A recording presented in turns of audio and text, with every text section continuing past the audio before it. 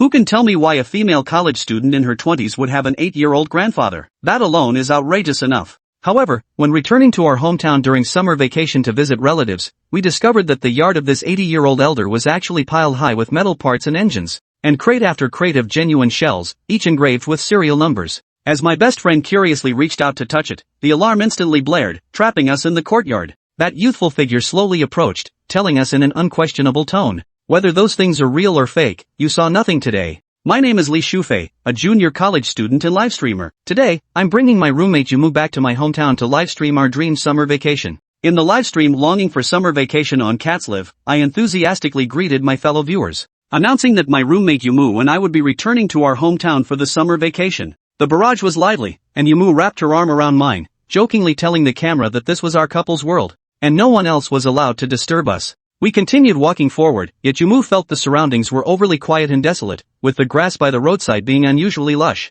Not even a single dog could be seen. Having not returned home for half a year, I also found something eerie. The surrounding farmland was all abandoned, completely unlike what summer break should look like. Arriving in front of my family's courtyard, we all froze in shock. The iron gate was covered with rust, spider webs were everywhere, and the door gods were hanging precariously. It looked completely uninhabited. Viewers in the livestream jokingly asked if my house had been robbed or if I was there to reclaim the wilderness. At that moment, Yumu pointed to a nearby courtyard with its gate open and suggested we go ask there. My expression darkened, because that was my second grandpa's house. Yumu curiously asked, "What's wrong, Shufei?" I hesitated. The relationship between me and my second grandpa is kinda special. It's just that he's a bit young, and there's a generation gap between us. Yumu and the livestream viewers were all stunned, unable to believe just how young my second grandpa could be. We arrived in front of the courtyard with its wide-open gate and discovered that this courtyard was completely different from its surroundings. There are no weeds here, the flowers and plants are well maintained, and it doesn't look at all like an uninhabited place.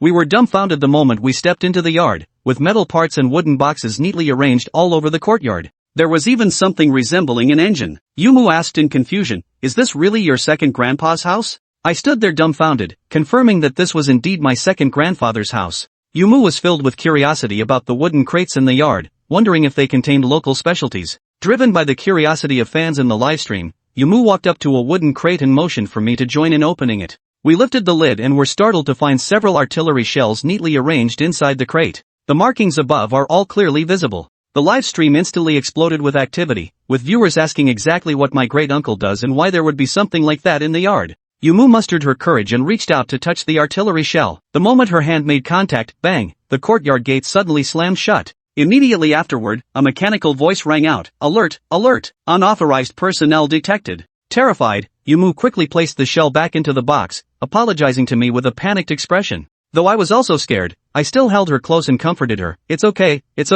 probably just an accident." The viewers in the live stream were also holding their breath for us, urging us to leave quickly. Yumu asked me in terror, "Shufei, didn't you say this was your second grandfather's house? What on earth is happening now?" I held her tightly, my heart equally filled with panic and confusion. Just then, the sound of a door opening suddenly came from a nearby house. Our attention instantly shifted in that direction. The door opened, revealing a child no more than about 1.3 meters tall standing before us. Seeing the child, I instantly felt relieved. The child's name was Li Luo. He looked at me, paused momentarily, and then recognized me. "You remember now, Shufei, when did you return?" The streamers thought he was my younger brother or nephew. Yumu whispered to me, suggesting we go ask this little brother what was going on. I immediately corrected her, "Don't call him randomly. What little brother? That's my second grandpa." Yumu and the live stream audience were stunned again. Chapter 3, He's your grandfather? In the small courtyard. Yumu's gaze darted back and forth between Li Shufei and Li Luo, his face frozen in utter disbelief. She scratched her ear, wondering if she'd misheard. Her best friend, a college student in her 20s, was actually calling a child grandpa. She finally understood what people meant when they said she was too young and there was a generation gap. So this was what being too young really meant? No wonder there was a generation gap. Our second grandpa sure is young, huh? So how old is he this year? Li Shufei covered her face with one hand, looking somewhat embarrassed as she nodded. If I recall correctly, he's 8 this year. The livestream audience was equally curious about the generational relationship between Li Shufei and Li Luo. Wow, he really is young enough to have a generation gap. This second uncle isn't just out of touch with the streamer, he's probably out of touch with my own brother too. Just imagining the streamer having to call such a little kid grandpa during holidays makes me laugh out loud, haha. Becoming a grandfather at such a young age, you've got to admit, our Dragon Nation's generational hierarchy is truly something else. Li Luo watched the two women muttering to themselves as they descended the steps. He walked past them to the open wooden crate. He deftly took the lid from their hands and replaced it, then headed back toward the courtyard gate. The two women watched Li Luo take the lid from their hands and reseal the wooden box without reacting. They opened their mouths to speak, but the words died on their lips. When did you get back? Li Luo's question snapped the two women out of their daze. Li Shufei finally snapped out of it and hurriedly replied. Second uncle, I just got back today. We didn't see anyone along the way. We noticed your courtyard gate was open, so we thought we'd come see if you were home. We also wanted to ask about the current situation in the village. Where have all the other uncles and elders gone? Why is the village completely deserted now? Li Luo reopened the courtyard gate. They've all moved away. Moved away? Li Shufei gasped in surprise. When did this happen? How come I didn't know? Ignoring Li Shufei's startled reaction, Li Luo walked straight past them into the house. They moved out at the beginning of the year? Didn't your dad tell you? Li Shufei gaped, her mouth agape. She tried to say something, but only two words came out. No. Seeing her best friend standing beside her in a daze, Yumu voiced the question on her mind. Second uncle, why are there so many artillery shells in your yard? Those shells, they're not real, are they? Isn't it dangerous just leaving them lying around like that? Li Luo's gaze swept toward her, locking onto Yumu. Meeting Li Luo's gaze, Yumu instinctively looked away, unable to meet his eyes. For some reason, she felt that Shufei's second grandfather's gaze was unnervingly sharp. It made her skin crawl. She regretted asking those questions earlier. She shouldn't have opened her mouth. Were those even questions she should have asked? After all, this was Shufei's second uncle. Surely they wouldn't be silenced by murder? Li Shufei's hand instinctively clasped Yumu's as she whispered. This is the first time I've seen him like this too. He may be my second uncle, but as you saw, he's so young. I really don't know him well. This scene played out in the livestream. Wait, is this streamer's second uncle really only 8 years old? He's not some rejuvenated monster, is he? That look in his eyes, holy cow. Stop joking around, upstairs. If you've seen him, you're not allowed to become a spirit. How could you possibly cultivate immortality? But I gotta say, our second grandpa's eyes really don't look like those of an 8-year-old. Of course not.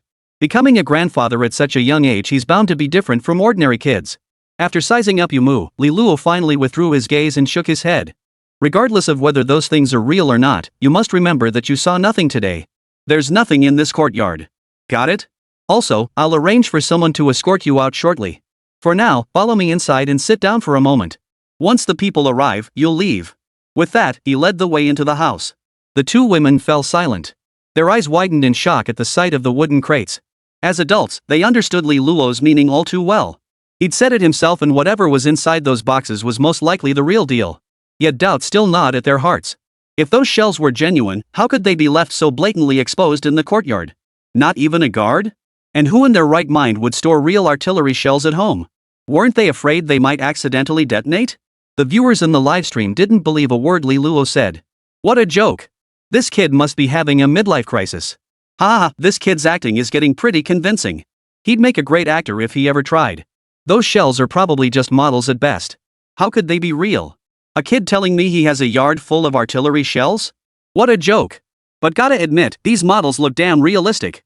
Seeing the comments flooding the livestream, the two women silently reassured themselves. Just as the viewers in the chat said, there's no way those could be real shells. They were probably just some highly realistic replicas. An 8-year-old having that many shells in his yard? That was more unbelievable than their national soccer team winning a championship. Realizing this, the two women couldn't help but breathe a sigh of relief. As long as they weren't real, that was all that mattered.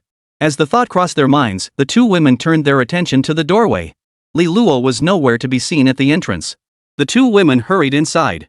Once inside, Li Shufei finally voiced the question she hadn't dared ask earlier. Second grandfather, what did you mean when you said everyone else had moved away? My parents never mentioned this to me. Did something happen after I started school? Li Luo glanced at Li Shufei's puzzled expression before explaining. It did happen after you started school. You can think of it as the village being demolished. So naturally, they all left. As for why your dad didn't tell you about it, maybe they got so caught up enjoying their trip with the compensation money that they accidentally forgot about you? Chapter 4, Training the AI. Inside the house. Li Luo poured the two women on the sofa a glass of water, grabbed some snacks, and said, "Have a seat for a moment. I'll go get you something." With that, he headed straight for the inner room. Yumu tilted her head from the sofa and asked Li Shufei curiously. "Shufei, what do you think our second grandpa is going to get us? Could it be something delicious?" Li Shufei shook her head helplessly. "I don't know either. But don't get your hopes up too high. He's only 8 years old, what do you think he could possibly bring? As the two chatted, the door opened once more. Li Luo emerged holding a small box. Yumu peered curiously at the box in Li Luo's hands and asked, "Is there something delicious inside?" Li Luo placed the square box on the coffee table before speaking. "It's an artificial intelligence AI. Though it's not quite intelligent yet. Take it and have a chat with it. Help it gain some experience." The two girls? What did they just hear? Artificial intelligence? This thing? They just figured Li Luo was pulling their leg. Just a square box? This has absolutely nothing to do with artificial intelligence. Yumu tapped the box on the coffee table. "It's just a square box, isn't it? How could this be artificial intelligence?" Li Luo didn't answer Yumu's question, turning instead and heading straight back into the room. Li Shufei stared at the square box on the coffee table, struggling to connect it with the concept of artificial intelligence. No matter how she looked at it, it was just a box without a lid, at that, and had absolutely nothing to do with artificial intelligence. How were they supposed to converse with this box? There wasn't even a screen lit up on it. They couldn't have a conversation even if they wanted to. Yumu, standing nearby, didn't dwell on it and simply reached out. She picked up the box and examined it from top to bottom. "Shufei, how is this thing supposed to chat? It doesn't have a mouth or a screen." She even tapped it twice as she spoke. Meanwhile, inside the room, Li Luo resumed his interrupted research. This was something he had previously promised the Dragon Nation authorities, and it was now time for delivery. As for having Li Shufei and the others test the AI, it was purely coincidental. He had originally planned to find someone to converse with the AI, and now that Shufei and the others had volunteered, he simply assigned them the task. As for how far their training might take them, Li Luo didn't harbor high expectations. He figured it would serve as a pleasant diversion for them. Surveying the laboratory before him, Li Luo couldn't help but feel a surge of emotion. This lab had been constructed by the Dragon Nation authorities after he first established contact with them. The room had been converted into a laboratory. His ability to establish contact with the Dragon Nation authorities stemmed from his identity. Li Luo was no ordinary 8-year-old child, and that wasn't just because of his accomplishments. To be precise, Li Luo was far older than 8, at least in terms of his mental age. Li Luo was originally a person from another timeline on Blue Star. In that world, he was already dead. Having traveled to this world with his system, his young age prevented him from going it alone. Thus, he had no choice but to seek out the nation. During his collaboration with the state, he resolved numerous technical challenges for them. This is how he truly earned the nation's backing. Meanwhile, in the living room just one door away, Li Shufei and the second daughter were still examining the box. They poked here and tapped there. But the metal box showed no reaction whatsoever. Yumu scratched her slightly itchy head, feeling as if her brain was about to explode. "Shufei, is this thing really some kind of artificial intelligence? I thought all AI systems were just programs. Isn't this box a bit too strange? We've been studying it for so long, and this thing hasn't shown any signs of life. Could this be your second grandpa playing a joke on us? After all, he's only 8. Li Shufei picked up the box and examined it thoroughly. He felt it was a bit odd too. Although Li Luo was technically her grandfather by family hierarchy, he was only 8 years old and had always lived in the countryside. Did he really know what artificial intelligence was?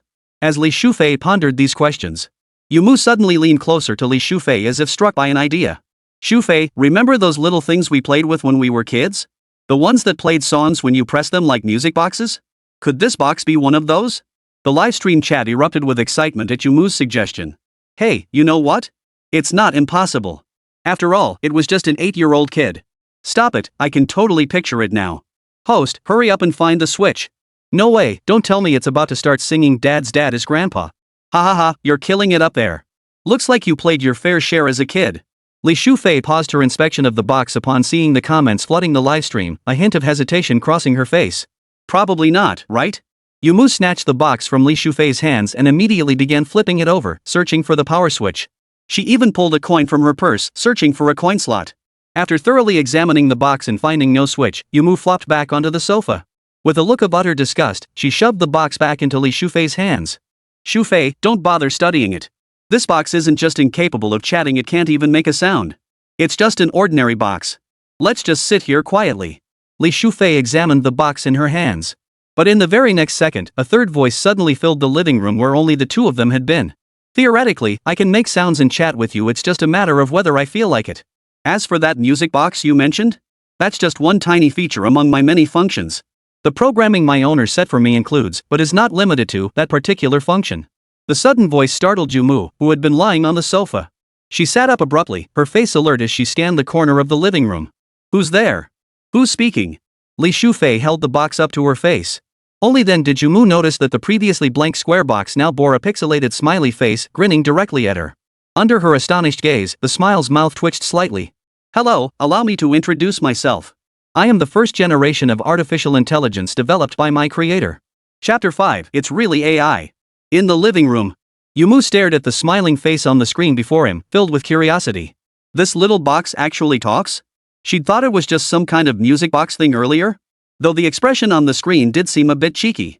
Still, it seemed rather interesting. Yumu turned to the AI and asked, "Do you have a name? We can't keep calling you little box forever, can we?"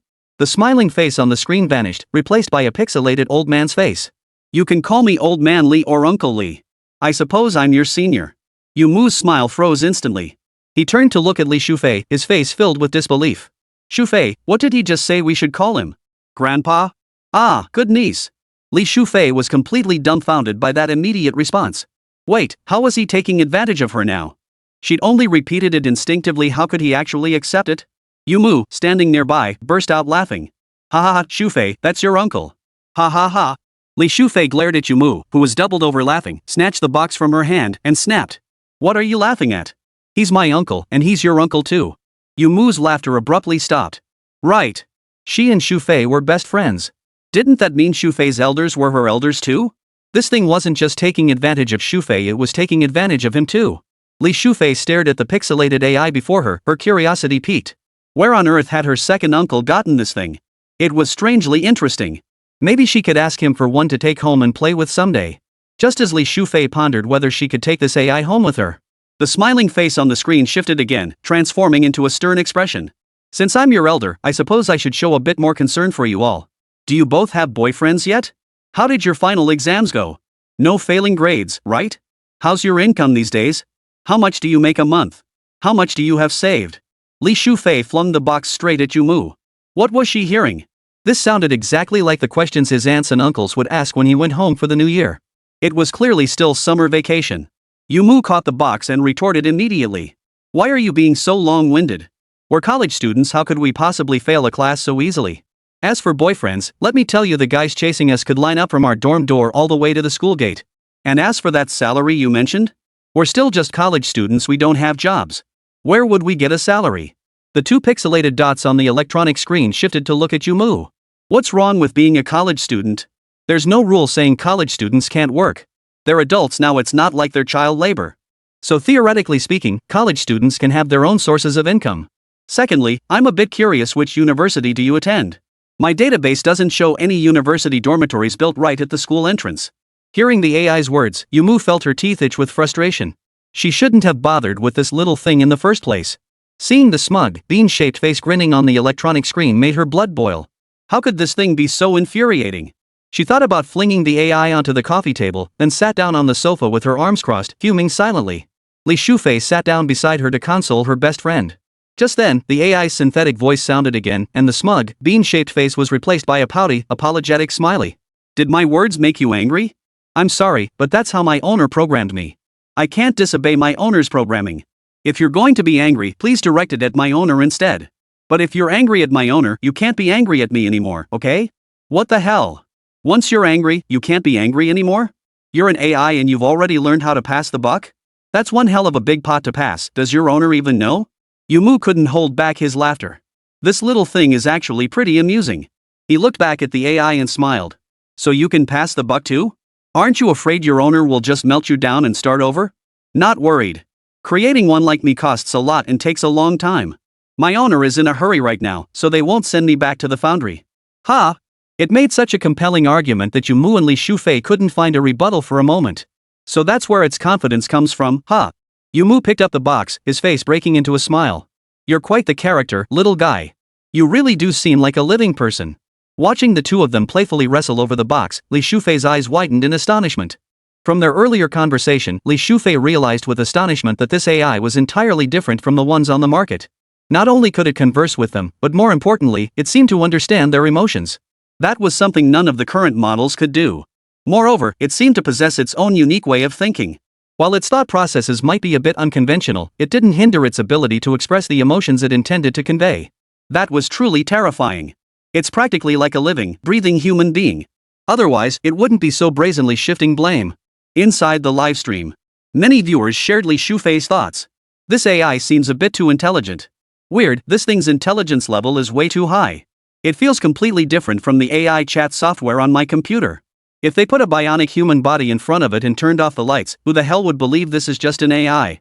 The way it spoke just now was nothing like other AI software. Those just spit out pre-programmed templates with zero personality. This one is completely different.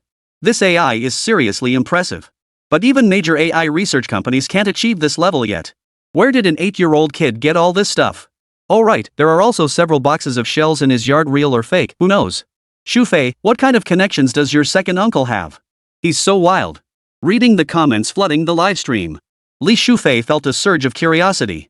Today, upon returning home, she first saw all those shells in the yard, real or fake, who knew? Now there was this AI with such advanced capabilities. All of this left Li Shufei deeply puzzled.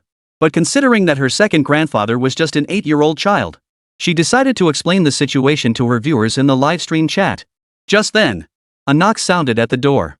Chapter 6, still watching? Here to catch you. In the living room, Li Shufei and the other girl both turned to look toward the door. They were curious who was knocking outside. They hadn't seen anyone else in the village along the way. How could someone be knocking now? The sisters exchanged a glance and suddenly remembered Li Luo had mentioned sending someone to escort them away. Could it be? At this thought, both girls rose from the sofa and walked toward the door, intending to see who it was. Reaching the door, they peered through the peephole. Outside, a group of 7 or 8 people stood stiffly at the doorway. But that wasn't the most crucial detail. The most important thing was that all 7 or 8 of them were wearing the military uniforms of their dragon nation. Seeing this, both women's eyes widened in shock. Military personnel? Could they be here to escort them away? No way. What on earth had they done to attract the attention of the military? Would they be arrested and interrogated? Yumu instinctively swallowed hard. Shufei, what should we do? Why did military personnel show up? Li Shufei tightened her grip on the box, momentarily at a loss. Seeing no response, the person outside knocked again. The 2 women cautiously opened the door. The door swung open. The scene inside immediately caught Huaji's eye as he stood in the doorway. Seeing 2 girls open the door, he instantly recalled their mission. It seemed these 2 girls were their targets. Li Shufei spoke first in a low voice to the person outside. Hello, may we help you? Seeing the 2 girls blocking the doorway, Huaji smiled and said, hello to you too. Won't you invite me in for a seat? At this, the 2 women quickly stepped aside. Please, come in. Huaji strode into the living room, expertly brewed himself a cup of tea, and then sat down on the sofa. Watching Huaji seated on the sofa, the 2 women's inner turmoil had long since ceased to be calm. How could even military personnel be involved now? They were just returning to their hometown. How could this have caused such a commotion? And judging by the man seated on the sofa, his status was no small matter. I wonder what his relationship with Li Luo is. At the doorway, Li Shufei and the other woman couldn't help but wonder about the man's rank as they watched him seated on the sofa.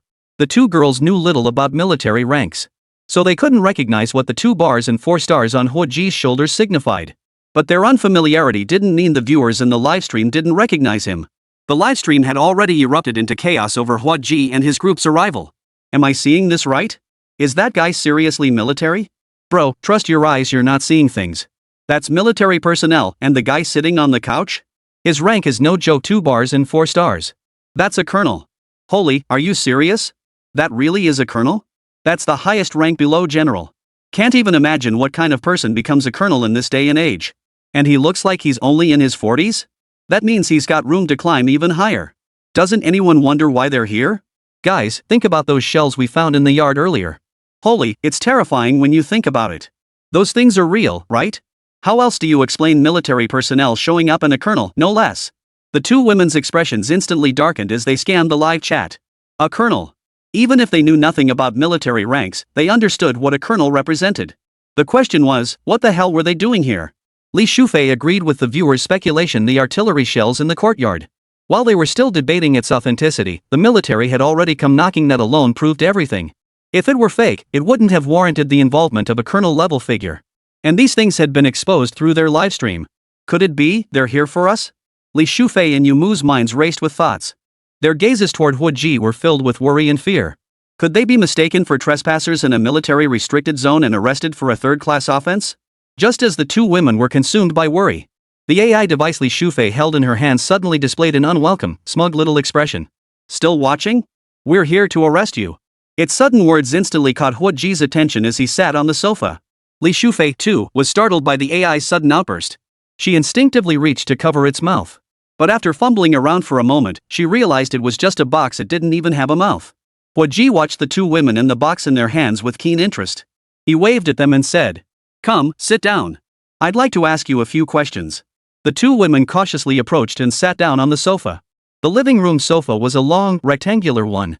Huo Ji was seated in the middle. The two women sat together on the sides. Watching this scene, Huo Ji gave a helpless smile. Am I really that scary? Yumu instinctively started to nod, but upon meeting Huo Ji's gaze, she quickly shook her head. Huo Ji chuckled in exasperation at Yumu's reaction. You're quite the little character, aren't you? Alright, let's get down to business. How did you find your way here? Or did someone bring you here? Upon hearing this, Yumu immediately turned to look at Li Shufei. Li Shufei felt utterly helpless at the sight. Great, she just sold me out. This best friend is useless. Huo Ji also turned his gaze toward Li Shufei. Tell us. Li Shufei didn't dare hide anything and spoke directly. My hometown is here. Since it's summer break, I thought I'd come back with my classmates to visit. Who knew? Huo Ji's brows furrowed slightly at her words. Just then, the AI device Li Shufei held in her hands spoke again. Sir, arrest them immediately and interrogate them thoroughly. You might even earn yourself a third-class merit award. Then you could be promoted to Major General. What the hell is it babbling about? Li Shufei felt like strangling it. She was completely numb. You're just an AI, enjoying the spectacle, aren't you? Li Shufei quickly shielded it with her handbag. But Huo Ji had noticed the box the moment it spoke for the first time. A talking box? Watching Li Shufei's little maneuver, Huo Ji smiled and said, "Oh? Why are you so certain I'm here to capture them?" The AI adopted a stern expression. They trespassed into this restricted area. That alone warrants at least a third-class merit award. Huo Ji chuckled at the remark. But Li Shufei and the other girl beside him couldn't muster a smile. The gaze they shot at the AI in their hands was filled with fury. They had merely returned to their hometown, yet in this creature's mouth, they'd become walking third-class meritorious service awards. Huo Ji suppressed his smile and turned to Li Shufei. May I see what you're holding? Li Shufei hesitated, but seeing the look in Huo Ji's eyes. Alright, better hand it over. This was someone she couldn't afford to cross. As the box passed into Huo Ji's hands, a smiling face appeared on the display screen. He pointed at the box and asked Li Shufei and the other woman. Is this yours? Li Shufei shook her head hastily. No, it's my second. Before Li Shufei could finish explaining, the AI held in Huo Ji's palm cut her off. Sir, you're overestimating my niece. Hello, Commander. Allow me to introduce myself. I am the first-generation artificial intelligence system developed by my creator. Chapter 7, finished so quickly? An artificial intelligence system? Hearing the box's self-introduction, a faint smile appeared on Huo Ji's face. He knew exactly what this was. Wasn't this exactly what Li Luo was helping them research? Finished so quickly? He mused, his face still wearing a smile. Since you just said they're a moving third-class merit, how do you think I should deal with them? At these words, Li Shufei and the others felt their hearts leap to their throats. Was their fate really going to be decided by that AI? The AI adopted a pensive expression. I was only joking earlier. They're all descendants of the master and merely stumbled into this place by accident. Perhaps we shouldn't treat them as third-class crimes? Hearing this, the two women finally breathed a sigh of relief. At least it had some conscience. The earlier favor hadn't been granted in vain. Huo Ji couldn't help but grin at the AI's words. You're quite an interesting AI, aren't you? Alright, where's your owner? An arrow appeared on the box, pointing toward the room where Li Luo was. The owner is conducting research in the lab. Inside the room, Li Luo finished the final stroke on the blueprint and set down his pen. He had heard the commotion in the living room long ago, but he had intended to finish this drawing before going out.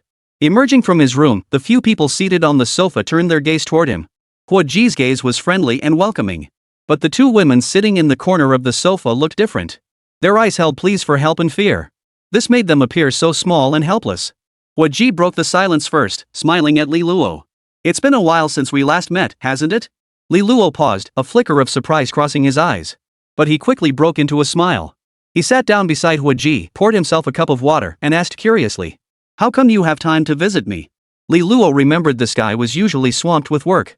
Why would he have time to drop by now? A full colonel, not striving to become a general, but running over to see him? Huo Ji nodded toward the group gathered in the courtyard. Just got bored, I guess. Just finished a mission outside and thought, hey, you've got something going on here, so I dropped by. Speaking of which, are you really going to stay in this tiny courtyard forever? Don't you plan on moving somewhere else? Those old farts have asked the higher-ups more than once to let you join them. Li Liang replied without even glancing at him. That place isn't for me. Meanwhile, inside Li Shufei's livestream, the viewers were already stunned by Colonel Huaji's identity. Now, seeing Li Luo converse with him so calmly and composedly. Seriously, I'm starting to wonder if the streamer's second uncle is some kind of ageless old demon. He's talking to a colonel, for crying out loud. Major General? Does he even know what that rank means? It's the highest military rank below general. Reaching that level in peacetime isn't easy. Guys, are you missing the point? He clearly knows someone in the military. Aren't you curious about their relationship? Exactly. That colonel clearly isn't a first-timer either. Now I'm dying to know what's the deal with the streamer's second uncle and the military? Li Shufei couldn't spare a glance for Huaji and the others at that moment, her full attention fixed on the live chat. Seeing the viewers' discussions, she was utterly baffled. What exactly was the connection between her second uncle and the military? Why had she never heard about it before? The crucial point was her second grandfather was only 8 years old. An 8-year-old child chatting and laughing with a major general. If she hadn't seen it with her own eyes, who would believe it? It was utterly surreal. For Li Shufei and Yumu, everything they'd seen and heard today was beyond their comprehension. Their expressions shifted constantly, their minds swirling with questions they dared not voice. In the end, they could only sit there in a daze, maintaining their silence. Perhaps this was all they could do for now. Huaji and Li Luo were still chatting idly, their conversation revolving around the topic of moving. Huaji urged her to relocate, while Li Luo refused. Their verbal sparring seemed to revolve around a serious matter, when suddenly, the AI on the coffee table spoke up again. Sir, I think my owner is just too lazy to move. Li Luo shot the AI a sidelong glance, and the expression on its screen instantly changed to a little shut up emoji. Huaji grinned at the sight. Who would have thought? It hasn't even been that long, and you've already finished? This AI you developed is quite interesting. At these words, Li Shufei and Yumu, who had been in a dazed state nearby, instantly widened their eyes and stared at Li Luo in utter disbelief. What the hell? That artificial intelligence was developed by Li Luo? Are you kidding me? How old is he? 8 years old. He's only 8. At that age, forget about scientific research, most kids are still learning basic arithmetic. And now they're being told this AI was created by Li Luo? Holy, my second uncle. Li Shufei's expression went completely numb. She also noticed one more detail. When Huaji mentioned that the AI was developed by Li Luo, his tone was utterly matter-of-fact, not even a hint of surprise that Li Luo could have created such a thing. What did that imply? Li Shufei shuddered. The mere thought of the implications sent a chill down her spine. Her gaze toward Li Luo had completely changed. This second uncle of hers was absolutely not just an ordinary 8-year-old child. Inside the livestream, Huaji's single remark sent the audience into an uproar. Wang Difu? That AI was developed by a freaking 8-year-old kid? What bull? Is that even realistic? Wait, let me process this. So what the colonel just said means that the AI we've been talking about, the one stronger than what big tech companies develop, was created by an 8-year-old kid? Is that it? Quick, tell me. I must have heard wrong, right? Dude, you heard right. What kind of god is this? An AI developed by a kid? If it weren't coming from the colonel, I wouldn't believe it. Are kids these days that freaking advanced? Guys, don't forget the artillery shells outside the courtyard. Dude, artillery shells.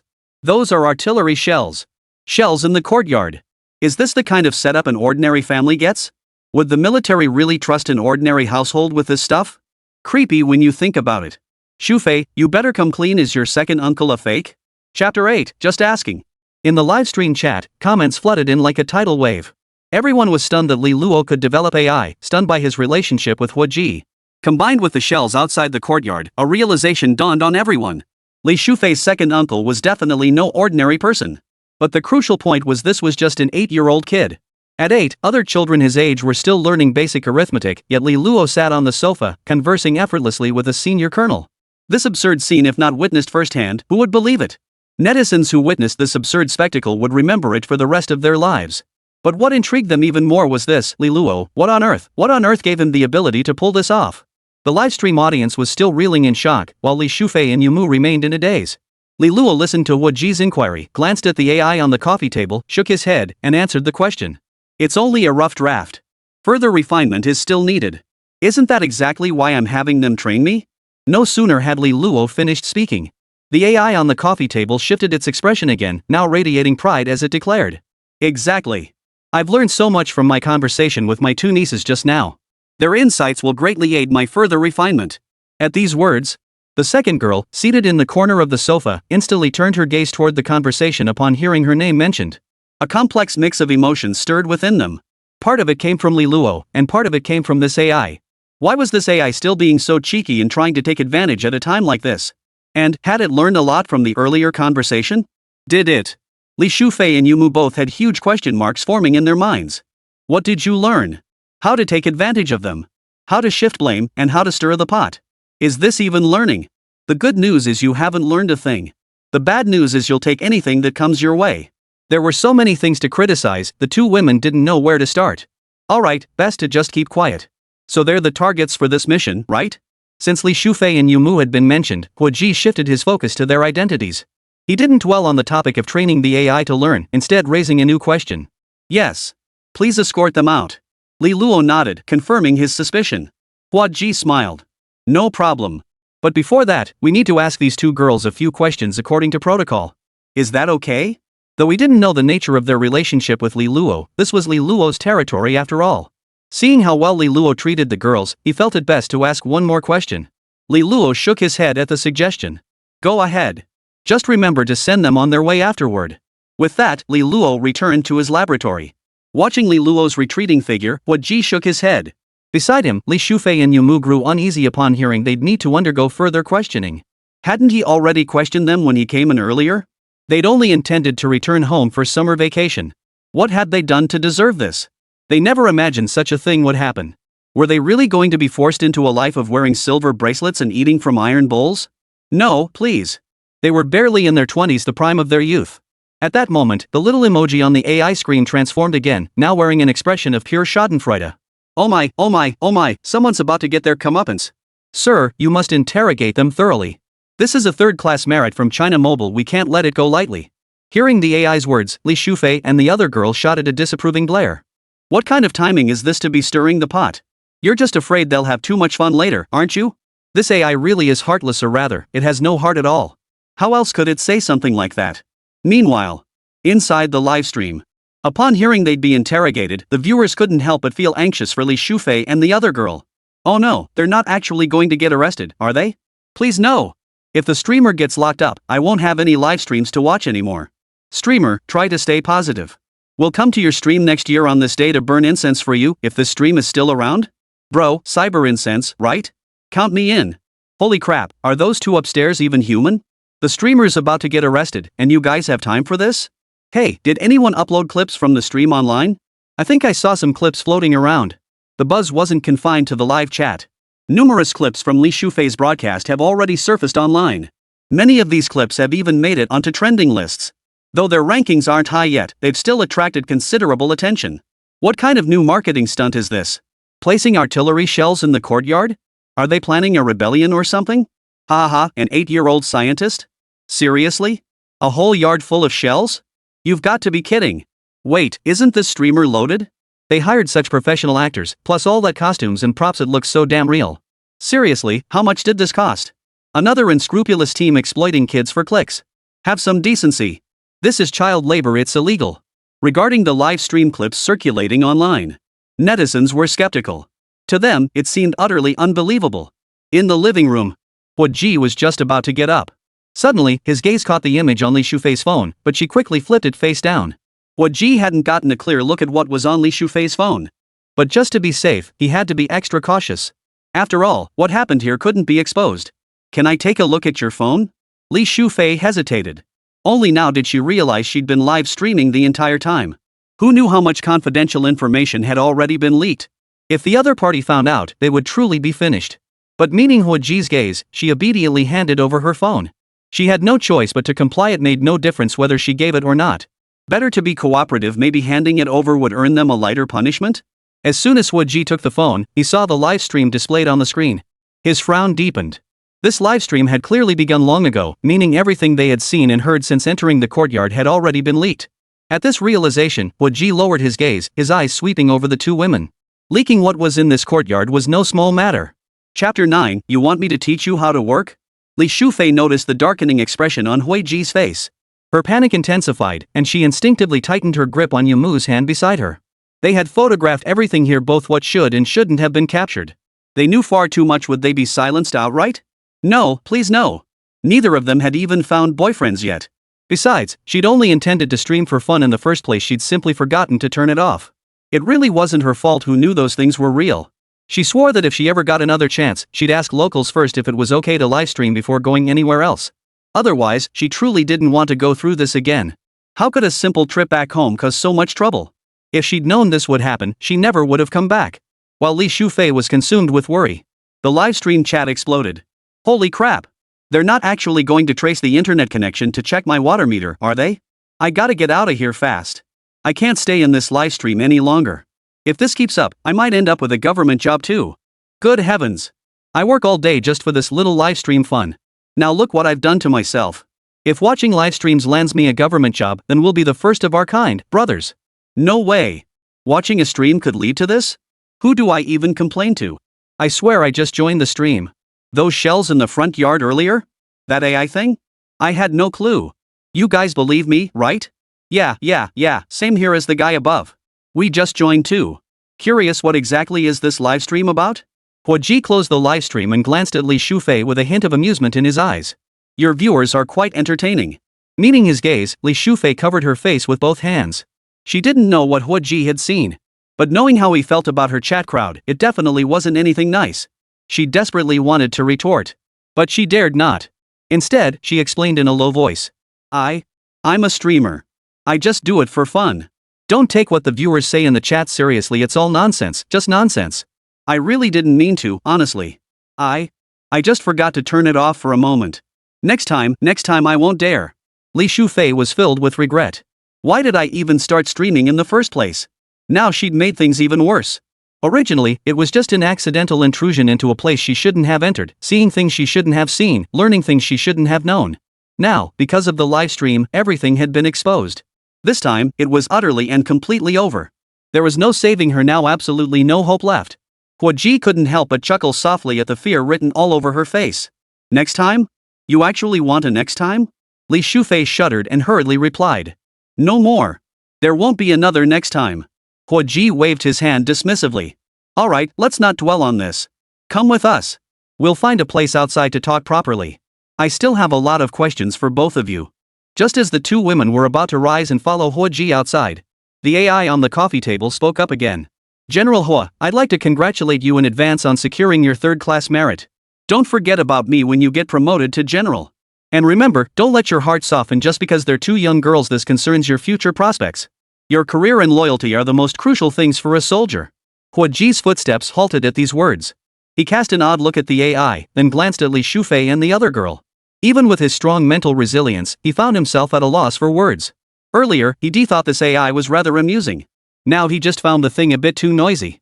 Li Luo was right, it wasn't finished yet. If he brought this thing back, it would probably drive those old farts crazy. Yet he couldn't help but wonder why this AI seemed fixated on picking on these two girls? What kind of artificial intelligence was Li Luo researching, anyway?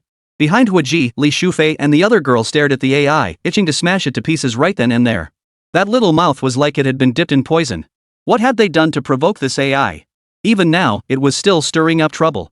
Was it afraid they were dying too slowly, trying to speed things up for them? And does he really need an incomplete AI like you to tell him how to do his job? No longer dwelling on the AI's provocation, Huoji led the two women out of the living room and into the courtyard. Leaving that irritating AI behind, Li Shufei felt considerably more at ease. He led the two women to separate rooms for interrogation. Inside the room, Li Shufei sat quietly in her seat. Opposite her sat Huoji and another man dressed as a military commander, notebook and pen in hand, poised to take notes at any moment. Behind her, two others stood. For some reason, this scene felt strangely familiar to Li Shufei. This was just like interrogating criminals in TV dramas. They were really treating her like a criminal under interrogation. She was just returning to her hometown normally. Now she was being interrogated like a criminal? What kind of nonsense is this? And worst of all, the two men standing behind her are both armed? Huoji looked at the nervous Li Shufei and smiled at her. Don't be nervous. We just want to ask you a few questions. How could Li Shufei not be nervous? With this kind of setup, how could an ordinary person not be nervous? What had she ever done to deserve this? Why would the military send someone, and a colonel at that, to interrogate her? Huoji wasted no time on pleasantries and immediately began the routine questioning. Half an hour passed. Li Shufei felt numb, her eyes vacant. Weren't these questions getting a bit absurd? At first, it was manageable standard questions about routine matters. Just standard questions about family background and such. But then it suddenly took a bizarre turn. Had she ever failed a college course? How was her relationship with her roommate? Are you adjusting well to college life? They even asked if she had a boyfriend? Isn't this line of questioning a bit off topic? This doesn't sound like the kind of questions a military colonel should be asking during an interrogation, does it? In another room, Yumu was equally baffled. She felt like if she kept asking, she'd end up digging up his elementary school test scores or even his ancestors' family history. While thoroughness was expected, this was taking it way too far. Chapter 10, Can't Leave? Inside the interrogation room. After nearly an hour of interrogation, Li Shufei felt completely numb. What did they take them for, interrogating them for this long? Hui Ji, observing Li Shufei's vacant expression, knew it was time to wrap things up. Alright, we only asked you a few questions. Is this really necessary? Young people these days, their mental resilience still leaves something to be desired. Li Shufei rolled her eyes in exasperation. If not for Hui Ji's status, she'd have given them a piece of her mind right then and there. Calling this a few questions? He'd been grilled for nearly an hour. This wasn't a few questions, it was a gazillion questions. And what did he mean by young people lacking resilience? She was just an ordinary person, and the interrogation room was so intimidatingly formal she couldn't relax at all. She'd expected serious questions. Instead, the questions got more and more absurd. After being grilled like that for so long, it's a miracle she didn't lose her mind. After leaving the interrogation room, Ji once again led the two women back to the main house's living room. The AI remained placed on the coffee table. When Li Shufei and the others returned, a smiley face appeared on the screen. Back already? So, did you get promoted to third-class merit? The suppressed emotions of the two girls erupted upon hearing the AI's words. Yumu strode forward in a few quick steps, scooped the entire device up, and then smothered it with a pillow, intending to vent her pent-up emotions in this manner. Theoretically speaking, doing this won't affect me in any way. But if it helps you vent your emotions, go ahead. Though it won't change the fact that you've been awarded a third-class merit. Even buried under the pillow, the AI couldn't resist being sarcastic. Yumu froze upon hearing this, then tightened her grip slightly. Ji, watching nearby, made no move to stop her. He was now well aware of this AI's sharp tongue. Since nothing bad would come of it, he let it be. After a moment of silence between the two, Li Shufei finally spoke. Sir, now that the questioning is over, can we leave? Li Shufei couldn't care less about anything else at that moment. She just wanted to get out of here fast. This hometown was truly unbearable. Ji glanced at the two women and shook his head. Not yet. We'll have to wait a little longer. At his words, Li Shufei and the other woman immediately hung their heads in disappointment. We can't leave yet? They truly couldn't bear to stay here another minute. They missed school, they truly didn't miss home anymore. Ji couldn't help but find the scene amusing. Taking two documents from his subordinate beside him, he placed them on the coffee table and said, Alright, I'll have someone escort you out shortly. At his words, both women instantly turned to look at him. Leaving? But the next moment, Ji pointed to the confidentiality agreement on the coffee table. But before you go, you must sign this confidentiality agreement first. At this, the two women froze again, their expressions a mix of emotions. A confidentiality agreement? And this wasn't just any ordinary confidentiality agreement, it was a military one. This was different from the standard official confidentiality agreements. They were just two ordinary college students taking an exam. What on earth had they done to deserve this? Faced with this confidentiality agreement, no matter how reluctant they were, they couldn't refuse. But when they actually picked up the confidentiality agreement, they couldn't help but be shocked. The document was over a dozen pages thick. The text was densely packed, giving them a headache just looking at it. The two women exchanged helpless glances. They began to read through the contents. Half a minute later, they chose to give up. These densely packed pages, dozens of them, would take forever to read through. And they couldn't understand it anyway. Flipping straight to the last page, they signed their names and handed the confidentiality agreement to Ji.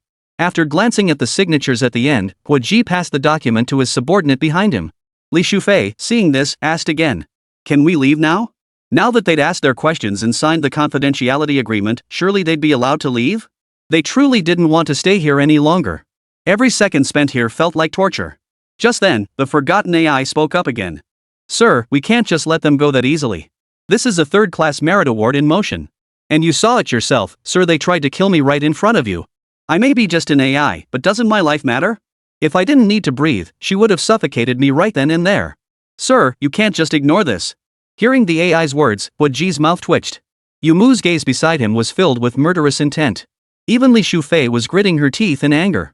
They'd kindly helped it with testing, only to be taken advantage of. And now this is how it repays them? Fine. Not human at all. Ignoring the AI's words, Ji turned to the two women. Whenever you wish to leave, I can arrange for someone to escort you out at any time. But before you go, there's one thing I should tell you in advance. Li Shufei? Li Shufei tilted her head curiously at Hua Ji. She'd asked everything she needed to ask, signed the confidentiality agreement, what else could there be? Could this still be far from over? You may leave this place, but you cannot leave the province for now. If possible, don't even leave the city.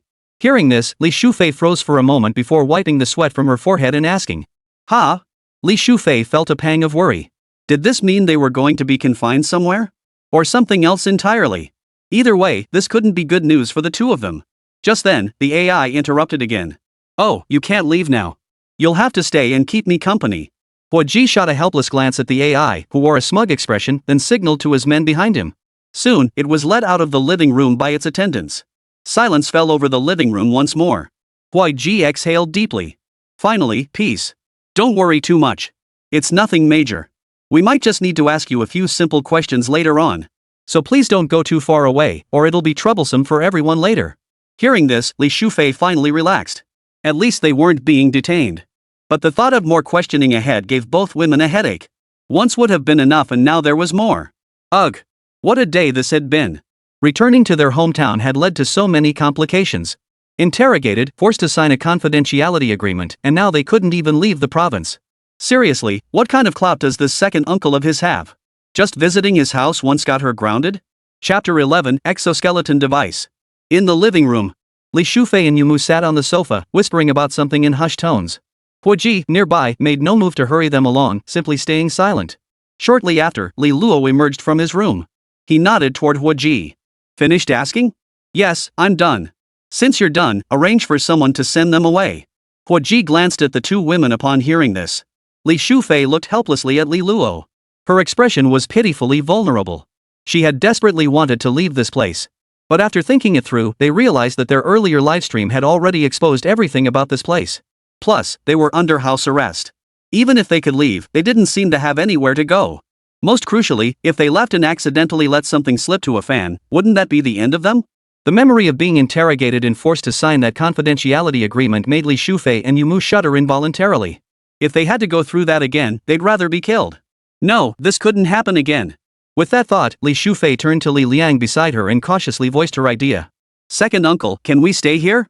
Fearing he might misunderstand her, she immediately waved her hands and added. Don't worry, we won't bother you at all. Li Luo? Stay here? This request puzzled Li Luo. Hadn't they already agreed he'd find someone to send them away? Why were they suddenly staying now? What had those two girls just been through that made them so reluctant to leave now? Hua Ji, standing nearby, was also taken aback by the request. They were just asking if they could leave a moment ago. How could they change their minds so quickly? This sudden change of heart, if he hadn't confirmed that this woman was indeed Li Luo's relative, he'd genuinely suspect these two had ulterior motives for staying. Hua Ji looked at Li Shufei with keen interest and asked. Why? A moment ago, you kept asking when I'd let you leave. Why do you suddenly want to stay now? Meeting Hua Ji's gaze, Li Shufei instinctively looked away. Well, we're worried we might slip up and say something we shouldn't after leaving here. Plus, I did go live earlier. I'm afraid it might cause trouble, so we can clean out a courtyard ourselves. We won't bother you, second uncle. Hua Ji chuckled softly at her words. That excuse was truly beyond compare. Just then, the AI that had been taken away earlier was brought back. Upon its return, it immediately stated, Master, you can't let them stay. Otherwise, I might be in mortal danger. Besides, they're just here to freeload off us. Master, you absolutely mustn't fall for their tricks. Commander, take them away immediately, otherwise we'll face fatal consequences. An AI's life matters too. Seeing this troublesome AI appear again, both Li Shufei and Yumu felt their vision darken. Why is this thing back again? Can't it just leave us alone? Li Luo shot at a glance but said nothing. The AI, sensing the mood, wisely kept its mouth shut. The living room fell silent once more. Li Luo turned to Li Shufei, frowning slightly. You can stay, but you'll have to clean up your own mess. I can't have you staying here. Upon hearing this, both Li Shufei and the other woman turned to look at Hua Ji. Though they knew Li Luo and Hua Ji were on good terms, he was still a military officer, a major, no less. It was best to seek his opinion on such matters. Hua Ji tilted his head and chuckled. Why look at me? My opinion doesn't count anyway. Instead of looking at me, go ask him. It's his place, not mine. Right, Li Luo? Sigh. Li Luo sighed helplessly at the sight. Then you two go clean up your own supplies. Li Shufei hastily agreed upon hearing this. Alright, second uncle, we'll clean it ourselves. Rest assured, we won't cause you any trouble. Seeing Li Liang nod, the two girls couldn't help but breathe a sigh of relief. Now they could still offer suggestions about where to go. If they left this place and accidentally revealed anything about it outside, where they would end up next would be beyond their control. After seeing the two women off, Li Luo began tidying up the tea set on the table. Outside the courtyard. Sir, since the matter is settled, we should be going now. We still have cleaning duties to attend to. As soon as they stepped outside the courtyard, Li Shufei seemed eager to part ways with Hua Ji and the others. But her plan clearly backfired. Hua Ji looked at her with a smile. Finishing all the cleaning today is clearly unrealistic. I suggest you come back to town with us for the night. Tomorrow, I'll send someone to escort you back. Actually, there's something else I need your help with? Li Shufei looked at Hua Ji with curiosity. Sir, you mentioned needing our help earlier. Might we ask what kind of assistance you require? We're just two ordinary college students. If we can't actually help you, wouldn't that be a waste of our time? They knew nothing about this so-called favor yet. Without knowing what the favor entailed, they dared not agree lightly. Hua Ji turned back to the two women and smiled. It's really no big deal, just a small matter. But no one else can do it except you two. Li Shufei? Was he speaking dragon tongue? How come he understood each word individually, yet when strung together, she couldn't make heads or tails of it? What did he mean by just a small favor, yet only they could help? Did small favors suddenly come with personnel restrictions now? Why does he need them to help him earn a third-class merit award? In that case, it really would be impossible for anyone else to do it. Hui Ji continued. Since you've decided to stay, I have an idea I'd like to share with you. Many clips from your previous live streams have already spread across the internet. Although we took prompt measures, the online buzz is still raging. Would you like to see for yourselves? At this, beads of sweat formed on both women's foreheads. Watch. Watch what? Watch how they'd cause trouble? Therefore, we need you to step forward and issue an explanation and clarification. At that time, you can state that all of this was scripted, and we will also delete all the videos circulating online. Understand? Absolutely no leaks about what happened here. After all, you've seen what's here. You should have some idea of the impact it would have if others found out about the shells and such. We hope you understand. Hearing this, the two girls couldn't help but understand. This was clearly covering for Li Luo while also making them pay for their own past actions.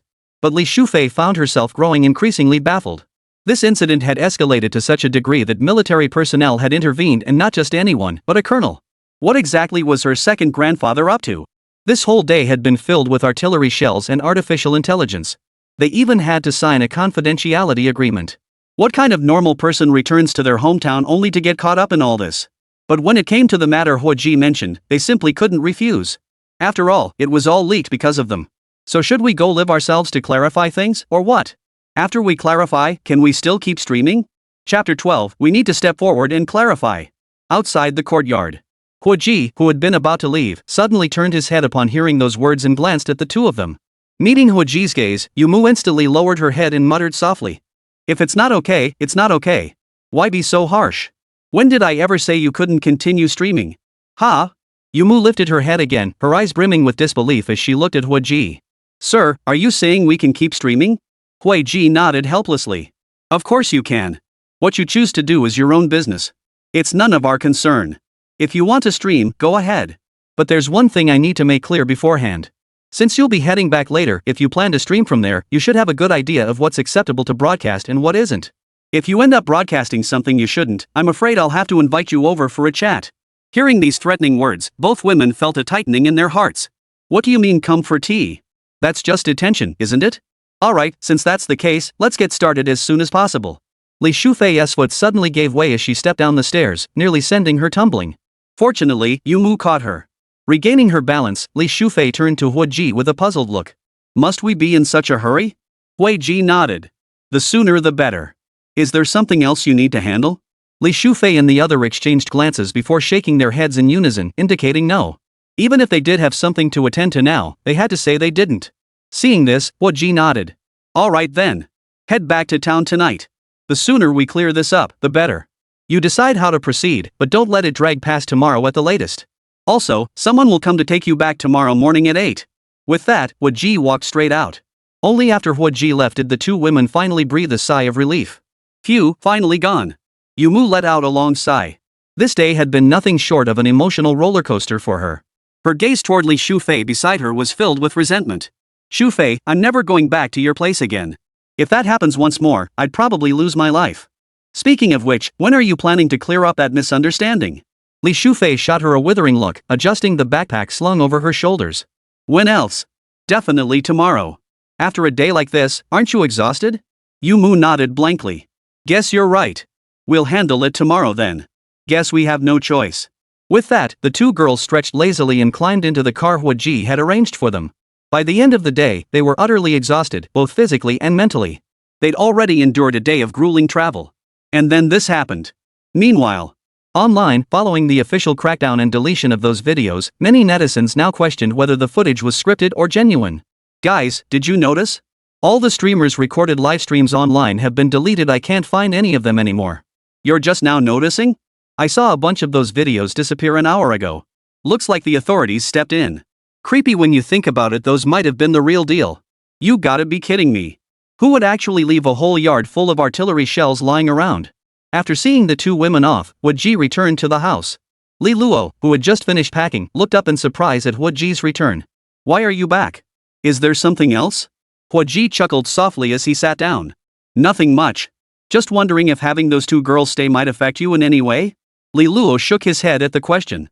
They're not even in the same courtyard. If they really did affect me, you could just take them away again. Hua Ji nodded, conceding the point. Alright, let's leave it at that for now. By the way, what about the items we discussed earlier? The artificial intelligence is fine, but what about the other one? Li Luo frowned and gestured toward the room. It's in there. Want to take a look? Hua Ji hesitated at the suggestion.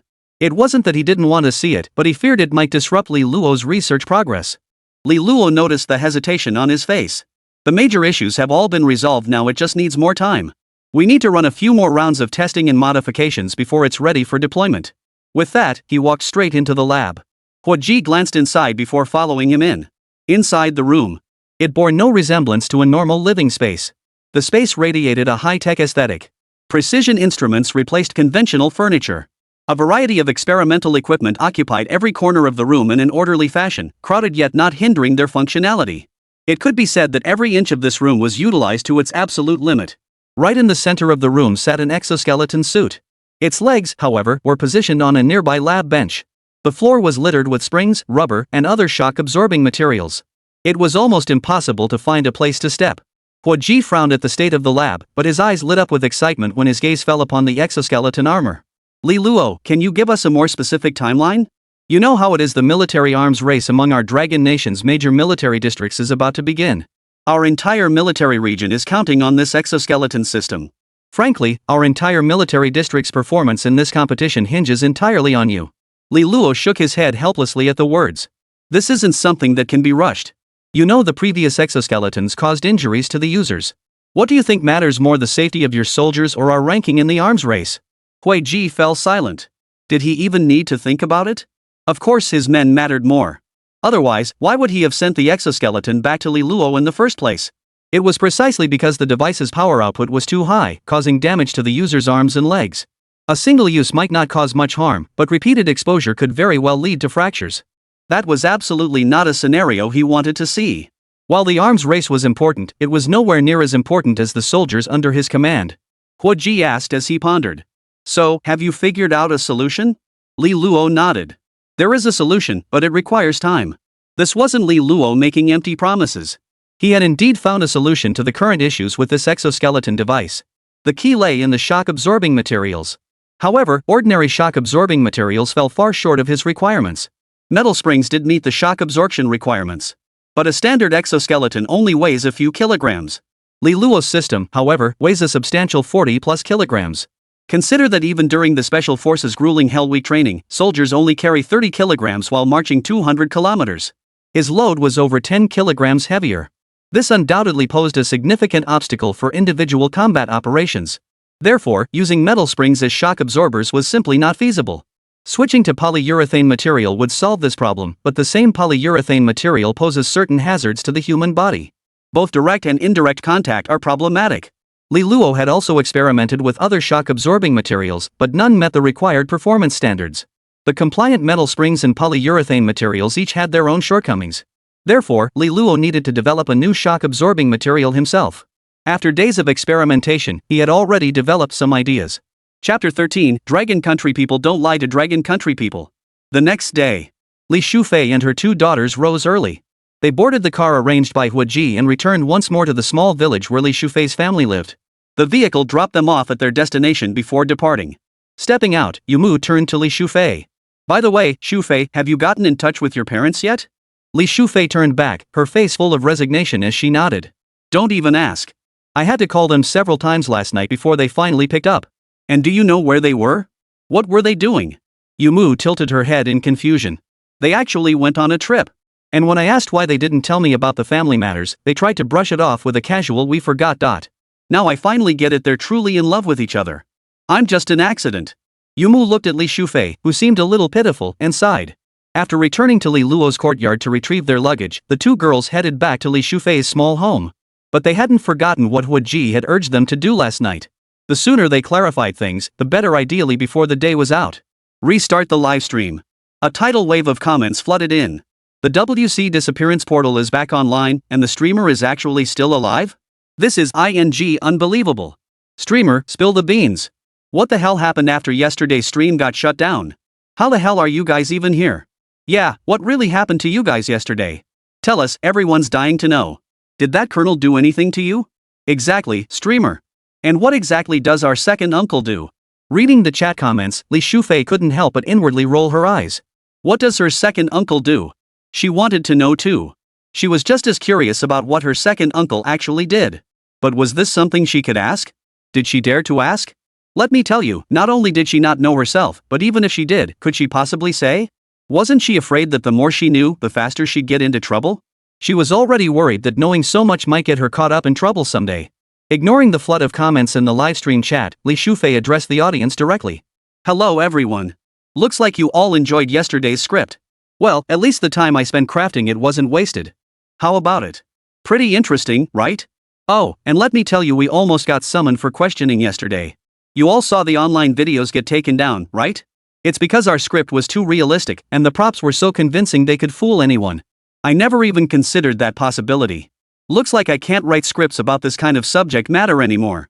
After explaining yesterday's incident, Li Shufei propped her phone up on a stand. Alright, let's not dwell on yesterday. It's time to clean up. We got back too late last night and ended up staying at a place we found in town. Our goal today is to clean this courtyard spotless. While Li Shufei interacted with her live stream viewers, Yumu approached with a few broken brooms, looking utterly dejected. Shufei, how are we supposed to clean? There aren't any tools left in the courtyard, they're all broken.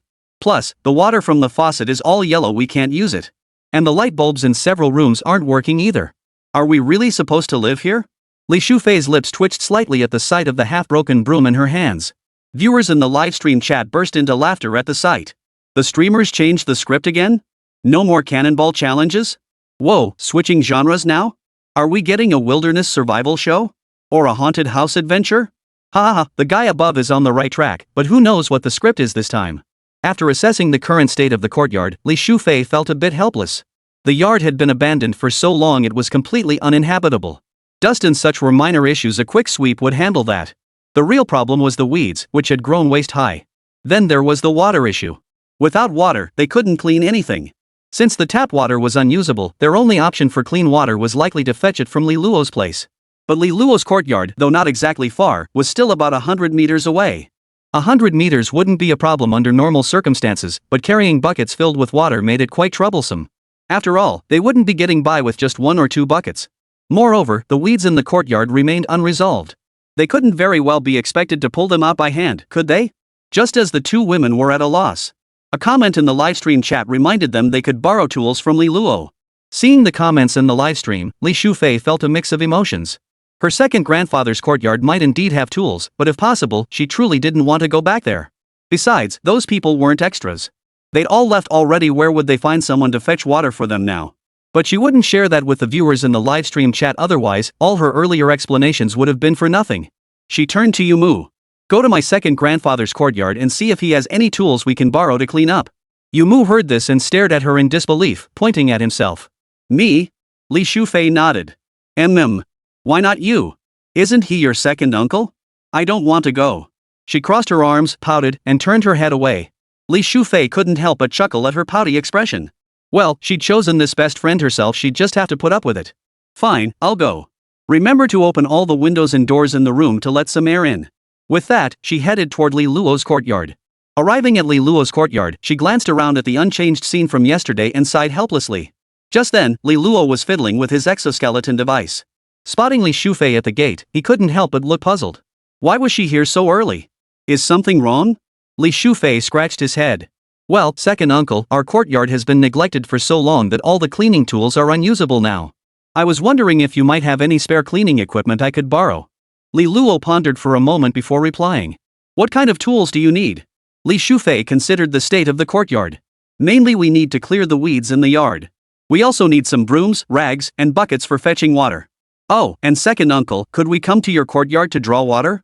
The water from the pipe in my courtyard isn't usable. Chapter 14. Do you still think this is scripted? Inside the courtyard. Li Luo glanced at Li Shufei standing by the doorway and waved her over. Come on in first. Find a place to sit. I'll go get you something. Alright, second grandfather. Stepping into the courtyard, Li Shufei instinctively began surveying the surroundings. What she had witnessed here yesterday had been utterly astonishing. She scanned the surroundings, finding nothing different from yesterday. Her gaze settled on the spot where Li Luo had been sitting not far away. There, on the ground, lay a set of exoskeleton devices resembling those seen in video games. Upon seeing this, Li Shufei quickly averted her gaze. This was far beyond her comprehension. Yesterday, she'd merely glimpsed some shells and signed a confidentiality agreement. If word got out about this contraption today, she'd be finished for good. Li Shufei was filled with regret at that moment. She shouldn't have come to this courtyard. Both times she'd come here, nothing good had happened. She'd seen something she shouldn't have again. Covering her eyes, she dared not look, yet her curiosity about that exoskeleton suit burned fiercely within her. Her mind was in turmoil. Should she look? Look? But this wasn't something she should see. Not look? But she'd already seen it anyway. What difference would a few more glances make? Right, just one more glance. Just one. With that thought, Li Shufei peeked through a sliver between her fingers covering her eyes. But before she could make out what it was, Li Liang emerged from the inner room. He was holding a box about the size of a standard laptop, along with several slightly worn brooms and rags. He placed the box on the coffee table and set the brooms aside. Take these with you for now. Inside the box is a drone that can help you fetch water. Just come directly to my place to get water when you need it. As for buckets, there are some in the courtyard. As for the weeds in your yard, I don't have a knife here either. Clean up the other areas first and I'll see if I can find one. Li Shufei froze upon hearing this, glancing at the box on the coffee table with confusion. What did he say was inside? A drone? Could this be another item she couldn't broadcast? Her live stream was still active over there. If this thing got exposed through her stream again, she'd be finished. She couldn't help but ask one more question. Second uncle, what exactly is this drone? Li Luo didn't even glance at her as he replied. Just one of those agricultural drones used for watering. Same principle. Hearing Li Luo's explanation, Li Shufei instantly breathed a sigh of relief. As long as it wasn't something she shouldn't have broadcast. She had no desire to endure another interrogation. Taking the items, Li Shufei politely bid farewell to Li Luo. Second uncle, I'll be going now. MHM. Once in the courtyard, Li Shufei searched around and found a large white water bucket to start filling with water. She examined the drone closely but found nothing that couldn't be broadcast. But to be safe, she still pulled out her phone and scanned the drone, hoping to see if there were similar drones online. The scan yielded results quickly. The first result was Dejong drones. She clicked straight in to take a look. Seeing that the drones inside looked remarkably similar to the one she was holding, she finally breathed a sigh of relief. Combined with Li Luo's research findings, and why the villagers had all moved away. After leaving Li Luo's courtyard and returning to her own, Yumu was now interacting with her live stream viewers. Spotting Li Shufei's return, they immediately gathered around. Shufei, how'd it go? Did you borrow the tools? Li Shufei held up the broom, rag, and box in her hands. Here they are. Oh, and Yumu, you'll never guess what I saw in my second grandfather's courtyard just now. Yumu? Don't mess with me, sis. We just signed that confidentiality agreement and everything, and now you're telling me you saw something? Please don't tell me it's something you shouldn't have seen again. If it is, then don't tell her. She doesn't want to know that much. Yumu asked, trembling inside. What did you see? Li Shufei glanced at the livestream booth nearby, then pulled Yumu 2 more steps away. Only after ensuring their voices wouldn't be overheard by the viewers did she whisper. I just saw my second grandfather researching that exoskeleton device. You know, the exoskeleton-like thing from that mobile game you always play, War Elite. Hearing this, Yumu's heart sank completely. That kind of technology was undoubtedly something ordinary people like them shouldn't know about right now. She felt their decision to stay was a mistake. Staying meant they'd inevitably have to visit Li Shufei's second uncle from time to time. The more they interacted, the more they'd learn. And the more they knew, the brighter their future prospects would become. How wonderful. Sigh. Sighing, Yumu pushed the thought aside and turned her attention to the cleaning supplies Li Shufei had brought back. Her gaze fell upon 2 brooms and a rag. Confused, she scratched her head and asked, "Is that all? Shufei has just 2 brooms and some rags? No other tools?" Li Shufei nodded. Seeing this, Yumu was even more baffled. Seriously, just 2 brooms and a rag? How is she supposed to clean with that? No water either? What about water? How are we supposed to fetch water without a bucket? Yumu asked in astonishment. Li Shufei shook her head. We don't have to fetch water ourselves. Yumu froze for a moment before turning to Li Shufei, his eyes filled with disbelief. Yumu? If they didn't fetch water themselves, where would the water come from? The water in the courtyard was all yellow and completely unusable. Then where did we get the water? My second uncle gave me a drone. He said we could go to his courtyard to collect water later and use the drone to transport it back. A drone? At the mention of drone, Yumu hesitated. She pulled Li Shufei out of the camera's range and whispered, "Shufei, are you sure that thing can be broadcast? What if those guys from yesterday come back looking for trouble? They just gave us a hard time yesterday." Li Shufei's face also showed hesitation, but recalling what Li Luo had just said, she replied, "It should be fine. Second uncle told me that thing is basically the same as an agricultural drone. Plus, I specifically looked it up online before coming back. That drone doesn't seem much different from the one sold online. Alright, gotta go. The water should be almost ready. I need to head over. Remember to answer it when it rings." Chapter 15. This week Cutter seems off, right? Li Shufei had only been gone a short while. Yumu noticed a white object appearing in the sky above Li Luo's yard in the distance. That's a drone. Could this be the drone they mentioned earlier? Yumu froze. Wasn't that bucket hanging below a bit too big? Could a normal drone really carry something this heavy? Holy crap, did we just film something we shouldn't have? Yumu felt a chill run down his spine. Could this thing actually air? Meanwhile, viewers in the livestream chat were equally baffled. Holy crap, 666. We just said it was scripted and now they're pulling off stunts? Come on, tell me, can a regular drone really lift a bucket this big? Can someone explain what kind of drone can carry this much weight? That bucket must be at least 100 to 200 pounds when full, right? Got this one. Current mainstream agricultural drones typically have payloads between 40 kilograms and 85 kilograms. The DJI-T 100 flagship model has a max payload of 85 kilograms in hoisting mode and a max takeoff weight of 149.9 kilograms. Is the person above some kind of drone expert? How knowledgeable are they? At that moment, at Longhua Military University, inside a laboratory, Yu Xiao's watched the live feed of a drone hoisting a large barrel, his brow furrowed. A third-year graduate student at the university, his advisor was an academician from the Central Military District's Research Department. He had come here after seeing snippets of the livestream online yesterday. Originally, he was interested in that artificial intelligence. He had even considered telling his advisor about it. But today, the streamer claimed it was all scripted, which left him somewhat disappointed. Yet now, seeing this drone piqued his interest once more. The drone's payload capacity was clearly abnormal. Typically, small agricultural drones can barely carry 90 kilograms, yet this one clearly exceeded that weight. This made him wonder, was everything yesterday really scripted? Whether it was the incredibly realistic-looking shells he saw yesterday or this drone with its extraordinary payload capacity, it all left him puzzled. "What are you staring at so intently?" A classmate nearby leaned in curiously. "Huh? You watched the streamer too? Their script yesterday was pretty interesting. What's the script for today?" Yu Xiao's frowned. He pointed at the drone in the live stream. "You think this is scripted? The payload capacity of the drone used in the script exceeds that of the highest payload drones currently available." Seeing the drone in the live stream footage, he couldn't help but pause in surprise. This hoist mode carrying such a large water tank? This doesn't look like an ordinary drone. Do you still think this is scripted now? The two stared at each other wide-eyed. Script or no script, they couldn't tell. In their minds, no normal drone could possibly hoist a bucket this big. The courtyard. Yumu was unaware that her livestream had already caught the attention of a big shot. Staring at the landed drone and the enormous water barrel big enough to submerge her entirely, she momentarily froze, unsure what to say to her viewers. This is a bit too big. As Yumu stared blankly at the water barrel, Li Shufei had already returned, trotting back with a box in her arms. "I brought the lawn mower back too." Hearing her voice, Yumu pulled her out of the live stream frame. "Shufei, can we really broadcast this drone?" It flew back with that huge bucket of water hanging from it. "Didn't you see everyone in the live stream chat discussing it just now?" Earlier, Yumu had even worried the livestream might get shut down. After all, based on what viewers were saying, a normal drone couldn't possibly achieve this. This was probably another thing that shouldn't be broadcast. "Huh? Li Shufei looked at Yumu in confusion. What's so off limits about this? It's just transporting water, right? Oh, right, I brought the weed trimmer back too. My great uncle just found it.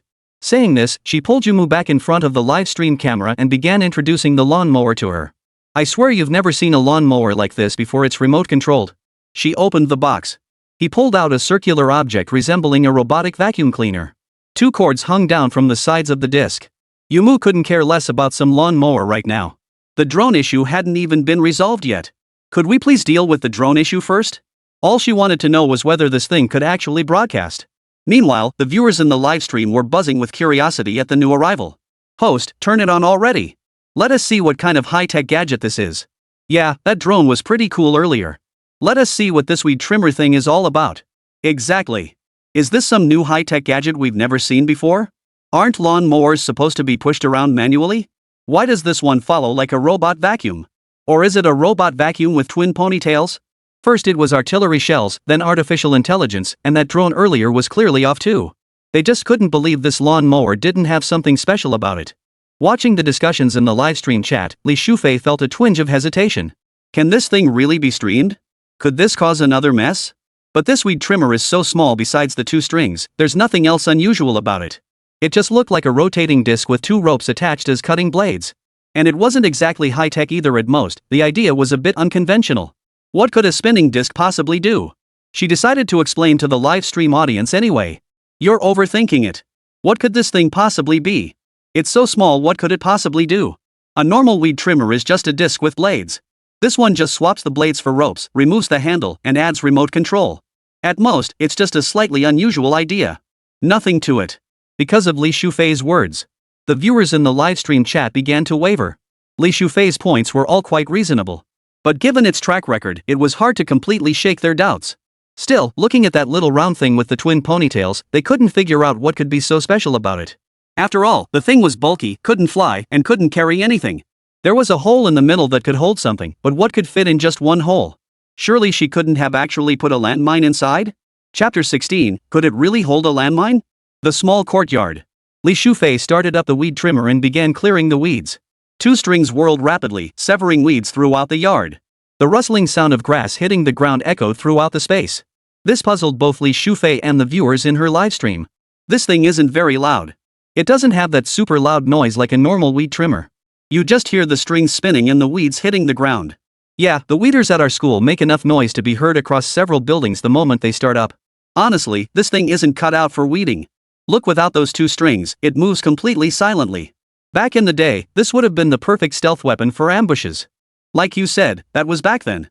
Besides, even if it could sneak behind enemy lines, what good would it do? There's nowhere to mount weapons. What, sneak behind them just to do a spin around performance? Seeing the lawn mower's current performance, the viewers in the livestream chat were clearly disappointed. It was a stark contrast to the drone's earlier performance, making them wonder if they'd overestimated the drone's capabilities too. After all, this lawnmower now looked like nothing more than an ordinary object. As for the subsequent teasing remarks, no one took them seriously. Li Shufei couldn't help but breathe a sigh of relief at the sight. As long as this thing didn't cause her any trouble, that was all that mattered.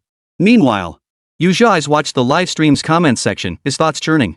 At first, he too thought this weed trimmer seemed like nothing special beyond being quieter. But seeing the banter in the chat just now, he suddenly sensed something was off. What they said seemed to make sense. This little thing could easily infiltrate enemy rear lines. But what about once it reached the enemy's rear? After all, it didn't have any weapons. The only thing it has is a hole. What's that even for? A hole. Suddenly, Yu Zhai seemed to think of something and quickly grabbed his phone to start operating it. Soon, a prominent comment popped up in the livestream chat. Host, can you give us a detailed look at this weed trimmer? Like a full 360-degree view with no blind spots. The viewers in the livestream were all taken aback by this eye-catching comment. Such comments usually cost money, a few bucks for a minute, but this one lasted a full half hour. That meant this comment was worth at least a 3-digit sum. For viewers watching the stream, that was no small sum. After all, people watch streams for fun who would casually spend hundreds? Li Shufei froze for a moment upon seeing the comment, but quickly recovered with a smile. Want to see this weed trimmer? Hold on a sec. She stopped the mower as she spoke. Though he couldn't figure out why this person was so interested in the lawn mower. Could there really be something wrong with it? But earlier in the live stream, aside from mentioning it was a bit quieter, no one else had pointed out anything special about it? Li Shufei hesitated, unsure whether to agree to this request. Although the mower hadn't shown anything extraordinary earlier, it was, after all, something she'd received from her great uncle. She couldn't quite convince herself it was flawless, yet here it was plainly ordinary. Besides, the viewer had already sent gifts. Such a small request should be granted. If all those people earlier couldn't figure out what was so special about it, she didn't believe this person could see anything either. With that thought, she stopped the mower, picked it up, and started fiddling with it right in front of the phone camera. She displayed the entire lawnmower in the livestream. It was only because the mower was compact that Li Shufei could even lift it. Meanwhile, Yu Zhai stared at the circular disc mower filling his computer screen, his brow furrowing especially at the circular hole in its center. He sensed this hole served a purpose, but couldn't immediately figure out what it was meant to hold. It seemed like nothing could fit inside. If he had to put something in it, he thought a landmine might fit. The moment this thought surfaced, Yu Zhai felt as if a light bulb had gone off in his head. He quickly posted another prominent paid comment. "Host, could you please take a look at the bottom of this weed trimmer?" Seeing this paid comment, Li Shufei grew even more puzzled. Why look at the bottom? What could possibly be down there? Nevertheless, she flipped the mower over as instructed, exposing its underside. There was nothing unusual about the bottom of the mower. It simply had a circular hole, just like the top, except this one was sealed shut. Yu Zhai saved a screenshot of the livestream and was carefully examining the dimensions of this circular opening. The viewers in the livestream chat grew curious when Yu Zhai remained silent for so long. "Hey bro, if you spotted something, just say it. Don't keep us in suspense." "Yeah, bro, spill it. We're all in this together. We want to know what's wrong with this thing. Or did you not notice anything at all and just feel awkward saying so?" "Exactly. If you really can't, just admit it. We won't judge you, we'll just tease you a little." "Exactly. All of us have been staring at it for ages and haven't spotted anything unusual. It's clearly as ordinary as can be. How could there be anything special about it? All those people couldn't find anything special about it. Now you've paid to peek under the hood, suddenly you're supposed to spot something? Does that mean all their time watching earlier was wasted?" With that thought, the viewers in the livestream chat began teasing Yu Zhai. But Yu Zhai wasn't paying attention to that at all. He casually replied before diving back into his research. "Hold on, I'm researching. The dimensions on this weed trimmer match those of the FFV-028 anti-tank mine. Wonder if this thing can dig holes?" Seeing Yu Zhai's reply, the livestream audience was instantly stunned. "Are you serious, dude? You actually figured it out? If it's the same size as a landmine, that means you could actually stuff a landmine inside. And if it can dig holes too, then you could silently bury that landmine deep behind enemy lines. The strategic implications would be nothing short of monumental. If this becomes reality, wouldn't it mean the enemy can't even rest easy in their own rear areas?" Chapter 17, looks like I've caused trouble again. Li Shufei panicked upon seeing the flood of comments in the livestream chat. "Wait, guys, this is just a lawnmower. How did it suddenly become so high-end and sophisticated in your mouth? And you even put landmines in it? Why not just stuff them both in there? This guy's seriously leaving them no room to breathe. Can we even stream properly anymore?" Viewers in the livestream chat were buzzing with comments. "Bro WC, you're a genius. I knew it, nothing in this stream is ever simple. Looks like we still need to figure out if yesterday's incident was scripted or real." "True. Speaking of which, do you think someone will come take the streamers away for questioning again later?" The crowd of viewers, still reeling from the vacuum cleaner incident, fell silent the moment they saw this comment. If this thing really was planting landmines, it definitely couldn't be broadcast. And now they'd witnessed something that shouldn't have been broadcast. Whoa! Seeing something they shouldn't twice in a row could seriously get them tracked down through their internet connection. At the thought of this possibility, the viewers in the livestream chat began playing dead. Li Shufei and the other girl felt panic rising as they saw the flood of comments. Hua Ji had just warned them yesterday not to broadcast anything they shouldn't, yet today they seem to have done it again. Wasn't this blatantly slapping him in the face? Li Shufei was already imagining their second meeting with Hua Ji in her mind. Whoa! She sucked in a sharp breath and shook her head vigorously, trying to shake off the unpleasant thoughts swirling in her mind. Just then, a deafening crash erupted outside the small courtyard. The sound was so loud it felt like something heavy had fallen from a great height. It startled Li Shufei to her core. But quickly, her expression brightened. Perfect, something to change the subject. As long as it wasn't about landmines, anything was fine. Something seems to have fallen outside again. Let's go check it out. Li Shufei hurriedly grabbed her phone and left the courtyard. As for that drone or whatever it was, she didn't want to see it right now. Meanwhile, on the other side, on a small hill not far from the village, Li Luo was maneuvering his exoskeleton suit, leaping back and forth through the mountains. The exoskeleton armor, which looked incredibly bulky, made Li Luo move with the agility of a sparrow. One moment he'd leap from this tree to that one, the next he'd soar high from a branch only to crash back down, kicking up a cloud of dust. All the while, the AI's voice echoed in his ears. Propulsion system fully activated. Velocity 135 ms. Jump height 15.7 meters. Maximum single jump distance 13 m. Shock absorption efficiency 79%. Listening to the AI stream of data, Li Luo furrowed his brow slightly. While these figures were already quite impressive, they fell far short of his expectations. Especially the shock absorption. The moment he landed, his knees still took a significant hit. He was currently testing with the physique of a young child. If he were to switch to an adult, their weight would undoubtedly be heavier than his. Such impact absorption during descent would inevitably cause knee injuries to soldiers. Unnecessary injuries on the battlefield are absolutely unacceptable. Although Hua Ji had expressed hope for the exoskeleton armor to be deployed for combat readiness sooner, he absolutely could not settle for a half-baked product that still posed injury risks to soldiers. There's still room for improvement. Check the wear level of the leg exoskeleton shock absorbers. Li Luo issued the command to the AI. Scanning. Left leg wear rate 15%. Right leg wear rate 17%. Hearing these figures, Li Luo's brow furrowed even deeper. Although he had modified the shock absorption system of this exoskeleton, the materials used were not optimal. Not only could they cause damage to the knees, but the material strength itself was still insufficient. A few more jumps would practically render it useless. On a real battlefield, individual combat wasn't just about a few jumps, it could mean thousands, even tens of thousands. Besides the shock absorption, it seems the chosen materials also need refinement. I need to contact Hua Ji. Li Luo murmured softly. Meanwhile, Li Shufei, who had just stepped out of the courtyard, was curious about the loud banging sounds coming from outside. As soon as she stepped out the gate, she saw Li Luo clad in a metallic exoskeleton, unleashing a punch at a tree trunk nearly half a meter thick. Boom! A thunderous roar echoed as the massive tree toppled to the ground. Holy! Even as a girl, Li Shufei couldn't help but let out a curse. What the hell was that? Knocking down a tree with a single punch? Before she could react, Li Luo swiftly leapt over the fallen tree and began sprinting through the forest. No, sprinting didn't even begin to cover it. After all, the speed he was now displaying was beyond human capability. Even driving couldn't match it. Especially not in this kind of forest.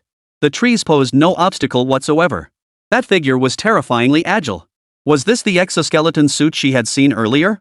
The thought made her quickly pivot her phone's camera to the other side. Never mind whether the drone thing could be broadcast or not. This footage absolutely couldn't be aired. If they aired this footage today, they'd definitely get grilled again. At the same time, he couldn't help but feel regret. Couldn't she have just stayed inside cleaning? Why did she have to be so curious and come out to look? Now look what she's done, seen something she shouldn't have. Damn it, couldn't my second uncle's house have something normal in it?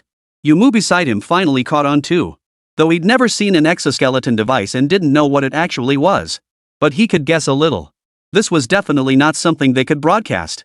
Realizing this, she quickly tugged at Li Shufei, who was still in a daze. Pointing at Li Luo moving through the forest at an utterly absurd speed, she asked nervously. This isn't being broadcast, is it? Li Shufei snapped back to her senses and hurriedly glanced at the livestream. Inside the livestream room at that moment, viewers flooded the chat with comments, the screen exploding with reactions.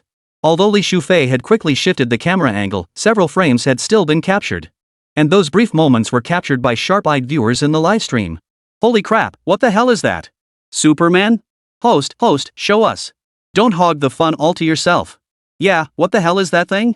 How did it jump that high? Even the Monkey King couldn't leap that far. Could it be some kind of high-tech gadget? Probably not. It just looks like a person. It can't really be Superman, right? Viewers were utterly baffled by the blurry human figure glimpsed in those fleeting frames. The distance made the footage unclear, but everyone could tell it seemed human. But how could a normal person jump that high? Li Shufei frowned even deeper as she scanned the live chat comments. Clearly, it had been captured earlier, though thankfully not in great detail. The viewers couldn't make out what it actually was. Just as the two women were feeling relieved about this, a familiar electronic voice suddenly echoed from behind them. What are you looking at? Is this something you should be watching? Didn't get that third-class merit last time? Still trying for it this time, huh? Besides, do you even understand what you're looking at? Just stand there and stare. Question mark. Yumu stiffly turned her head. Not far from them sat a box. Sure enough, it was the AI that had taken advantage of them earlier. What are you staring at? I'm talking to you too. Stop blocking my view. Move aside, or if I can't complete my mission, it'll be all your fault. Seeing the disdainful expression on the AI screen, both girls gritted their teeth in frustration. Why does this thing have to be everywhere? Chapter 18, this absolutely cannot be scripted. Yumu reacted faster. She turned back to the AI and demanded. Mission? What mission? Li Shufei pointed at the figure still darting through the forest in the distance and asked. That one? The AI rolled its eyes at the two of them before replying. At least your eyes aren't blind yet. But do you really want to know? Aren't you afraid the more you know, the faster you'll get hurt? Haven't you heard curiosity killed the cat? Yu Mu's smile froze instantly upon hearing this. Damn it! So frustrating, this AI has pissed me off again. What if I hit it? But, it kind of makes sense. Yu Mu turned to Li Shufei and whispered. Maybe we should head back first, Shufei? The AI beside them chuckled at the scene. Isn't it a bit late to think about leaving now? In my opinion, you've already earned yourselves a third-class merit award for your actions. Why not ask around some more and see if you can bump it up to a second-class merit? Yu Mu! Exclamation point. Hardened. My fists are clenched. When will this AI learn not to piss people off? Li Shufei was still lucid. Only now did she realize what she'd just asked. Seeing the pair like this, the AI flashed a sly grin. Alright, you were curious earlier, right? I'll give you the gist now. If I go into too much detail, you wouldn't understand anyway. Let me put it this way, the master is currently undertaking a... Before the AI could finish, Yu Mu stepped forward, raised the broom in her hand, and pointed it at it. Shut up. Stop talking. We don't want to know. She felt like strangling the AI right then and there. Was this something two ordinary people like them could possibly understand? It was just a casual question. Did you really intend to tell them? If they found out, there'd be another round of interrogation for sure. Meanwhile, on the other side, Yu Zhuai's had already exited the livestream. The moment he saw that figure appear on screen, he immediately logged out. If it weren't for the sheer volume of things he'd witnessed today, overloaded drones, and the silent, weed-cutting machine whose true purpose was far more sinister, or the Superman-like entity that had just appeared in the live feed, any one of these points would have been enough to confirm that everything that happened in this livestream yesterday was not scripted. It was all undeniably real. The shells in the courtyard, the military personnel who later appeared. All of it was real, not the script the streamer claimed it to be. Realizing this, Yu Zhuai's grew even more curious about the owner of the small courtyard, the child who was only 8 years old. What was his true identity? Surely he couldn't be a genuine scientific researcher. He's only 8 years old. Thinking this, he immediately opened his browser and began searching for the youngest research scientist. But the search results were disappointing. There was simply no one matching the criteria. Which meant this so-called 8-year-old scientist might not even exist. At this thought, Yu Zhuai's brow furrowed deeply. But if the 8-year-old researcher was fake, how could he explain what he had seen in the livestream? And what about the military personnel? They had no reason to use an 8-year-old child as a cover. The more Yu Zhuai's pondered it, the less sense it made. At the same time, his curiosity about the 8-year-old's identity grew stronger. There was absolutely no information about him anywhere online. But since yesterday's events weren't scripted, it meant they were real. If conventional methods couldn't uncover anything, then unconventional means would have to be employed. This meant informing his advisor. Given his advisor's position as a member of the military region's research department, he should be able to uncover something. Fortunately, his advisor was currently on campus. With his access, he should be able to uncover something. After all, his advisor, Wen Ko, was among the university's most distinguished professors. He also holds a concurrent position in the military region's research department. Now a full professor, he was just one step away from being elected as an academician. With that thought, he quickly gathered his things and headed straight for his advisor's office. Leaving the lab, Yu Zhuai's ran the entire way. He encountered several classmates who greeted him along the way, but he merely acknowledged them with a brief response. His pace never slowed. This puzzled many of the classmates who had tried to greet him. Why is he running so fast? No idea. Maybe he's in a hurry? By the time Yu Zhuai's reached the office of his advisor, Zheng Howen, he was already gasping for breath. Puff, puff, puff. Leaning on his knees at the door, he caught his breath for a moment before gently knocking. A slightly aged voice came from inside almost immediately. Come in. Yu Zhuai's gently pushed the door open and stepped inside. Teacher. Zheng Howen lifted his head from the pile of documents on the desk, glanced at him, then buried his head back down. Is there a problem? Zheng Howen instinctively assumed Yu Zhuai's had come seeking guidance on an academic matter. Yu Zhuai's took a deep breath and said, Professor, I'm not here to ask questions today. I have something I'd like to tell you, and I was wondering if you could help me with something? Zheng Howen looked up at Yu Zhuai's with a puzzled expression. Go ahead. Without further ado, Yu Zhuai's handed his phone to him. On the screen were the very images and videos he had saved. Zheng Howen stared at the photos and videos, lost in thought. As he looked, his brow furrowed slightly. After a long moment, he set the phone down and looked at Yu Zhuai's with a serious expression. Where did you get these photos and videos? The content within these photos and videos shocked even him, a nationally recognized professor. He couldn't believe his student could have produced such material. So the question became, where did this material come from, and how had it been exposed? Professor, would you believe me if I said an 8-year-old child created all this? Zhang Howen's gaze toward him flashed with a hint of anger. Jiais, this is no time for jokes. You should know what these things represent. Yu Jiais replied with a bitter smile. Teacher, do you really think I'd dare joke about something like this? Zhang Howen frowned slightly at his student's expression. It wasn't that he didn't trust Yu Jiais. It was just that what he was saying was simply too hard for Zhang Howen to accept. An 8-year-old doing research? How could he possibly accept that? After all, scientific research wasn't like other fields where talent alone could guarantee success. Scientific research places greater emphasis on accumulated experience. Their research projects are measured in months at the very least. Some projects even took years to complete. They've reached their current level after decades of countless failures. And now he's being told an 8-year-old has surpassed them all. What kind of sci-fi story is this? Chapter 19, Traceable but Invisible. Inside the office. Zhang Howen propped his chin on one hand, deep in thought. Yu Jiais beside him dared not speak, leaving the office in complete silence. After a long pause, Zhang Howen sighed and turned to Yu Jiais. What information do you have on this so-called 8-year-old researcher? Who is he? Hearing this, Yu Jiais' face showed a hint of difficulty. Sir, I don't know his specific identity either. I looked him up online before coming here, but there's absolutely no information about him anywhere. I came here hoping to leverage your access to uncover something. Ordinary methods probably won't turn up much. We'd need some special channels. Zhang Howen frowned at this. Ordinary methods can't uncover it? Well, that does indeed require leveraging internal channels. Alright, I'll look into it. With that, Zhang Howen opened a special website and began his search. Yu Jiais, standing nearby, felt his heart fill with anticipation. Finally, he'd learned the true identity of this so-called 8-year-old scientist. What kind of person could possibly develop such things at the age of 8? As he typed in one keyword after another, the results appeared almost instantly. Zhang Howen froze upon seeing the 8 characters displayed on the computer screen, unable to suppress a gasp. This. Impossible. Yu Jiais, standing beside him and unable to see the screen, looked flustered. Teacher, what's wrong? Didn't you find anything? Zhang Howen gradually snapped back to reality and turned to look at Yu Jiais. Where did you even get these photos? Yu Jiais paused for a moment before honestly telling Zhang Howen everything. Zhang Howen sighed upon hearing this. Take a look for yourself. Upon hearing this, Yu Jiais leaned in to look at the results displayed on the computer screen. Access denied. What? S-level encryption? Sir, this. Yu Jiais covered his mouth in shock. He had suspected this 8-year-old researcher wasn't ordinary. After all, even military personnel had been deployed. But what he hadn't anticipated was that even his advisor's permissions couldn't access it. His advisor had access to classified national documents, yet now he couldn't even view this child's files. Could it be that his identity was already classified as a state secret? Meanwhile, on the other side, Li Luo, having just finished his test, returned to find the 2 girls standing at the courtyard gate. What are you doing here? The 2 girls stared at Li Luo, their eyes filled with shock. For Li Luo was now clad in an exoskeleton suit. From a distance earlier, they hadn't been able to see clearly. Now, seeing the exoskeleton up close, the 2 women were utterly speechless, staring in stunned silence for a long while. The AI beside them couldn't bear to watch any longer. Master is asking you a question. What are you staring at? Do you even understand what you're looking at? And wipe that drool off your mouths.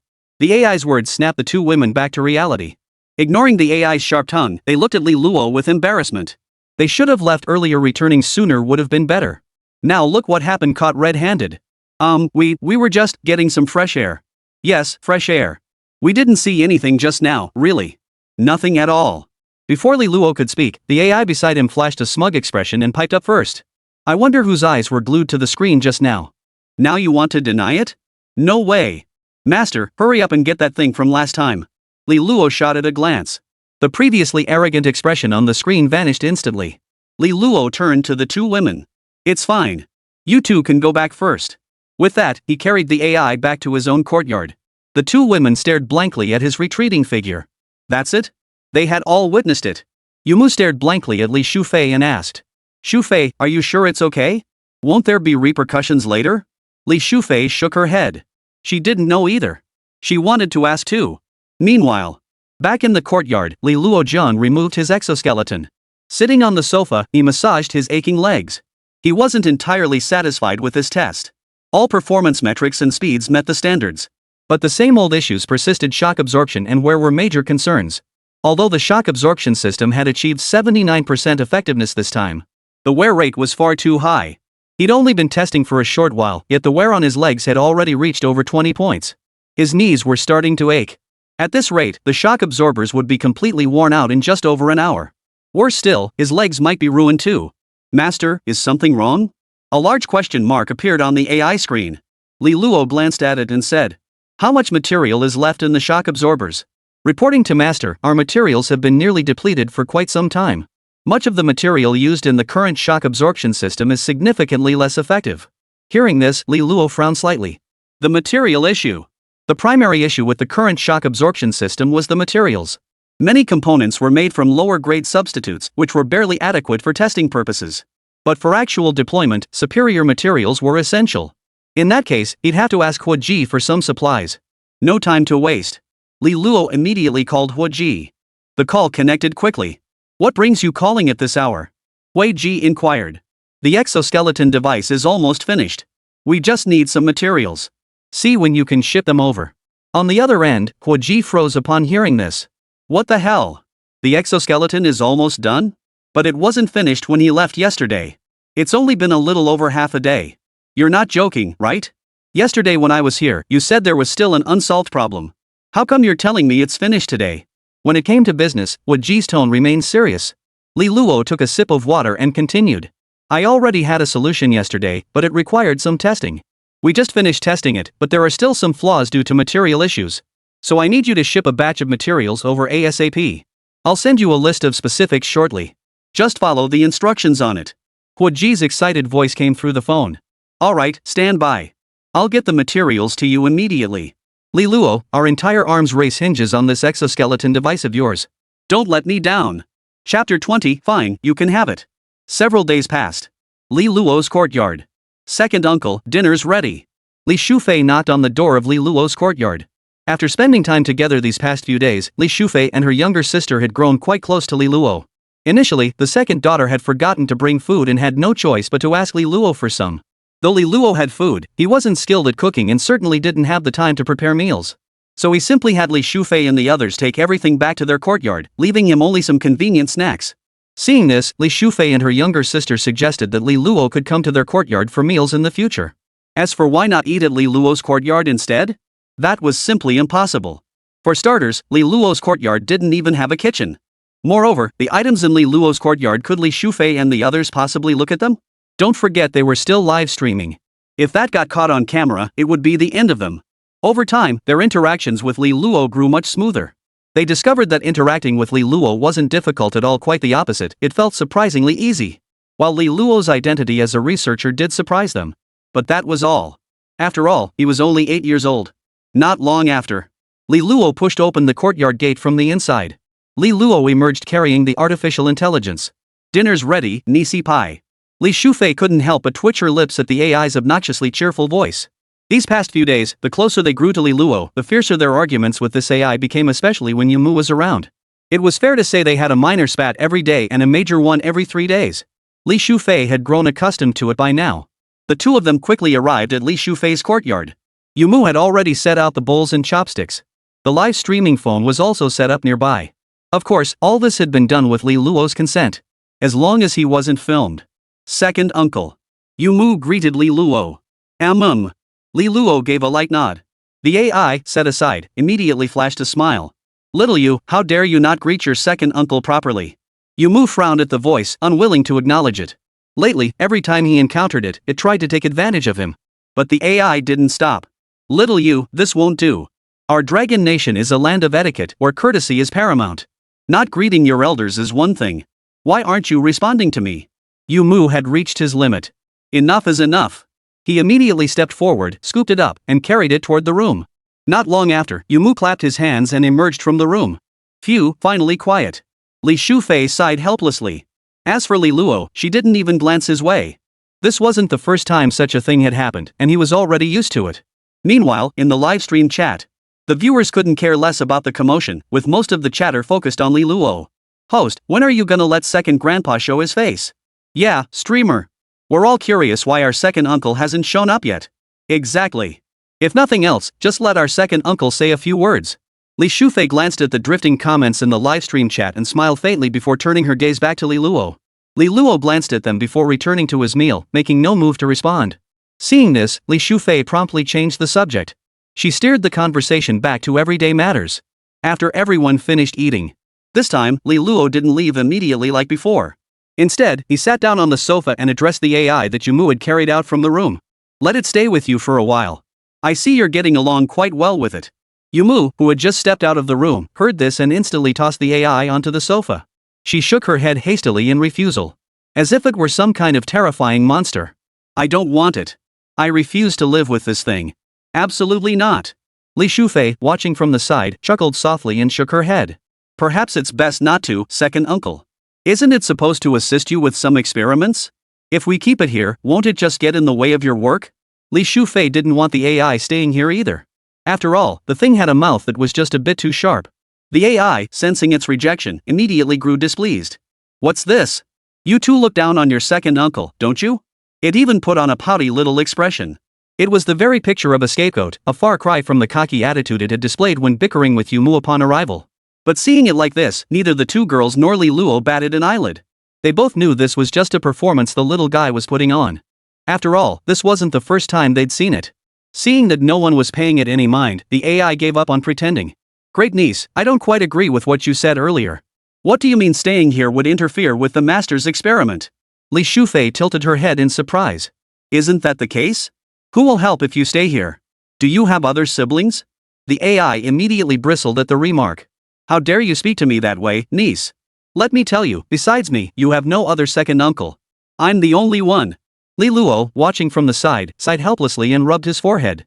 Just as he was about to explain something, the AI beat into it. Second niece, even though I'm staying with you, that doesn't mean I'm confined to this box. Those humans can make AI exist on multiple phones at the same time, why can't I do the same? Besides, I'm no ordinary AI. Running on 2 lines? 3? 4? That's a piece of cake for me. This level of computational load is practically nothing to me. So staying here with you won't affect anything on master's end at all. Li Shufei heard this and said nothing more, instead turning her gaze toward Li Luo. Li Luo nodded lightly. It won't affect anything. Keeping it here will also allow it to communicate and learn more from you all. It still needs to interact with people more so I can refine certain aspects better. Hearing this, Li Shufei found it hard to refuse. Yumu, who had remained silent all along, now fixed the AI with a gaze brimming with hostility. She had already made up her mind, if this infuriating thing dared to annoy her again, she'd toss it into the toilet. Chapter 21, Here They Come. At the village entrance where Li Luo and the others stood, the rumble of vehicles echoed in the air. Huoji gazed out the window at the slightly dilapidated village scenery, his heart brimming with anticipation. A few days ago, he received a call from Li Luo saying the exoskeleton device was nearly complete but needed some materials. He had rushed without pause to procure the materials for him. All for this day. He had been waiting for Li Luo's exoskeleton for far too long.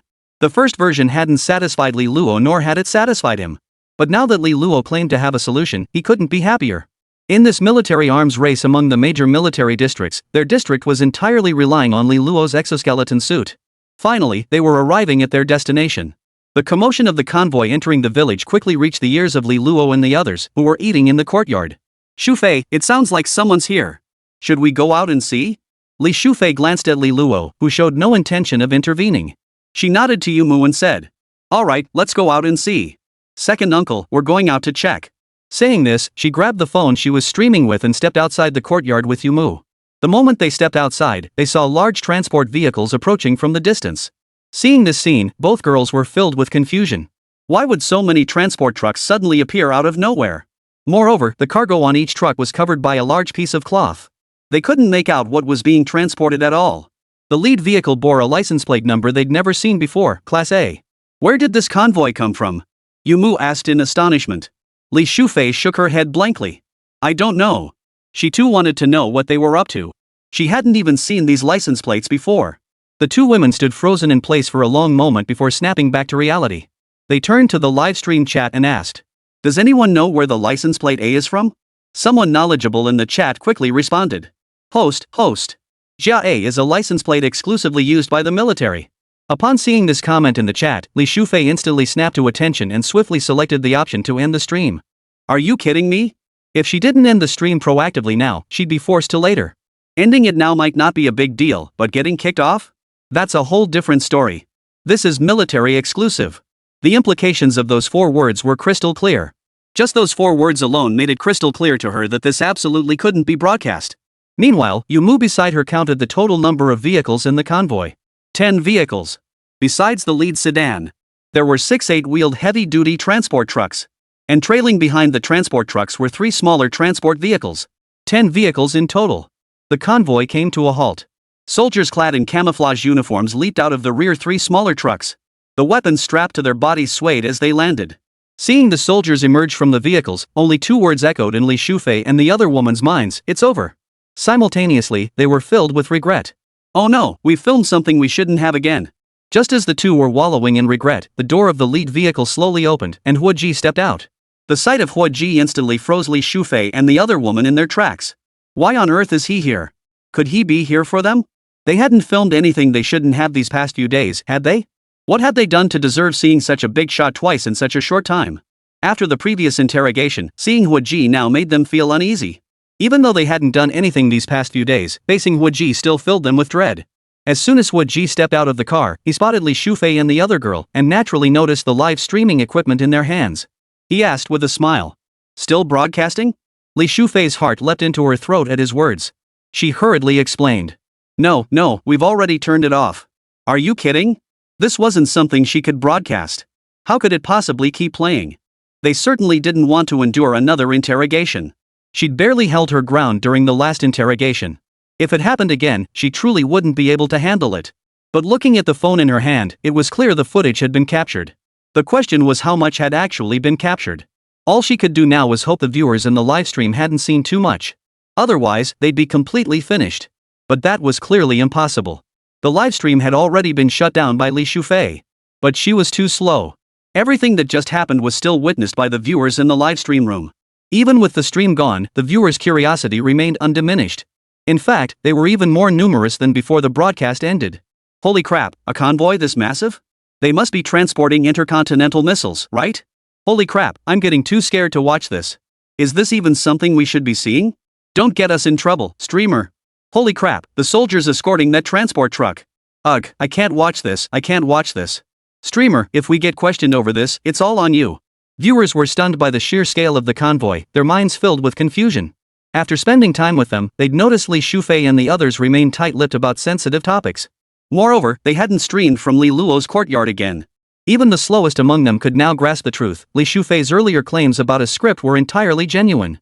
And now, this convoy from the military was the best proof. After all, what respectable family would have military personnel personally deliver their goods, complete with such a large escort? To claim this had nothing to do with the military district, who would believe that?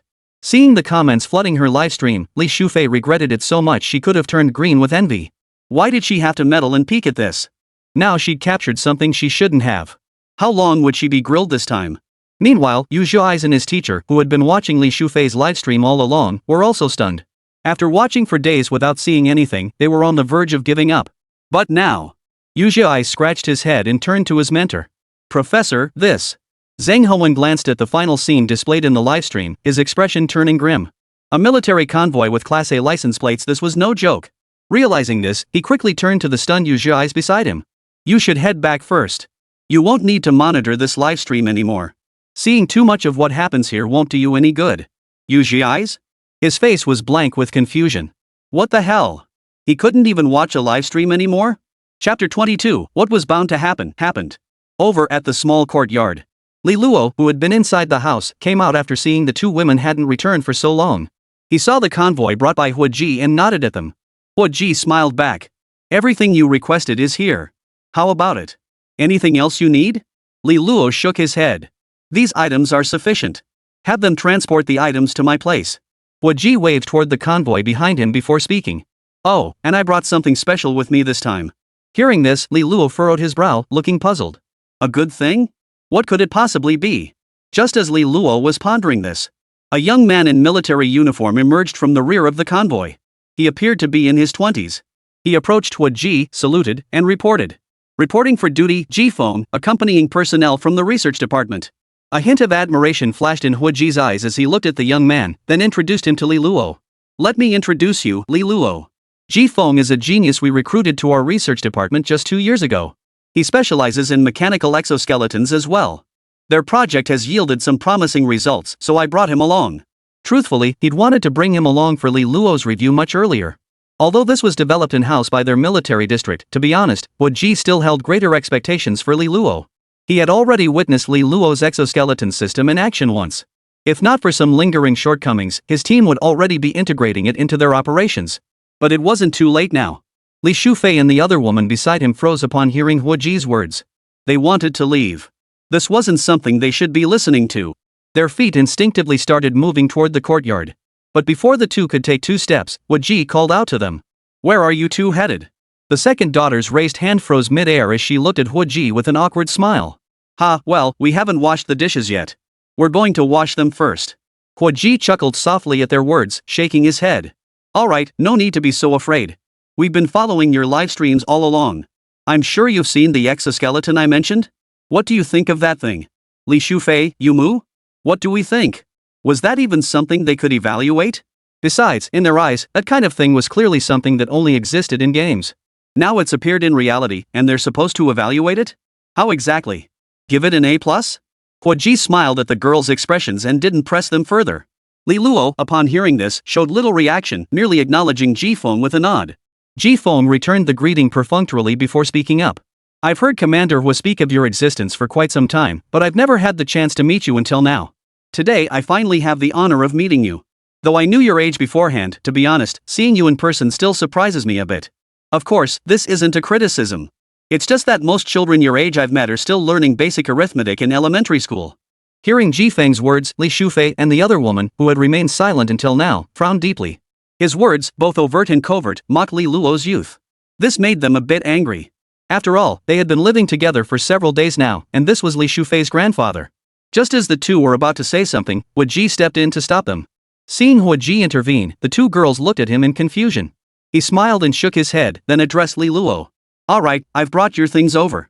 Just have them unload them for you. I'll chat with these two girls." Li Luo glanced at Ji and nodded before leading his group toward his courtyard. Watching Li Luo depart, Li Shufei opened her mouth to say they should go too. But the words died on her lips when she caught Ji's gaze. Ji smiled at the two girls' pouting expressions. "So unwelcoming toward me? I haven't done anything to you, have I?" The two women exchanged a glance, each silently sighing inwardly. How could they possibly dislike him? It was just that the interrogation last time had left them with a bit of a psychological shadow, causing them to recall what happened that day whenever they saw Ji now. After all, that interrogation had left an indelible mark on them. Not only had it been only a few days since then, but even if 10 or 8 years passed, they would never forget it. That day, they'd nearly spilled their guts about their entire family history. And they still remembered the things they'd uncovered while cleaning. The drone, and that weed trimmer that looked like it could plant landmines. For days afterward, no one came to question them, and they thought it was all over. But it turns out they were just waiting here for them? Could they really not escape this fate? Ji smiled. He couldn't care less about the two women's attitude toward him. "They're gone. Let's go inside and talk. I happen to have a few questions I'd like to ask you both." The two women stared at the smile on Ji's face, his earlier words still echoing in their ears. "I still have some questions to ask you." "More questions?" Another round would be too much for them to handle. But before they could respond, Ji walked into the courtyard on his own, surveying the surroundings. Seeing the courtyard swept clean and adorned with a few potted plants, Ji nodded. "Not bad. This is how a young person's courtyard should look, nothing like Li Luo's place, which had absolutely nothing." The two women following behind him nodded awkwardly. They desperately wanted to point out that Li Luo's courtyard actually contained quite a few things. And each item was quite unique. It's just that they weren't things ordinary people could appreciate. At that moment, Ji spoke again. "Are those drones and weed trimmers you used still around?" The moment those words left his mouth, the two women froze instantly. Oh no! The reckoning had come. They knew it was inevitable. Sighing, Li Shufei explained. "We didn't mean to. We didn't know before using it. He just said those things were ordinary, so I figured it should be fine. We never imagined it would turn out like that. If they'd known it would turn out like that, they'd never have dared broadcast it." Ji looked at the two women's pouty expressions and smiled. He had no intention of laying blame on them. After all, even he hadn't imagined that weed trimmer could be put to such use. He could accept the drone carrying a heavier load. But that weed trimmer? That was truly beyond his expectations. So it really wasn't Li Shufei and the others' fault. After all, who in their right mind would associate a lawnmower with landmines? Use your eyes, so? I'm not a normal person? Chapter 23, The Beast Li Luo? Meanwhile, at the entrance to Li Luo's small courtyard, a group of soldiers in military uniforms were unloading wooden crates from a transport vehicle into the courtyard. Ji Feng watched the scene unfold, feeling a pang of regret. He knew exactly what was inside this shipment of resources. For researchers like them, these materials were more valuable than gold or silver. It was safe to say he was consumed by envy, jealousy, and resentment toward Li Luo. He was just an 8-year-old kid, yet somehow he'd become a research scientist collaborating with their military district. Resources and materials were routinely shipped to him anyway, but now they'd delivered such a massive haul all at once. He simply couldn't fathom what this kid named Li Luo possessed that warranted such elaborate efforts. They were both researching exoskeleton devices. His team had already completed theirs and even tested it for a while. But what about Li Luo? Beyond a single test run, there had been no further updates. And that one test had failed. He couldn't fathom why such a project needed to continue. His own exoskeleton was already complete. When the arms race came, they could simply use his design. There was absolutely no need to waste any more time on Li Luo's side. As soldiers carried boxes into the small courtyard, Ji Feng followed them inside. Yet the moment he stepped inside the courtyard, he saw the large wooden crates scattered throughout the courtyard. This left him somewhat puzzled. Were they moving this quickly? Why so many boxes? Pulling a passing soldier aside, he asked, "Did you guys bring all these boxes?" The soldier shook his head. He pointed to a pile of boxes that weren't particularly numerous. "Those are the ones we just brought in. The rest were already here in the courtyard." Hearing this, Ji Feng felt even more puzzled. They were already in the courtyard? What did that mean? Just then, Li Luo also entered the courtyard. He saw Ji Feng staring blankly at the wooden crates. He glanced at them briefly before turning away, intending to return to his room. Now that all the materials were gathered, it was time to resume his research. Time was pressing. Hua Ji spotted Li Luo about to leave and promptly called out to him. "Mr. Li Luo, I was wondering what's inside these boxes?" Ji Feng inquired with a smile. Though he didn't particularly care for Li Luo, he still maintained a veneer of cordiality. Li Luo glanced at the boxes and replied indifferently, "Just some little things I made myself. If you're interested, feel free to open one and take a look." With that, Li Luo walked straight into the room. Ji Feng watched the door slam shut with a bang, his brow furrowing. How rude of that guy. But Ji Feng couldn't be bothered with that now. Since Li Luo had said he could open it to see what was inside, he naturally had to open it and take a look. He approached a wooden crate, lifted the lid, and was met with rows of artillery shells. Even Ji Feng, a military researcher, couldn't help but feel unsettled upon seeing the contents inside. He hurried over to another crate and opened it. Shells identical to the previous ones filled his vision once more. Whoa! Staring at the scene before him, Ji Feng took a deep breath. These were artillery shells? Just lying out in the open like that in the courtyard? Wasn't he afraid they might suddenly explode? Moreover, he hadn't seen these shells anywhere in the military zone. Which meant Li Luo had procured all of them by himself. Whoa! Ji Feng sucked in a sharp breath. His curiosity about Li Luo deepened slightly, but it was overshadowed by a growing sense of contempt. Curiosity was just curiosity. How the hell did this guy's brain even work? Even he had to admit now that at 8 years old, he was nowhere near Li Luo's level. But he was now in his 20s, while Li Luo was still only 8. As Ji Feng pondered these thoughts, a soldier approached and asked, "Researcher Ji, we've nearly finished moving everything. What should we do next?" With Hua Ji absent, Ji Feng was now the highest-ranking person present. Ji Feng glanced at the idle soldiers and pondered for a moment. "Since everything's been moved in, take a short break first. Then get ready to find a suitable location to clear out as our testing site for the upcoming work." Upon hearing this, the soldiers scattered to find open spots and settled down to rest. After a short rest, the group left Li Luo's courtyard and headed straight for the nearby woods. Surveying the woods, Ji Feng nodded with satisfaction. The dense growth of willow trees here made it an ideal testing ground for their exoskeleton devices. He turned to the soldiers behind him and said, "This is the spot. Let's go in and see what's inside." Dai Gaofeng, the squad leader behind him, glanced at the woods before leading his squad into the forest. But once inside, they froze in their tracks. Earlier, from outside, the dense foliage had obscured their view of the interior. Now, as they slowly pushed their way through, clearing a path, the scene inside came into view. One team member pointed at a tree with a hollowed-out center. "Captain, something's wrong."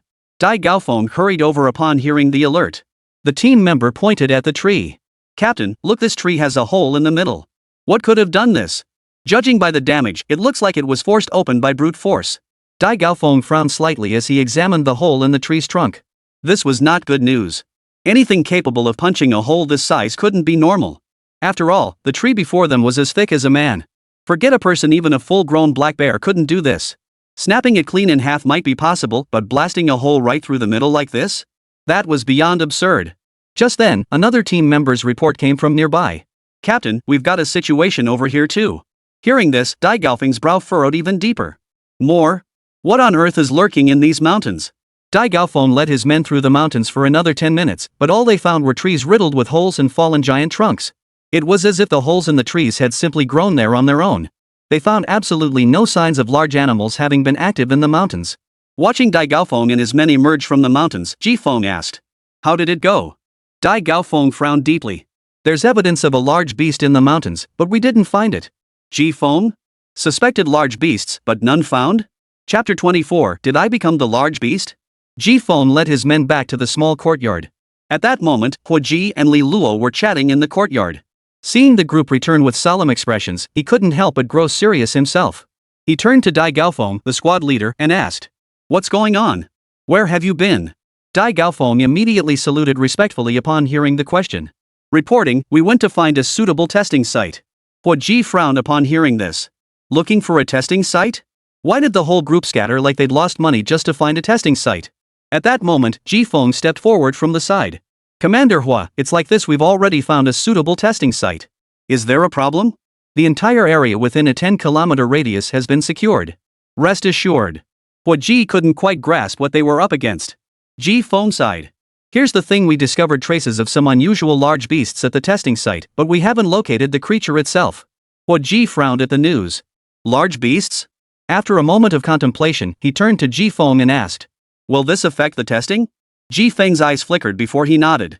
"Not if it's an ordinary large beast, but this one probably will." Huo Ji's brow furrowed even deeper upon hearing this. What did he mean, not for ordinary ones, but this one might? What makes this one different? Has it become a spirit beast or something? If it's so different, can you pinpoint what it might kill? Ji Feng shook his head. "That's precisely the crux of the matter. We've only found traces of its activity, but we can't confirm its species. No fur was found at the scene either." Huo Ji turned to Li Luo, who had remained silent, and asked, "You've been here all along, do you know if any large wild beasts exist in the vicinity?" Li Luo shook his head in confusion. "Large beasts?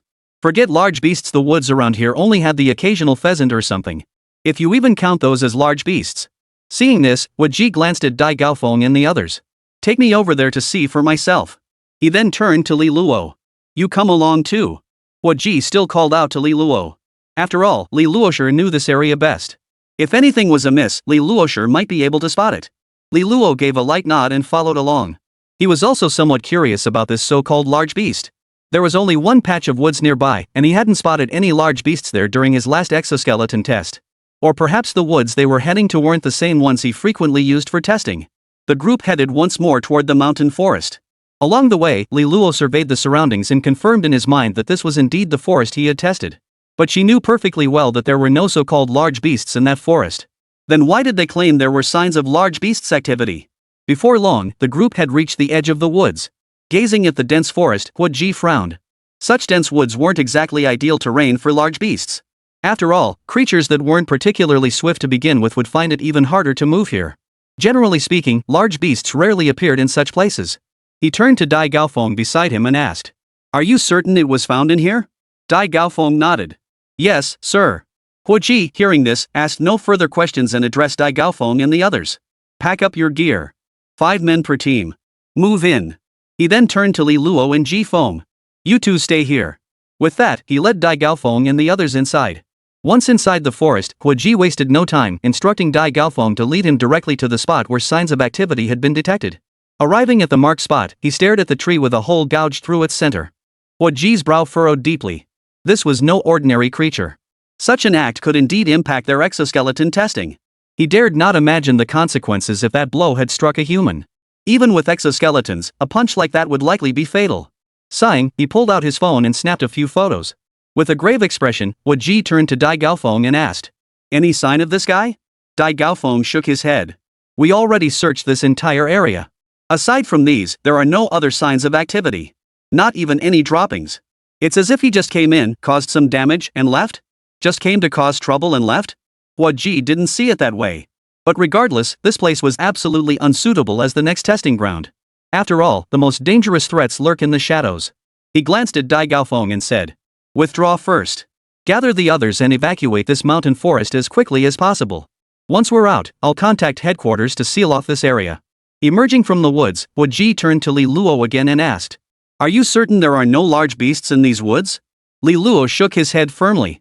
This was his regular testing ground, how could he not know if large beasts roamed here? Hua Ji's brow furrowed even deeper upon hearing Li Luo's answer. He handed the photos he'd taken to Li Luo. Take a look. This place is no longer safe. This isn't something an ordinary creature could do. If we can't find that thing, you need to move out of here too.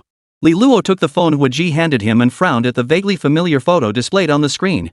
Weren't these the traces left behind during his last test? Could it be? A wild suspicion surfaced in Li Luo's mind. Could he himself be this so-called large beast? At that thought, a wry smile involuntarily spread across Li Luo's lips. Well, this time he'd become the beast. And now he had to move out because of it? He returned the phone to Hua Ji and shook his head. No need. Hua Ji's eyes narrowed at the words, fixing on Li Luo. Li Luo smiled faintly. If nothing unexpected happens, the large beast you're referring to is me. Hua Ji? Ji Feng? Dai Gao Feng? What the hell? Li Luo is that so-called large beast? Are you kidding me? Li Luo's petite frame doesn't even reach his chest. How is that even possible? After everyone had dismissed it as unbelievable, Hua Ji turned to Li Luo and asked. So you're saying you caused all this? Li Luo nodded. A few days ago, I tested an exoskeleton device here. What you saw was the result. Everyone? Chapter 25, something seems different. Inside the small village. Several tents had already been set up.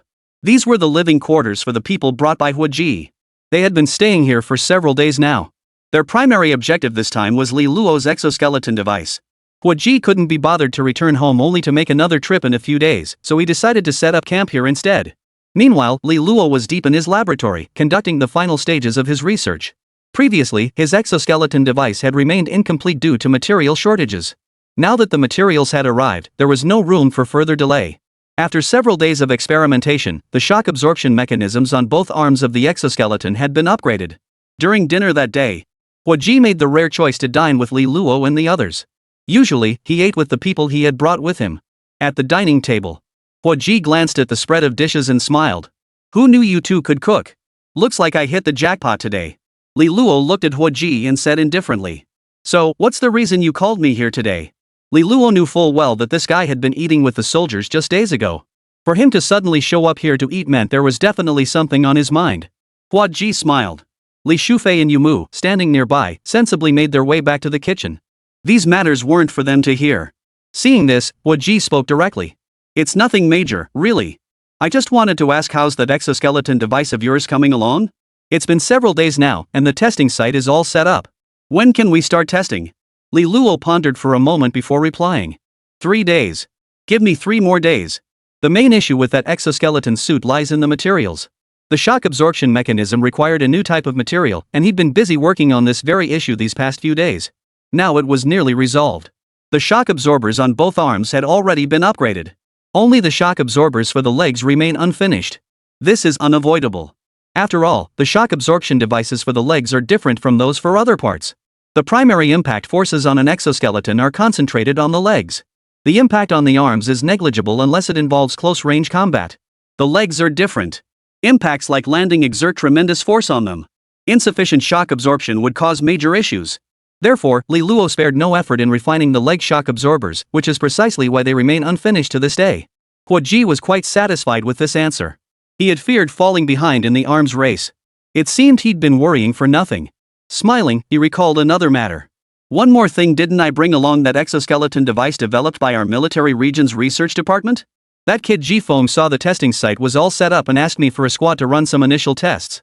I agreed, thinking you might want to come take a look too. How about it? Interested? Li Luo frowned at the suggestion. He was already pressed for time, and attending this so-called test would be a waste of precious hours. Yet he was also curious, what exactly did this military-developed exoskeleton look like? Though he was confident theirs couldn't match his own, he still wanted to see it. According to the original schedule, their military district's exoskeleton should have completed testing long ago. After all, their development timeline had been faster than Li Luo's. It was only because they had encountered difficulties that Li Luo had been commissioned to develop his own exoskeleton. It could be said that the RD department was merely refining the existing foundation. Therefore, their progress was naturally faster than Li Luo's. After much deliberation, Li Luo nodded and agreed. Afternoon. It was still the same forest, but now it had become their testing ground.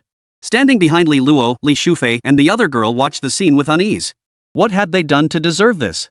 They didn't belong here. After lunch, Li Luo suddenly announced an afternoon test they could observe. They hadn't wanted to come at first. After all, this wasn't the kind of thing they could observe up close. Besides, whether they could attend depended entirely on Huoji's approval. How could such a thing be open to mere commoners like them? To their surprise, Huoji didn't object at all. He actually welcomed them. He suggested that since they'd seen Li Luo's exoskeleton device, it would be a good opportunity for them to compare and see whose was more advanced. Now that they were actually at the scene, Li Shufei and the other girl couldn't help but tremble as they gazed upon the rows of exoskeleton suits. Their hearts were filled with utter astonishment. Was this the exoskeleton developed by the nation? They seemed quite different from Li Luo's, didn't they? Compared to the one they'd seen on Li Luo before, the exoskeletons before them now seemed much bulkier. Li Luo's exoskeleton looked like a revolutionary product straight out of a video game. But this one, in the eyes of the two women, seemed like someone strapped into a layer of heavy armor. Moreover, at certain joints, they could even see the wires inside. Having seen Li Luo's exoskeleton, the two women couldn't help but think of 4 words as they looked at this one. Shoddy workmanship. Of course, they'd never say it out loud. Wouldn't that be rude? Ji Feng, seeing everyone ready, immediately ordered Dai Gaofeng to lead his team members in preparing for the test. Prepare. Begin testing. At Ji Feng's command, Dai Gaofeng and several teammates clad in exoskeleton suits leaped into the air in unison. To the astonished gazes of the crowd, they plunged directly into the forest. The soldiers watching from outside were utterly stunned. Holy crap, did they just jump 5 or 6 meters high? You bet. Look again, they're already flying. Above the treetops, Dai Gaofeng, clad in his exoskeleton, bore a brilliant flame at his legs, propelling him through the air. He soared above the treetops at a speed that was anything but slow. Li Shufei and the others beside him wore equally surprised expressions. But their surprise wasn't about the exoskeleton's capabilities, it was about something else entirely. This exoskeleton seemed a bit underwhelming. They recalled Li Luo leaping over 10 meters high in his exoskeleton that day.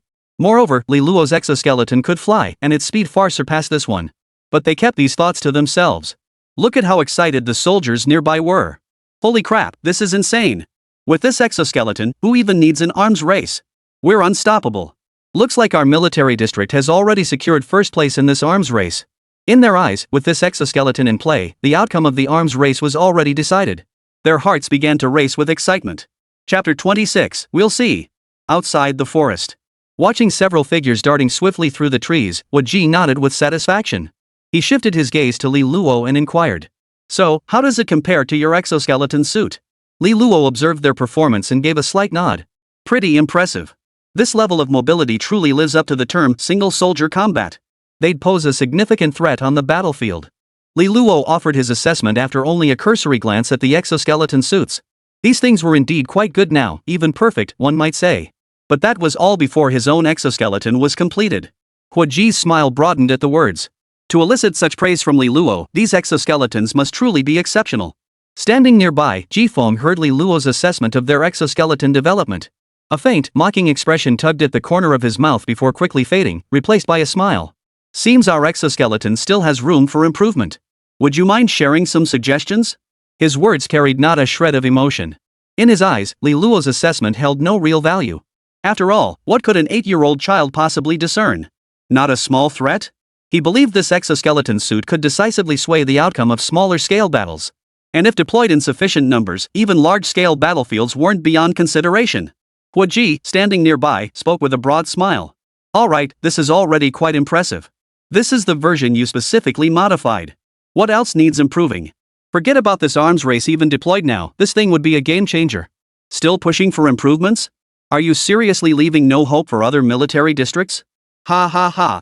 Hearing Huoji's unreserved praise, Ji Feng broke into a wide grin. All right then, I'll take your word for it, Commander Hua. Let's leave a little hope for the other military regions. Ha, right, Commander Hua, there's one more thing I'd like to discuss with you. Huoji, feeling quite pleased at the moment, spoke directly. Go ahead. Ji Feng gestured toward the group that had just returned. Now that the exoskeleton suits are complete, I was thinking maybe we should just let them stay here. That way, we can continuously test the exoskeleton system. If any issues arise, we can make adjustments immediately. On the other hand, it would help them build familiarity with the exoskeletons and adapt to the changes they bring. When the arms race begins, they can jump straight into action wearing the exoskeletons and give the enemy a huge surprise. Huoji fell deep in thought upon hearing Ji Feng's words. This approach seemed genuinely sound. It posed no risk to them whatsoever. Moreover, such equipment genuinely requires a certain period for testing and fine-tuning. Otherwise, if deployed immediately, users might struggle to adapt. It would be disastrous to embarrass themselves in the arms race later. Besides, he never intended to leave anytime soon. After all, Li Luo's exoskeleton unit still needed several more days to complete. Since it was now possible, he'd let them proceed with testing and fine-tuning as soon as possible. As for testing Li Luo's exoskeleton once it's completed, that would be even simpler. They could just test it here together. After all, the space was available. After pondering it, Huoji found the proposal increasingly feasible and laughed. Alright, we'll do as you suggest. For now, we'll stay here. He then turned to Dai Gaofeng and the others with a serious expression. For the time being, your daily task is to conduct exoskeleton device testing here. At the same time, familiarize yourselves with it as much as possible and improve your coordination. We can't afford to embarrass our military region in the upcoming arms race. Otherwise, don't blame me for pushing you too hard in training. The members of Dai Gaofeng's team lit up with delight at these words. As the users of this exoskeleton, they knew its formidable capabilities better than anyone. To put it bluntly, deploying this gear in the military competition would be nothing short of a crushing victory. With this exoskeleton suit, they were absolutely certain they could bring back the top prize. With such a golden opportunity to distinguish themselves right before them, how could they possibly let it slip away? They immediately saluted Huoji in unison and shouted, "Yes!" Huoji nodded with satisfaction at the sight. Then his thoughts turned to Li Luo's exoskeleton device. Although Li Luo's exoskeleton device was not yet complete, it was still an exoskeleton system that required test personnel to evaluate. Especially since it was specifically designed for the arms race, how could it be ready without thorough testing? With that thought, he spoke directly. Li Luo, your exoskeleton unit still needs a few more days to finish.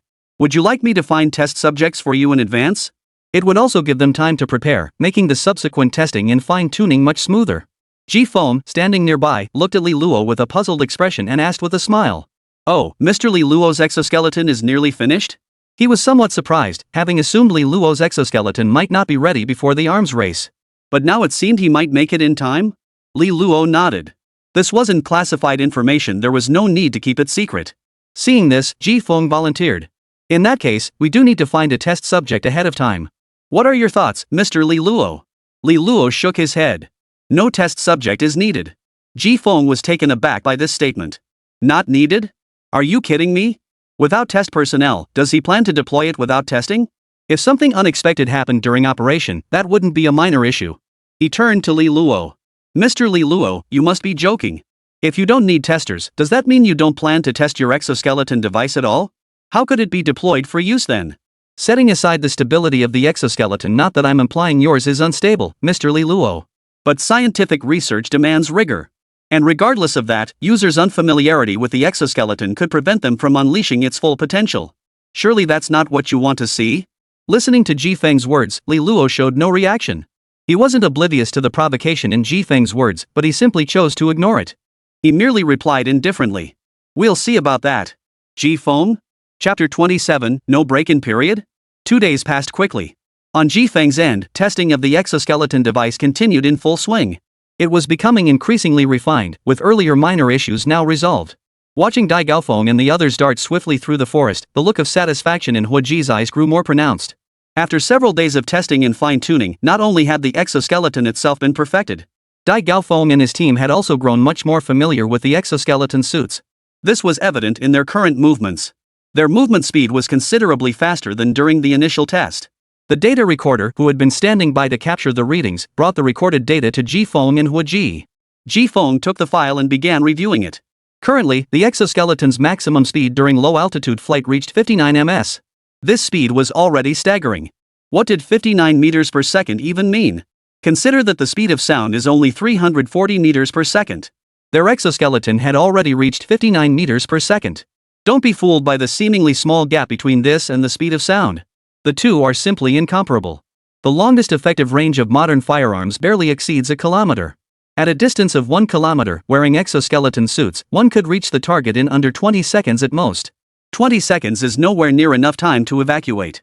This means that unless a firearm can eliminate a target with a single shot, within 20 seconds, the attacker will inevitably face close combat against individuals like Dai Gaofeng wearing exoskeleton suits. And with the exoskeleton's boost, no one stands a chance in close combat. After all, those iron fists weren't something to be trifled with. As Ji Feng studied the recorded data, a broad smile spread across his face. With their exoskeletons, winning the arms race would be a breeze. He felt there was no need to concern himself with Li Luo's so-called exoskeleton device. The outcome was already predetermined. Thinking of Li Luo, he recalled the words Li Luo had spoken that day. We'll see? Oomph. He really did wait and see. He refused to believe that Li Luo, an 8-year-old child, could come up with anything worthwhile. And even if he did manage to pull something off, so what? His exoskeleton suit had been perfected, and Dai Gaofeng and the others were already thoroughly familiar with it. While they couldn't exactly control it like an extension of their own limbs, they could at least unleash its full potential. Now, what about Li Luo's side? The user hadn't undergone any training or adaptation. Combat was simply impossible. Accidents could happen at any moment due to the user's lack of adaptation. That was the fundamental difference between him and Li Luo. He glanced at Hua Jidao beside him. Doesn't Li Luo's exoskeleton really not need a tester? Hua Ji, standing nearby, heard this and felt utterly helpless. Although Li Luo had said it wasn't necessary that day. But he'd gone back to ask him several times since, only to be told the same thing each time. This had been giving him a headache for 2 whole days now. The arms race was running out of time. All military districts were now preparing with great fervor. With the deadline fast approaching, the exoskeleton unit had been developed right up to the wire. Wasn't it necessary to arrange test personnel in advance? With only 1 day left until the agreed-upon deadline, Hua Ji was beyond anxious. He was even beginning to worry that Li Luo's exoskeleton might not be ready in time for this arms race. Just as Hua Ji was consumed by this worry, a soldier came jogging toward them. Seeing his appearance, Hua Ji remarked with displeasure. What's with all the rushing around? This is ridiculous. What's the matter? The soldier took a deep breath before speaking. Reporting, Mr. Li Luo sent me to inform you that his exoskeleton device is complete and ready for testing at any time. Hearing this, Hua Ji, who had been frowning moments before, instantly strode over to the man, grabbed his shoulders with both hands, and exclaimed excitedly. Did he really say that? Hua Ji was now overcome with excitement. After waiting so many days, Li Luo had finally finished. He turned to the soldier. Go! Bring him and his exoskeleton device here immediately. And order the test site to be prepared immediately. We're ready to begin testing at any moment. He couldn't wait any longer. After waiting all these days, there was barely any time left before the arms race. Any further delay would leave no time for his men to iron out the kinks. Now that it was finally complete, he had to arrange testing immediately. After all, they couldn't possibly deploy it without any testing, could they? So every day they could get in practice counted. Beside him, Jifeng heard that Li Luo's exoskeleton device was complete, and a peculiar expression flashed across his face. But his reaction wasn't excitement, it was disdain. What could such a hastily cobbled together contraption possibly be? Nothing more than a cheap imitation. And they expect us to wait and see? It would be a miracle if nothing went wrong. Li Luo arrived shortly after. Not seeing the exoskeleton device that had been brought along, Hua Ji frowned slightly and turned to ask Li Luo. Li Luo, where's your exoskeleton? Didn't you say it was already completed? We have the time now, and I've had the venue prepared for you. Let's start the integration process first. Li Luo shook his head calmly. Not needed. The moment those words left his lips, Hua Ji's expression gradually froze. Not needed? Not needed again. Before Hua Ji could say anything else, Li Luo spoke up directly. You witnessed this exoskeleton system during its first test run. Using it doesn't require extensive testing or adjustment. Forget your soldiers, any random person could operate it flawlessly. There's no so-called adjustment period. At most, half a day is all it takes to become fully familiar with it. Hearing this, Jifeng curled his lips in disdain. No break-in period? What a joke.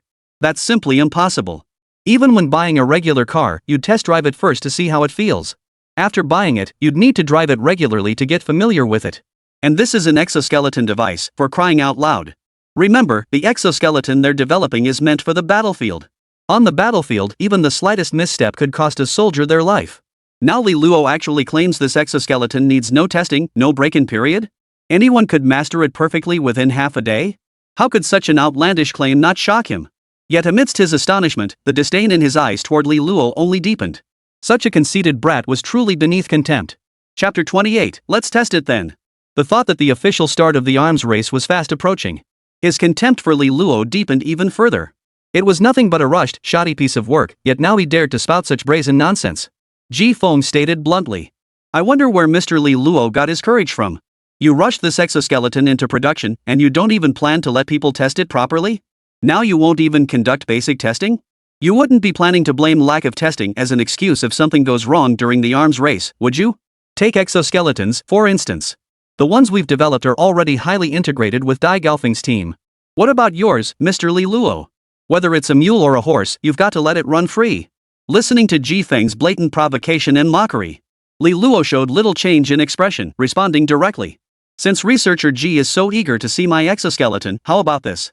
We still have some time before the arms race begins. Before it starts, why don't we conduct a simple test between our two exoskeletons internally? Ji Feng froze upon hearing Li Luo's words. Internal testing? How exactly would we test them? You haven't even found a user yet. What exactly would we be testing? He blurted out before thinking. Testing is fine, but shouldn't you find someone to test it on first? Without a user, how can we possibly test it? Li Luo retorted immediately. No need. I'll be the tester. At this declaration, Ji Feng froze again. What the hell? What did he just hear? Li Luo said he'd handle it himself?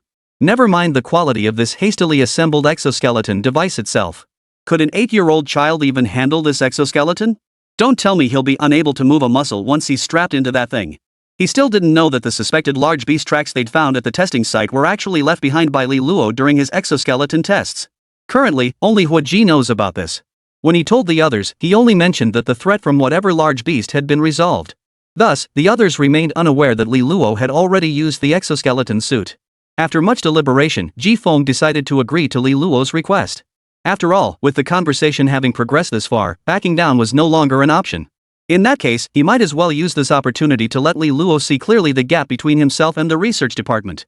Let him understand that there are always people more skilled than him, and that the sky has no limits. It would also make him understand just how inadequate his hastily assembled exoskeleton truly was. He was about to agree when Hua Ji spoke up before he could utter a word. No! Hua Ji looked at Li Luo with a stern expression. Li Luo, do you even realize what you just said? Going in alone? What do you think this exoskeleton is? Your toy? Do you realize what could happen to you if an accident occurs during testing? No way. This is non-negotiable.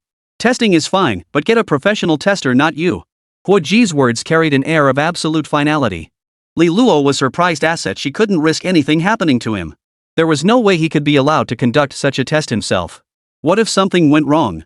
That would be disastrous. Besides, Li Luo was only an 8-year-old child. What could the test possibly reveal? Upon hearing Hua Ji's words, Li Luo immediately responded. I'm the one most familiar with this exoskeleton system. Besides, haven't you forgotten something? He pointed toward the nearby testing ground. Seeing the testing ground, Hua Ji instantly recalled the marks he'd seen the first time he came here. Right, Li Luo had already conducted tests on the exoskeleton himself. He understood the exoskeleton device inside out. He truly was the best person to conduct the tests. But considering his age, Hua Ji still felt some hesitation. The main issue was that Li Luo was simply too young. At that moment, Li Luo spoke again. It's just a test, what's the big deal?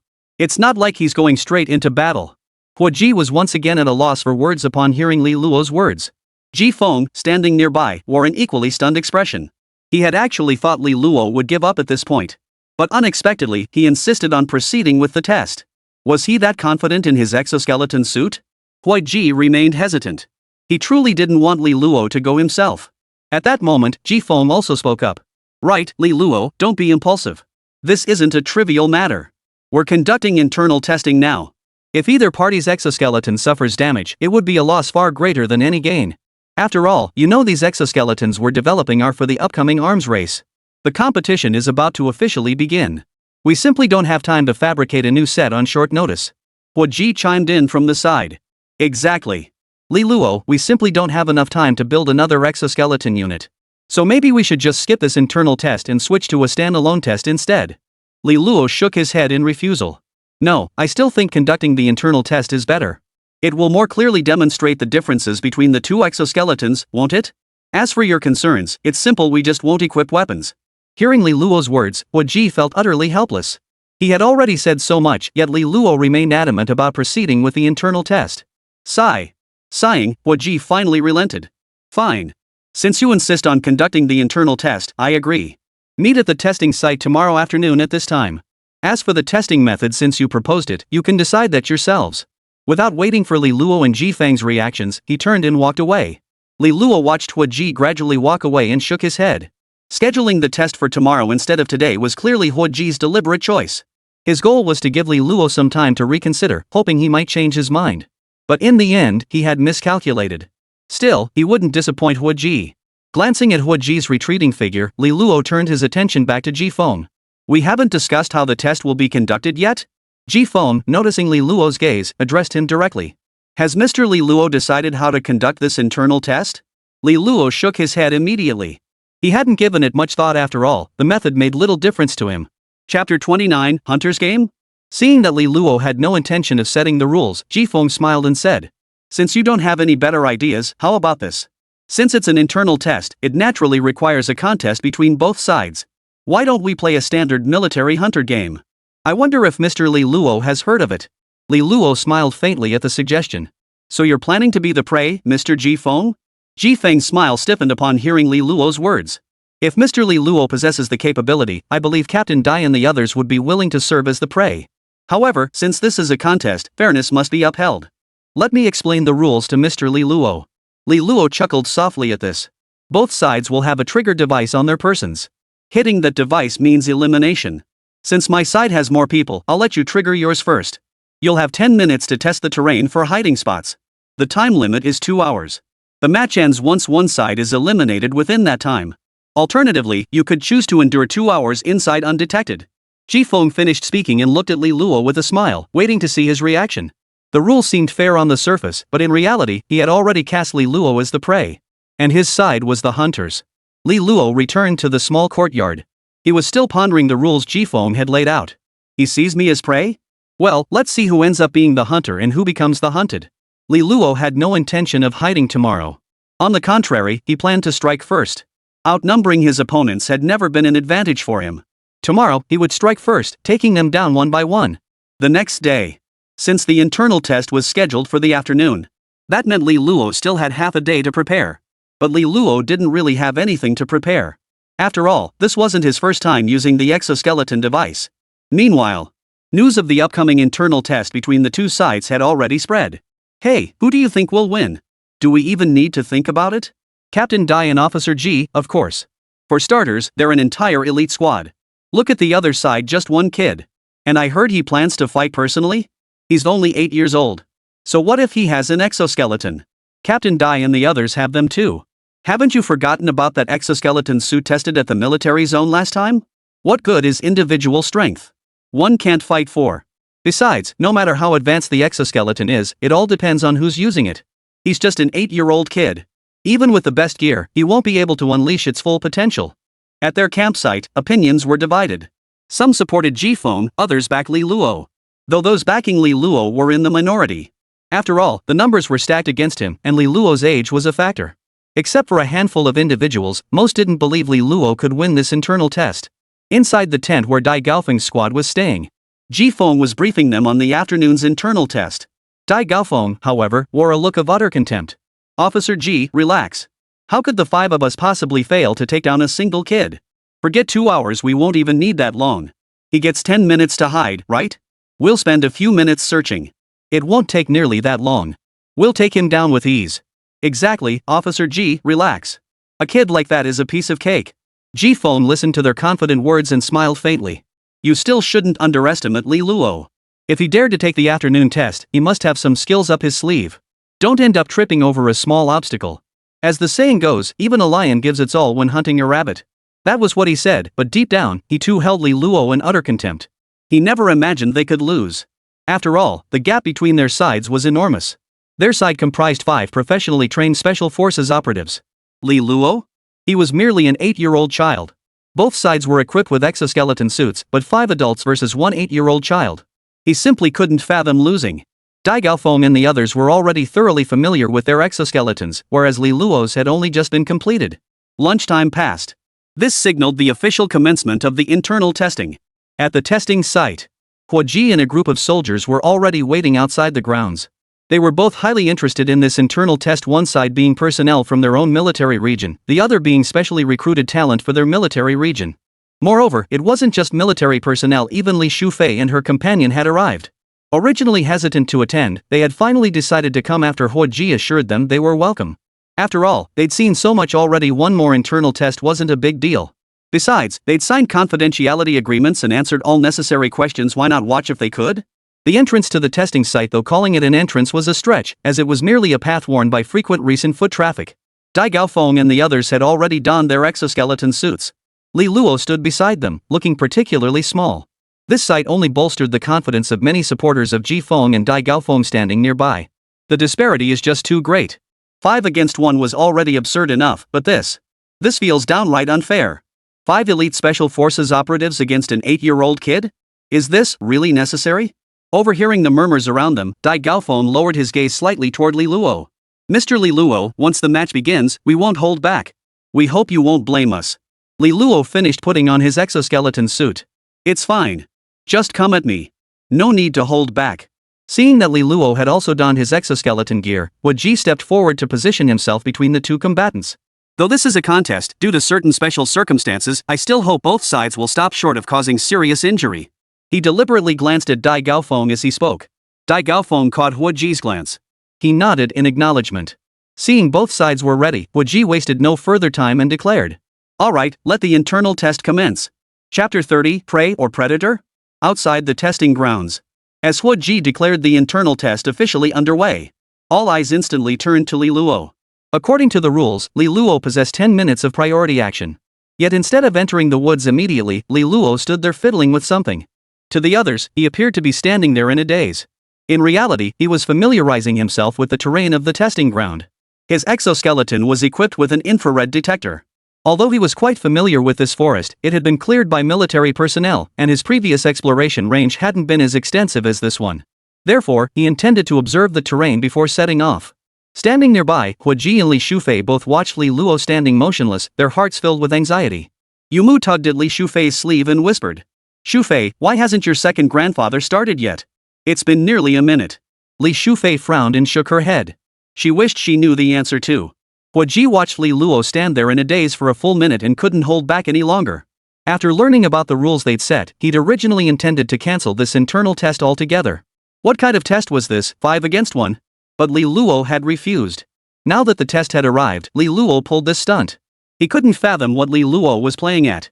Another 2 minutes passed. Under the anxious gazes of the crowd, Li Luo's figure finally moved. But his pace was painfully slow. Li Luo seemed to be strolling over as if he were here to play, leisurely making his way toward the woods. This scene left Ji and the others supporting Li Luo utterly stunned once more. What was Li Luo up to? He had been granted a 10-minute head start, allowing him to enter the arena early and set up ambushes. He'd already wasted over 2 minutes standing there blankly, and now he was strolling into the mountains at this leisurely pace. This would waste another minute or two, effectively squandering half his time. In their eyes, this represented a massive loss for Li Luo. His sole advantage in this test lay precisely in that 10-minute head start. Yet now he'd voluntarily cut that 10 minutes down to 5. Dai Gaofeng and the others watching nearby couldn't help but chuckle inwardly. After all these days of training, they were already quite familiar with the exoskeleton suits. Add to that the fact that they had killed 5 people, while Li Luo was alone. This was an inherently unfair test. Li Luo's sole advantage lay in that 10-minute priority action period. If he played his cards right, he might not lose so badly. But now, since he had voluntarily handed over this victory, they certainly couldn't disappoint him by failing to accept his generous offer. Yet before his joy could linger, Li Luo, who had nearly vanished from sight, suddenly halted his steps. He turned back and flashed them a smile. The others looked at each other in confusion. What was Li Luo up to now? Surely he wasn't going to walk back? Amidst their bewildered stares, Li Luo suddenly stomped his foot hard, sending dust flying in an instant. Then, a figure burst out of the dust and vanished into the forest in an instant. Everyone present froze in shock at the sight. Ji, standing nearby, was utterly shocked. Wasn't that thing moving a bit too fast? Dai Gaofeng watched the dust gradually settle, his expression growing grave. His initial utter contempt for Li Luo was now quietly shifting. But the shift wasn't obvious yet. He still believed Li Luo couldn't possibly be their match. It was merely a matter of speed. What did that really mean? Their speed wasn't lacking either. Soon, the 10 minutes vanished. Dai Gaofeng glanced at the team members behind him and ordered in a deep voice. All units, into the woods. At the command, the 5 instantly fanned out into the woods, resuming their search for Li Luo's trail. But before long, Li Luo appeared before them of his own accord. There he was, suspended mid-air. A faint blue glow emanated from beneath his feet. Then, like an eagle spotting its prey, he plunged downward with a sudden, fierce dive. At that very moment, Dai Gaofeng keenly detected Li Luo's situation. He was about to react and alert the other team members. Before he could move, however, Li Luo had already arrived before one of the nearby team members. Right before his eyes, Li Luo lifted the team member off the ground. Witnessing this, Dai Gaofeng was utterly stunned. What the hell? He couldn't believe his eyes. He could understand Li Luo's speed, but how was this even possible? Lifting a grown man with one hand? Even he couldn't manage that, yet now Li Luo, an 8-year-old child, had done it? It was simply beyond his comprehension. While Dai Gaofeng was still reeling in shock, Li Luo flew back into the treetops, still holding the teammate aloft. Dai Gaofeng, finally snapping out of his daze, was about to activate his exoskeleton suit to follow suit. But the moment his feet left the ground, Li Luo streaked like a meteor back into the forest, vanishing from their sight. Gazing at the vanished Li Luo and his decimated squad, Dai Gaofeng's underestimation of Li Luo shifted once more. It was clear he could no longer underestimate Li Luo. That single move alone was beyond what any of them could handle individually. With that thought, Dai Gaofeng immediately summoned the remaining members. The four gathered together. Dai Gaofeng looked at the other three and said solemnly, "You all witnessed the situation just now. His speed is simply too fast. Under normal circumstances, it's extremely difficult for us to apprehend him. Plus, he's in the shadows while we're out in the open. That puts us at a serious disadvantage. So moving forward, we need to act together. First, we stall him. Once he shows a weakness, we strike." With the plan set, the four positioned themselves back to back, forming a defensive formation. Simultaneously, they realized this test was far more complex than they had initially anticipated. They were supposed to be the hunters, with Li Luo as the prey. Yet now, huddled together for warmth, they resembled prey more than anything. Li Luo, lurking in the shadows and waiting for his chance, had become the hunter. How had the roles completely reversed? Without dwelling on it long, the group set out once more to search for Li Luo's whereabouts. Maintaining a defensive stance, they began combing through the forest. After combing the area thoroughly, they found no trace whatsoever.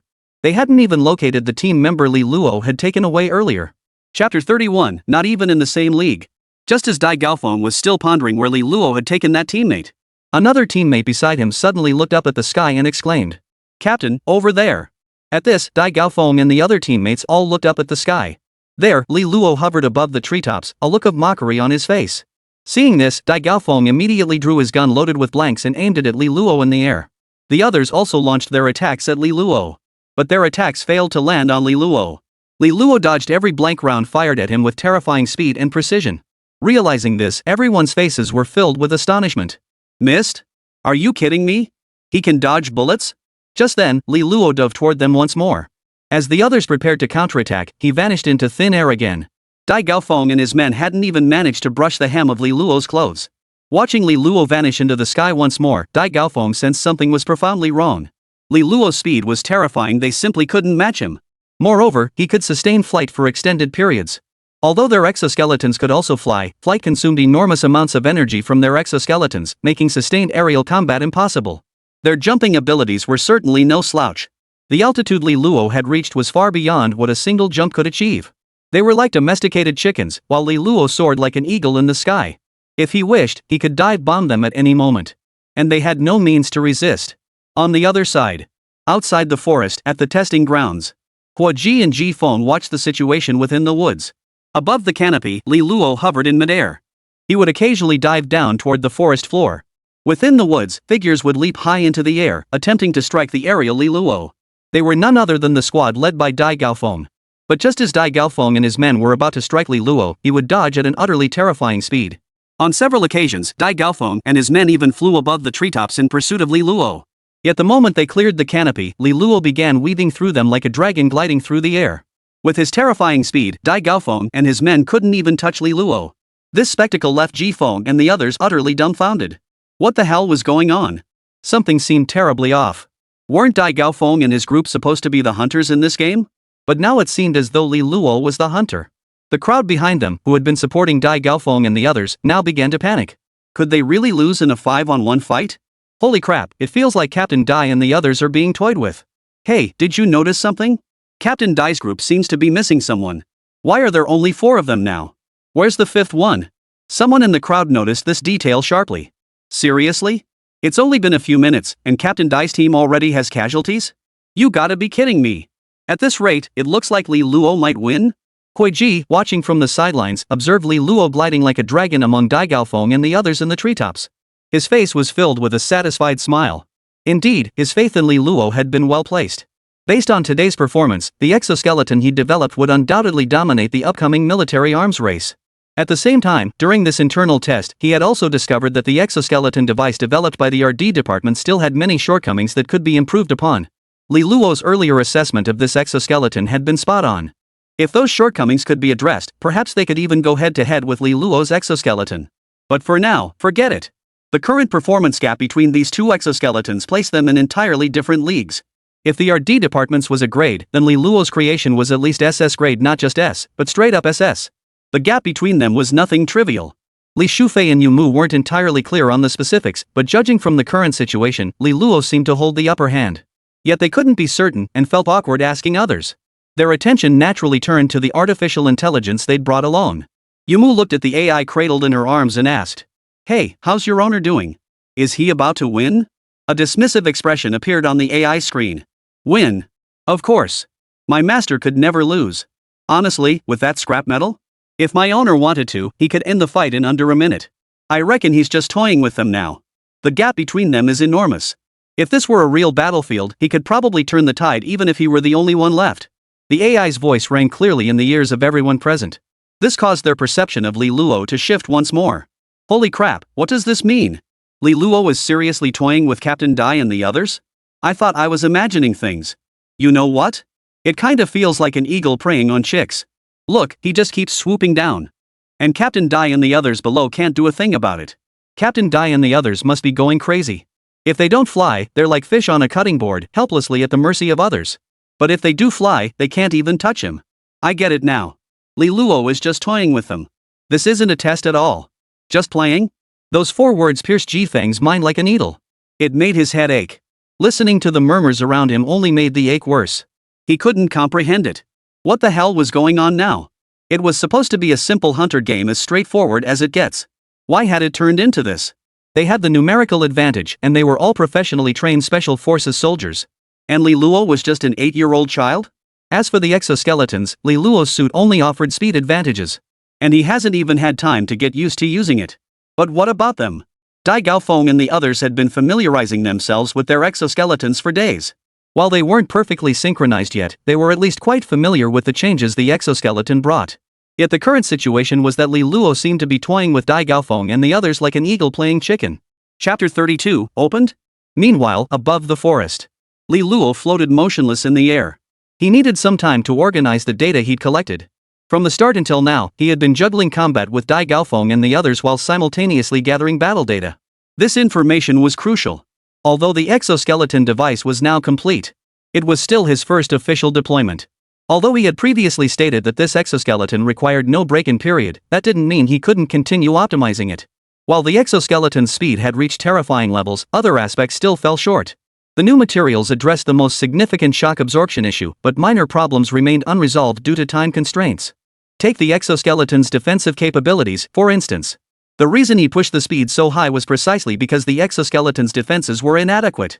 He needed extreme speed to compensate for this weakness. He couldn't afford to be hit. Unlike armor that fully covers the wearer, the exoskeleton leaves certain areas exposed. Moreover, the exoskeleton's inherent defensive strength was not particularly robust. While Li Luo remained in place organizing the collected data, below, Dai Gaofeng and the others watched as Li Luo now stood completely motionless. This was a blatant provocation to them. He had exposed his entire body to their line of sight. What did this mean? Did he look down on them? Or did he think they were utterly powerless against him, hence his brazen audacity? Neither possibility was acceptable to Dai Gaofeng and the others. Dai Gaofeng was now on the brink of fury. But seeing Li Luo suspended in midair, he felt utterly helpless. Forcibly suppressing his rage, Dai Gaofeng began to strategize their next move. Nearly half an hour had passed. Not only had they failed to touch the special device on Li Luo's body, they hadn't even managed to lay a finger on him. If this continued, they would be played for fools by Li Luo sooner or later. If that truly happened, they would lose all face.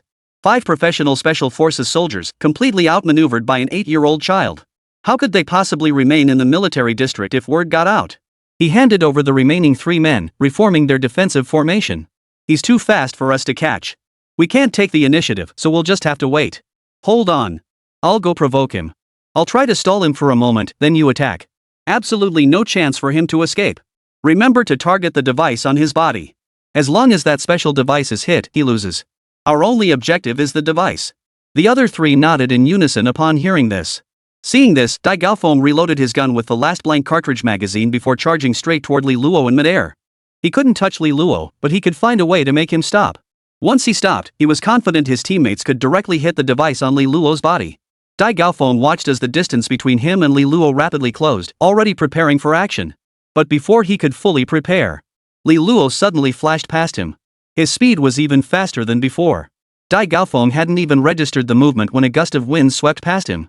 Then Li Luo vanished from before him, reappearing among several teammates below. He immediately turned to support his teammates, but in the next instant, Li Luo vanished again from below. By the time Dai Gaofeng regained his senses, Li Luo had materialized right beside him. Li Luo's voice reached his ear. "Captain Dai, it's about time. Should we wrap this up?" As the words fell, Dai Gaofeng felt a powerful gust of wind bearing down on him. He instinctively reacted, crossing his arms in front of him. Boom! Li Luo's fist sent Dai Gaofeng crashing through the air. He crashed back to the ground, kicking up another cloud of dust. Before the others could check on Dai Gaofeng, Li Luo dove toward them once more. Amidst the dust. Cough cough cough. Dai Gaofeng braced himself with one hand on the ground, clutching his stomach with the other as he knelt on one knee, retching uncontrollably. Li Luo's punch had nearly sent him straight to meet his grandmother. He could clearly feel that Li Luo had held back at the last moment. Otherwise, he wouldn't be able to get up now. As the pain radiated through his body, astonishment filled his heart. Any previous underestimation of Li Luo had vanished completely. All that remained now was shock and utter defeat. All 5 members of their squad had been forged through grueling training. Arrogance ran deep within them. Before this internal test began, they hadn't even considered Li Luo a real opponent. In their eyes, this so-called internal test was nothing more than a game. But the reality now was this. 5 elite soldiers had been toyed with like puppets by Li Luo, an 8-year-old child. Dai Gaofeng, still buried in dust, hadn't even regained his bearings. Beyond the dust, Li Luo had already moved to confront the others. Hearing the clashes erupting around him, Dai Gaofeng finally snapped to attention, scrambling to his feet to rush to their aid. Fortunately, Li Luo Bing hadn't chosen to attack the device on his body, otherwise, he would have been eliminated. But as the dust finally cleared, Dai Gaofeng's eyes widened in disbelief at the scene unfolding before him. 2 of his 3 teammates now lay motionless on the ground, their specialized devices destroyed. This meant both of them had been eliminated. The remaining teammate, though not eliminated, was gasping for breath, clearly at the end of his physical strength. Witnessing this scene, Dai Gaofeng's eyes widened in shock. From the moment Li Luo had knocked him down to now, barely a minute had passed. In that single minute, Li Luo had eliminated 2 of his teammates outright, and the third was barely hanging on. How could this not shock him? How long had this test even been going on? Not only had they failed to touch Li Luo once, but they'd also lost 3 teammates for nothing. They were already suffering heavy losses, with only himself and another physically capable teammate remaining. They had no idea how to proceed against Li Luo. This hunter game felt off from the very start. The roles of hunter and prey weren't decided by them, but by Li Luo. Compared to Li Luo, they were worlds apart. There was no way to play this game fairly. In their eyes, Li Luo was like a cheat code. What was the point of playing anymore? Chapter 33, You're Back? Within the forest. Li Luo charged in like a starving wolf among sheep. He began a one-sided slaughter among Dai Gaofeng and the others. Yet every single one of Li Luo's attacks deliberately avoided the special devices attached to their bodies. His primary objective this time was to gather data, not to win. Therefore, he had no intention of ending the fight quickly. While attacking Dai Gaofeng and his men, Li Luo recorded useful data. His exoskeleton suit offered minimal defense, but the suits worn by Dai Gaofeng and his men were different. The exoskeletons they wore were constructed from different materials than Li Luo's. Their defensive capabilities were significantly higher than Li Luo's. This explained why Dai Gaofeng had taken his punch earlier without suffering much damage, though Li Luo had held back somewhat. However, the armor's defensive capabilities had also absorbed most of the impact force. He now wanted to test the absolute limits of their exoskeleton's defensive capabilities. As the test subject, Dai Gaofeng was suffering in silence. He desperately wanted to concede defeat. It was just an internal test, after all. Why make such a fuss? But every time the words reached his lips, a fist would land on him the next second, silencing him. He had considered fighting back, but there was still that problem. Li Luo's speed was simply too overwhelming.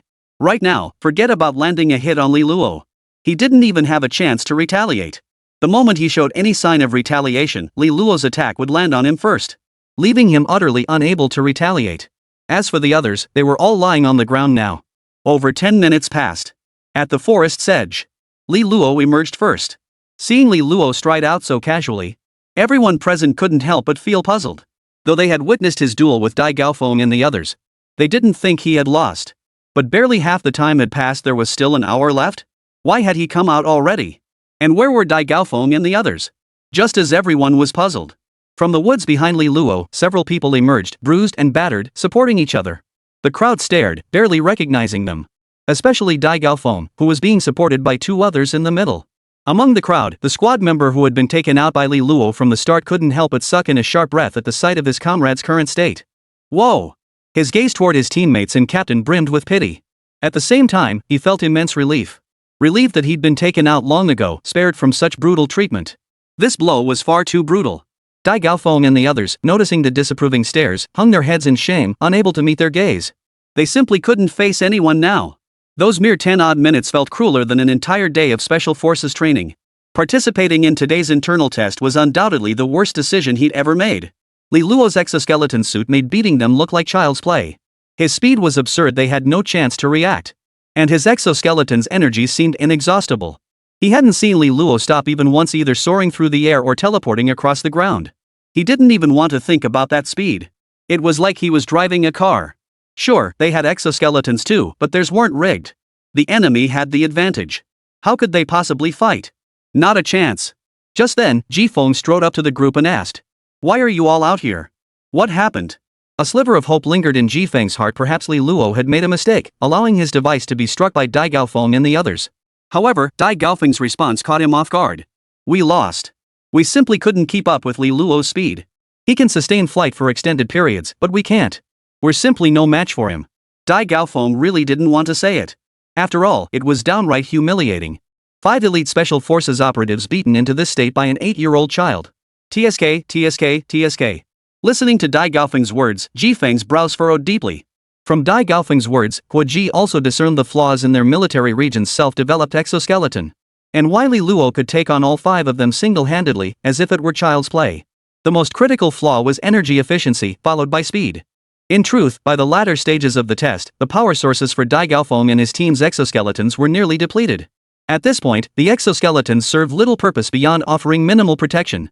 Already physically exhausted, they were essentially fighting Li Luo while wearing heavy armor.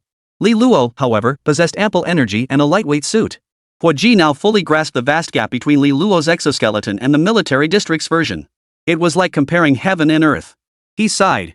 Huo Ji turned to Li Luo and asked, "How did this test feel?" Li Luo frowned slightly. "Barely passable. At least your arms race is definitely sufficient. But if possible, we still need to optimize it further. There are still quite a few flaws." Whoa! The moment Li Luo spoke, a chorus of gasps filled the room. Optimization? After what they've already put our people through, you want more tweaks? Are they even giving other military districts a chance to pass? Optimizing things even now? They're leaving no room for anyone else to survive. Seeing Li Luo speak thus, Huo Ji turned his gaze toward Jifeng, Dai Gaofeng, and the others. Meeting Huo Ji's gaze, they all sheepishly lowered their heads. This internal test was meant to show Li Luo the gap between him and them. The result, well, the gap was indeed apparent. But it was the gap between them and Li Luo, a chasm as vast as the heavens. Rest well these next few days. Gee, I'll need you to refine these exoskeleton prototypes further. We aim to commence the second round of internal testing as soon as possible. There's still some time before the arms race officially begins. I want to conduct several more of these internal tests during this period to uncover more shortcomings in the exoskeleton suits. The moment these words left his mouth, Dai Gaofeng and the others froze in place. What the hell? A second round of internal testing? And multiple times? Are they trying to kill us? Dai Gaofeng plopped straight down onto the ground. He desperately wanted to say no, but a soldier's duty is to obey orders. No choice, he could only brace himself for the beating. Chapter 34, how's that? Not too shabby, right? Central Military District, Imperial Capital of Dragon Nation. At this moment, representatives from all major military districts had gathered within the Central Military District.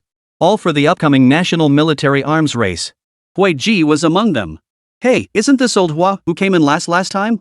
Here again? Huo Ji, who had been making arrangements with his military district personnel, was suddenly interrupted by a voice. Turning around, he saw a middle-aged man grinning broadly at him. Old Hua, it seems like we haven't crossed paths since the last military competition, huh?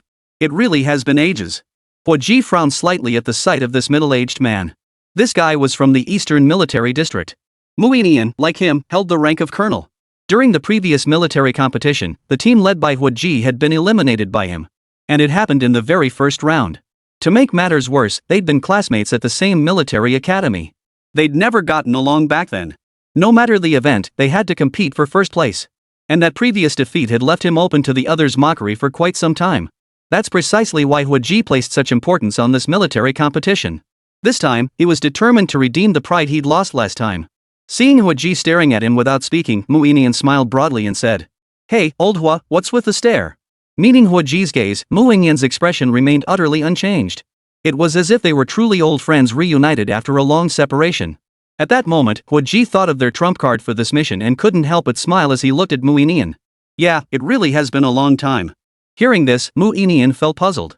Based on his understanding of Hua Ji, he should have turned and walked away without even looking back at this moment. What was going on? After pondering for a moment without reaching a conclusion, he gave up trying and asked directly. So, what's your military district cooking up this time? I made the effort to come all this way. Surely you won't be so stingy as to not share a single piece of information with me? After all, we're old classmates, aren't we? Hua Ji smiled faintly at the remark. Here to spy on us? Mu Inian nodded with a smile. Want intel? Fine. But you'll have to show some sincerity first. Why don't you tell me first what you've prepared? Fair trade? Mu Inian chuckled at the suggestion. What are you talking about? We're just the same old guys who beat you last time. What new tricks could we possibly pull? But you guys lost to us last time with those old tricks. Don't you think you should come up with something new this time? He finished with a raised eyebrow directed at Hua Ji. Last time, they faced Hua Ji in the first round. If not for their superior gear, they would have been the ones eliminated in the first round. It was precisely because of that victory that they had significantly increased their investment in equipment research. And now, they had made new progress. Hua Ji, standing nearby, frowned slightly at the remark. Losing to Mu Inian last time had already left him feeling bitter, and now the guy was bringing it up again. Old junk? Last year, their military region had the most advanced equipment. Even the central military region had lost to them due to the gap in equipment. Just then, a person suddenly approached Mu Inian. Commander Mu, our supplies have arrived. How should we proceed? Mu Inian gave Hua Ji a faint smile upon hearing this. Well, old Hua, looks like I'll have to take my leave. My stuff's here. Hua Ji frowned at the news, but quickly regained his composure with a smile. No worries. We should catch up properly. Why not show me around your new setup? Mu Inian chuckled at the remark. You're trying to get something for nothing, aren't you? You haven't even shown me your new stuff yet, and now you want to see mine? Hua Ji didn't seem the least bit embarrassed. Well, yours arrived first. How about I show you mine when mine gets here? Hua Ji spoke without hesitation. Showing him wouldn't matter anyway. After all, he had two types of exoskeleton devices. He could just show him the one developed by his military district. As for the one developed by Li Luo, that was his trump card, something he wouldn't deploy lightly unless absolutely necessary. Mu Inian, seeing Hua Ji speak so decisively, replied directly. Alright, let's go then. We'll have to test it out sooner or later anyway, might as well do it sooner than later. With that, the two followed the soldier to a large shipping container. Hua Ji paused, staring at the enormous container before him. It stood over 4 meters tall, and he couldn't quite imagine what might be inside. At that moment, Mu Inian stood beside him and chuckled. So, old Hua, wanna take a guess what's inside? Hua Ji frowned and shook his head. He couldn't fathom what could possibly be inside. Over 4 meters tall, and they'd specifically used such a large container. Planes or tanks aren't that tall, are they? If it were missiles, this arms race wasn't about missiles, was it? Mu Inian laughed even louder at the sight. Ha ha ha. Old Hua, stop guessing. You'll never figure it out. Why not just take a look? With that, he opened the container. The container slowly swung open, and Hua Ji peered inside with intense curiosity. What met his eyes was a colossal steel beast. Whoa! Holy crap, they actually built this thing? No way, what are we even competing with? The commotion drew the attention of personnel from other military districts. Upon seeing what was inside the container, they all gasped in astonishment. What lay inside was utterly beyond their expectations. Hua Ji was completely stunned. For inside the container stood a massive mechanical suit, towering at a full 3 meters in height. Yes, a mech. Mu Inian watched the reactions of those around him and Hua Ji with a satisfied smile. This was precisely the effect he wanted. That was precisely why he brought Hua Ji here to see it. This mech was the culmination of the entire research department's efforts within their military region. He was confident that with this in their arsenal, even if their trump card had been revealed prematurely, the other military districts wouldn't have a solution. After all, this was beyond what ordinary people could handle. Even the most elite special forces would be helpless against such a steel monstrosity. There was simply no way to defeat it. Mu Inian stepped forward to stand beside Hua Ji and smiled. So, what do you think, old Hua? Is the stuff we prepared this time decent enough? We were a bit pressed for time. Otherwise, we could have refined it further. Hua Ji snapped back to reality at Mu Inian's words, inwardly sighing. The Eastern Military District's research department truly lived up to its reputation as second only to the Dragon Academy. They'd even managed to develop something like this. Amidst his admiration, thoughts of their own exoskeleton suits stirred unease. Could their exoskeleton hold up against this thing? Chapter 35, What a waste! Outside the container. Numerous high-ranking officers from the military district had already gathered here. Everyone marveled at this massive contraption brought by the Eastern Military District. Even personnel from the Central Military Region stared at this steel colossus with jaws dropped. In the previous military competition, they had lost to the Eastern Military Region precisely because of their equipment. Could they be repeating that mistake again this time? Just as everyone marveled at this steel colossus, Muinian turned to Hua Ji and smiled. Old Hua, now you've seen what we've got. Shouldn't you show me yours now? He raised an eyebrow at Hua Ji, his eyes brimming with challenge. He had deliberately revealed this steel colossus. Their people had long known that Hua Ji and his team had developed new equipment this time, though they weren't sure exactly what it was. This was also meant to provoke him. After all, other military districts had ways to deal with that steel colossus. But Hua Ji's new equipment? That was another story. Their convoy lacked large vehicles, so their new gear couldn't be anything like theirs. Their current objective was to find a way to force Hua Ji to reveal their new equipment as well. That way, other military districts would scramble to devise countermeasures. His goal was to make life difficult for Hua Ji and his team. Upon hearing this, Hua Ji instantly grasped Muinian's scheme. After careful consideration, he decided to stick to his original plan. If he wanted to see it, then he would show him the exoskeleton developed by his own military region. As for Li Luo's suit, that would remain his final trump card. Even after witnessing Muinian's steel behemoth, Hua Ji harbored little confidence that his exoskeleton could match it. But revealing his trump card completely at this stage clearly wasn't the right move. Muinian acted this way purely because of their steel colossus, which gave them the audacity to be so brazen. But they were different. Upon hearing Muinian's words, personnel from other military districts nearby turned their curious gazes toward Hua Ji. Old Hua's got some hidden tricks up his sleeve too, huh? Looks like Old Hua's out for revenge this time. Old Hua, show us what you've got. Right. We'll help you strategize on how to handle this big guy. Everyone was now intensely curious about what Hua Ji had brought. However, with Muinian's steel colossus already present, they clearly didn't hold high expectations for Hua Ji's equipment. Hearing their comments, Hua Ji frowned slightly. Sure, you can take a look. But I'm afraid you might be disappointed. Our military district doesn't want to be like those guys in the Eastern Military District, dragging even this kind of thing into an arms race. Ours are just small gadgets. You know how it is, we're right on the border. Bigger stuff like that just isn't practical for us. The representatives from various military districts nodded in deep understanding at Hua Ji's words. After all, the Northwest Military Region under Hua Ji's command had the most frequent contact with foreign forces in all of Dragon Nation, no contest. Their engagements typically involved urban guerrilla warfare and jungle combat. Compared to the steel behemoths brought by Muinian's Eastern Military Region, smaller, more portable weapons suited their needs far better. However, this didn't mean others would look down on the steel behemoth. At this point, Muinian saw no reason to waste any more time and cut straight to the chase. Alright, Old Hua, show us your new gear. The headquarters of the Northwest Military Region, represented by Hua Ji. The arrival of Hua Ji and the other military district representatives undoubtedly caught the attention of the other high-ranking officers in the district. Curiosity about their purpose here began to spread. Ji Feng stepped directly before Hua Ji and the others, saluted the group, then inquired. May I ask what brings you all here, comrades? Hua Ji spoke first. Nothing much, just here for an inspection tour.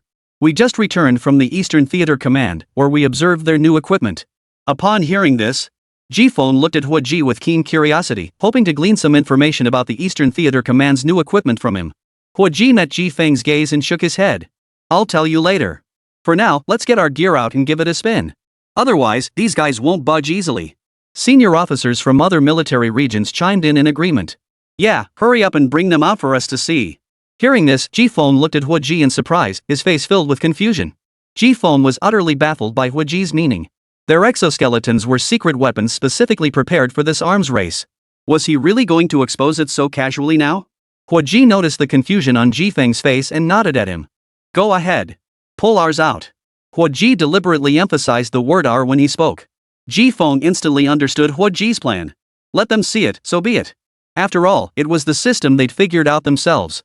Li Luo's system absolutely couldn't be exposed now. Still, Ji Feng believed Li Luo's exoskeleton design was utterly useless.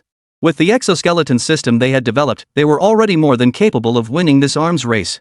He had someone summon Dai Gaofeng over. Dai Gaofeng arrived wearing the exoskeleton suit.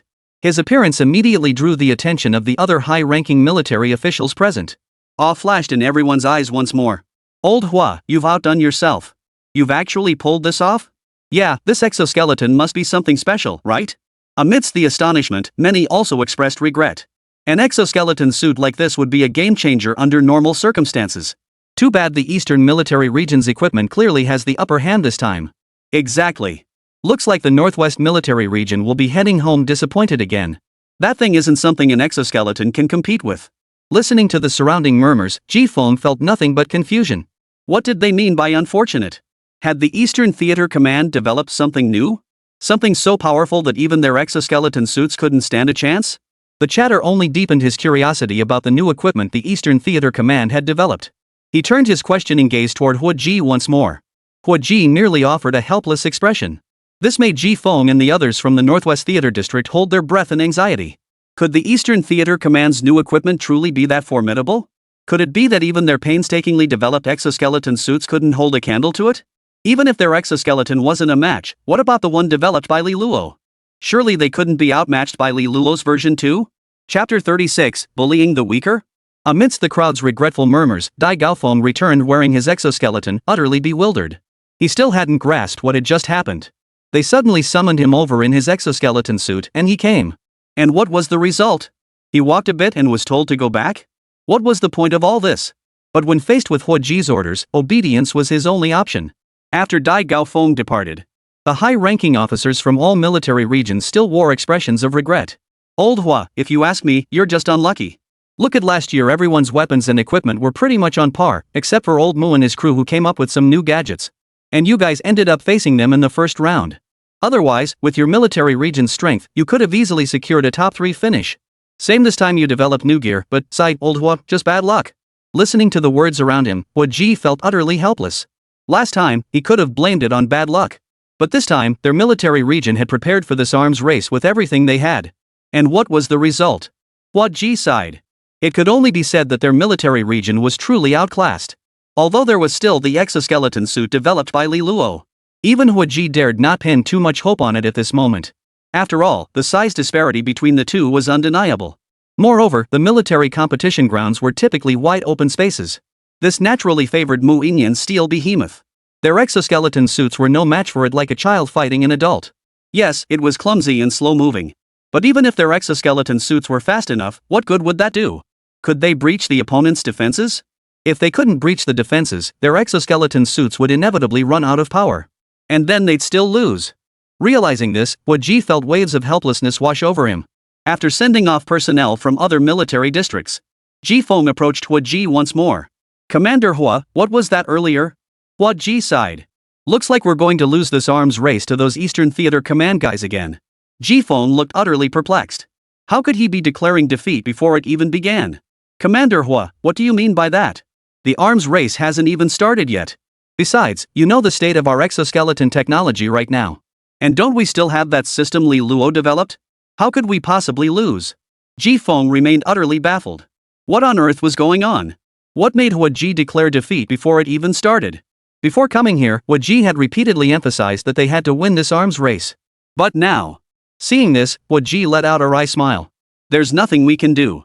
You haven't seen the Eastern Military District's equipment firsthand, so you don't understand. Let me put it this way, their new gear is like a bully picking on a kid. Ji-Fong? What the hell? How is it bullying the small with the big? Ji-Fong didn't quite grasp what Hua Ji meant. Hua Ji didn't rush to explain. Before coming here, I visited the Eastern Military District to check out the new gadget they've developed. At this, Ji-Fong blurted out immediately. What is it? Mechs.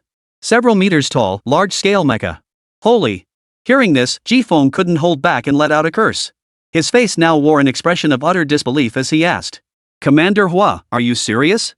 They've actually developed large-scale mechs? Hua Ji nodded. We saw it with our own eyes. Ji-Fong instantly felt all hope of this arms race vanish. Yes, he admitted it, the exoskeleton device developed by Li Luo was far superior to anything they had created. But if they ever faced a fully operational large-scale mech, there was only one possible outcome: either they couldn't penetrate the enemy's defenses and would be drained of energy alive, or be knocked down in a single blow. There was no third option. Unless they used armor-piercing rounds. But this is merely an arms race. It's not like they're actually going to war. The so-called arms race naturally focuses more on the performance of military equipment than on the combat capabilities of military districts. While it does involve confrontational elements, they are largely symbolic. Ji-Fong felt a bit downcast. So what do we do now? Hua Ji paused before replying. We'll just have to wait for the next session, unless a miracle truly happens. With that, Hua Ji strode away. Ji Feng was left standing there, lost in thought. A miracle? What kind of miracle? Relying on an exoskeleton suit to fight a large mecha? Or competing with them on data? Both were clearly impossible. Meanwhile, Central Military District Headquarters, Commander-in-Chief's office. Several elderly figures sat in formal positions.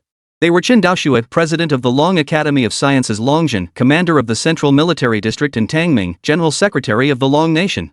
They listened as subordinates reported the recent events unfolding across the major military districts. Expressions of keen interest flashed across their faces. Old Tang looked at Chen Daoxue, President of the Long Academy of Sciences, and asked first, "Old Chen, what do you think? Can your Long Academy produce those things?" Chen Daoxue smiled at the question. Now. Most of the researchers in their military regions or D department are alumni of our Dragon Academy. To name just one example, Ji Feng, who's with the Northwest Military Region this time, was originally one of our people at the Dragon Science Institute. He was just poached. And those old hands in the Eastern Theater Command, you know exactly who I'm talking about. But I have to admit, they've got some real skills. Those two gadgets? Our Dragon Academy could certainly develop them too. It's just that starting a new project now wouldn't be cost effective. Hearing this, Old Tang didn't say much more. Instead, he smiled and asked, "So who do you think has the better odds of winning?" Before Chen Daoxue could answer, Longjin piped up first. "Old Tang, that's a no-brainer. The gap is glaringly obvious, isn't it? What's there to think about? This arms race will undoubtedly be won by those brats from the Eastern Theater Command again." Hearing this, Old Tang remained silent and turned his gaze toward Chen Daoxue. "Old Chen, do you agree?" Chen Daoxue frowned. Though he hated to admit it, the truth was undeniable. "Old Tang, it's not about what I think. The gap between these two is simply too vast. Unless they're fighting in jungle terrain, the Northwest Military Region has no chance of winning." Hearing this, Old Tang's face took on a thoughtful expression. "Since you all support the Eastern Military District, I'll support the Northwest Military District. It'll be interesting to see where that matter lands." Chapter 37, the competition begins. As time slipped away unnoticed, Dragon Nation's arms race was also quietly unfolding. 8 military districts nationwide each dispatched teams to compete. The competition comprised 3 events. The first was Individual Comprehensive Capability, where each military region selected their most elite soldiers to compete. This event purely assessed personal skill, though equipment did play a minor supporting role. The second event was Military Equipment Performance Evaluation, where each military region showcased their latest gear for testing. This was the aspect Hua Ji feared most. The final event was the Inter-Military Region Combat Competition. The first event, Individual Comprehensive Skills. This was the event Hua Ji felt most confident about. His military region's soldiers already possessed strong overall capabilities, and with the added boost from exoskeleton suits, he couldn't imagine losing. The outcome unfolded exactly as Hua Ji had predicted. Team Dai Gaofeng easily won the first match.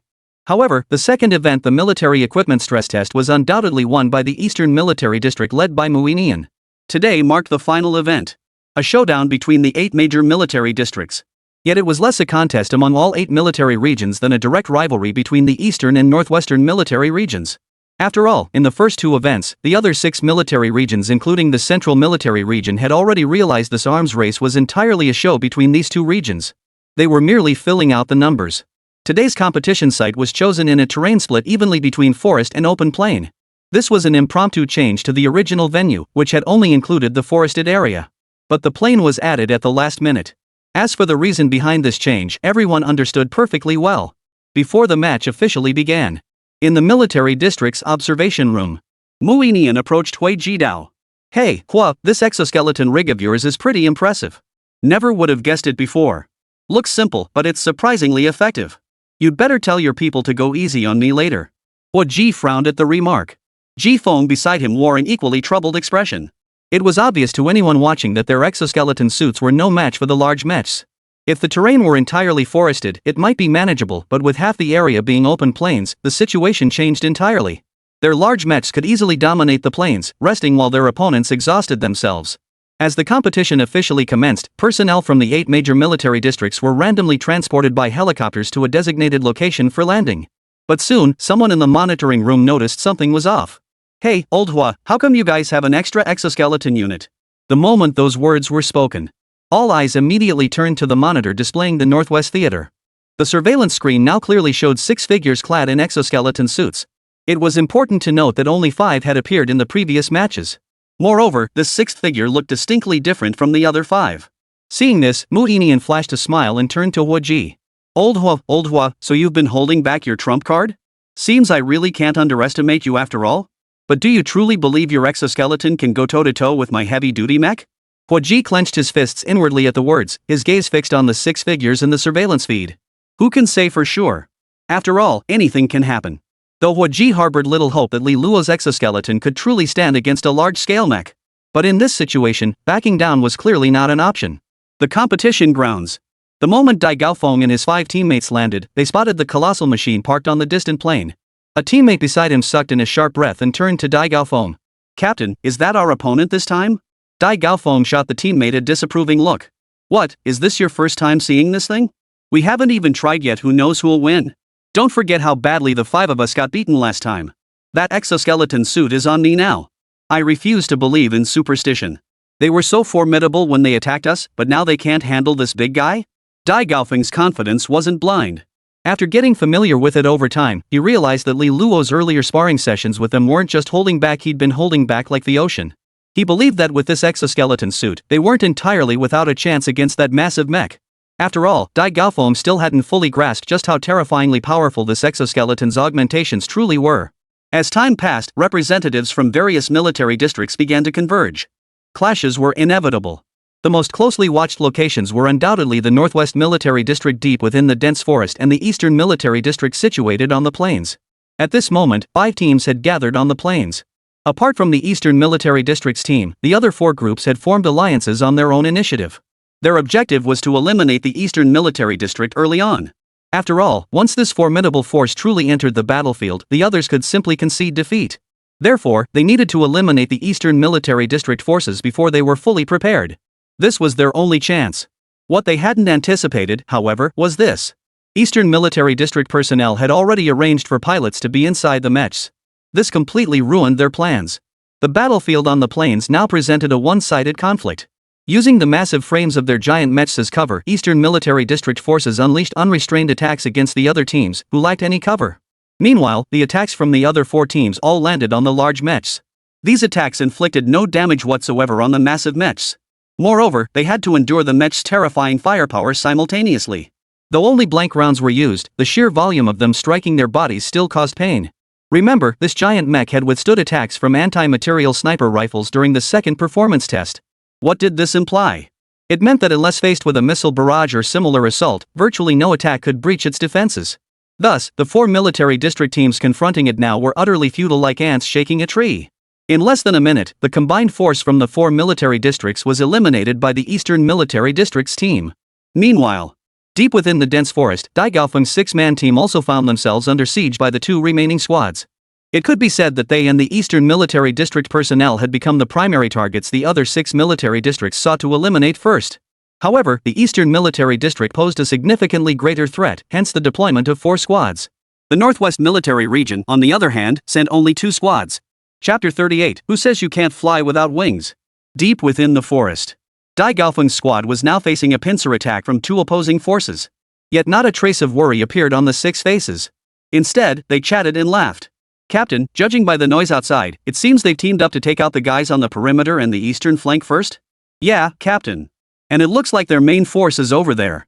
They're underestimating us, huh? Dai Gaofeng replied with a smile. Yeah, they all look down on us. That's exactly why we need to prove ourselves. Let's take care of them quickly and go kick some ass. His teammates chimed in agreement. Let's kick their asses. In their hearts, while they acknowledged the formidable strength of the Eastern Theater Command's large-scale mechs, they didn't believe victory was entirely out of reach. Especially those who had participated in the internal testing in Dai Gaofeng, who wore Li Luo's custom exoskeleton. They had all experienced firsthand the sheer power of this exoskeleton system. So even if others dismissed their chances against the Eastern Theater Command, they refused to accept defeat. Besides, they couldn't just concede defeat without even trying. That would be no different from forfeiting from the start. The members of the other 2 teams, seeing that Dai Gaofeng and his crew didn't even acknowledge their presence, were instantly filled with rage. Immediately, someone stepped forward and said, Captain Dai, don't you think you're looking down on us a bit? I admit we're no match for you in field combat, but right now, we outnumber you 2-1. And you're surrounded by us now. Watch your big talk. Even if you grew wings, you couldn't escape this situation. But rest assured, once we've dealt with you, we'll send that big guy from the east out to keep you company. You won't be lonely. In their eyes, the Northwest Military District truly held superior individual combat prowess and special operations capabilities. And they had exoskeleton suits. In a fair 1-on-1 or even 2-on-1, they wouldn't dare claim victory. But now it wasn't just 2-on-1, it was 2-on-1 while they were surrounded. Under these circumstances, they couldn't fathom how Dai Gaofeng and his men could possibly turn the tables unless they all grew wings and took flight. What they didn't know was that although Dai Gaofeng and his team didn't have wings, they could still fly. In the previous 2 trials, Dai Gaofeng and his team had never taken flight. At most, they had only used short-range jet propulsion. This led everyone to unconsciously assume their exoskeletons lacked flight capabilities. Hearing this, Dai Gaofeng flashed a smile to his teammates beside him and shouted loudly, "Guys, did you hear that? They're trying to set us up for failure. What should we do?" His teammates echoed the question in unison. "Then we take them out." Dai Gaofeng smiled slightly at the remark, turning to face the group across from them. "Guys, you heard that? My teammates don't want to be taken out by you. What am I supposed to do about that?" The opposing captain didn't seem annoyed by this, still smiling as he replied, "Captain Dai, I'll say it again, even if you grew wings, you couldn't escape our encirclement. You're all going to be eliminated anyway. Why suffer extra pain? My guys don't hold back." If possible, they'd actually prefer to take Dai Gaofeng and his team out without any casualties. Though they now had Dai Gaofeng's group surrounded, truthfully, they weren't entirely confident they could take them down. Even if they won, it would likely be a Pyrrhic victory. But if they did that, they wouldn't be able to deal with the big shots from the Eastern Theater Command outside. Dai Gaofeng still wore a broad smile as he spoke. "Man, you're putting me in a tough spot here. We don't have wings, but who says you can't fly without them?" Saying this, Dai Gaofeng turned to his teammates beside him. "Guys, let's get to work. Send these fellows off to rest." With that, he ascended into the air first, hovering directly above the other 2 teams. Both teams froze in shock at the sight. By the time they snapped out of it, all 6 men were already hovering overhead, grinning at them with pure amusement. They were instantly dumbfounded. "Wait, you guys can fly? You weren't flying in the first 2 rounds, were you? What happened to being brother units? Now everyone's just competing against each other." The Eastern Division pulling out those giant mechs was bad enough. "We thought Dai Gaofeng's exoskeletons were just for short-range jetpacks or something. But now you're telling them you can actually fly? Brothers are supposed to be heart-to-heart, but you're playing mind games with us? What about basic trust between people? You're using them as cannon fodder against the Sakura people, huh?" Before they could even think of a solution, Dai Gaofeng and his team were already diving straight toward them. Each one faster than the last. Especially Dai Gaofeng himself, he practically sucked himself forward, appearing before the captain he'd just spoken with in an instant. Seeing Dai Gaofeng mere inches away, the captain instinctively prepared to strike back. But before he could move, Dai Gaofeng landed a punch squarely in his midsection. Instantly, the captain doubled over as if struck by a heavy blow. 5 others suffered the same fate. By the time the others reacted to counterattack, Dai Gaofeng and his group had swiftly returned to the air. The others, besides Dai Gaofeng, had already retreated beyond their attack range. This left the crowd seething with frustration. They all drew their guns and opened fire at the lone figure of Dai Gaofeng still visible overhead. Yet to their horror, despite the torrent of bullets pouring down upon him, Dai Gaofeng moved through the hail of bullets as if gliding through a sea of flowers without a single leaf touching him. His speed was terrifyingly fast. Keep in mind they were no more than 200 meters apart. At this range, Dai Gaofeng had somehow evaded every single bullet. How could this not shock them? Under normal circumstances, even at 500 meters, let alone 200, it would be impossible to dodge bullets fired with such intensity. Yet here it was, happening right before their eyes. They could no longer afford to doubt it. Dai Gaofeng looked down at the dozen or so men below him and smiled. "How about it, guys? Still think you can eliminate us?" The dozen or so men below glared at Dai Gaofeng, hovering above their heads, seething with frustration. Yet they were utterly powerless against him. Just then, the other 5 team members, clad in exoskeleton suits, flew back into formation. The reason Dai Gaofeng could dodge that intense hail of bullets was entirely due to the exoskeleton he wore, the one developed by Li Luo, with its blazing speed. But they couldn't match that. Had they not evacuated in time, who knew how many bullets would be lodged in their bodies now? Dai Gaofeng saw no point in wasting time. After all, his teammates' exoskeletons couldn't sustain flight indefinitely. They had to finish this quickly. Chapter 39, Is something wrong with your exoskeletons? Meanwhile, in the external monitoring room, senior officers monitoring their respective military district units frowned in unison. Back then, aside from Huoji and Muinian, after all, their 2 forces were currently suppressing the other 6 teams. Particularly concerning the Eastern Military District's large-scale mechs. All eyes were now fixed on this location. Its landing site was an open plain to begin with, leaving the other 4 teams with nowhere to take cover. Facing the assault of the heavy mechs, they possessed virtually no means of resistance. They could only endure the relentless assault. In less than 2 minutes, smoke began billowing from the bodies of all 20-plus members across the 4 teams. This signaled their elimination. This scene caused the executives in the monitoring room to furrow their brows. The competition had only begun 10 minutes prior, yet 4 teams had already been eliminated. Representatives from the 4 military districts sighed helplessly at the sight. Though they had known from the outset that the eastern region's massive mecha meant little hope for victory in this year's arms race, they never imagined the defeat would come so swiftly and so utterly. They hadn't even put up a fight. Old Mu, looks like the Eastern Military District will take first place in this year's arms race again. Old Mu, share your mech specs with us later, won't you? No holding back. Yeah, Old Mu, we're all doing this for the country, you can't keep it to yourself. After this arms race, representatives from the other major military districts all set their sights on the Eastern Military District's mechs. No wonder these things were downright insane. Unless you bombarded them, there was simply no way to deal with them. If deployed, their strategic significance would be immense. Mu Inian chuckled softly upon hearing this. We're all on the same side. This mech matter is easily settled. Just send some personnel to our military region for training when the time comes. But for now, let's focus on the match, it's not over yet. Old Hwa's elite squad hasn't been eliminated yet, has it? The moment those words left his mouth, everyone finally snapped to attention. Right. There's still the Northwest Military District's squad. They had also deployed 2 squads to block their path. Earlier, everyone had been focused on the large mechs, neglecting this side entirely. With that thought, everyone's attention shifted to the surveillance screen showing Dai Gaofeng and the others. At that moment, Dai Gaofeng and his team had just concluded their engagement. They were now processing the battlefield. But the battlefield they were cleaning up wasn't just any battlefield, it was the remains of the dozen or so men who had come to ambush them. The once fierce group now lay scattered on the ground, clutching their stomachs and hunched over. Some even bore black eyes and swollen faces. Dai Gaofeng and his men helped each of them to their feet and guided them to the trees nearby. After all, they were the ones who started this. These were comrades in arms. Friendship came first, the competition came second. They weren't in a hurry, so they couldn't just leave them lying on the ground. Besides, they'd played dirty earlier.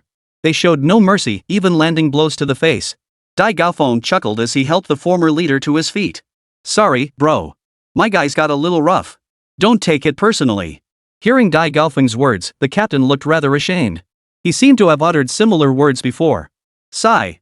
Sighing, he shot Dai Gaofeng a resentful look. Captain Dai, you guys really pulled a fast one this time. If you'd shown your trump card earlier, we wouldn't have walked right into this beating. The way you hid this, it's nothing like what you showed in the first 2 rounds. Dai Gaofeng gave a sheepish chuckle upon hearing this. Ahem, you gotta understand, the higher-ups didn't want us to reveal it in the first 2 rounds. Inside the monitoring room at that moment, everyone watching the scene stared wide-eyed, utterly stunned by what they saw on the screen. What was happening? How could those 2 teams be faring worse than the 4 squads facing the large mechs outside? At least those 4 squads could still move normally. But these guys?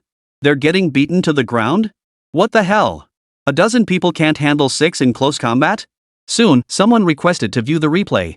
Staff promptly retrieved the footage. The mere minutes of footage left everyone utterly speechless. First, Dai Gaofeng and his crew were surrounded, then the 6 guys just took off. Next came Dai Gaofeng's bullet-dodging performance. After that, the 2 teams were subjected to a one-sided beating by Dai Gaofeng and his 5 men. Each punch landed with such force that everyone instinctively clutched their stomachs. It felt as though each blow landed on them personally. Eyes widened as they stared at Hwaji. Old Hwa, you guys really kept this hidden deep, even adding flight capabilities? And your captain's exoskeleton clearly looks different from the other 5, right? Aren't you going to spill the beans? How much more are you keeping from us? Yeah, Old Hwa. And your guys are playing a bit dirty, aren't they? Listening to their complaints, a rare smile flickered across Hwaji's face. You can't blame us for this. On one hand, you never asked. Besides, they weren't needed for the first 2 rounds of the competition, were they? Besides, we showed you our exoskeleton devices before the competition even started. As for the 6th exoskeleton suit, that was developed on short notice. Wasn't it because Old Mu's pressure was too intense that we had to pull it in at the last minute? Hwaji had no intention of selling Li Luo out so easily. Although Li Luo was currently working for them, even within official circles, few knew of him. After all, each military region had its own research departments. No one would bother investigating their own sister units. They were all Dragon Nation forces anyway. Whether it was the Eastern Military District's large-scale mechs or the Northwestern Military District's exoskeleton suits, they would eventually find use for them. Besides, Li Luo didn't particularly enjoy being in the spotlight. Otherwise, he wouldn't have stayed in that small village all this time. But others didn't see it that way. In their eyes, Hwaji was simply unwilling to share the details of the exoskeleton suit with them. Some even suspected Hwaji feared they might poach his talent. Meanwhile, Mu Inian, observing the situation from within the crowd, was also quite surprised. He hadn't anticipated that Huo Ji's exoskeleton device would prove so formidable. Their performance was a stark contrast to the previous 2 rounds. However, this astonishment lasted only a few breaths. He still didn't believe that Dai Gaofeng and his team could match their large-scale match solely with these exoskeleton suits. Chapter 40, What's Going On? Inside the competition arena. The open plains and wooded areas were now occupied by the Eastern Military District's large match and Dai Gaofeng squad, respectively. With only these 2 teams remaining in the competition, this meant the final showdown would be between them. The Eastern Military District forces on the plains had long since rested, yet they made no move to enter the woods in search of Dai Gaofeng and his men. They understood that the woods offered them no advantage whatsoever. On the contrary, it would severely restrict the maneuverability of their large mechs. Combat within the woods played to the strengths of Dai Gaofeng's group, so they had no intention of launching a preemptive strike at this moment. However, they had other means to deal with Dai Gaofeng's group. Meanwhile, Dai Gaofeng and his men observing from within the woods were equally aware of this fact. Yet they couldn't simply strike without cause. On the open plain, they had no cover whatsoever, and that large mech's attack range was immense. Even if they took to the air, they would still be struck. Thus, they now found themselves in a predicament. Attacking proactively was out of the question, but sitting idly by was even worse. Before Dai Gaofeng could devise a solution, a stun grenade landed at their feet.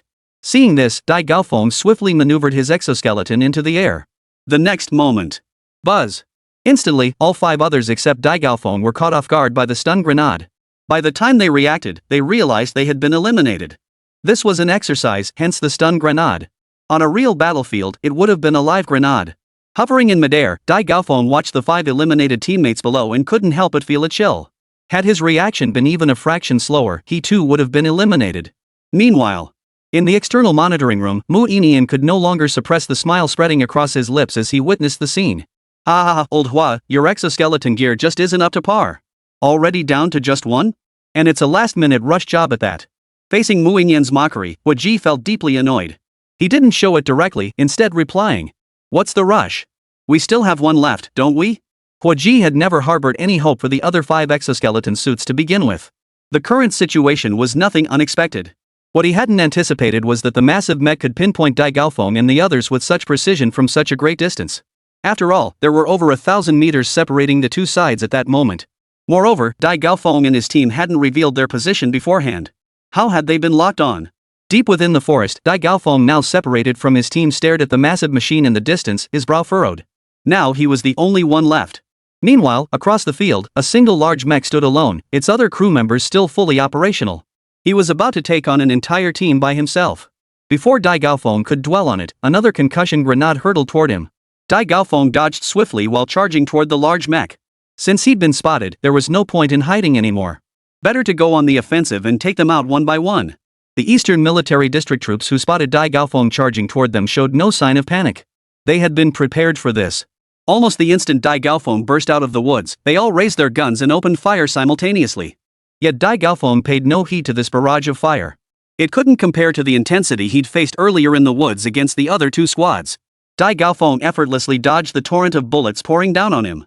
To their astonished gazes, he soared over the large mech and arrived before the remaining opponents.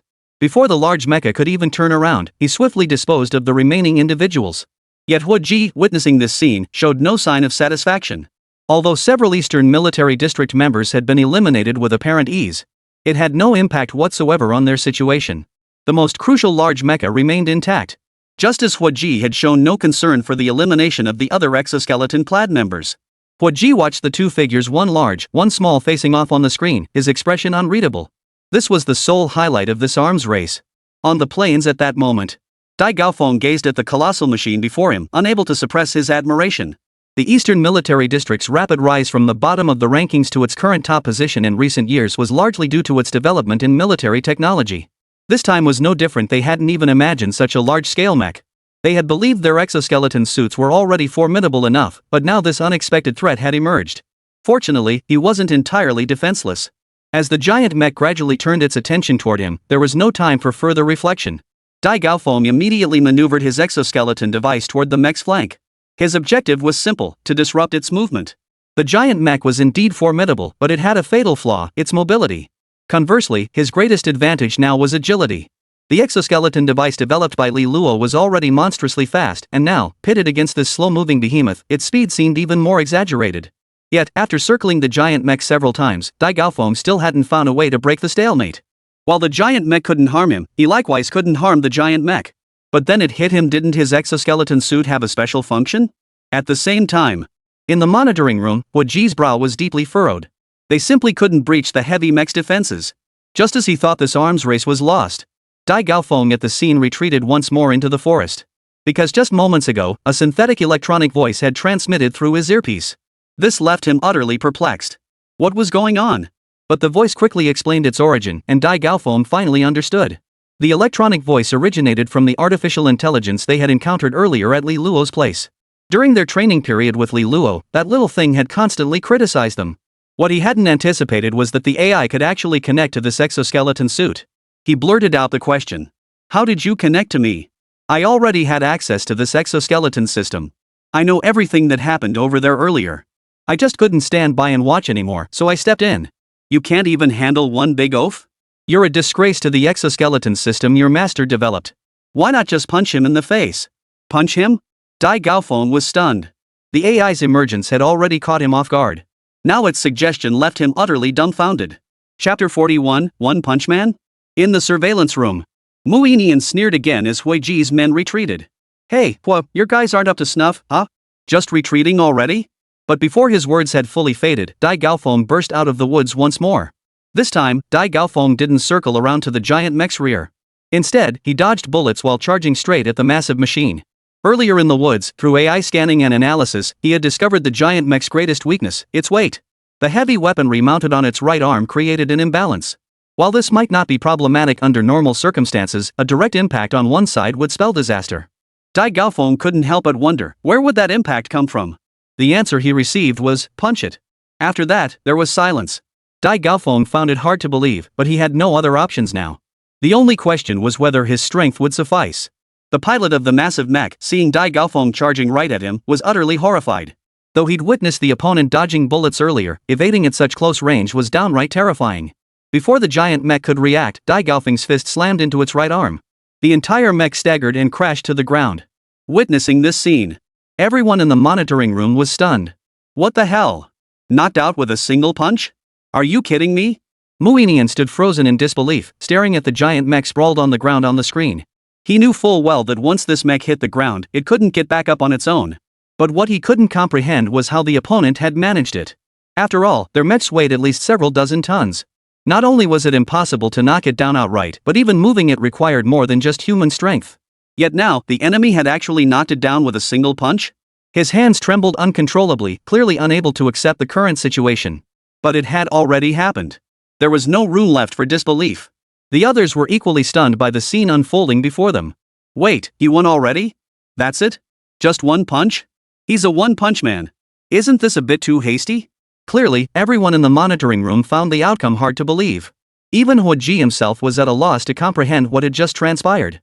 He knew Li Luo's exoskeleton device was formidable, but this was beyond absurd. It hadn't been like this before, had it? At that moment, the surveillance room door slowly opened. Several figures entered at a leisurely pace. Upon seeing them, everyone bowed respectfully. Master Tang, Commander Long, Dean Chen. The arrivals were none other than Elder Tang, Commander Longjin, and Chen Daoxue. Hua Ji and the others were not particularly surprised by their arrival. They had appeared earlier when the arms race first began. But why were they here again now? Old Master Tang waved to the group before speaking. We old-timers have observed this arms race, and it's been quite impressive. All military districts performed well, especially certain ones. At these words, all eyes turned to Muinian and Hua Ji.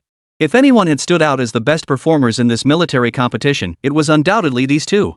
At that moment, Longjin stepped forward 2 paces to address the group. Go gather everyone. We'll announce the results. There will be further announcements shortly. Yes, sir. Sometime later, troops from various military districts stood in orderly formation, arranged into neat squares. Before them stood Old Tang and the senior leadership. Longjin spoke first.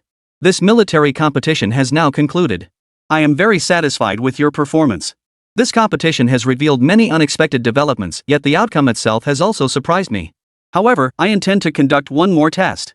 He turned his gaze toward the Northwest Military District. Hua Ji. Present. Hua Ji stepped forward. Hua Ji, the exoskeleton device from your military region has piqued President Chen's interest, particularly the final deployment to the Eastern Military Region's mechs. We'd like to understand how he achieved that. Could you explain it to us? Hua Ji turned to face the formation upon hearing this. Dai Gaofeng, step forward. At his command, Dai Gaofeng, clad in the exoskeleton, immediately stepped out of formation. Tell us how you did it at the time. Dai Gaofeng saluted. Sir, I didn't know what to do at first, but the AI in my exoskeleton revealed the mech's weak points. Additionally, my exoskeleton significantly enhances my overall capabilities, including the force behind my punches. Upon hearing this, Chen Daoxue asked directly. What's the maximum impact force you can generate when wearing this exoskeleton at full power? Dai Gaofeng frowned. He genuinely didn't know the answer. It wasn't that he hadn't tried before, but during previous tests, the instruments simply couldn't measure it. Just then, Hua Ji spoke up, reporting no specific numerical value available. Upon hearing this, Chen Daoxue was puzzled once more. Logically, that shouldn't be possible. Just as Hua Ji was about to continue, Longjin suddenly spoke up. If not, then let's test it now. As he spoke, someone brought in a strength testing device. Dai Gaofeng recognized the familiar device he'd destroyed countless ones before coming here. Without hesitation, Dai Gaofeng delivered a full force punch to the newly placed device. The numbers on the display began to jump wildly for an instant, but soon stopped. The device had already started malfunctioning. Longjin was utterly stunned by the sight. Chen Daoxue, standing nearby, couldn't tear his eyes away, staring intently at Dai Gaofeng.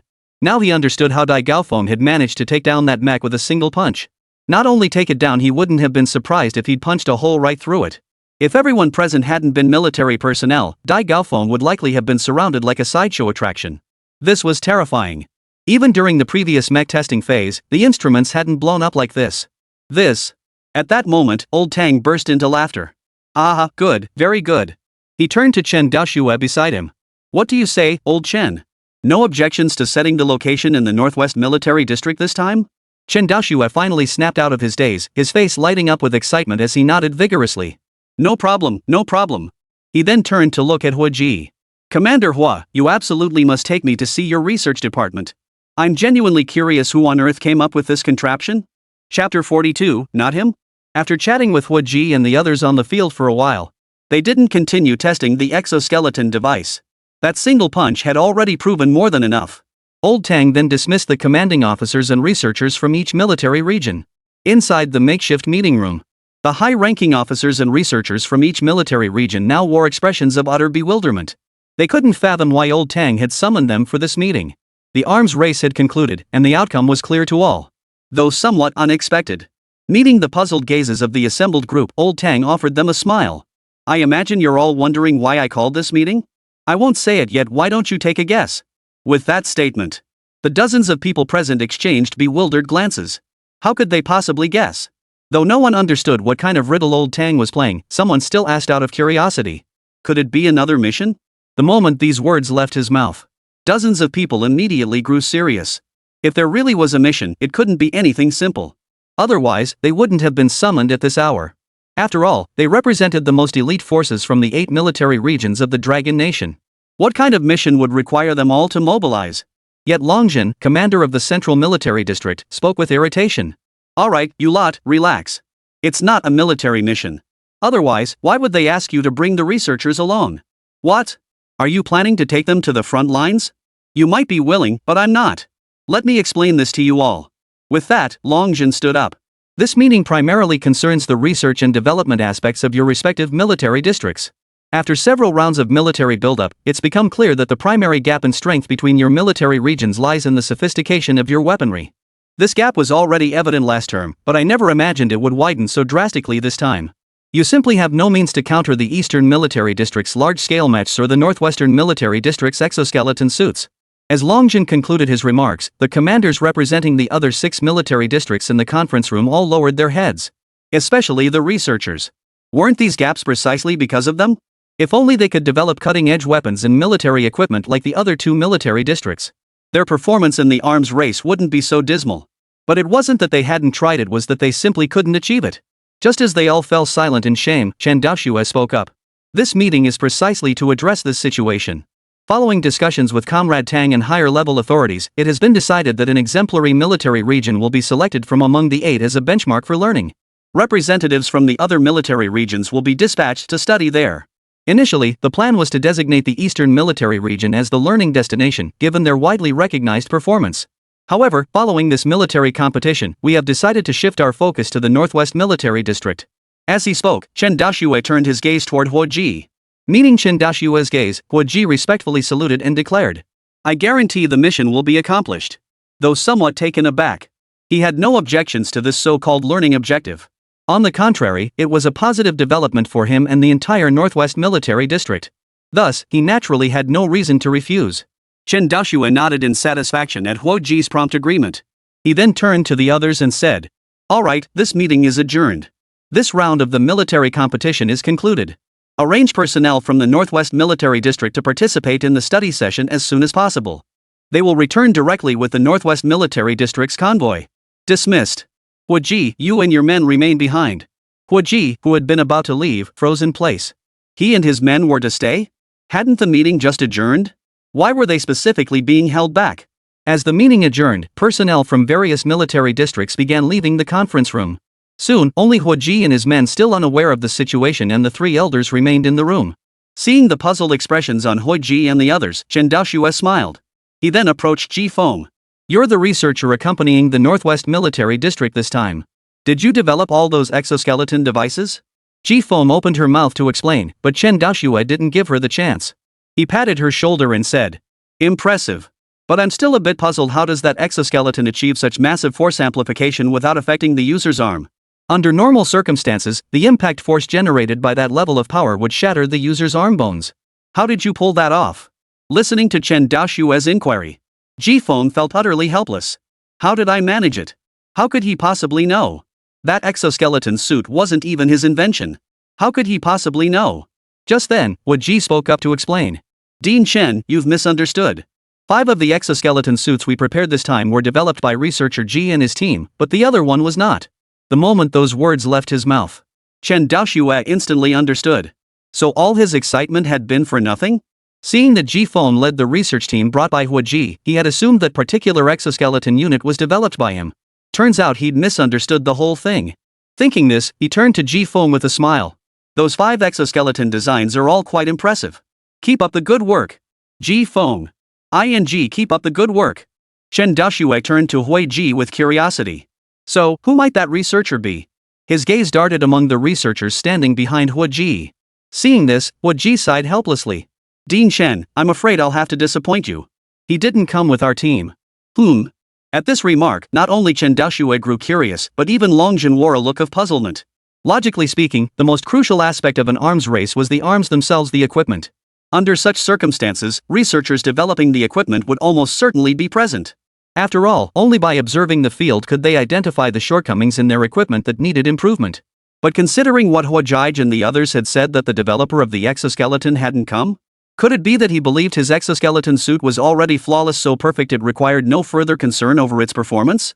Though based on current results, it truly was flawless. Chapter 43, We Need to Find Li Luo. 3 days later. Northwest Military District, Dragon Nation. A bus, escorted by a convoy of armed transport vehicles, entered the military zone. Inside the central bus, Chen Daoxue smiled at Ji Feng seated beside him. "Ji, your ideas are all quite good, but they clearly don't meet the requirements. Setting aside their importance, their service life just isn't up to par. But as you've seen, that exoskeleton system doesn't have those issues. Didn't you ask Li Luo about this back then?" Gazing at the esteemed figure seated beside him, Ji Feng couldn't possibly say he wasn't nervous. This was the president of the Dragon Academy, a man who could easily be called the foremost scientific authority in the Dragon Nation. But now, after that meeting, they packed their belongings and prepared to return to the Northwest with a group of researchers. But when they were about to depart, he was astonished to find Chen Daoxue was there too. This baffled him. He could understand others going for training. But the president of the Dragon Academy? What was he doing there? Was he going to teach? But if that were the case, why come all the way to the Northwest? Chen Daoxue noticed Ji Feng zoning out again and called out to him several times. Only then did Ji Feng snap back to reality. Throughout the journey, Chen Daoxue asked him numerous questions about the exoskeleton suit and its developer, Li Luo. He answered all of Chen Daoxue's questions one by one. But when it came to the question Chen Daoxue was asking now, he truly didn't know how to respond. Hadn't he asked Li Luo? The answer was indeed no. But it wasn't that he didn't want to ask, it was that he never had the chance. When he was with Li Luo, he had initially looked down on him. Even after that internal test, he still harbored some resentment. So he didn't immediately seek answers. Later, as he gained deeper understanding of that exoskeleton system, he had to admit Li Luo was far more skilled than him. But by then, Li Luo had already turned his attention to other research while he had to join the team for the military competition. Thus, he never had the chance to seek guidance on the exoskeleton suit. Chen Daoxue saw the look on his face and knew the outcome. Gee, what kind of person is that Li Luo? Another researcher in the vehicle voiced his curiosity. Throughout the journey, Li Luo's name had been mentioned most frequently. They also learned that the exoskeleton suit had been developed by this man named Li Luo. Yet despite their inquiries, no one had ever heard of a researcher named Li Luo. Ji Feng's eyes flickered with a flash of memory at the mention, then filled with utter despondency. Those sitting nearby noticed the fleeting change in his expression. Curiosity began to stir among them. Was there something between them? But why did it feel like he'd been dealt some kind of blow? After all, Ji Feng ranked among the top 10 researchers on this entire bus. Apart from the Dragon Academy and a few veteran scientists, he was the backbone of Dragon Nation's research community. Ji Feng sighed and smiled faintly. Li Luo is a prodigy beyond description. He's far beyond what genius can capture. The moment these words left his mouth, everyone in the vehicle was taken aback. Who exactly was this Li Luo? That he could elicit such praise from Ji Feng? But when they recalled that exoskeleton suit, they all fell silent. There was no denying it that exoskeleton suit was simply breathtaking. At first glance, it seemed ordinary enough. But the more they understood it, the deeper their awe grew. Soon the vehicle came to a halt at the Northwest Military District. After disembarking, Chen Daoxue immediately sought out Hua Ji. Major Hua, where might the Li Luo's research lab be located? I'd like to take a look. Hua Ji, who had just stepped off the vehicle, paused upon hearing Chen Daoxue's question, but quickly recovered and explained. Dean Chen, you may be mistaken. Li Luo is a specially appointed personnel for our military region. He is not stationed here. Not here? Chen Daoxue voiced his confusion, his gaze toward Hua Ji now carrying the disapproving look one might reserve for an unambitious junior. Though Hua Ji was indeed his junior in age. How could they let such a brilliant researcher operate outside their control? He immediately demanded. Take me to him. I need to discuss some matters regarding the exoskeleton device with him. In Chen Daoxue's mind, Li Luo had already taken on the image of a seasoned researcher. He had already regarded Li Luo as a researcher at least at the level of an academician in the Dragon Nation. At that moment, other researchers nearby chimed in agreement. That's right, Director Hua. People outside also want to meet that Li Luo researcher. There are many questions about that exoskeleton device. We came here specifically for him. Hua Ji heard their words and his expression darkened. Take them to Li Luo? This. Given Li Luo's temperament, if he suddenly showed up with this many people to disturb him, wouldn't they likely get turned away at the door? After all, such incidents had happened before. Otherwise, they wouldn't have left Li Luo to live there alone. Seeing the look of difficulty on Hua Ji's face, Chen Daoxue also spoke up. Is there some difficulty? Meeting Chen Daoxue's inquiring gaze, Hua Ji nodded awkwardly. Dean Chen, it's not that I don't want to bring you alone. It's just that Li Luo prefers quiet. Having so many of us suddenly show up might be a bit. Chen Daoxue understood immediately upon hearing this. You're right. After all, he's only a specially appointed staff member. This would essentially be us visiting him. Then let's proceed this way, you speak with him first. If he's willing, we'll go together. If not, I'll go alone with you. Hua Ji nodded in agreement. They definitely needed to inform Li Luo first. After all, he couldn't refuse this was an assignment from higher-ups. At the same time, Li Luo, who was dining with Li Shufei and the other woman in the village, listened to Hua Ji's report over the phone, his expression remaining utterly unchanged. Just bring them over.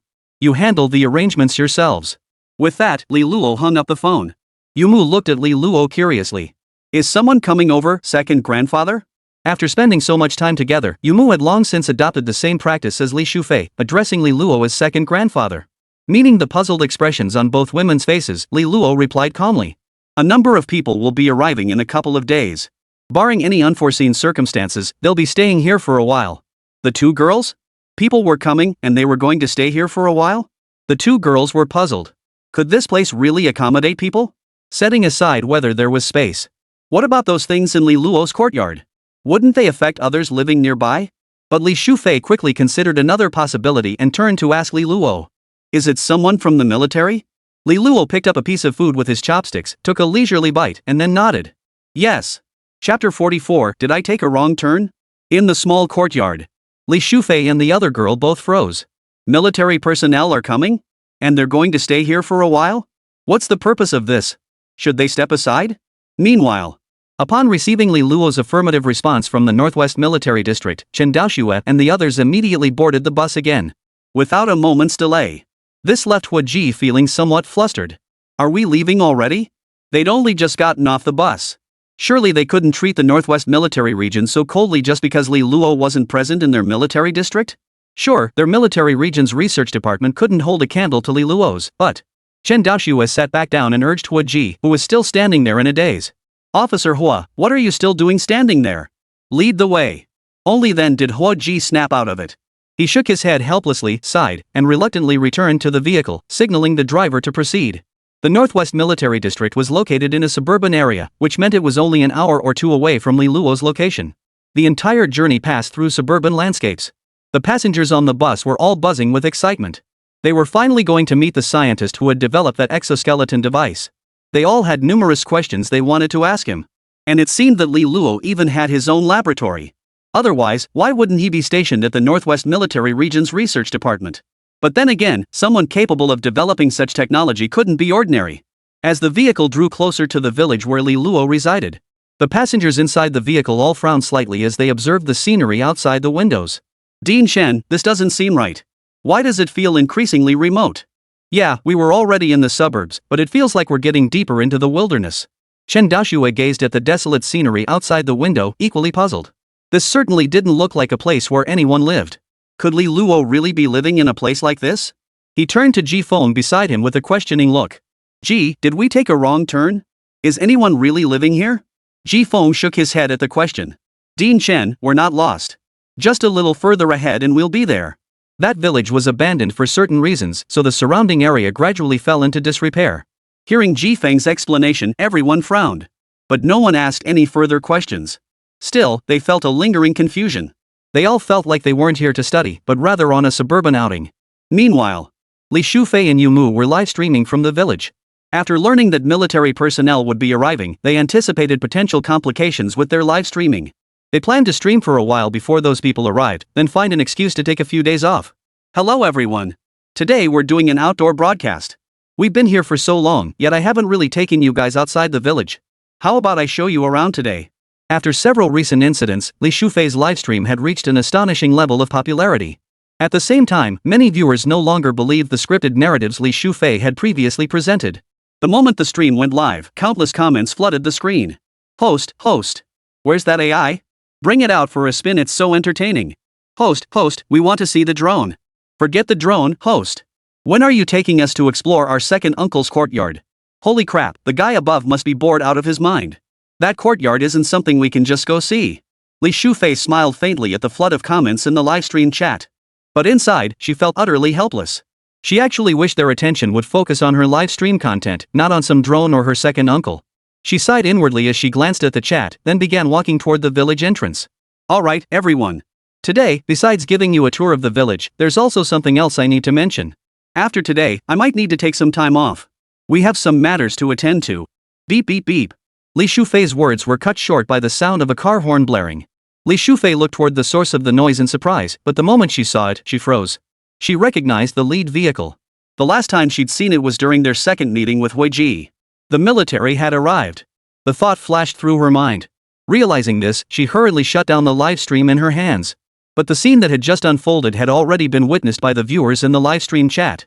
Though the stream was now offline, comments kept streaming in. Holy crap, what did I just see? That looks like the military vehicle from last time? Suddenly get why the streamer took leave, no wonder. I approve. The streamer's quietly pulling off something big. This definitely calls for a leave of absence. Although Li Shufei ended the stream quickly, everyone caught the glimpse. Plus, Li Shufei just mentioned taking a break from streaming for a while. It was hard not to draw conclusions. She just said she needed time off, and then the military showed up? They couldn't possibly believe this was a coincidence. But at that moment, Li Shufei paid no attention to the situation in the livestream room. Hua Ji had already gotten out of the car and approached her, looking at her with curiosity. What are you doing here? Li Shufei stared blankly at Hua Ji before snapping out of it and hurriedly replied. I just wanted to go live for a bit. Hua Ji glanced at her streaming equipment and nodded. Alright, keep streaming. I need to take some people to find Li Luo. With that, he returned to the vehicle. The convoy resumed its journey into the village.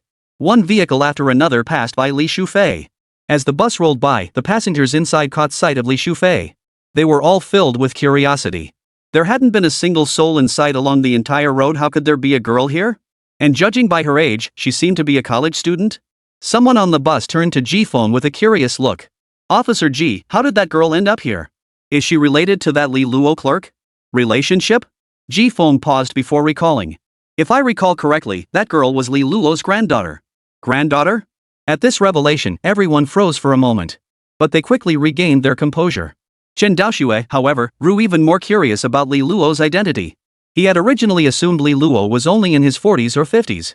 But now he no longer believed that. Having a granddaughter of that age meant he couldn't be young either. At the very least, he must be around the same age as him. But he knew every old-timer from their generation. There was simply no one named Li Luo. This thought only deepened Chen Daoxue's curiosity about who this Li Luo truly was.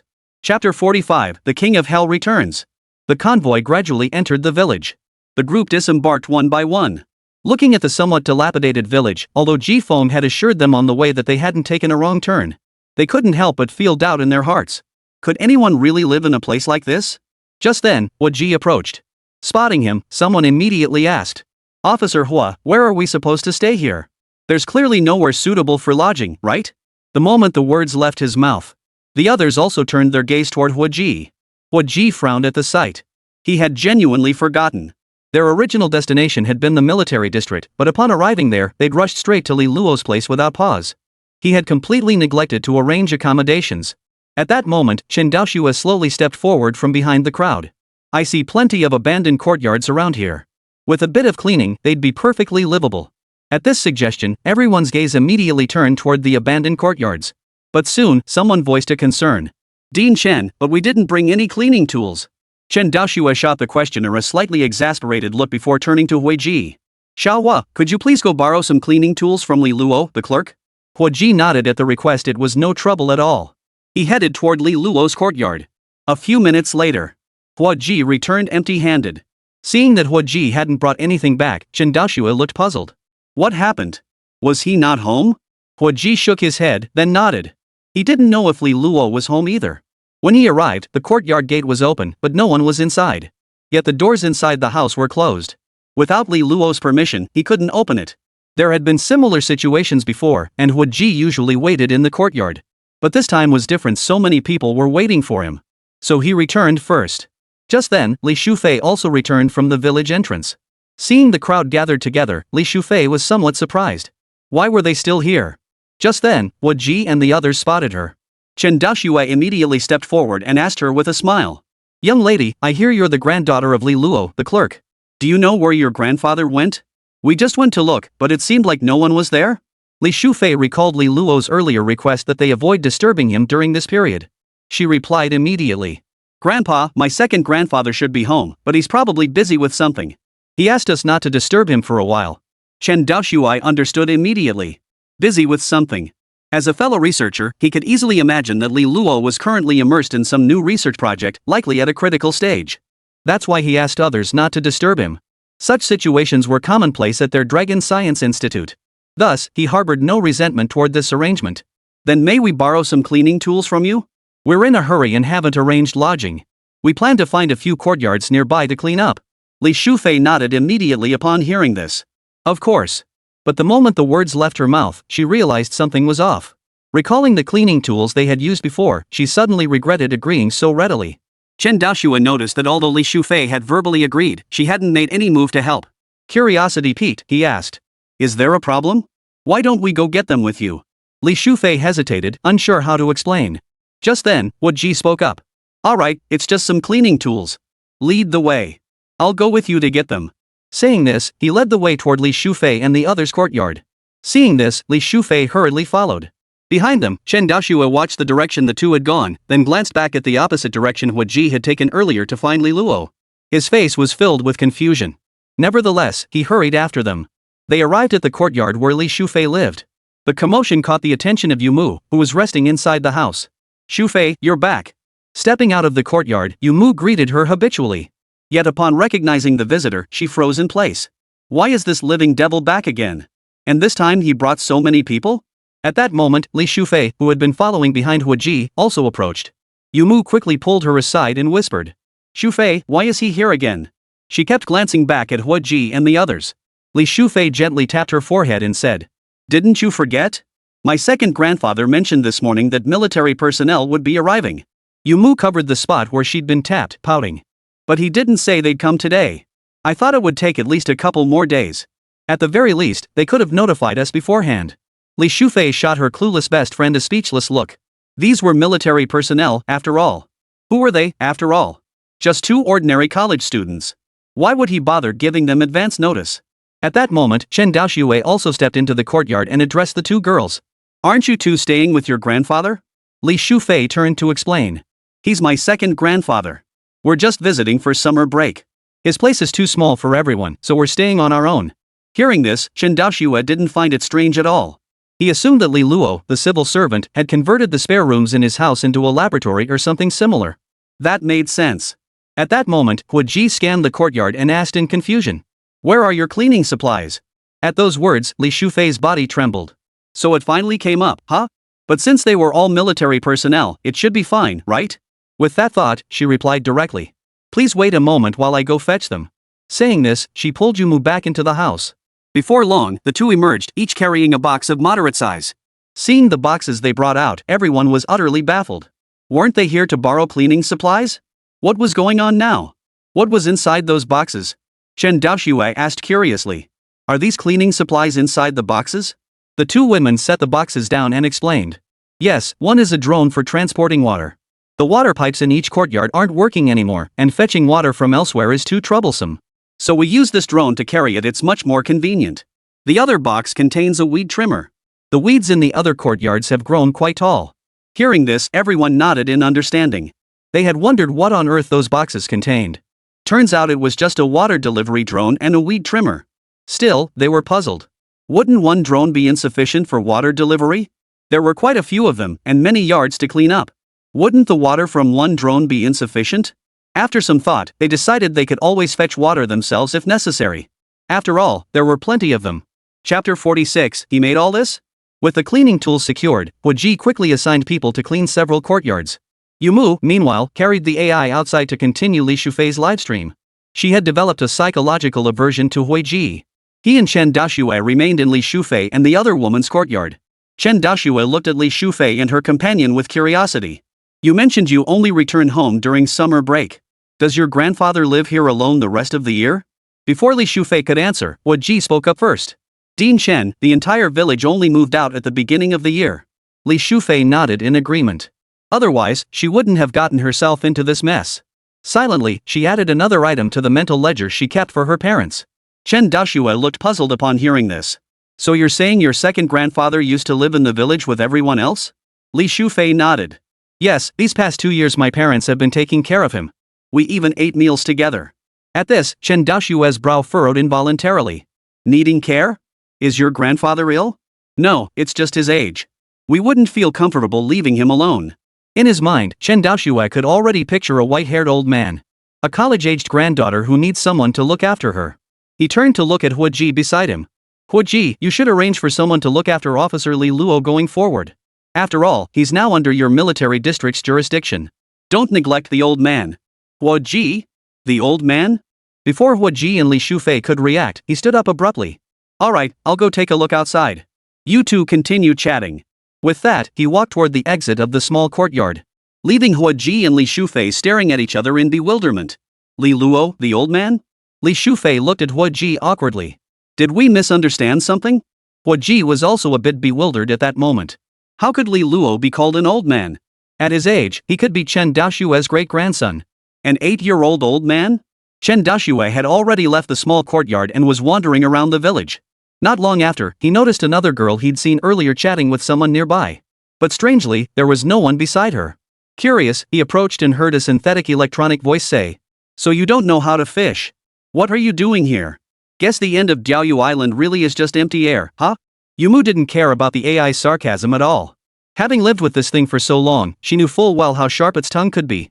If she got worked up over every little thing it said, Yumu would have been driven to her wits' end long ago. Just then, Yumu spotted Chen Daoxue nearby. The old man tilted his head slightly, a look of puzzlement crossing his face. He remembered this old man had come over with Hua Ji and the others. So he must be military too. But why would he be here? Was it just a coincidence? Or Before Yumu could sort through these thoughts, Cheng Daoxue had already approached and asked, "Hey, kid, I heard you talking to someone earlier? But there doesn't seem to be anyone around here?" At those words, Yumu instantly snapped to attention, a flicker of embarrassment crossing her face. It turned out that her earlier conversation with the AI had caught someone's attention. She started to explain, but before she could speak, the AI beat her to it. "Hello, I'm the first-generation AI developed by my creator." After a brief self-introduction, an arrow appeared on the screen, pointing toward Yumu. "And she is my second niece." Yumu rolled her eyes at the AI in utter exasperation. She couldn't be bothered to correct it anymore. It wouldn't change anyway. Chen Daoxue, standing nearby, stared at the small box beside Yumu with utter shock. His eyes were filled with utter astonishment. An AI? He wasn't unfamiliar with artificial intelligence. But this AI was clearly very different from the ones he'd encountered before. The AI systems he had encountered never initiated conversations with him like a human would. But the one before him had clearly achieved that capability. Chen Daoxue looked at the AI and asked, "You claim to be the first generation of AI developed by your creator. Who is your creator?" A look of disdain appeared on the screen, as if questioning why Chen Daoxue would ask such a question. "There are only 3 people in this village. Who do you think my creator could be? Surely it can't be this dim-witted fellow standing before us?" Yumu couldn't take it anymore and flipped the empty bucket meant for fish over his head. Chen Daoxue couldn't help but chuckle at the sight. Did Li Luo, the staff member, come up with this? Yumu nodded. He was genuinely curious. Li Luo himself was quiet and didn't talk much. Why did the AI he developed have such a sharp tongue and such a venomous one at that? He couldn't understand it at all, not even a little bit. Chen Daoxue chuckled as he lifted the bucket off the artificial intelligence. Phew, saved. Second niece, let me tell you, that was downright disrespectful. I'm your second uncle, how could you treat me like that? Yumu didn't want to engage with it. Chen Daoxue, however, began examining the AI before him with curiosity. The AI noticed his gaze. A smug expression appeared on the screen. "Well, Dean Chen, have you ever seen an AI as impressive as me?" Chen Daoxue was taken aback by the AI's address. He hadn't introduced himself, nor had he mentioned his identity. So how did this AI know? While his identity wasn't exactly classified, those outside the scientific community likely wouldn't recognize him. Curious, Chen Daoxue asked, "How do you know who I am?" The AI replied matter-of-factly, "Of course I recognize you. You're the president of the Dragon Academy of Sciences and the foremost figure in Dragon Nation's scientific research. Well, that's not counting my owner, of course. Your identity is easily found with a simple online search." Chen Daoxue nodded knowingly. His identity was indeed searchable online. While the man and AI were conversing, Yumu, standing nearby, was utterly dumbfounded. What the hell? Who is he? The president of the Dragon Academy? Chen Daoxue, the foremost scientific authority in Dragon Nation? Yumu's eyes were filled with utter shock. Why was each new arrival more high-ranking than the last? Earlier, there was Huo Ji, whose military rank was described by live-stream viewers as colonel. He didn't know much about military ranks, only that they were impressive, but not exactly how impressive. But now, forget everything else, just the title of China's foremost scientific researcher alone was enough to leave her stunned. Chapter 47, have you ever used it? Just say it doesn't work? By the stream. Yumu was still reeling from the identity of the old man before her. He never imagined this ordinary-looking old man would be the president of the Dragon Academy. He had assumed he was just another high-ranking military official? But then, at that moment, 2 military personnel in camouflage uniforms carrying a large barrel approached from nearby. Spotting Chen Daoxue and the others by the stream, they greeted them respectfully. Dean Chen. Chen Daoxue glanced over at the sound and gave a simple nod upon recognizing them as water carriers. But Yumu beside him looked puzzled. She recalled they had borrowed the drone. Why send someone here specifically to fetch water now? Could it be that the drone broke down? Curious, she asked. Is there something wrong with that drone? Why not just use it to transport water? Wouldn't that be more? But the moment the words left her mouth, she realized something was off. She immediately fell silent. These were military personnel, how could she presume to tell them how to do their jobs? However, the 2 soldiers paid no heed to Yumu's words and explained instead. No, we're just worried the drone won't carry enough water, so we thought we'd fetch some ourselves. Hearing this, Yumu grew even more puzzled. Not enough? How could it possibly be insufficient? With that thought, her gaze fell once more upon the buckets the 2 men were carrying. Looking at the buckets, neither particularly large nor small, she couldn't help but wonder. If the water delivered by that drone wasn't enough, then even adding these 2 buckets probably wouldn't be sufficient, right? But she didn't voice this thought aloud. The approaching figures were military personnel. But the AI beside her spoke up. That drone was developed by my master. Using it just for water delivery is a waste. And now you're complaining it didn't bring enough? What on earth are you doing that requires nearly 100 kilograms of water all at once? What, are all of you military folks water buffalo or something? Hearing the AI's words, Yumu felt like strangling it. Bro, these are military personnel. You don't care they can't do anything to you since you're just an AI. But I can't. I'm just an ordinary person. At that moment, Chen Daoxue, who had remained silent, caught the crucial detail in the AI's earlier statement and urgently pressed for clarification. Did you just say the drone can carry nearly 100 kilograms of water in a single trip? An expression of utter certainty appeared on the AI screen. It's only about 100 kilograms. If it could carry more than that, it wouldn't have been stashed away in the warehouse by its owner, let alone used to haul water. Hearing this, Chen Daoxue was stunned once more. His hands clenched tightly together. A payload capacity of 100 kilograms, and that's in hoisting mode? Even the drones currently under development at the Dragon Research Institute only carried 90 kilograms, and that wasn't in hoisting mode. Its size was even larger than the box he'd seen holding the drone earlier. Yet now he was being told this drone could carry a 3-digit payload and in hoisting mode. How could this not shock him? Stunned, he turned his gaze to the two soldiers. Didn't you use that drone to transport water? The two soldiers now felt a chill run down their spines. They'd only been trying to clear out a few courtyards as quickly as possible. Besides, the drone was so small, who knew it could carry that much water in one trip? If they'd known, they wouldn't have lugged buckets all the way out here to fetch water themselves. Besides, it wasn't their idea to begin with. Seeing their expressions, Chen Daoxue understood immediately. He sighed helplessly. Alright, head back. Using that drone to transport water is far faster than carrying it yourselves like this. Yes, sir. The two soldiers responded promptly. Then they left, carrying 2 empty buckets. Watching their retreating figures, Chen Daoxue shook his head and decided to head back first to check on their cleaning progress. After exchanging a farewell with Yumu, he too departed. Meanwhile, in several adjoining courtyards within the village, researchers were staring at the thick layer of dust and cobwebs inside the courtyards, feeling utterly exasperated. Seeing the muddy water flowing from the nearby faucet, they sighed in unison. Cleaning up wasn't the problem, water was. The water from the faucet was unusable. They had no other means of obtaining water. Although they had acquired a drone for transporting water, they hadn't even considered using it. In their view, how much water could such a small drone possibly carry? They figured it could carry 3 to 5 liters at most. Yet 3 to 5 liters was clearly a drop in the bucket for them. Not to mention cleaning their daily water needs alone far exceeded that amount. So they sent 2 people to fetch water from a nearby stream. Yet they were taking an unusually long time to return. Just then, the 2 sent for water happened to reach the courtyard gate. Someone spotted them immediately and rushed forward to receive the water. But as they drew near, it became clear the buckets they carried were empty. Seeing this, their squad leader immediately snapped angrily. What's going on? Can't you even bring back water when asked? The 2 hurriedly explained. Reporting, sir, it's not that. The squad leader stared at them sternly and said in a deep voice. Then why did you come back with empty buckets? Before they could answer, Chen Daoxue's voice came from behind them. I told them to bring back empty buckets. Is there a problem with that? The moment these words left his mouth, everyone in the courtyard instantly turned to look. They all bowed respectfully toward Chen Daoxue. Old Chen. Chen Daoxue didn't give them a friendly look. His face remained stern, his brows furrowed tightly. Why make them trek so far to fetch water? I gave you drones, why haven't you used them once? The people in the courtyard exchanged glances, none daring to speak. Finally, the squad leader spoke up. Reporting, sir, the drone couldn't carry enough water, so we sent them to fetch it. Hearing this, Chen Daoxue's frown deepened. Have you even tried using that drone to transport water? How can you say it's insufficient? And regardless of whether it's enough or not, every drop counts. But you haven't even tried it, and now you're saying it's useless? Seeing Chen Daoxue about to lose his temper, an elderly researcher among the team quickly stepped forward. Old Chen, why get so worked up? I gave the order. If you're angry, take it out on me. Besides, you saw that drone yourself, it's so small. Instead of using it to haul water bit by bit, it'd be faster to just send people to fetch it directly. It would save a lot of time too. Chen Daoxue sighed as he looked at the elderly man before him. Sigh. Chapter 48, that powerful? In the courtyard, Chen Daoxue stared at the old man before him, momentarily at a loss for words. The man before him was Shi Ning, head of the Eastern Military District's research department and chief engineer of that massive mecha. He had also once served as vice president of the Dragon Academy of Sciences.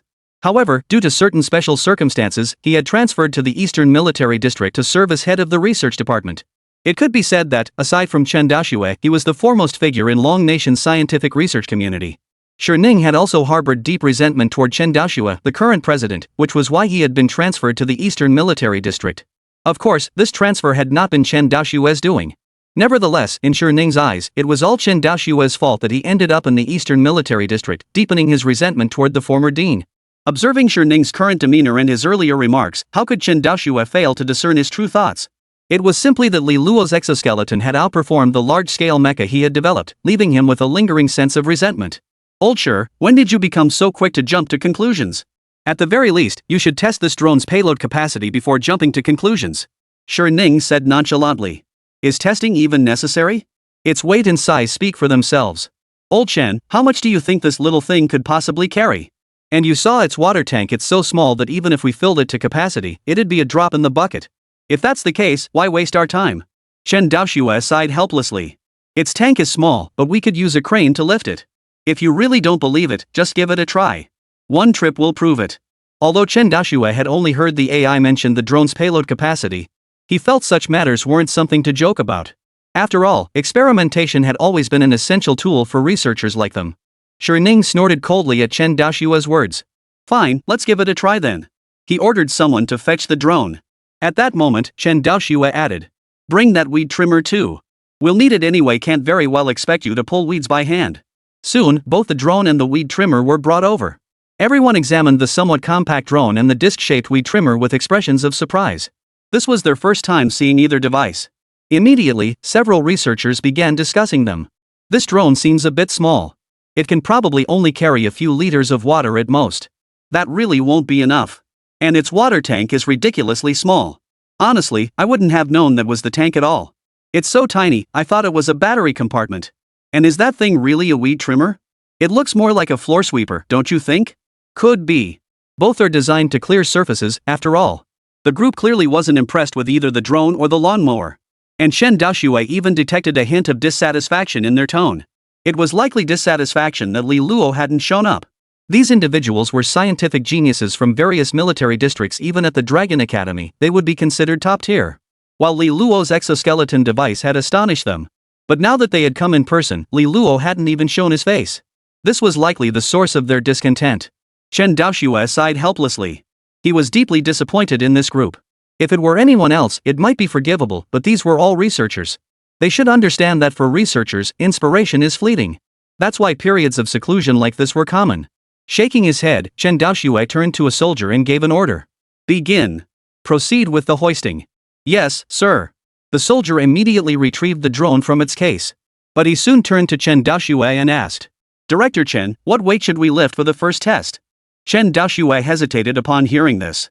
Although the AI claimed the device could lift 100 kilograms, it was clearly unwise to start with the maximum weight for safety reasons.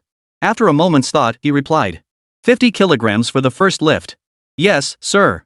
The soldier promptly retrieved 50 kilograms of weighting equipment and suspended it beneath the drone. He then turned to Chen Daoxue, asking if they could begin. Chen Daoxue didn't hesitate, immediately signaling for him to proceed. The soldier immediately began controlling the drone to ascend slowly. Perhaps due to apprehension, the soldier controlled the drone's ascent at a deliberately slow pace.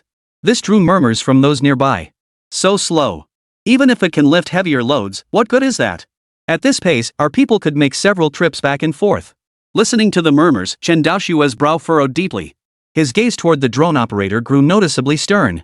The soldier controlling the drone was drenched in sweat. It wasn't that he didn't want to go faster, he simply dared not. Although Director Chen had ordered him to proceed this way, he feared something might go wrong. That would only make Director Chen lose face even more, which was precisely why he was moving so deliberately. But now it seemed his caution had backfired. He decided to stop worrying about it and swiftly commanded the drone to ascend. But this sudden acceleration caught not only everyone else off guard, even he hadn't anticipated it. It was far too fast. He'd merely given the control stick a gentle nudge. How could it accelerate so abruptly? Everyone fell silent as they stared at the drone now hovering high above their heads. Just a second ago, it had been hovering barely a meter above their heads. How had it suddenly climbed several meters higher? Chen Daoxue watched the scene unfold, his eyes wide with astonishment. He knew the drone had a high payload capacity, but he hadn't expected it to be this fast too? It seemed there were still many aspects of this drone he didn't understand. His gaze drifted instinctively to the weed trimmer beside him. If this drone was already so impressive, what special features might the mower possess? Meanwhile, Ning and the others, who had been extremely displeased moments ago, were now utterly astonished by the drone's performance. Their reluctance to use the drone for water transport wasn't solely due to their resentment toward Li Luo.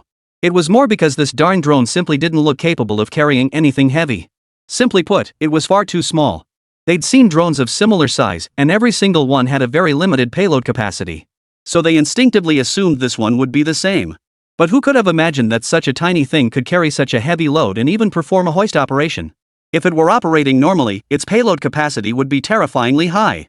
Chapter 49, This Doesn't Seem Special? In the abandoned courtyard. Chen Daoxue knew he hadn't misjudged the situation when he saw the stunned expressions on everyone's faces. Before Chen Daoxue could speak, one of the researchers piped up. Dean Chen, have you already determined the load capacity of this contraption? Chen Daoxue nodded upon hearing this. He did indeed know, though only recently. Moreover, he wasn't entirely certain the figure was accurate. Otherwise, they wouldn't have started at 50. The researchers, seeing this and hearing his words, grew curious. Then, Dean Chen, do you know the maximum payload capacity of this drone? Chen Daoxue hesitated, ultimately choosing not to blurt out the number 100. After all, that figure was simply too absurd. I'm not entirely sure myself. In any case, using this drone to transport water is certainly more convenient than having our people trek all the way out there to fetch water. Everyone nodded in agreement upon hearing this. All traces of their earlier skepticism toward the drone vanished. Then someone noticed the nearby weed trimmer and asked curiously. So, Dean Chen, does this lawn mower have any special features too? The moment the words left his lips, several pairs of eyes in the courtyard instantly turned toward them. Exactly. If that drone was no ordinary machine, what about this lawn mower? Chen Daoxue heard the question and momentarily didn't know how to respond. He could only shake his head. I don't know the specifics either, but we can ask Li Luo directly when he comes out. Hearing this, the group of researchers all felt a bit disappointed. Yet at the same time, their curiosity about the weed clearing machine grew even stronger. The next day. Early in the morning, Li Luo stepped out of the courtyard and spotted a fleet of vehicles parked not far away. This caught him off guard. Although Hua Ji had mentioned bringing people over, he hadn't said they'd arrive this quickly? Had they arrived the moment he hung up? Shaking his head helplessly at the thought, he headed toward the courtyard where Li Shufei and the others resided. He always had breakfast at their place. As soon as he stepped into the courtyard, Li Luo spotted Hua Ji standing inside. He gave him a nod in greeting before heading inside. It was as if his presence here was perfectly ordinary. And indeed it was. During the exoskeleton device tests conducted here earlier, Hua Ji had frequently dropped by Li Shufei's place for free meals. So Li Luo wasn't surprised to see him here. Hua Ji stared blankly as Li Luo walked past him with such nonchalance. But he quickly snapped out of it and hurried after him. The two entered the house together and sat down directly on the sofa. Hua Ji stared at Li Luo with pure curiosity. Li Luo, utterly speechless at being stared at like this, rolled his eyes at him and snapped. Spit it out. Hua Ji chuckled at the remark. It's nothing major, really. I was just curious, what were you researching yesterday? Just some trinkets. Nothing that would be of much use to you guys. Hua Ji instantly lost interest upon hearing this. Still, he replied. You remember what I mentioned on the phone earlier, right? Li Luo nodded. You might need to step in and explain a few things to them later. Question mark. Li Luo tilted his head in surprise. Wasn't it agreed we'd try not to disturb him? And now, barely here, he was already being asked to explain things to them? Hua Ji sighed helplessly. Sigh. He wouldn't want to either if he could help it. The thing is, your stuff is just a bit too outlandish. Things? What things? The exoskeleton device? Li Luo grew even more puzzled. His stuff? What things? The only thing he could think of was the exoskeleton device. However, Hua Ji shook his head before nodding. Yes, but not entirely. The exoskeleton was their primary objective, but didn't you have something to do yesterday? We arrived in such a rush and needed to clear out a few courtyards on short notice, so we borrowed some tools from those two girls. But those tools were a bit. When Hua Ji paused there, Li Luo knew exactly what he was referring to. He should have taken those things back with him. After piggybacking on a breakfast during Li Shufei's predicament, Hua Ji headed back. He still needed to inform the researchers about Li Luo. Arriving at the hastily cleaned courtyards, everyone had just finished breakfast. Seeing Hua Ji arrive, they were all puzzled. Commander Hua, why are you here at this hour? Is something wrong? Hua Ji looked at Chen Daoxue and greeted him. Old Chen, Li Luo has emerged. At these words, everyone present froze for a moment. Surprise spread across their faces. Out already? They had all assumed it would take at least several days before they could see Li Luo. After all, they'd encountered cases like Li Luo's before. Each time, he'd been holed up in the lab for days on end. Yet now, barely a day had passed. How could this not surprise them? Chen Daoxue spoke up at this moment. So where might Officer Li Luo be now? He should have returned to his own courtyard by now. Upon hearing this, those researchers who harbored doubts about Li Luo immediately voiced their objections. What does he think he's doing? We waited for him all day yesterday. What does he think he's doing now? Does he expect all of us to go see him again? Chen Daoshue's expression darkened. But his displeasure wasn't directed at Li Luo, it was aimed at the group behind him. To put it plainly, they had come here to learn. Li Luo's research capabilities surpassed theirs, at least in technologies like exoskeleton devices and drones. Moreover, their presence here was only possible through Huoji's connections. Otherwise, if Li Luo had been unwilling, he could have easily refused. After all, Li Luo was different from them. Although he had established cooperation with the Northwest Military Region, he didn't hold an official position like they did. Huoji, standing nearby, listened to the murmurs with a darkening expression. At that moment, Chen Daoshue spoke sternly. If you don't want to go, you don't have to. Don't forget why you're here in the first place. You want him to resolve your doubts, yet you treat him like this? What do you take this place for? And who do you think Li Luo is? As soon as Chen Daoshue spoke, the room fell instantly silent. Only then did they realize why they'd come to seek Li Luo's guidance. And it was arranged by higher-ups. One by one, they lowered their heads. Yet some, though silent, still harbored defiance in their eyes. In their eyes, Li Luo was a nobody who had merely stumbled upon a powerful exoskeleton device by sheer luck. They, after all, were the elite in their respective fields. Chapter 50, Is he Li Luo? Outside Li Luo's courtyard, Huoji, Chen Daoshue, and the others had already arrived. Seeing the open courtyard gate, everyone hesitated. Should they just walk right in? Wouldn't that be inappropriate? Could this be considered trespassing? Yet while they hesitated, Huoji strode boldly inside. He carried himself with not a trace of trespassing. He looked as though he were visiting a friend. Huoji turned to look at Chen Daoshue and the others standing outside the courtyard, his expression puzzled as he asked. Master Chen, why are you still standing outside? Come on in. Hearing Huoji's call, Chen Daoshue finally snapped out of his daze and stepped into the courtyard. Seeing both Chen Daoshue and Huoji enter, the others hesitated no longer and followed suit into the small courtyard. As the group entered the small courtyard, certain objects within the courtyard came into clear view. One wooden crate after another lay casually piled within the courtyard.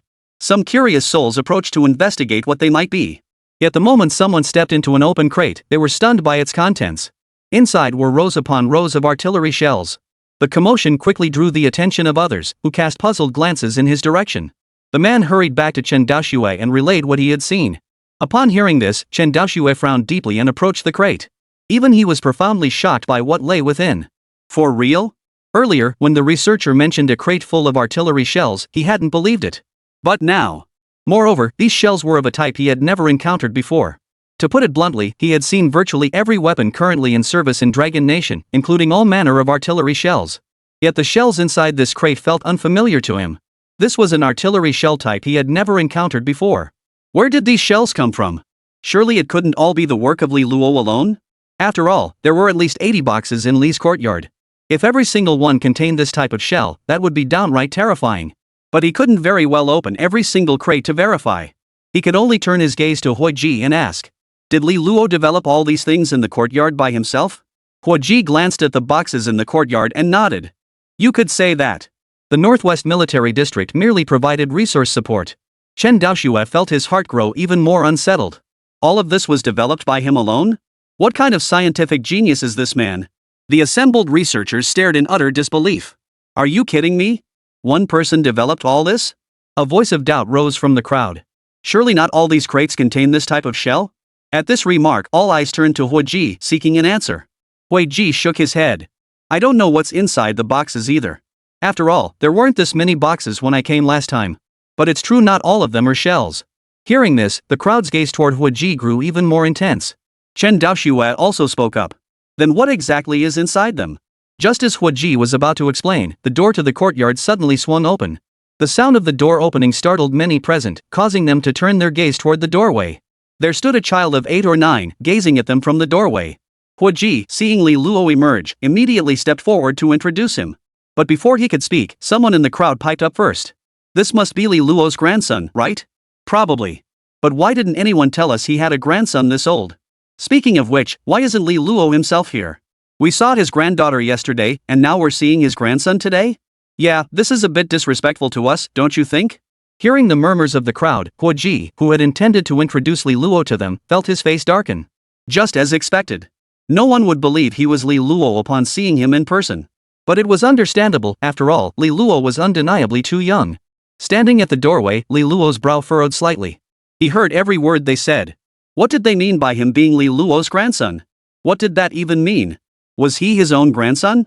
And when had he ever shown them disrespect? This group had come on short notice anyway, without any prior warning of when they'd arrive. They called in the morning and arrived in the afternoon. Could he be blamed for that? Besides, his age has always been a point he's particularly sensitive about. After all, the most troublesome aspect of this body was precisely the age-related issues. When he first interacted with Hua Ji and the others, this very issue had caused no small amount of misunderstanding. Just then, Hua Ji stepped forward to explain.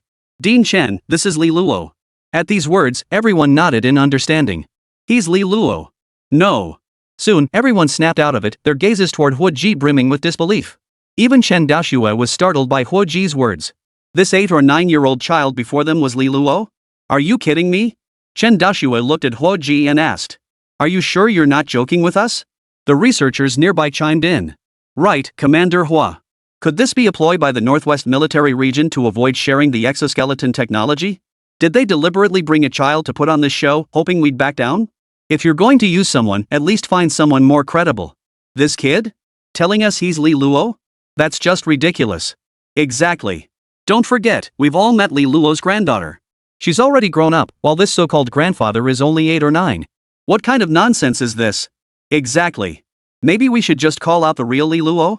Hua Ji shook his head helplessly. He knew no one would believe him, but how could he possibly prove this? Just then, Li Shufei's voice rang out from outside the courtyard. Second uncle, you left something at my place. As Li Shufei stepped into the courtyard, she saw the entire group that had arrived yesterday now gathered here. Her words trailed off abruptly. At the same time, she felt deeply regretful. Why did she have to run into everything? She'd only come to deliver something. She truly didn't want to know anything. Her face flushed with embarrassment as she silently approached Li Luo and handed him a small orb. Then she turned to make her escape. She truly didn't want to stay here another moment. But before she could take 2 steps, Chen Daoxue suddenly called out to her. Wait a moment. Chapter 51, is that not possible? In the small courtyard. Li Shufei froze in place, her face blank with bewilderment. Chen Daoxue's voice just now felt like a death knell to her. She didn't want to stay at all. But she had no choice. She halted her steps and turned to face Chen Daoxue. Chen Daoxue asked with a kindly expression. Young lady, what did you just call him? Li Shufei paused for a moment before answering. Second grandfather. Hearing this title, Chen Daoxue froze. Second grandfather? Could this 8 or 9-year-old child before him really be Li Luo? But this? Refusing to believe it, she asked again. So you're saying he's your grandfather and he's Li Luo? Li Shufei nodded blankly. Yes. Chen Daoxue was genuinely stunned this time. This child, barely 8 or 9 years old, was actually the Li Luo they'd been searching for all this time? What kind of joke was this? He had always assumed Li Luo was an elderly man. At the very least, someone in their 50s or 60s. And now you're telling him this 8 or 9-year-old kid is Li Luo? How could he possibly accept this? It was one thing for an 8 or 9-year-old to start doing research, but the problem was that he'd actually achieved results. Achievements that even these old hands, who'd spent decades in research, couldn't match? Li Luo spoke up at this moment. This must be Dean Chen, correct? Hearing this, Chen Daoxue turned his gaze toward Li Luo. Young Mr. Li Luo. Li Luo smiled helplessly. Dean Chen, just call me Li Luo. Your visit must be regarding that exoskeleton device. I've already compiled all the information regarding that exoskeleton suit. I'll pass it on to Hua Ji when the time comes. So if there's nothing else, you may leave. The moment those words left his mouth, everyone present was stunned. Was he really dismissing them already?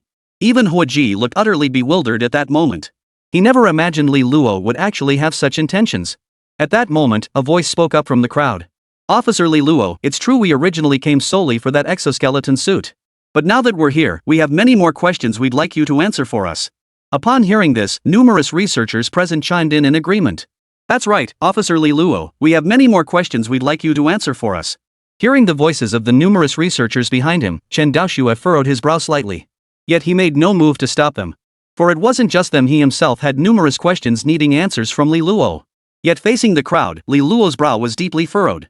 He had chosen to stay here precisely to avoid this very situation. Yet here he was, caught in it once more.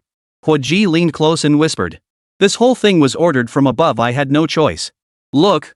Hua Ji was clearly torn. On one hand, their entire group was acting under direct orders from above. On the other hand, he knew Li Luo's temperament all too well. Li Luo detested precisely this kind of predicament. This truly put him in a difficult position. Li Luo sighed and stepped aside. If Dean Chen has any questions, please come inside. With that, he turned and walked toward the house. Chen Daoxue and Hua Ji immediately followed suit. By the time the others reacted and tried to follow, the door had already closed. They were shut out? Among the crowd, Ning stared at the closed door, his brow furrowed. His attitude toward Li Luo had never been particularly favorable, and now he'd been outright shut out. His disdain for Li Luo had reached an all-time low. Inside the room, Li Luo poured Chen Daoxue a glass of water before sitting down across from him. Dean Chen, if you have any questions, please ask. Chen Daoxue wasted no time, getting straight to the point. I want to know how Li Luo, the technician, achieved the shock absorption capabilities in that exoskeleton device? None of the currently known shock-absorbing materials can meet that standard. Also, that exoskeleton system appears to significantly amplify the user's strength. I'd like to know its maximum capacity. Listening to Chen Daoxue's questions, Li Luo nodded and said, Dean Chen, please wait a moment. With that, he walked into his laboratory. Shortly after, Li Luo emerged holding a stack of papers. He placed the stack on the coffee table. Dean Chen, all the data regarding the exoskeleton device is here. You can take your time reviewing it. Chen Daoxue glanced at the documents on the coffee table. But he didn't pick them up immediately. Instead, he looked at Li Luo and continued. Beyond the exoskeleton device, I have a few more questions for you, Li Luo. Since arriving here, I've seen many intriguing things, including those boxes in your courtyard. I'm quite curious about them. Li Luo knew immediately what Chen Daoxue was referring to. Recalling what Hua Ji had told him earlier, he felt a headache coming on. The drone and weed trimmer were merely tools he'd lent to Li Shufei and the others for cleaning up. He sighed. Dean Chen, you're asking about the drone and that weed trimmer, right? Chen Daoxue nodded in response. I am indeed curious about the drone's payload capacity, but what intrigues me more is what makes that weed trimmer so special. Though they'd been curious about the weed trimmer yesterday, time constraints had left them no opportunity to examine it closely. They had planned to study it thoroughly while Li Luo was still inside. But unexpectedly, Li Luo emerged the very next day, leaving them no opportunity to examine the mower. Currently, they only knew that the mower operated very quietly. Beyond that, they knew nothing else. That wasn't originally a weed cutter. After Dean Chen returns, he can examine the hole in its center and the mechanism at its base. I won't elaborate further. Dean Chen will understand once he sees it. As for the items in the courtyard, most were developed for the Northwest Military Region. They're obsolete prototypes. You can ask him for details. He glanced at Hua Ji beside him. Hua Ji chimed in at the right moment. Correct. The items in Director Chen's courtyard are largely known to our Northwest Military Region's research department. Any other questions? Li Luo inquired again. Li Luo now wanted nothing more than to resolve this matter swiftly. Therefore, he handled Chen Daoxue's questions as quickly as possible. Chen Daoxue didn't take offense at Li Luo's attitude. In his view, someone of Li Luo's caliber could certainly be expected to have a somewhat peculiar personality. After all, eccentric personalities were far from rare within the Dragon Academy. He had grown accustomed to it. Chapter 52, Impossible, Absolutely Impossible. Emerging from the room. The crowd outside instantly turned their gaze toward Chen Daoxue. Chen Daoxue said nothing, instead taking the stack of documents in his hand and walking straight out. The other researchers immediately followed suit. They had no idea what Chen Daoxue and Li Luo had discussed inside. However, upon exiting, Chen Daoxue now held an additional document in his hand. Even the most clueless among them now understood that the stack of papers most likely pertained to the exoskeleton device. Returning to the courtyard where everyone resided, Chen Daoxue instructed the senior research officials from the military region to stay for a meeting, while the others departed. In the living room, senior research officials from all major military regions gathered together. Chen Daoxue looked at them with a grave expression. I know many of you have always harbored resentment toward Li Luo. And now, upon learning his age, your resentment must have only deepened. But I must tell you this, in his presence, your resentment is futile. Not only you, but even I dare not claim superiority over him in the field of research. I hope you grasp this principle, the accomplished become teachers. Age is not everything. I too am astonished by Li Luo's youth, but this is the reality. He has achieved what none of us could at such a young age. With that, Chen Daoxue slammed the stack of documents onto the table. Ning, regarded by Chen Daoxue as the most authoritative figure present and also the most critical of Li Luo. He was the first to pick up the stack of documents and begin reading. Yet upon reading them, even his stubborn resistance began to crumble. For the contents of this stack of documents were none other than the new material used in the shock absorption device of Li Luo's exoskeleton suit. This was clearly an entirely new type of shock-absorbing material. Ning set the documents down without a word. The others also picked up the documents to examine them. The moment they saw it, everyone fell silent. A novel shock-absorbing material, and one whose performance far surpassed all existing shock-absorbing materials. Not all of them were strangers to research in this field, but every attempt had ended in failure. The best shock-absorbing materials currently available were limited to two categories, metal springs and polyurethane. Yet even these two categories, when it came to shock absorption effectiveness, still had numerous shortcomings. The new shock-absorbing material developed by Li Luo not only far surpassed those two in shock absorption performance, it also resolves the inherent flaws present in those two materials. Once they had finished reviewing the documents, Chen Daoxue spoke again. Do you still think Li Luo is unworthy to teach you? Do you still think he's too young and lacks the capability? Forget everything else, just this single technology alone, who else could have done it? Moreover, you've all seen the new types of shells in his courtyard. And I can assure you, there's more than just shells in there. But in his eyes, those things are all defective products that he's discarded. At these words, the crowd was even more stunned. Though they had only seen one type of shell in the yard, they could all tell that this shell was no ordinary thing. At that moment, someone spoke up. Dean Chen, could you show us the power of those things? Yes, Dean Chen, and what about that weed clearing machine? What makes it special? Chen Daoxue whispered something to Hui Ji behind him. Hui Ji stood up and addressed the group. Everyone, let me explain the drone and the weed trimmer myself. You all know about the drone. Its payload capacity is impressive, but I bet you don't know its maximum load limit. Let me give you a rough figure, 100 kilograms. Suspended load 100 kilograms. As the number left the tip of his tongue, everyone present froze in shock. Shi Ning immediately stood up to protest. Impossible. Colonel Hua, you might not grasp what 100 kilograms truly means. We've all seen that drone, its payload capacity is indeed impressive, but its size is what it is. Even the heaviest lift drone developed by the Dragon Academy only manages a maximum payload of 80 kilograms in hoisting mode. And that drone was significantly larger than this one. Claiming this drone can hoist 100 kilograms is simply unrealistic. Hua Ji showed little reaction to Shi Ning's rebuttal.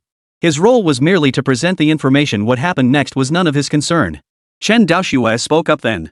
Old Shi, since you don't believe it, why don't we test it out? What do you say? Perfect timing. I was just discussing with Xiaohua that we retrieved quite a few items from Li Luo's courtyard for testing. We can run those tests simultaneously. Shi Ning replied immediately. Fine, let's see. If it really works as you claim, I'll admit defeat. Agreed. Soon, led by Hui Ji, the group arrived at the forest where they had previously tested the exoskeleton device. The researchers were all curious about what was about to happen. Many researchers turned to the Northwest Military Region personnel and asked, what exactly is going on here? And is that Li Luo really that formidable? As the lead researcher from the Northwest Military Region's Science Department, Ji Feng naturally faced questioning from all sides. Faced with their questions, he could only sigh helplessly. Well, when I first met Li Luo, I was just as skeptical as you all are now. But after spending some time here, I witnessed a lot and learned a great deal. It was precisely that time that made me realize one thing: I'm no match for him. Or rather, our entire research department of the Northwest Military Region pales in comparison to him. When speaking of Li Luo, Ji Feng's eyes brimmed with admiration. This only heightened everyone's curiosity about what was about to unfold. They were clearly taken aback by his assessment. All they knew about Li Luo so far was that exoskeleton suit. They knew little about his other inventions, but hearing Ji Feng's high praise now made them all wonder what kind of astonishment the upcoming experiment would bring them. At that moment, Hui Ji arrived with a pair of assistants, each carrying a box. Seeing these boxes, everyone knew they contained Li Luo's research products. Those who had just attended the meeting with Chen Daoxue were now filled with even greater curiosity. Were these the so-called defective items Li Luo had dismissed? They were eager to see what made these items so special. Chapter 53, Duds? Outside the forest. With everyone present, Chen Daoxue saw no point in wasting any more time. Since everyone's here, let's get started. Hui Ji waved to his men behind him. Immediately, someone pushed a mortar into position. The sight left everyone stunned. Wait, where did this thing come from? They didn't recall bringing such a thing with them. But if it wasn't theirs, then where did it come from? Surely it couldn't have been transported overnight from the Northwest Military Region? Among the group of researchers, someone ventured a guess. Do you think it's possible that this mortar was also developed by that Li Luo? Everyone? He studies this thing too? But what exactly is there to study about a mortar? What exactly is there to test? Though everyone was utterly baffled, the current situation clearly offered no answers to their doubts. As the mortar was positioned, someone soon arrived carrying a box of shells. Seeing the shells inside the crate, the crowd finally understood. It wasn't the mortar they were testing, it was the shells. Hui Ji, seeing everything ready, signaled his men to begin the test. The others, seeing this, moved to the safety zone to observe. As the subordinate's flag waved heavily, the soldier responsible for loading immediately inserted the shell into the barrel. Boom! The shell shot out with a thunderous roar. Yet the crowd heard only the launch, no subsequent explosion, no chain reaction, not even the sound of impact. Yet the distant target had vanished. Not just one target, but every target within a 20-meter radius had collapsed. This meant the previous shot had hit its mark, it wasn't a dud, and its lethal radius extended at least 20 meters. Yet this was impossible to discern. Witnessing this scene, everyone was filled with confusion. What's going on? Did it hit? Could it be a dud? But that doesn't make sense, the targets are all down. Listening to the murmurs, Huoji's expression remained utterly unchanged.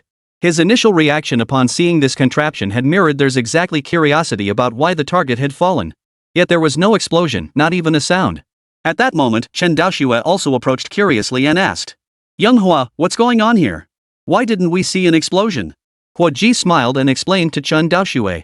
"Old Chen, Li Luo calls this type of shell a mechanism cannon. The only difference between it and a normal shell is that it doesn't explode." Huoji's voice carried, so several researchers nearby overheard his explanation. They murmured curiously. "Wait, if it doesn't explode, how does it inflict damage?" "Exactly. If it doesn't explode, isn't it just like a dud shell? Stop teasing us, just explain it already. You say it won't explode, but the target was clearly hit. It couldn't have been the shell itself that struck it, right?" They simply couldn't grasp what Huoji was saying. What kind of shell doesn't explode? If it doesn't explode, what kind of shell is it? The whole point of a shell is to explode without detonation. Where's the destructive power? Yet that shell had undeniably failed to detonate. Yet its destructive force was plain for all to see. Huoji smiled faintly. "Everyone, please don't be alarmed. It's called a mechanism cannon precisely because it contains no gunpowder inside. This mechanism cannon is essentially a single unit. Its interior contains no gunpowder or similar substances, but instead is loaded with steel pellets. 10 seconds after launch, the steel balls inside are automatically propelled outward to inflict damage, without triggering a large explosion." Upon hearing Huoji's explanation, someone in the crowd immediately raised a question. But what if it doesn't reach its target within 10 seconds? At this remark, Huoji immediately smiled. "Everyone, do you recall the maximum range of our current mortar systems?" "Of course we remember. Our PLL-05 self-propelled howitzer can fire mortar shells up to 8.5 kilometers. Huoji nodded in response. "So, do you think a mortar shell fired in 10 seconds could hit a target at that distance?" At this, the staff member who had posed the earlier question instantly fell silent. Right, the shell wouldn't even need 10 seconds to hit the target. This wasn't even a question. Another voice chimed in. "What if he doesn't fire those steel balls within 10 seconds? Huoji shook his head. "Then it's beyond our control. Once fired, whether it's a dud or not, do you really think we can do anything about it? But so far, the automatic cannons used by our Northwest Military District haven't had any duds." Just then, Ning, who had remained silent, stepped forward and said, "Then what's the practical purpose of this ammunition?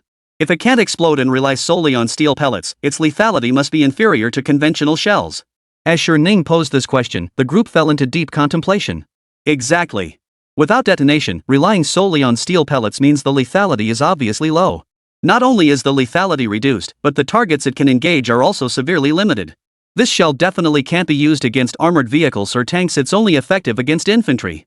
That makes it pretty useless, doesn't it? Instantly, everyone's opinion of the shell plummeted. In their eyes, such a severely limited weapon was practically useless. After all, modern combat either involves urban warfare where non-explosive rounds like steel balls struggle to penetrate buildings. Against armored vehicles and tanks, it was even less effective. Wasn't this just a complete waste? Just as everyone was feeling disappointed with this so-called machine gun, Huoji smiled and said, "Everyone, hold your horses. I haven't finished yet. You all seem to have forgotten one thing." At this remark, everyone's faces were filled with question marks. What had they forgotten? Just as confusion spread through the crowd, Chen Daoxue spoke up from the side. "The sound." At this, many more people suddenly understood, though quite a few still remained clueless. "Right. The sound. Sound? What does that mean?" Ning, having grasped Chen Daoxue's meaning, immediately chimed in. "The greatest advantage of this machine gun lies in its ability to operate silently." With that explanation, those who hadn't grasped it earlier finally understood. Huoji smiled. "Exactly, silence. Think about it, when we launch surprise attacks, we usually send men to infiltrate. But with this, we won't need to send anyone at all. It can effectively eliminate targets without causing much commotion." Chapter 54, This is called scrap? On the open ground. Everyone stared at Huoji in utter shock. Right. How had they overlooked this crucial detail just moments ago? Although its explosive properties were significantly reduced, it also made far less noise precisely because it wouldn't explode.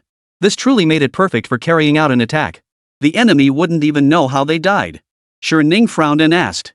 "This machine gun, though quite limited, still has considerable utility. Why would it be considered obsolete, casually discarded in the courtyard by Li Luo?" Ning voiced the question on his mind. This thing still had its uses. It certainly shouldn't have been relegated to being obsolete. Hua Ji nodded upon hearing this. Minister, sure, you're absolutely right. The machine gun is indeed highly functional. However, what you're seeing here is only the initial prototype.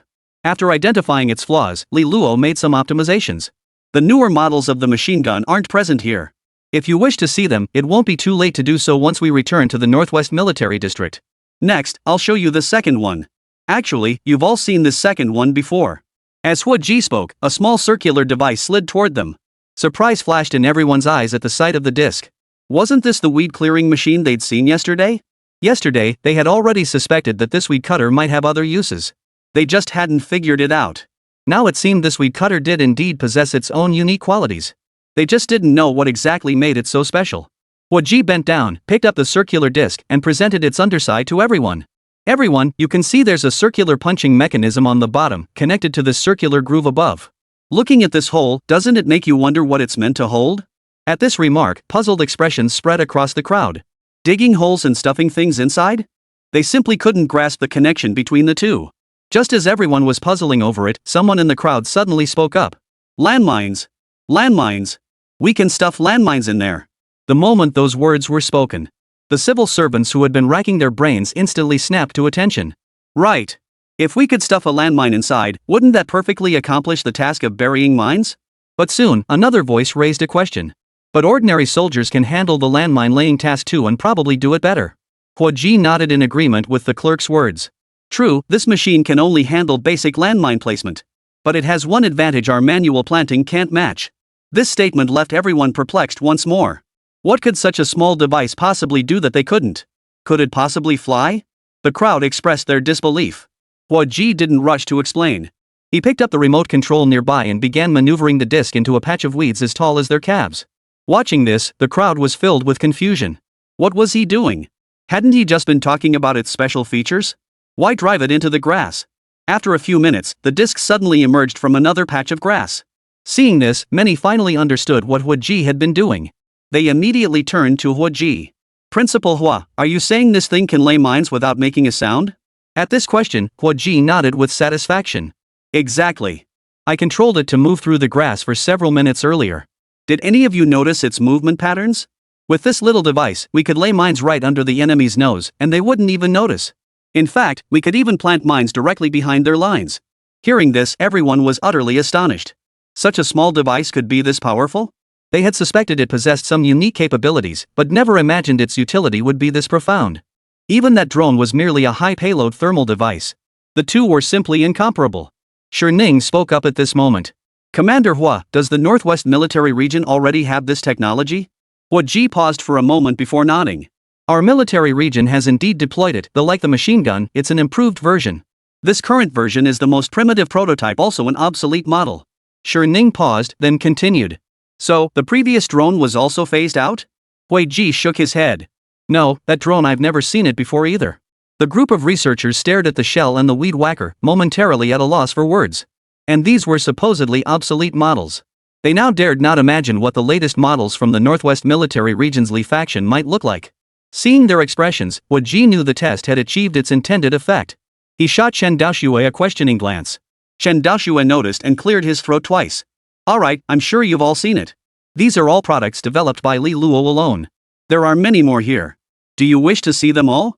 The moment those words left his mouth, the group instantly fell silent. Of course they wanted to see them all. But definitely not right now.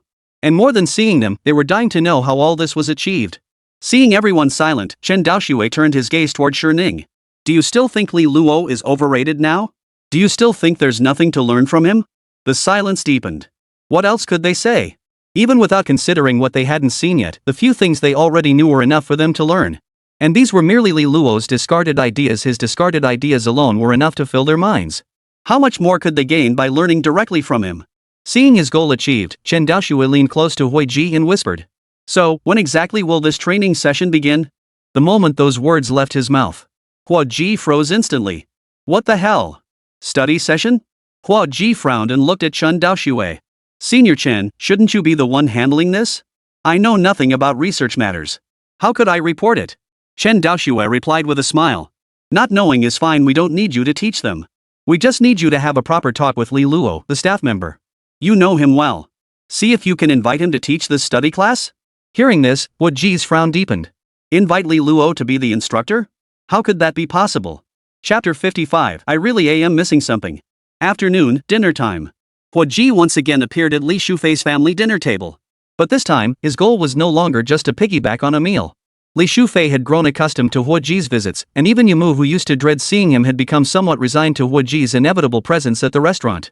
The group finished their dinner as usual. Yet at the table, Li Luo keenly sensed something off about Hua Ji. He seemed to have something on his mind but didn't know how to voice it. He didn't bother to pry, though. If Hua Ji didn't speak up, that suited him just fine. It probably wouldn't be anything good anyway. Dinner concluded, and Li Luo had already departed as usual. But today, before he could leave, Hua Ji called him over. Li Luo turned his head in confusion, clearly puzzled as to why he was being called back at this hour.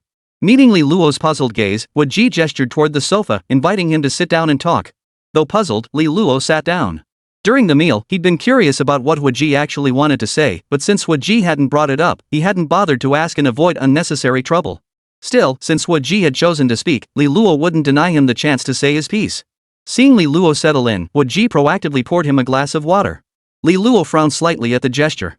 This wasn't at all like Hua Ji's usual style. He'd known Hua Ji for quite some time now. The Hua Ji he knew wouldn't be so coy and hesitant, even when he needed help with something. What was going on today? Though curious, he didn't bother asking unless Hua Ji brought it up himself. The two sat on the sofa for a long time, until Li Shufei and the others had finished washing the dishes. When they emerged, they found the two men staring blankly at each other on the sofa, neither uttering a word. The atmosphere was awkward to the extreme. Seeing this, the two women hurried back into the kitchen. Yet, the two heads peeking out from the kitchen doorway betrayed their curiosity. Finally, Li Luo spoke up. If you have something to say, say it. Otherwise, I'm leaving. With that, he made a move to get up and leave. Hua Ji quickly stepped forward to stop him. Sighing, Hua Ji finally spoke. The thing is, as you saw, those researchers were all after you. Don't you have anything to say about it? Li Luo frowned in surprise at the question. Reaction? What should he say? He hadn't invited those people over.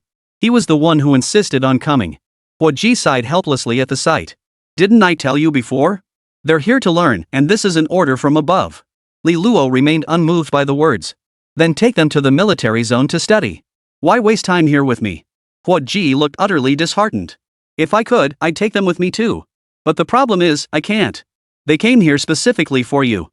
Otherwise, they wouldn't have refused to enter the military research department the moment they learned you weren't here, insisting on finding you instead. I know you prefer peace and quiet, but this time I truly have no choice. It's an order from above, and Director Chen is here too. Just bear with it and teach them for a while. The moment those words left his mouth, the two heads peeking out from the kitchen doorway quickly retracted. What had they just heard? Hua Ji actually wanted Li Luo to teach those people? Yumu knew Chen Dashue's true identity and had shared this information with Li Shufei. Therefore, both women knew that the visitors were among the top scientific researchers in their Dragon Nation. But now, Hua Ji actually wanted Li Luo to be their teacher, to instruct those people? Yumu stared at Li Shufei in utter shock. Shufei, our second uncle is so formidable. I even asked the AI about it. These visitors are among the nation's foremost researchers. Can second uncle really teach them? Li Shufei gave a helpless, bitter smile. Who am I supposed to ask? She wanted to know too. In the living room, on the sofa, Li Luo frowned deeply. He was dead set against Hua Ji's idea of teaching those people. He'd stayed here precisely to avoid trouble, and now look, they'd come knocking at his door. You can run, but you can't hide. Seeing Li Luo remain silent, Hua Ji feared he might refuse outright and hurriedly added. Rest assured, this is a one-time thing. Once it's over, I'll approve whatever research materials and funding you need. Li Luo frowned at the words, his resolve wavering slightly. His current project was indeed short on both funding and materials. But simply agreeing to the devil's terms felt somewhat inappropriate. He frowned as he considered. It's not about the money. You know I dislike complications, and I've never taught anyone before. Besides, having so many people come at once, I really can't manage that. Hua Ji's brow furrowed as well. On one side was the order from above, and on the other was Li Luo, this special individual who refused to follow orders or listen to reason. He felt like he had a headache just thinking about it. Just consider it a favor. Haven't I helped you out of plenty of trouble over the past year? Consider it a personal favor. How about it? Of course, everything I mentioned earlier, the funding and resources, still stands. Seeing Li Luo about to refuse, Hua Ji quickly played the emotional card. It must be said, this tactic did have some effect. What Hua Ji said was undeniably true. Li Luo couldn't refute it. In fact, Li Luo's current position was entirely thanks to Hua Ji. After all, who else would have believed an 8-year-old child could sue a research institute? Though Hua Ji hadn't believed it at first either, he was undeniably the most crucial person in helping Li Luo take that first step. Later, when the villagers needed to relocate, it was Hua Ji who helped resolve everything. Li Luo pondered for a moment before sighing. Alright, I'll agree. But I have requirements regarding funding and resources. Li Luo felt utterly helpless about this. If it weren't for the fact that he genuinely lacked resources and funding, and since this project wasn't even requested by the military, he wouldn't have agreed so readily. The moment these words left his mouth, the worry vanished from Hua Ji's face, replaced by utter astonishment. You agreed? Hua Ji never imagined Li Luo would agree so readily. He had assumed he'd have to make a significant financial sacrifice or haggle over every detail before Li Luo would agree. Instead, a simple emotional appeal had done the trick. Li Luo rolled his eyes at him helplessly. You've already brought the person over. What else could I do? Hua Ji chuckled awkwardly before replying. Rest assured, as long as you're willing to teach them, I'll secure any resources you need. Li Luo had been waiting for precisely those words. Actually, I am in need of a few things lately. Hua Ji? He regretted saying that earlier. And why did he feel like he'd fallen into Li Luo's trap? Chapter 56, Middlemen Reap the Profits. Hua Ji left Li Shufei's courtyard with a face like he'd just been beaten. He'd been wondering if Li Luo had suddenly changed his ways today, becoming so easy to talk to. Turns out he'd fallen right into his trap. That bastard was as rotten as ever. In the end, he'd paid a hefty price just to secure Li Luo's agreement to teach the class. But he wasn't particularly upset about what Li Luo demanded. Most of what Li Luo requested were materials related to military research. Hua Ji could tell at a glance that it was for researching something new. He also recalled how Li Luo had stayed in the lab the very day they arrived. He had a pretty good idea this was all for Li Luo's latest research project. As for what exactly Li Luo was researching, he wasn't in a hurry to find out. After all, the results would eventually be shared with the Northwest Military District. He'd find out sooner or later. Why ask now? Still, the sheer volume of resources Li Luo was requesting stung his wallet. After pondering it, he decided this loss couldn't go uncompensated. He'd have to seek reimbursement from Dean Chen and the other military district officials upon his return. After all, this so-called course was only for their people, and it didn't benefit the Northwest Military Region much. Besides, Li Luo was practically one of their own. He couldn't very well expect Li Luo to foot the bill for hiring instructors for them. And this was someone from his own ranks? When Hua Ji returned to the courtyard where Chen Daoxue and the other researchers resided, everyone was eagerly awaiting his arrival, hoping he'd bring back good news. Seeing Hua Ji's grim expression, their hearts sank. Had Li Luo refused? Then their trip would have been for nothing. They'd have to get Hua Ji to think of another solution. An elderly man spoke up immediately. Young Hua, don't give up after just one setback. This mission was arranged by higher-ups. We hope you can try a little harder. This training mission will significantly enhance our Dragon Nation's military strength.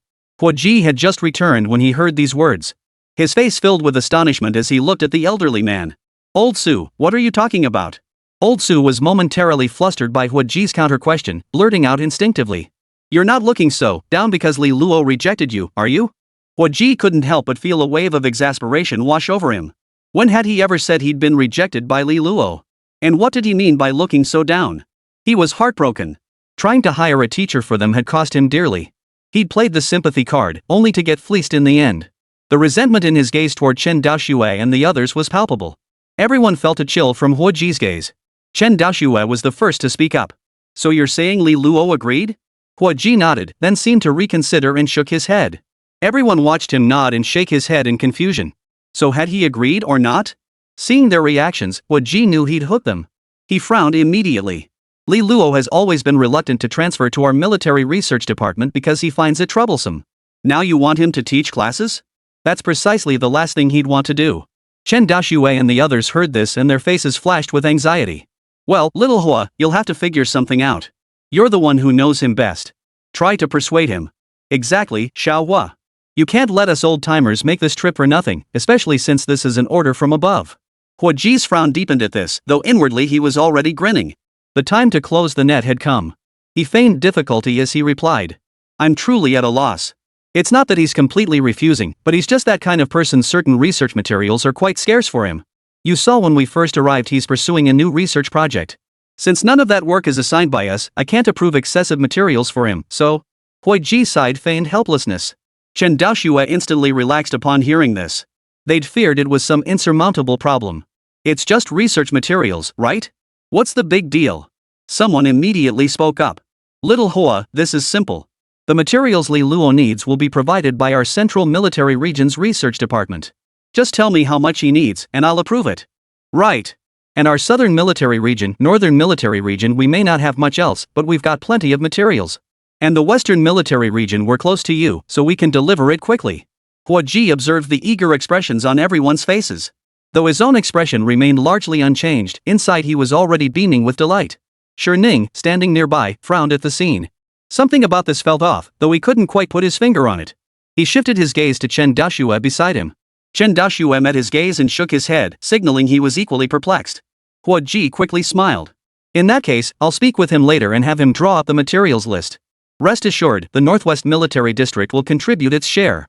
Hua Ji then turned to Chen Daxue. Dean Chen, I'll need to trouble you to organize the others. After all, we've brought quite a large group this time. Chen Daxue nodded in agreement. After Hua Ji left, Chen Daxue and Shi Ning still felt something was off about the previous exchange. But they couldn't quite put their finger on it. Still, they didn't dwell on it. As long as Li Luo was willing to teach the course, that was all that mattered. It was merely a matter of providing material resources to support one of his research projects. Their dragon nation certainly had that much to spare. Besides, whatever Li Luo developed might end up benefiting their dragon nation anyway, so it was definitely worth it. The next day, early in the morning, Hua Ji arrived at Chen Daxue's place with a list of materials. Truthfully, he already knew exactly what Li Luo needed and how much. He only came now to avoid arousing suspicion. Moreover, this list had been modified by him. His people were teaching them, how could he not earn a little something? Especially since he'd brokered the deal himself. A little commission wasn't unreasonable, was it? After all, the Northwest Military District had invested considerable resources in Li Luo over the past year, though the returns had been even greater. But that didn't stop Hua Ji from finding ways to recoup some of the investment. When Chen Daxue and the others saw the list, they were all taken aback. Li Luo's list of demands was simply too extensive. This didn't seem like something a single research project could possibly consume. Had they ever seen a research project requiring several tons of rare metals? Was he planning to build an aircraft carrier? Chen Daxue shot a piercing glance at Hua Ji. He knew full well that Li Luo absolutely didn't need this much. This list had definitely been altered by Hua Ji. The goal was to siphon resources from other military districts and their own Dragon Science Academy. Hua Ji noticed Chen Daxue's gaze, yet he felt no guilt whatsoever. The elders who had promised last night to provide these materials now remained silent. Dean Chen, Li Luo only requested these items. What do you think? At those words, a look of utter bewilderment spread across Chen Daxue's forehead. He finally understood why yesterday had felt so off. So Hua Ji had been treating them like suckers all along? His gaze toward Hua Ji grew noticeably colder. Chapter 57, Class begins. Though he now understood Hua Ji's scheme, Chen Daxue chose not to expose him. After all, Hua Ji had indeed exerted tremendous effort in this matter. It could even be said that without Hua Ji, they would have had virtually no chance of persuading Li Luo. As for Hua Ji now seeking some benefits, they'd turn a blind eye and let it slide.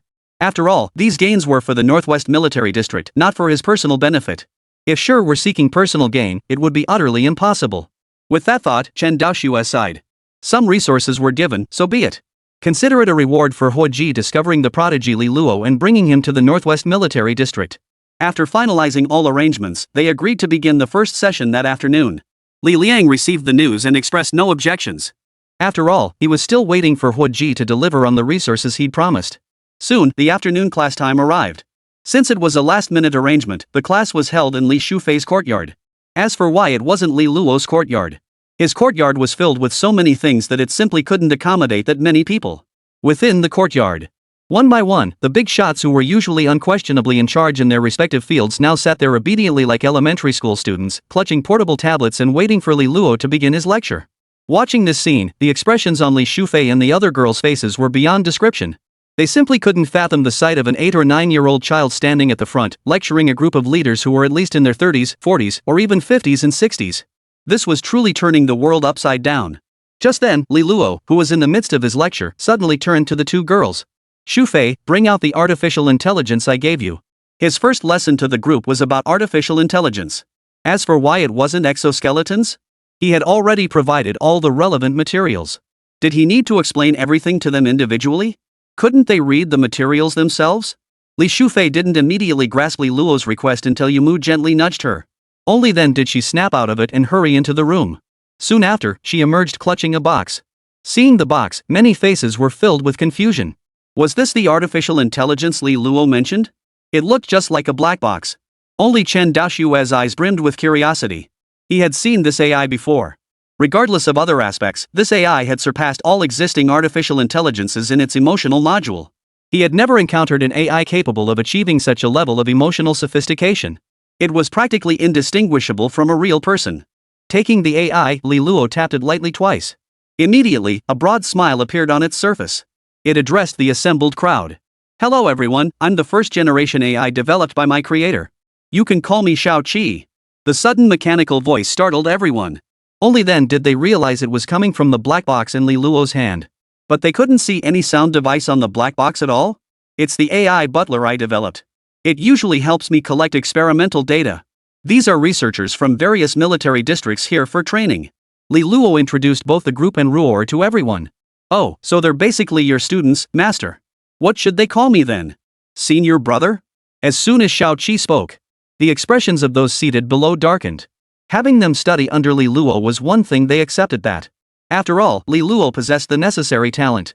But now, why should the AI he developed get to lord itself over them? Li Luo tapped Shao Qi and said, "My apologies, everyone. Its language system isn't quite perfected yet." "Ah, Officer Li Luo, you're joking. This AI is quite interesting, isn't it?" Chen Daoshue spoke up first, breaking the awkward silence. As the dean of the Dragon Science Academy, he had some familiarity with artificial intelligence. But an AI like Shao Qi, equipped with human-like emotional modules, was unprecedented. If not the first of its kind, then certainly the first in modern times. If it were hiding behind a real person and altering its voice, no one would be able to tell it apart. Today we're discussing the emotional modules of artificial intelligence. As you all know, the greatest flaw in current AI is its rigid nature and heavy reliance on massive databases. Personally, I don't consider this true artificial intelligence. The most crucial aspect of AI is the word intelligence itself. Yet where is the intelligence in these so-called artificial intelligences? Watching Li Luo speak with such eloquence, Li Shufei and the other girl were both stunned. They had been staying here for some time now, and it felt like Li Luo hadn't spoken as much in all those days as he had today. Was this the obsession researchers had with their work? Looking around, the researchers sitting in the lecture hall were all intently focused. Every so often, someone would pull out a notebook to jot down notes. Even Chen Daoshue nodded in agreement from time to time. This couldn't help but pique the curiosity of the two women. Is Li Luo really that impressive? Is his lecture truly that compelling? But why couldn't they understand a single word? Huo Ji, who had been observing the two women, approached them and whispered, "Don't understand?" The two women nodded blankly. Huo Ji smiled. Good. If they understood, that would be disastrous. Li Luo had previously lectured personnel from their military district, but what was the outcome? Out of a group of 20, fewer than 5 actually grasped it. What does that tell you? Keep in mind, those 20 were all the brightest new recruits in his research department. After that, Li Luo never lectured the Northwest Military Region personnel again. This left Huo Ji regretting his decision for a long time. Why hadn't he sent those seasoned veterans from the research department instead of selecting a group of young recruits? As my first-generation AI, Shao Qi's emotional module isn't particularly refined yet. My solution is actually quite simple. It involves... As he spoke, Li Luo's phone rang beside him. Li Luo glanced at it and immediately announced, "Time's up. Class dismissed." This abrupt dismissal left everyone utterly bewildered. What the hell? Class is over? We're right in the middle of the crucial part. How can class end now? Chen Daoshue immediately stood up and protested. Li Luo, why don't you finish explaining how you solved it before ending class? It's not like we're short on time. Exactly, Officer Li Luo. We're almost done. Can we finish before class ends? Watching this unfold, Li Shufei and Yumu couldn't help but sigh inwardly. Truly, they were pillars of the nation. They were truly different from ordinary people like them. They were always desperate for the teacher to end class on time, yet here they were begging for extra time? No comparison. No comparison. Chapter 58, Staying Here? Half a month later. Still in Li Shufei and the others' courtyard. Li Luo packed away the small blackboard he'd used for teaching and spoke. That's all for today's lesson. I've taught you for half a month now, that should be enough.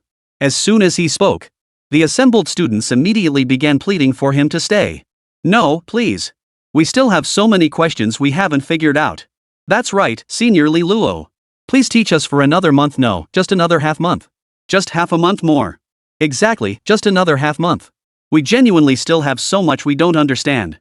After these 2 weeks of lectures, even those researchers who had initially harbored doubts or resentment toward Li Luo now listened attentively. They simply couldn't deny his expertise. At the start of the lectures, they had been filled with resentment. They frequently posed tricky questions, hoping to stump Li Luo, but all their attempts came to nothing. Sometimes, Li Luo's answers even left them genuinely impressed. Gradually, a quiet respect for Li Luo began to take root within them. After all, his solutions were approaches they hadn't considered, and they proved more effective than their own methods. To put it plainly, Li Luo was simply more skilled than they were. Listening to the others chime in one after another, Li Luo's brow furrowed slightly. He had been teaching them for half a month now, 2 sessions a day. That meant he had already taught 30 lessons. This far exceeded his initial expectations. Originally, he had only planned to teach 10 sessions. After all, Ji hadn't specified how long or how many lessons it would be. So this was entirely his own decision. But after Ji delivered the materials, Chen Daoxue approached him and offered substantial benefits. That's why he extended the course for so long. But this was already pushing it to the limit. He couldn't possibly spend all his time teaching just these people. Just because of teaching them, his own research had already been delayed by half a month. Still, he needed a better excuse to refuse. As he pondered, his gaze drifted to Li Shufei and the other girl beside him. An idea flashed through his mind and he spoke up. I've covered everything I can teach, and summer break is nearly over. My granddaughter and the others need to return to school. As their elder, I must attend to these matters, so naturally, I won't have time to continue teaching you. In that case, let's just cancel the class altogether. It's the perfect time for you all to go home and rest.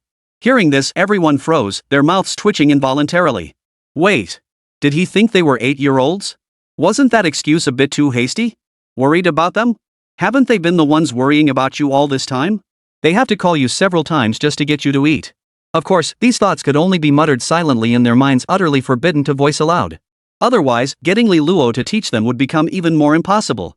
At that moment, Chen Daoxue spoke up. So, Mr. Li Luo, when will the next session be held? The moment the words left his lips, all eyes turned expectantly toward Li Luo. Li Luo looked back at Chen Daoxue with a puzzled expression. When did I say I'd be teaching again? Everyone? Officer Li Luo, what do you mean? Are you never going to teach again? No, please don't. Officer Li Luo, your lectures have taught me so much, but there are still so many questions left unanswered. Exactly. If you stop teaching, who will answer all our questions? Li Luo didn't have any particular thoughts on the matter. Chen Daoxue, standing nearby, quickly chimed in. Officer Li Luo, we understand you need a break, but we still hope you can teach when you have time. Looking at Chen Daoxue before him, Li Luo found it difficult to refuse outright. After a moment's thought, he replied. All right then. If I have time in the future, I'll consider teaching a class. As for when the classes would start? Well, that wasn't entirely up to Li Luo. He'd only promised to consider it when he had time. He hadn't committed to anything definite. And when he'd actually have time? That was entirely up to him. But this really is the end of it for now. I need to push forward with my own research project. Chen Daoxue understood that this was the only way forward now. He shifted the topic. Li Luo, is this research project the one you were preparing when we arrived? Could you tell me what kind of project it is? Li Luo pondered for a moment before replying. It's not exactly a groundbreaking project. We're just developing a new fighter jet. A fighter jet? Chen Daoxue was taken aback. He had assumed Li Luo would be working on individual combat gear, but never expected it to be a fighter jet. But researching fighter jets was perfect, they could learn more that way. After all, Li Luo had only said he wouldn't be teaching classes, they could still observe and learn on their own. With that thought, he spoke directly. Li Luo, would it be possible for us to observe your experiments? The moment the words left his mouth, Li Luo's brows furrowed deeply. Dean Chen, do you two intend to stay here any longer? Chen Daoxue tilted his head. Right, we'll stay here as well. Their study assignment this time had no set time limit. Therefore, its duration was entirely up to him. And now, it was clear that not only he, but the vast majority of the researchers present were unwilling to leave just yet. After all, they still had numerous unresolved questions. At the very least, they should wait until these unanswered questions were resolved before leaving. Hearing this, Li Luo felt as if the sky had fallen. Stay here? Heaven knew how torturous these days had been. If this continued, his experiments would surely come to a halt. True, he wouldn't have to speak another word from now on. Staying here would inevitably affect him. Unless he could lock himself away in the lab forever. But what if they encountered problems and sought Li Luo's guidance? Could he really refuse to answer any of their questions? That was clearly impossible. He glanced at Ji beside him, hoping he would send these people back whence they came. Yet, meeting his pleading gaze, Ji simply turned a blind eye. He strode out of the courtyard, showing no intention of getting involved whatsoever. As if he was merely a colonel in the Northwest Military District. At most, he could manage matters involving his own Northwest Military Region personnel. He certainly had no authority over those from other military regions. And what's more, there was Chen Daoxue, the president of the Dragon Academy, among them. Was this really his place to meddle? Now that they'd chosen to stay, what could he possibly say? Regarding Li Luo's plea for help, he could only express his helplessness. Chapter 59. If I can't take them on, can't I at least avoid them? Li Luo's own courtyard. Having barely escaped the relentless questioning of Chen Daoxue and the other researchers, Li Luo pondered his next move. The situation now was that those people had made up their minds to stay put. But their continued presence was precisely what Li Luo wanted to avoid. He'd only stayed here to avoid trouble, yet now trouble had found him. And they weren't willing to leave, they insisted on staying. This left Li Luo feeling rather headache-inducing. At that moment, Hua Ji appeared before him at the courtyard gate. Seeing Hua Ji filled Li Luo with anger.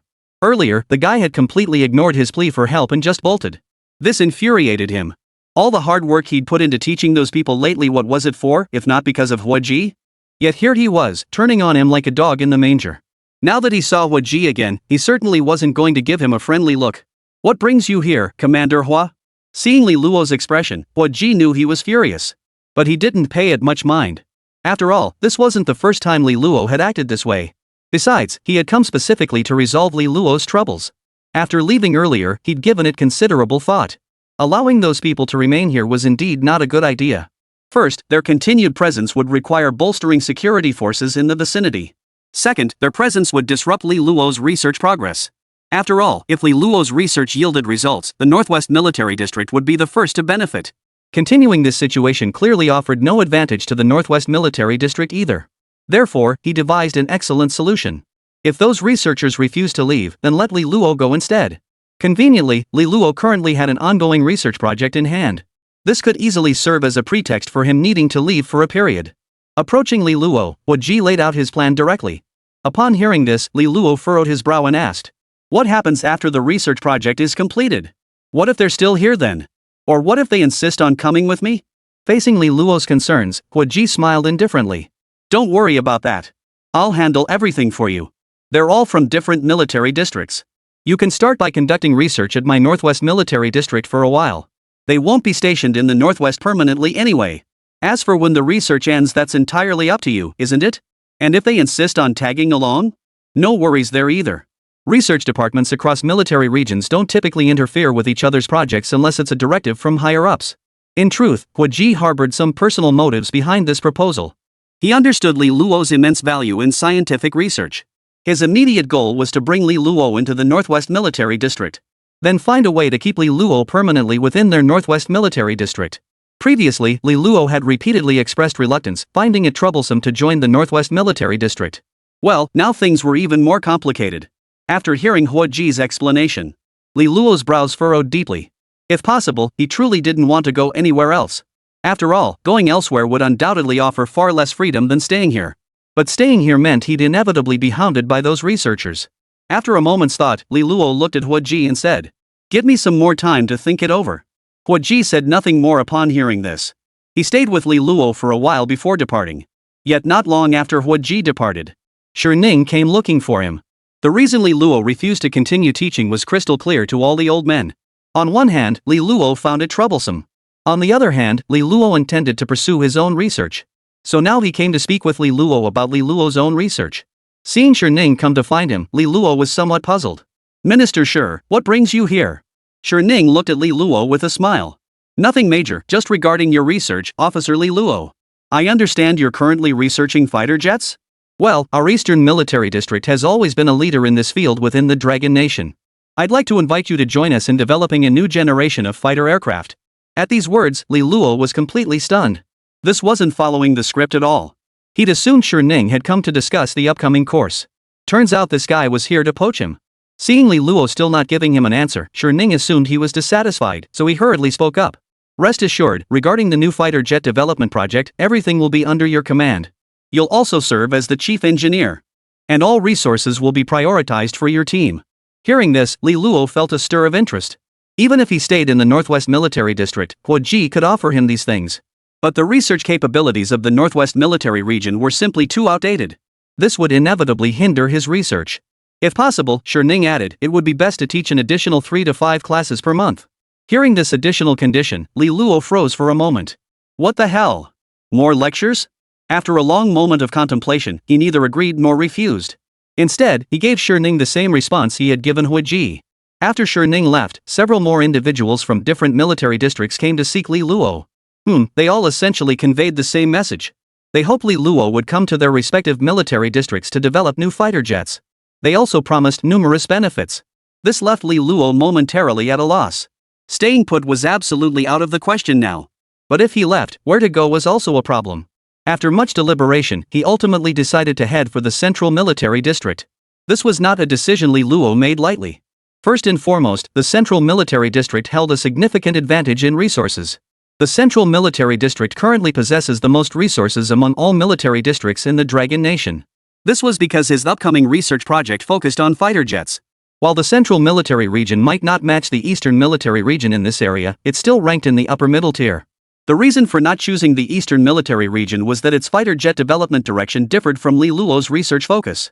Most crucially, the Central Military Region promised to provide him with an independent laboratory. He would be left entirely undisturbed, required only to deliver a monthly lecture. This lecture requirement was significantly lower than those imposed by other military regions. This decisive factor ultimately led to the choice of the Central Military Region. Chapter 60, Abandoned? The next day. Once again, in the courtyard of Li Shufei and the other woman. Huiji watched Li Luo across from him, calmly eating his breakfast. This puzzled Huiji. Had this guy forgotten everything he'd said to him yesterday afternoon? He cleared his throat softly, attempting to draw the other man's attention. But he was overthinking it. His deliberate action didn't catch Li Luo's attention at all, but it did catch the attention of Li Shufei beside him. Seeing Huiji suddenly cough, Li Shufei hurriedly poured him a glass of water. Huiji stared at the glass, a mix of emotions swirling within him. Sighing, he lifted the glass and took a sip. It seemed he'd have to wait until Li Luo finished his meal to ask. Little did he know that several other groups were approaching this very spot. After Li Luo finished breakfast, Huiji cut straight to the point. Li Luo, about that matter I mentioned yesterday, have you given it any thought? He looked at Li Luo with eager anticipation. He was supremely confident about this matter. In his view, Li Luo's desire to escape those researchers and relocate to their Northwest Military District was undoubtedly the best solution at present. It was killing two birds with one stone. Not only would it help Li Luo escape his troubles, but it would also bring such a powerful ally as Li Luo into their Northwest Military District. Wasn't that killing two birds with one stone? He could already envision how rapidly the Northwest Military District would advance once Li Luo joined their ranks. Yet, just as Huiji was lost in these fantasies, Li Luo spoke up. No way. Huiji blurted out before fully processing Li Luo's response. Fine, don't go. That's the right choice. Huh? Suddenly, he snapped out of it, staring at Li Luo in utter shock. What did you say? I said whether or not to go to the Northwest Military District. Li Luo repeated his decision. This time, Huiji heard it clearly, crystal clear. Li Luo said he wasn't going to the Northwest Military District? Wait, Li Luo, didn't we settle this yesterday? Why is he changing his mind now? Huiji gestured wildly with hands and feet. He tried to persuade Li Luo to accompany him to the Northwest Military District. But Li Luo's expression remained utterly unchanged. If the Northwest Military Region's research department could match the standards of the Central Military Region, he would have chosen it. But what could he do? The Northwest Military Region's R&D department just wasn't up to par. Huiji sighed and turned to Li Luo. So how do you plan to handle this mess? Apart from leaving this place, Huiji truly couldn't imagine how else Li Luo could resolve this predicament. After all, getting Chen Daoxue and the others to leave wouldn't be easy. So the situation now boiled down to either them leaving or Li Luo leaving. Li Luo sat down on the sofa and said calmly, I've decided to go to the Central Military District. Huiji sat down beside him, murmuring under his breath. The Central Military District? The Central Military District? Ha! Huiji had barely sat down before he jumped back up, knocking over the coffee table beside him. Several cups on the table toppled over. Water spilled everywhere. Seeing this, Li Luo frowned slightly. But Huiji paid no heed to the mess, staring at Li Luo in utter disbelief as he asked again. Where did you say you were going? The Central Military District. Li Luo repeated. Hearing those words again, Huiji remained utterly astonished. At the same time, he guessed why Li Luo wasn't heading to the Northwest Military District. It seemed he'd been scooped by the Central Military District. The realization made him grit his teeth inwardly. He knew it, bringing them to seek out Li Luo was like inviting wolves into the house. He realized now that he had been too careless. Li Shufei arrived with a mop to clean up the water on the floor. Listening to their conversation, she too frowned slightly. Li Luo was leaving this place. But what about them? They still had nearly half a month before school started. What about them? Though her curiosity burned, she forced herself to suppress her questions. Clearly, Li Luo and the others still had matters to discuss. Even if she wanted to ask, now wasn't the time. Just then, a knock sounded at the door. Li Shufei hurried to open the door. At the doorway stood Chen Daoxuan and the head of the Central Military District's research department, standing side by side. Seeing them, Li Shufei quickly stepped aside. The visitors nodded to Li Shufei before stepping inside. Hua Ji and the others also noticed the new arrivals. Hua Ji greeted them. Chen Daoxuan gave a slight nod before turning his gaze to Li Luo, seated on the sofa. Officer Li Luo, on behalf of the Central Military District and the Long Academy of Sciences, I welcome you to our ranks. He was very satisfied with Li Luo's choice.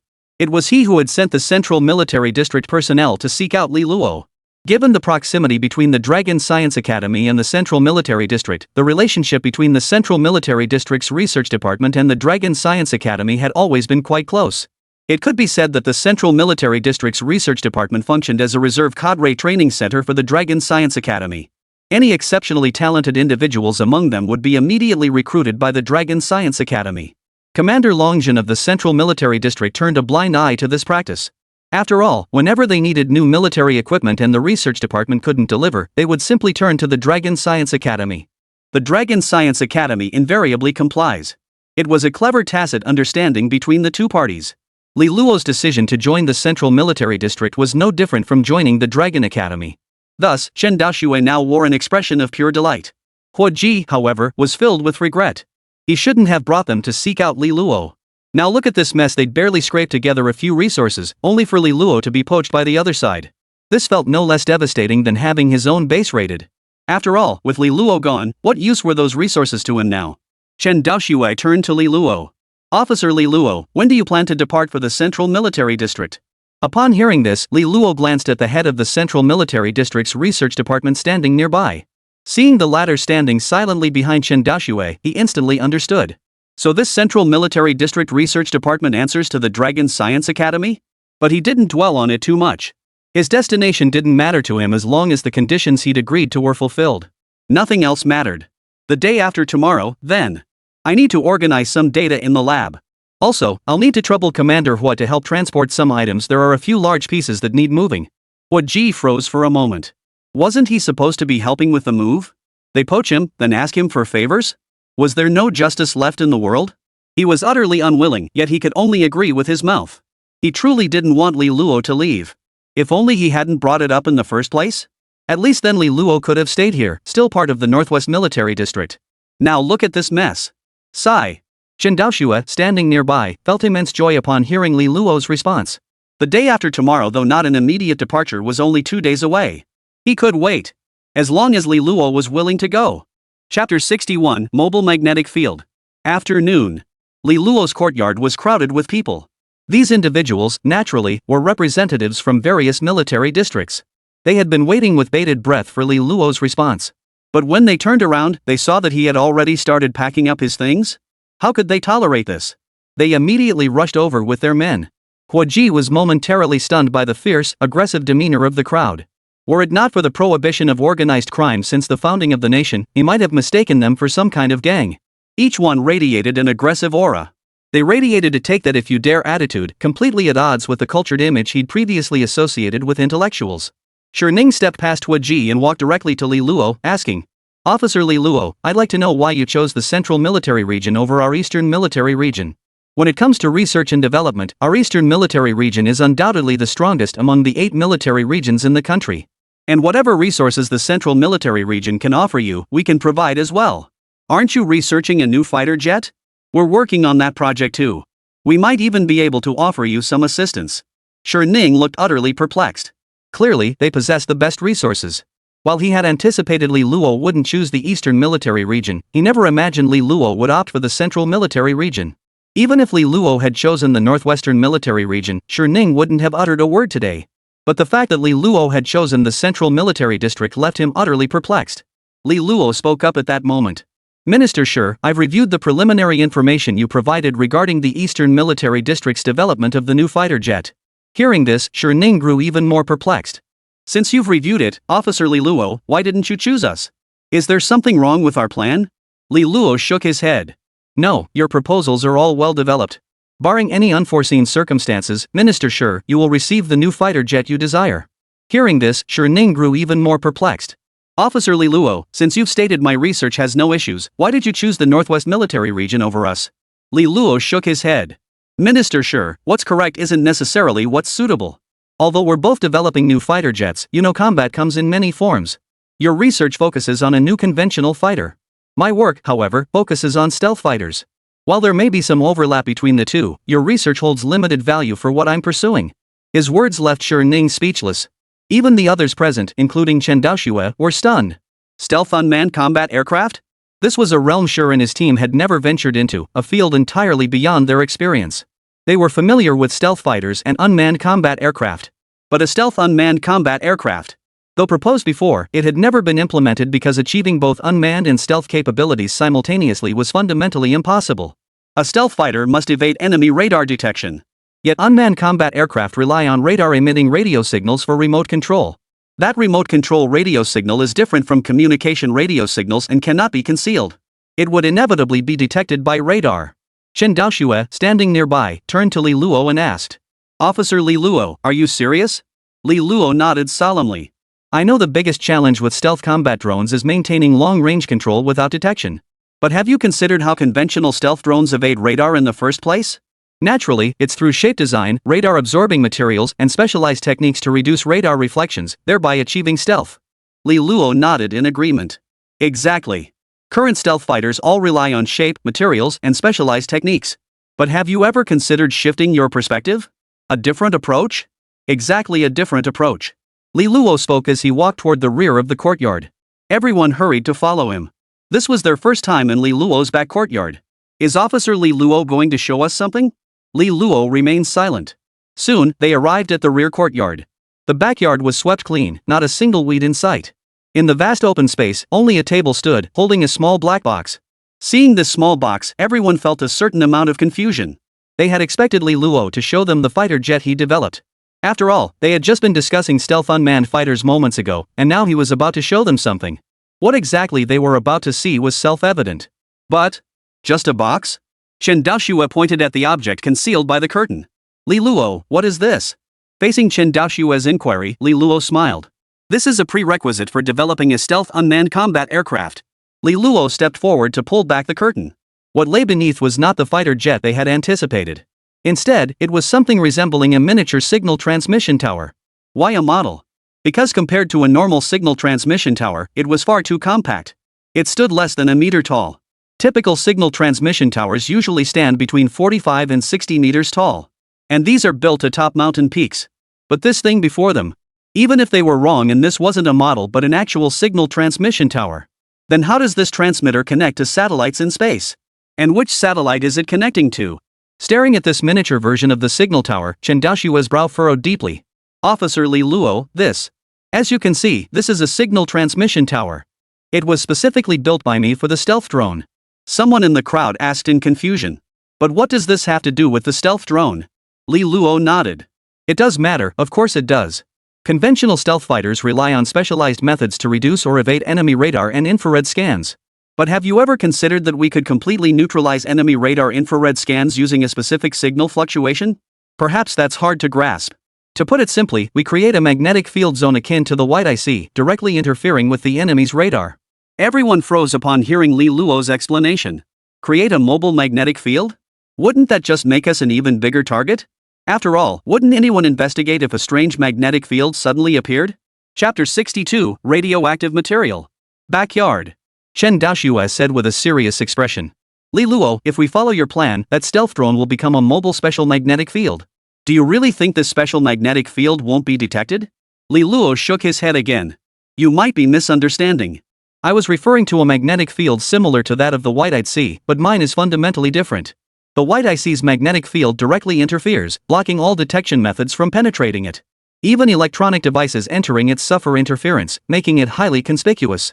But mine is different. This field targets only the fighter itself, and its function isn't interference or isolation. Words alone might not make it clear. Does anyone here have an infrared scanner? The group exchanged glances, none speaking up. Chen Daoxue turned to his assistant beside him. Go get one. The sooner, the better. A man immediately dashed out.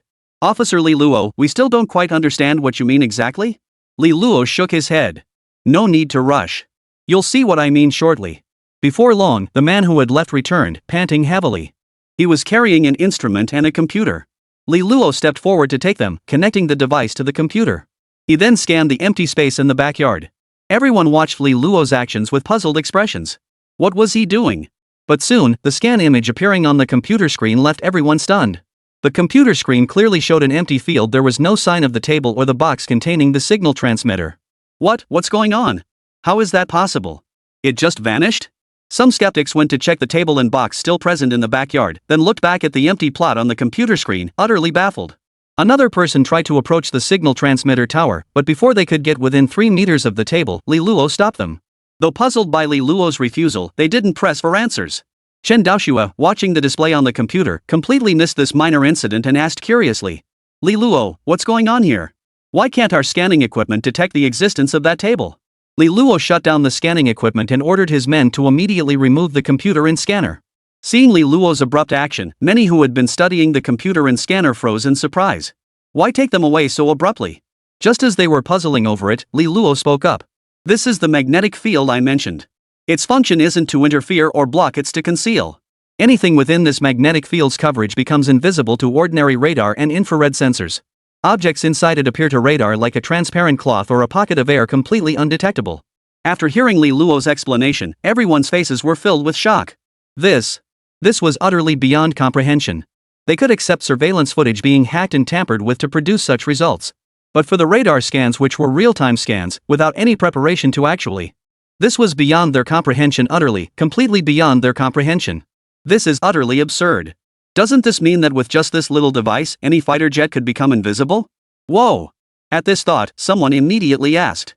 So, Officer Li Luo, if this device were installed on other fighter jets, would it have the same effect? The moment the words left his lips, everyone suddenly realized. Exactly. If every fighter jet were equipped with such a device, wouldn't their entire air force become invisible? Facing the expectant gazes of the crowd, Li Luo shook his head. Unfortunately, no. Why not, Officer Li Luo? Why can't this little device be installed on other fighter jets? It shouldn't be that difficult, right? Li Luo nodded. Installing it wouldn't be difficult, but what effects would it have afterward? Hearing this, everyone frowned. Chen Daoxue inquired. Would it become inoperable once installed?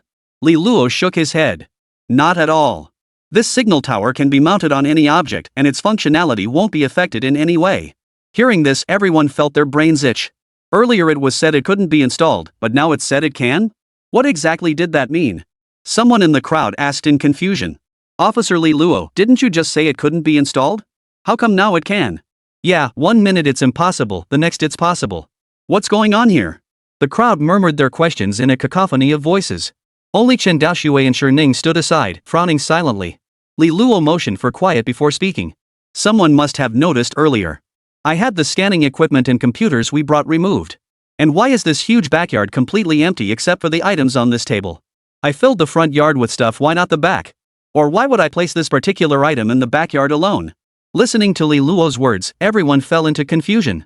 Yeah, why would he put this thing alone in the backyard? At that moment, Chen Daoxue spoke up. Li Luo, are you suggesting the magnetic field generated by this tower could affect the surrounding environment? Li Luo nodded. Exactly. Due to its unique properties, this magnetic field can render everything inside invisible to the naked eye. That's the tower's advantage. But where there are advantages, there are inevitably disadvantages. The drawback is that this magnetic field has an extremely corrosive effect on all metal objects within it. That's why I said it shouldn't be installed. Of course, it's not impossible to install it if you insist. Hearing this, everyone's gaze toward the small tower was filled with apprehension. Chen Daoxue then asked, how did you discover this thing? Li Luo's eyes darkened slightly as he replied. It's a radioactive substance I accidentally created while developing other projects. I discovered that all scanning methods are ineffective against it. That's when I conceived the idea of researching stealth fighters. But later, I discovered it had extreme corrosive effects on metal, so I shifted focus to developing a new anti-corrosion material. At the same time, I wasn't certain whether this substance was harmful to humans, so I chose the stealth unmanned fighter project. Upon hearing Li Luo's words, everyone silently took a few steps back. An unknown radioactive substance? Chapter 63, Element 119, SSS Top Secret. In the backyard. Watching everyone retreat in unison, Li Luo shook his head and said, everyone, there's no need to worry.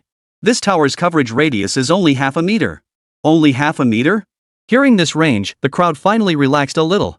Meanwhile, the researcher Li Luo had earlier stopped from approaching was now filled with dread. Had Li Luo not noticed him earlier, he had even considered picking up that tower. Whoa! Just thinking about it sent shivers down his spine. That was radioactive material. Chen Daoshue's brows furrowed as he scanned the room solemnly. Everyone, I'm sure you all understand how significant this discovery is. I hope you can keep this secret. The others nodded in unison.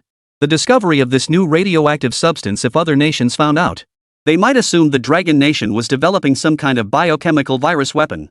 Chen Daoshue saw no need for Li Luo to continue the explanation. After dismissing everyone to return to their respective posts, he promptly relayed all the intelligence gathered here to Old Master Tang in the imperial capital. Upon hearing the news, Old Master Tang Ming immediately ordered Chen Daoshue to seal off the information at all costs. It absolutely must not leak out, and Li Luo must be brought to the capital as soon as possible. Simultaneously, he dialed another red telephone on his desk. At the same time, after seeing everyone off, Li Luo resumed packing his belongings. But he hadn't packed for long. Chen Daoshue hurried back. Spotting Li Luo, he immediately announced, "Officer Li Luo, our departure time needs to be moved up by 1 day." Li Luo frowned at the news. "I haven't finished packing my things yet." Chen Daoshue frowned as well. He then added, "Alright, Li Luo, take some key experimental data with you first. Have Hu Ji pack up the rest." How does that sound? As if suddenly remembering something, he added, "Oh, and make sure to bring all the documentation related to that new radioactive substance." Li Luo now understood why their departure had been hastened. It seemed the new radioactive substance was being treated with high priority. After a moment's thought, he sighed and said, "Fine. Give me 3 hours." With that, he turned and headed straight into the house. 3 hours later, Li Luo emerged carrying a backpack and a laptop case in his hand. Seeing him like this, Chen Daoshue couldn't help but feel puzzled. Wasn't 3 hours supposed to be enough time to pack all this stuff? Just one backpack and a laptop case? Even though he knew it was the information age, surely he wouldn't have packed so little? Meeting Chen Daoshue's questioning gaze, Li Luo adjusted his backpack to make it more comfortable before speaking. "Let's go." Chen Daoshue snapped out of his daze, no longer bothering with such thoughts. He hurriedly led Li Luo toward the village entrance. At the village entrance, Hu Ji had already arranged for a vehicle to wait. The others weren't present. Li Luo's early departure had been a last-minute decision, so no one else knew. Only Chen Daoshue and Hu Ji were aware. Chen Daoshue and Li Luo climbed into the vehicle. As the vehicle started moving, Li Luo glanced back at the village through the rearview mirror and couldn't help but feel a pang of emotion. After all this time spent here, he was leaving just like that. Meanwhile, on the other side, imperial capital, a conference room. 4 elders sat at the head of the long table. These 10 individuals comprised the 9 elders of the Dragon Nation and the current Dragon Head. Tang Ming occupied the first seat to the left of the Dragon Head. "Alright, old Tang, let's get to it. What brings us here today?" The Dragon Head in the foremost seat spoke. Tang Ming gave the Dragon Head a slight nod. Bodyguards behind him promptly placed a personal dossier on each participant's desk. The others all froze upon seeing the information. The Dragon Head flipped through the file before voicing his confusion. "Old Tang, I know this Li Luo the prodigy who suddenly emerged from the Northwest Military District. But he shouldn't warrant this meeting, since his background has already been thoroughly investigated. While I don't know the full story, at the very least, he's a citizen of the Dragon Nation." Tang Ming nodded. "Dragon Head, this matter isn't about his background, it's about one of his research projects." "Research?" At this, puzzlement spread across everyone's faces, mingled with deep shock. They were all aware of Li Luo's situation and knew he had supplied numerous new weapons to the Northwest Military District in less than a year. But now, what kind of research could possibly warrant Tang Ming, the foremost of the 9 elders, summoning them to an urgent meeting? Dragonhead's expression grew grave, his eyes narrowing slightly. Old Tang cleared his throat. According to intelligence relayed from Dean Chendao, Li Luo has discovered a novel material never before identified. Everyone? A new material? What does this material do? This material possesses a unique magnetic field. Anything within its influence becomes concealed, undetectable by radar, infrared, or other scanning devices. Upon hearing this, Longjin immediately stood up, his voice trembling with excitement. "Old Tang, are you serious?" As a military man, Longjin was well aware of such technology. Instantly, he envisioned stealth fighter jets. If this material could be applied to fighter jets, wouldn't that create the perfect stealth fighter? Dragon Chief waved his hand at the excited Longjin, signaling him to sit down. He then turned to Tang Ming, only to find not a trace of joy on the latter's face. This left him feeling somewhat puzzled. Wasn't the discovery of this material a good thing? Why did he see no excitement or joy on Tang Ming's face? Pondering this, he asked, "Old Tang, is there something else you haven't finished saying?" Tang Ming nodded. This material's magnetic field not only shields against radar and infrared scans, but it also possesses a highly corrosive effect on all metals. Furthermore, it carries radioactivity. Tang Ming emphasized the word radioactive heavily as he spoke. Everyone present understood the gravity of those 3 words. The moment those words left his lips, the excitement that had filled Long Jin's face instantly turned to solemnity, his expression growing grave. Old Tang, are you telling the truth? Old Tang nodded solemnly. This is what Director Chen personally told me. There's no mistake.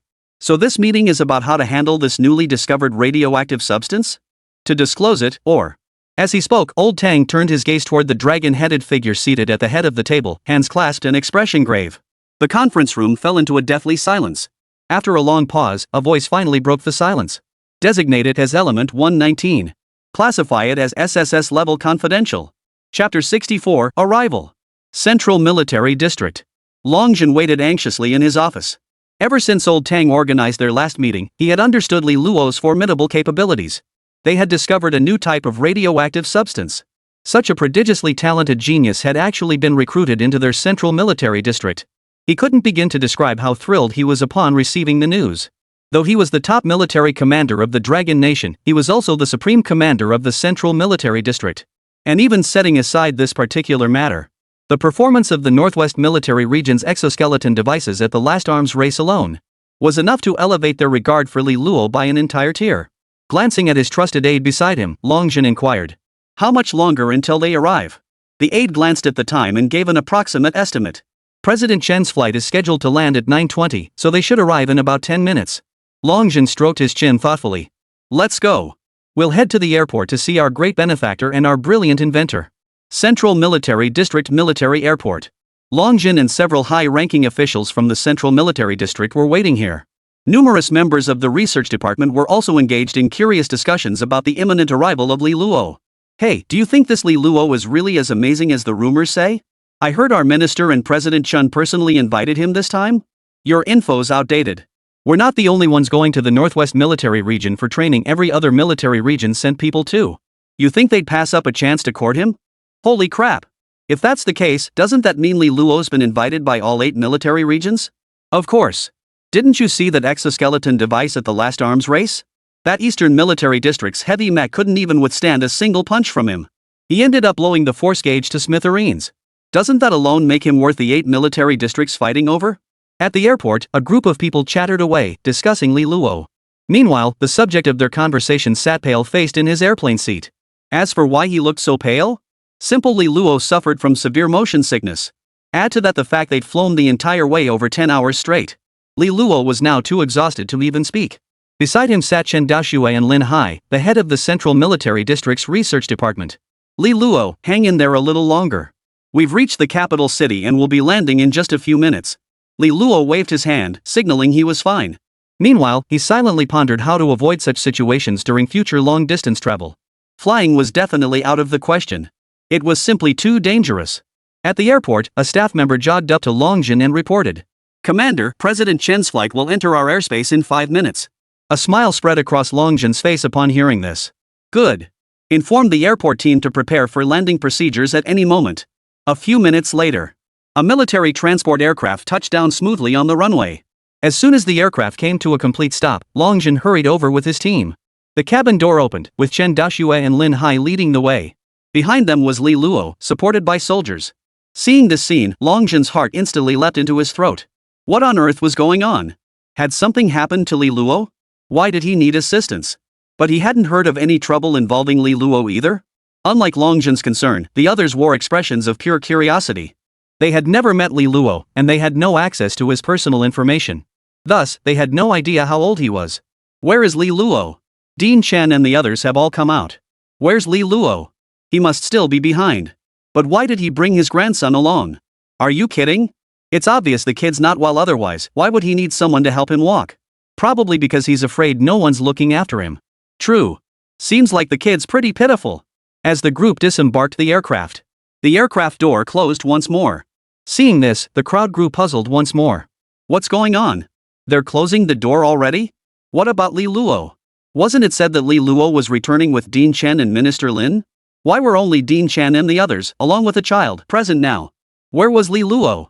Just as they were puzzling over this, Longjin strode up to them, pointing at Li Luo, who was pale as a sheet, and asked with concern. Old Chen, old Lin, what happened? Did something happen to Li Luo? The group froze upon hearing this.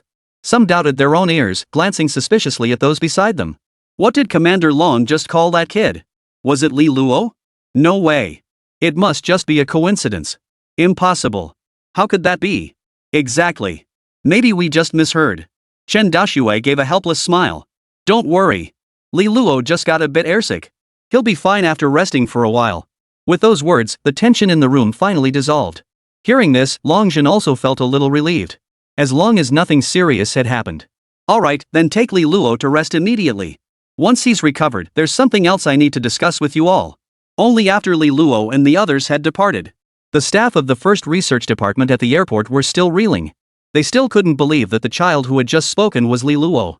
If that was Li Luo, did that mean they weren't even as good as an 8-year-old? At 8 years old, he could develop such an advanced exoskeleton device. And what about them? At 8, they were probably still playing in the mud. Was this the gap between people? It's just too vast. Meanwhile, Li Luo lay on the bed in the rest area, reflecting on recent events. Originally, he'd agreed with Hua Ji and the others that he'd conduct research alone at home, offering assistance if they encountered trouble. Then he took on a job developing an exoskeleton device, supposedly for an arms race. The exoskeleton was completed, and barring any surprises, they should win that arms race. But how had he managed to get himself into such a huge mess? He had avoided going to the Northwest Military District precisely because he dreaded trouble. But by staying away, well, because of that exoskeleton, not just the Northwest Military Region, every other military region came knocking. Not only did they come knocking, but they also demanded he teach them? After teaching them for half a month, he thought they'd finally leave. But instead, they all stubbornly refused to go? If they weren't leaving, fine, someone had to go eventually. If they wouldn't leave, then Li Luo would. After all this back and forth, he'd ended up tangled in trouble himself. Ugh. Sighing deeply, Li Luo flopped onto the bed. Forget it. When you're here, you might as well make the best of it. Chapter 65, The Frail and Sickly Li Luo? The next day. News that Li Luo had arrived at their central military district had spread far and wide. But another piece of news spread alongside it. Research Department Cafeteria. Hey, did you guys hear? They say that Li Luo is sickly and frail. He was carried off the plane yesterday. No, who told you that? That Li Luo is clearly terminally ill, just like Hawkins. Huh? Then how could he have developed that exoskeleton device? What do you know? That's what they call disability doesn't stop determination. Li Luo, eating nearby, clenched his chopsticks tighter as he listened to these baseless rumors. At that moment, at the cafeteria entrance, Lin Hai jogged in and started calling out for someone. Before long, he spotted Li Luo eating. He hurried over. Finally found you, Li Luo. Come with me now, Commander Long and Dean Chen are both looking for you. Saying this, he grabbed Li Luo's arm and started pulling him toward the cafeteria exit. As Lin Hai dragged him away, Li Luo glanced regretfully at his barely touched breakfast. Meanwhile, the group seated not far from Li Luo exchanged puzzled glances. What did Director Lin call him just now? Li Luo, I think. Inside the military district conference room, Longjin and Chen Daxue stared anxiously at the conference room door. They had sent people to find Li Luo first thing that morning. They hadn't found him. Later they learned he had gone out to eat. A moment passed. The conference room door swung open. Lin Hai and Li Luo entered the conference room one after the other. Seeing the main figures arrive, Longjin didn't waste any time. Li Luo is here. Take a seat. Li Luo sat down, looking at the others with a puzzled expression. Li Luo, it's like this. Dean Chen has already informed us about your discovery of that new radioactive substance. After our discussions, we've decided to name it Element 119. However, we don't recommend you disclose it proactively. After all, it's radioactive, and on top of that, your research currently relies on it. So we've decided to keep it under wraps for now. However, since it was your discovery, we still wish to hear your opinion. In this regard, the Dragon Nation remained quite lenient. Since you made the discovery, how to proceed is naturally up to Li Luo. They could only offer suggestions. Li Luo nodded upon hearing this. You handle it. I have no objections. Li Luo didn't care whether this matter was made public. Even if it were made public, it wouldn't affect him in the slightest. Others couldn't replicate it anyway. He himself had created it by accident, though he now knew how to mass-produce it. But that didn't mean others could replicate it. Even if he disclosed the method, no one could replicate it. Because certain elements within it were his own unique discoveries. After leaving the conference room, Li Luo had intended to head back to the cafeteria for lunch. He hadn't eaten all day yesterday, and just now he'd only managed a couple of bites before being dragged away. He was already starving, his stomach pressed against his back. But he had barely taken 2 steps. He was called back. Li Luo, wait a moment. He reluctantly turned to face Chen Daoxue and the others behind him. Dean Chen, is there something else? Chen Daoxue nodded. It's about you. You're researching fighter jets, right? I thought I'd take you to see the lab specially prepared for your experimental team first. What do you think? Li Luo's eyes lit up instantly at the mention. A lab. Resources were no big deal to him, he'd been promised they wouldn't be lacking. But a lab was different. His previous lab had been heavily customized by him. Now that he had a new space, the lab was undoubtedly the top priority. As for that experimental team? Li Luo couldn't care less about that. His previous research hadn't involved any classified teams, so it made no difference to him either way. Lost in thoughts about the lab, Li Luo forgot all about eating. Alright, let's go check out the lab right away. Research Department. Many people emerged from the labs upon Li Luo's arrival. All to catch a glimpse of the legendary Li Luo. Having missed him yesterday, they were determined not to miss him again today. Thus, the usually deserted lobby of the research department was now packed to the rafters.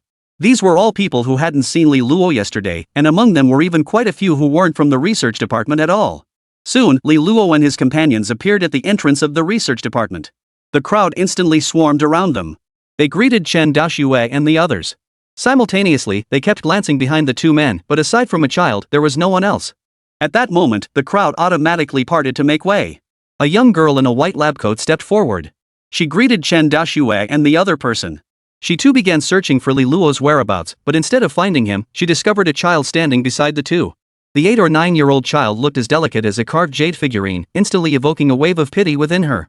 Under the astonished gazes of Chen Daoxue and the others, she reached out and began stroking Li Luo's face. Li Luo was completely dumbfounded by this sudden action. Even Chen Daoxue and the others beside him were dumbfounded. Was this girl this bold? After a couple of strokes, Li Luo finally snapped out of it and swatted away the hand that was about to continue its assault. His eyes widened in utter shock. Had he just been taken advantage of? The girl, undeterred by the rejection, dismissed it as mere childish shyness. Rising to her feet, she turned to Chen Daoxue and the others and inquired. Dean, what about Li Luo? Didn't he come with you? Chen Daoxue finally snapped back to reality. He pointed to the child beside him, the one she had just humiliated. He is Li Luo. The moment those words left his mouth, the woman froze in shock. What the hell? This little guy is Li Luo?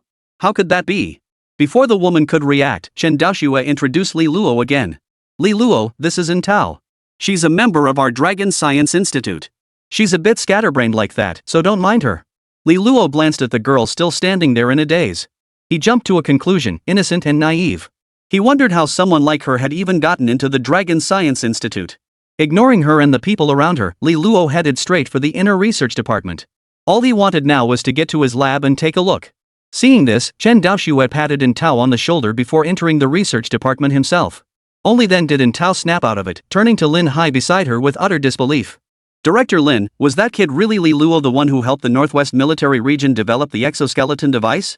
She still found it hard to believe that Li Luo was actually a child, and a rather cute one at that. No, that wasn't the point. Lin Hai smiled and nodded at her. Chapter 66, Experimental Team Assessment. Inside the research department. The laboratory specially prepared for Li Luo by the Central Military District. Surveying the fully equipped experimental apparatus before him, Li Luo nodded with satisfaction. This lab was more than sufficient for his current needs. Chen Daoxue spoke up from the side. Well, are you satisfied with this lab? Li Luo nodded. Chen Daoxue continued. If you're satisfied, then let's take a look at the experimental team we've arranged for you. You've always conducted experiments alone before. I've found that working solo can be inconvenient for many tasks, so we've also assigned a dedicated experimental team to assist you with your work. No sooner had the words left his mouth than 4 or 5 young people walked into the lab.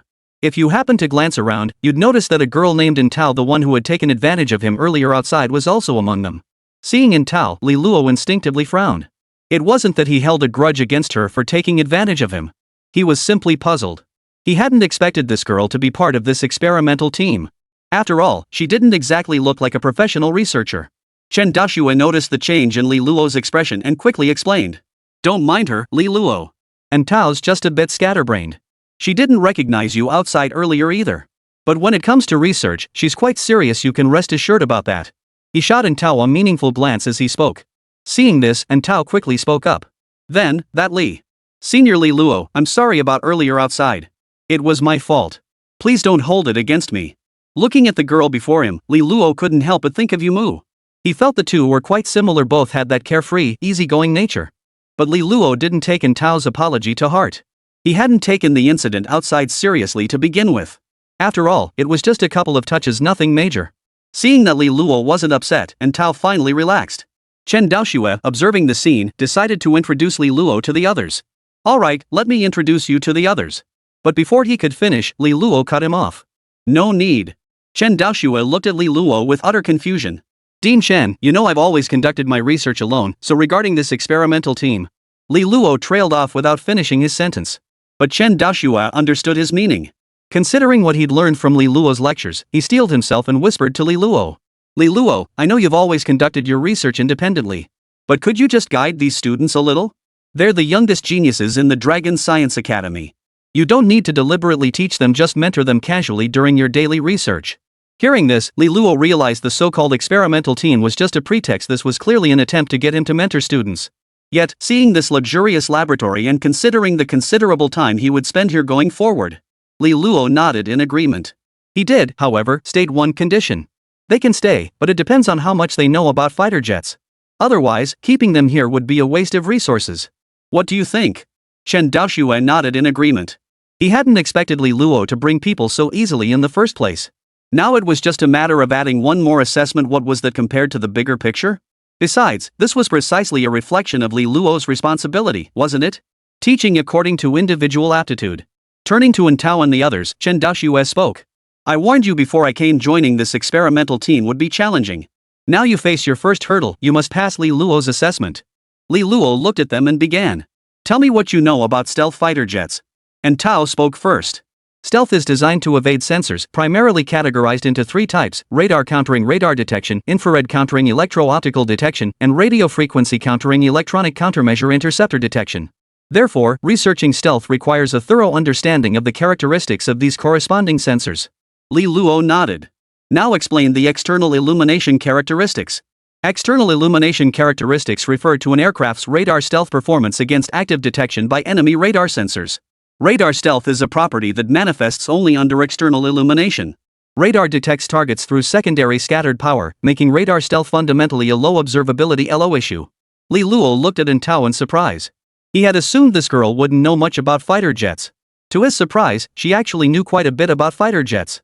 After questioning Tao, Li Luo turned to the others. He continued asking questions about fighter jets and stealth aircraft.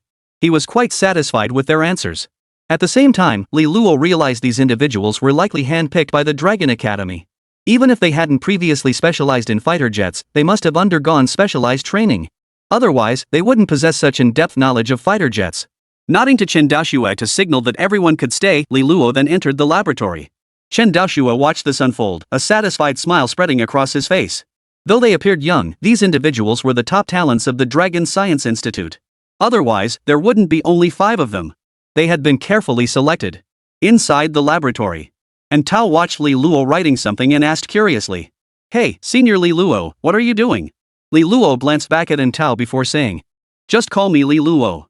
No need for Senior. Tao nodded upon hearing this. So, Li Luo, what exactly are you doing now? And how old are you this year? When did you first get into research? What are you writing now? Li Luo felt a headache coming on from the constant stream of questions ringing in his ears. He turned to glance at Tao. Noticing Li Luo's gaze, Tao seemed to realize something and quickly shut her mouth. Then, I won't ask anymore. Li Luo glanced at her and said. Go find Dean Chen. Give him this and just say it's what I need. Tao instinctively took the paper, about to ask a question. But the words died on her lips when she met Li Luo's gaze. She swallowed them back. She hurried out. Tao's departure instantly quieted the lab. The others all breathed a sigh of relief. After all, Tao was simply too talkative, even they found her a bit much at times. Outside the lab, Tao held the paper, glancing at it curiously. But that single glance left her utterly dumbfounded. If she handed this paper to Dean Chen, would she really not get scolded? The list of demands was simply too long. Chapter 67, Give it to him. Inside Lin Hai's office, Chen Daoxue was also present. Though he was the dean of the Dragon Science Academy, he wasn't in a hurry to return there. He still had matters to discuss with Li Luo. However, since Li Luo had just arrived, he needed time to settle in, so he hadn't sought him out yet. Old Chen, how much longer are you planning to wait here? If you need to see Li Luo, just go find him. Why are you lingering here? Chen Daoxue paid no heed to Lin Hai's words, contentedly sipping his tea. Don't get so worked up. It's just a cup of your tea, is it really worth shooing me away? Lin Hai rolled his eyes at him in exasperation. Just then, a knock sounded at the door. Come in. The office door swung open. And Tao strode into the office. Seeing that it was in Tao, both Lin Hai and Chen Daoxue looked puzzled. Why was she here? Wasn't she supposed to be learning from Li Luo? Had she been kicked out? Lin Hai asked directly. And Tao, what brings you here? Did you get on Li Luo's bad side again? You didn't take advantage of him again just because he's younger, did you? And Tao flushed crimson at the accusation. She'd already explained that what happened outside the research department was a misunderstanding, an accident. Why was he still harping on it? And Tao shot Lin Hai a withering look before replying. No way. This time, Li Luo asked me to come. Li Luo sent you? What did he want you to do? The moment those words left her mouth. And Tao hesitated for a moment, unsure how to broach the subject. Getting resources wasn't easy to begin with, let alone. The mere thought of what was written on that paper made Tao suck in a sharp breath. She felt she'd never seen so many rare resources in her entire life. Now Li Luo was asking for them outright. Even though she wasn't the one requesting them, she still felt awkward bringing it up. Chen Daoxue, seeing her hesitation, couldn't help but grow curious. What exactly did Li Luo summon you for that has you so troubled? After much hesitation, Tao tentatively asked. Well, he asked me to come find you guys to approve research funding. Hearing this, Lin Hai and the others exchanged glances before bursting into laughter. Ha! I thought it was something serious. It's just about getting money or resources, no big deal. He asked me to approve it for him. Lin Hai agreed generously. And Tao couldn't help but glance at Lin Hai with a hint of surprise in her eyes. When had Minister Lin ever been so generous with approvals? She had once worked in the research department herself. She knew all too well how deeply he despised subordinates asking for favors. Why was he agreeing without even glancing at what Li Luo wanted? But that hint of surprise quickly turned to sympathy. She hoped Minister Lin would remain this generous after seeing that list. With that thought, Tao cleared her throat twice. Minister Lin, perhaps you should first review what Li Luo is requesting before deciding whether to grant it. Otherwise, I fear you might change your mind at the last minute and I wouldn't know how to explain it back at headquarters. Lin Hai dismissed the suggestion with a wave of his hand. What's there to see? Just have Li Luo make a list and I'll send it over. The next second. Tao slammed a piece of paper onto Lin Hai's desk. Lin Hai stared at the paper in surprise. What's this? It's the item list. Didn't you just say you'd have me deliver a list to you? Well, here it is. Take a look and see when you can get it over there. Lin Hai picked up the paper with a puzzled look on his face and began to read it. But after just one glance, he immediately set the list down. He took off his glasses and massaged the bridge of his nose repeatedly. He tried to calm the turmoil within. Chen Daoxue, standing nearby, couldn't help but feel curious. Hey, old Lin, if Li Luo wants you to give it to him, just give it to him. What's the big deal? He can't exactly empty the entire warehouse of your research department, can he? Lin Hai didn't respond to Chen Daoxue, silently pushing the list toward him instead. Chen Daoxue picked it up and began reading. After reviewing it, Chen Daoxue's brow furrowed deeply. After a long pause, he finally spoke. Here's the deal, your R&D department covers 60% and the remaining 40% will be covered by our Lunka Academy. The moment these words left his mouth, both Lin Hai and Tao instantly turned to look at him. What the hell? Was he really going to follow the list? Both were utterly baffled by Chen Daoxue's approach. Li Luo's requests this time were all for rare materials. One could say he wouldn't settle for anything less than the rarest. This was no longer something money could measure. Yet now Chen Daoxue was actually saying he'd provide them. And he wanted the Dragon Research Institute to cover 40% of the cost? It was well known that the Dragon Research Institute's demand for these rare resources far exceeded that of their own research department. In most cases, resources flowed from the research department to the Dragon Science Institute.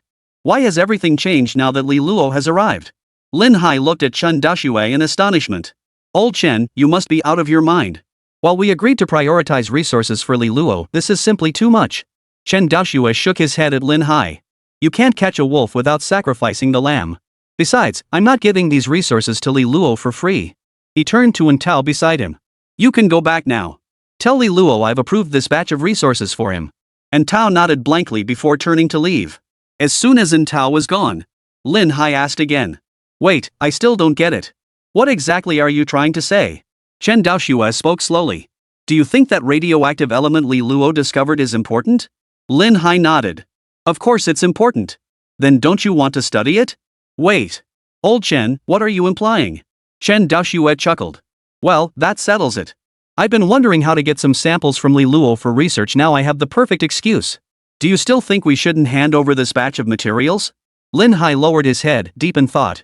After a long pause, he looked up at Chen Daoxue again. Fine, but I want to be involved in the research. Chen Daoxue burst into laughter. Of course. Meanwhile, having just left Lin Hai's office, and Tao was still filled with questions. She couldn't fathom what Dean Chen was planning. He'd actually approved such a large batch of resources outright. And he even arranged for some to be transported over from the Dragon Academy. What, was the Dragon Academy not conducting any research for the next 6 months, diverting all resources to Li Luo? And she couldn't shake the feeling that Director Chen had deliberately sent her away to discuss something privately with Minister Lin. Could it be that Li Luo had some secret they didn't know about? The more she thought about it, the more likely it seemed to Tao. Otherwise, it made no sense why Dean Chen would agree to such an outrageous request. After pondering it, she couldn't help but marvel. Li Luo really was something else. Chapter 68. What on earth is this thing? In the courtyard of Li Shufei and the others. A week had passed since Li Luo's departure. After Li Luo departed, the others from the military district gradually left as well. Now, only Li Shufei and the other woman remained in the village. But now, the two sisters were packing their belongings, preparing to leave. They had stayed here for about a month. Though the initial days had been nerve-wracking, the two women had grown quite content with their lives here. Now that they had to leave suddenly, they couldn't help but feel a bit reluctant. But it couldn't be helped. They had stayed here in the first place to avoid revealing secrets and to ensure their safety. When Li Luo was present, the Northwest Military District would occasionally send supplies. But now that Li Luo was gone, if they stayed here, it would truly be a matter of survival in the wilderness. Li Shufei looked toward Hua Ji at the doorway. Thank you, Commander Hua, for coming all this way to see us off. Hua Ji smiled and waved his hand dismissively. It's no trouble at all. Besides, Li Luo is your grandfather, so you're sort of mine too. Never mind. We're heading back anyway, so picking you up along the way is no big deal. Once you're packed, let's head out. At that moment, Yumu emerged from the room, clutching the AI robot Xiaoqi with a look of reluctance. What about it? Yumu knew full well that Xiaoqi might be taken away. But she felt a pang of reluctance. Though the little thing had a sharp tongue, life here wouldn't have been nearly as fun without Xiaoqi. Hua Ji, watching Xiaoqi in Yumu's arms, also hesitated. This AI had been developed with Li Luo's assistance at their military district's request, but Li Luo had previously stated it was still far from perfect. The plan had been to wait until it was perfected before proceeding. But now Li Luo had been poached by the Central Military District. Moreover, since Li Luo hadn't taken the AI with him when he left, it seemed he had other plans. As for whether bringing the AI along with Li Shufei and the others might expose them, that's no longer an issue. It had been exposed long ago.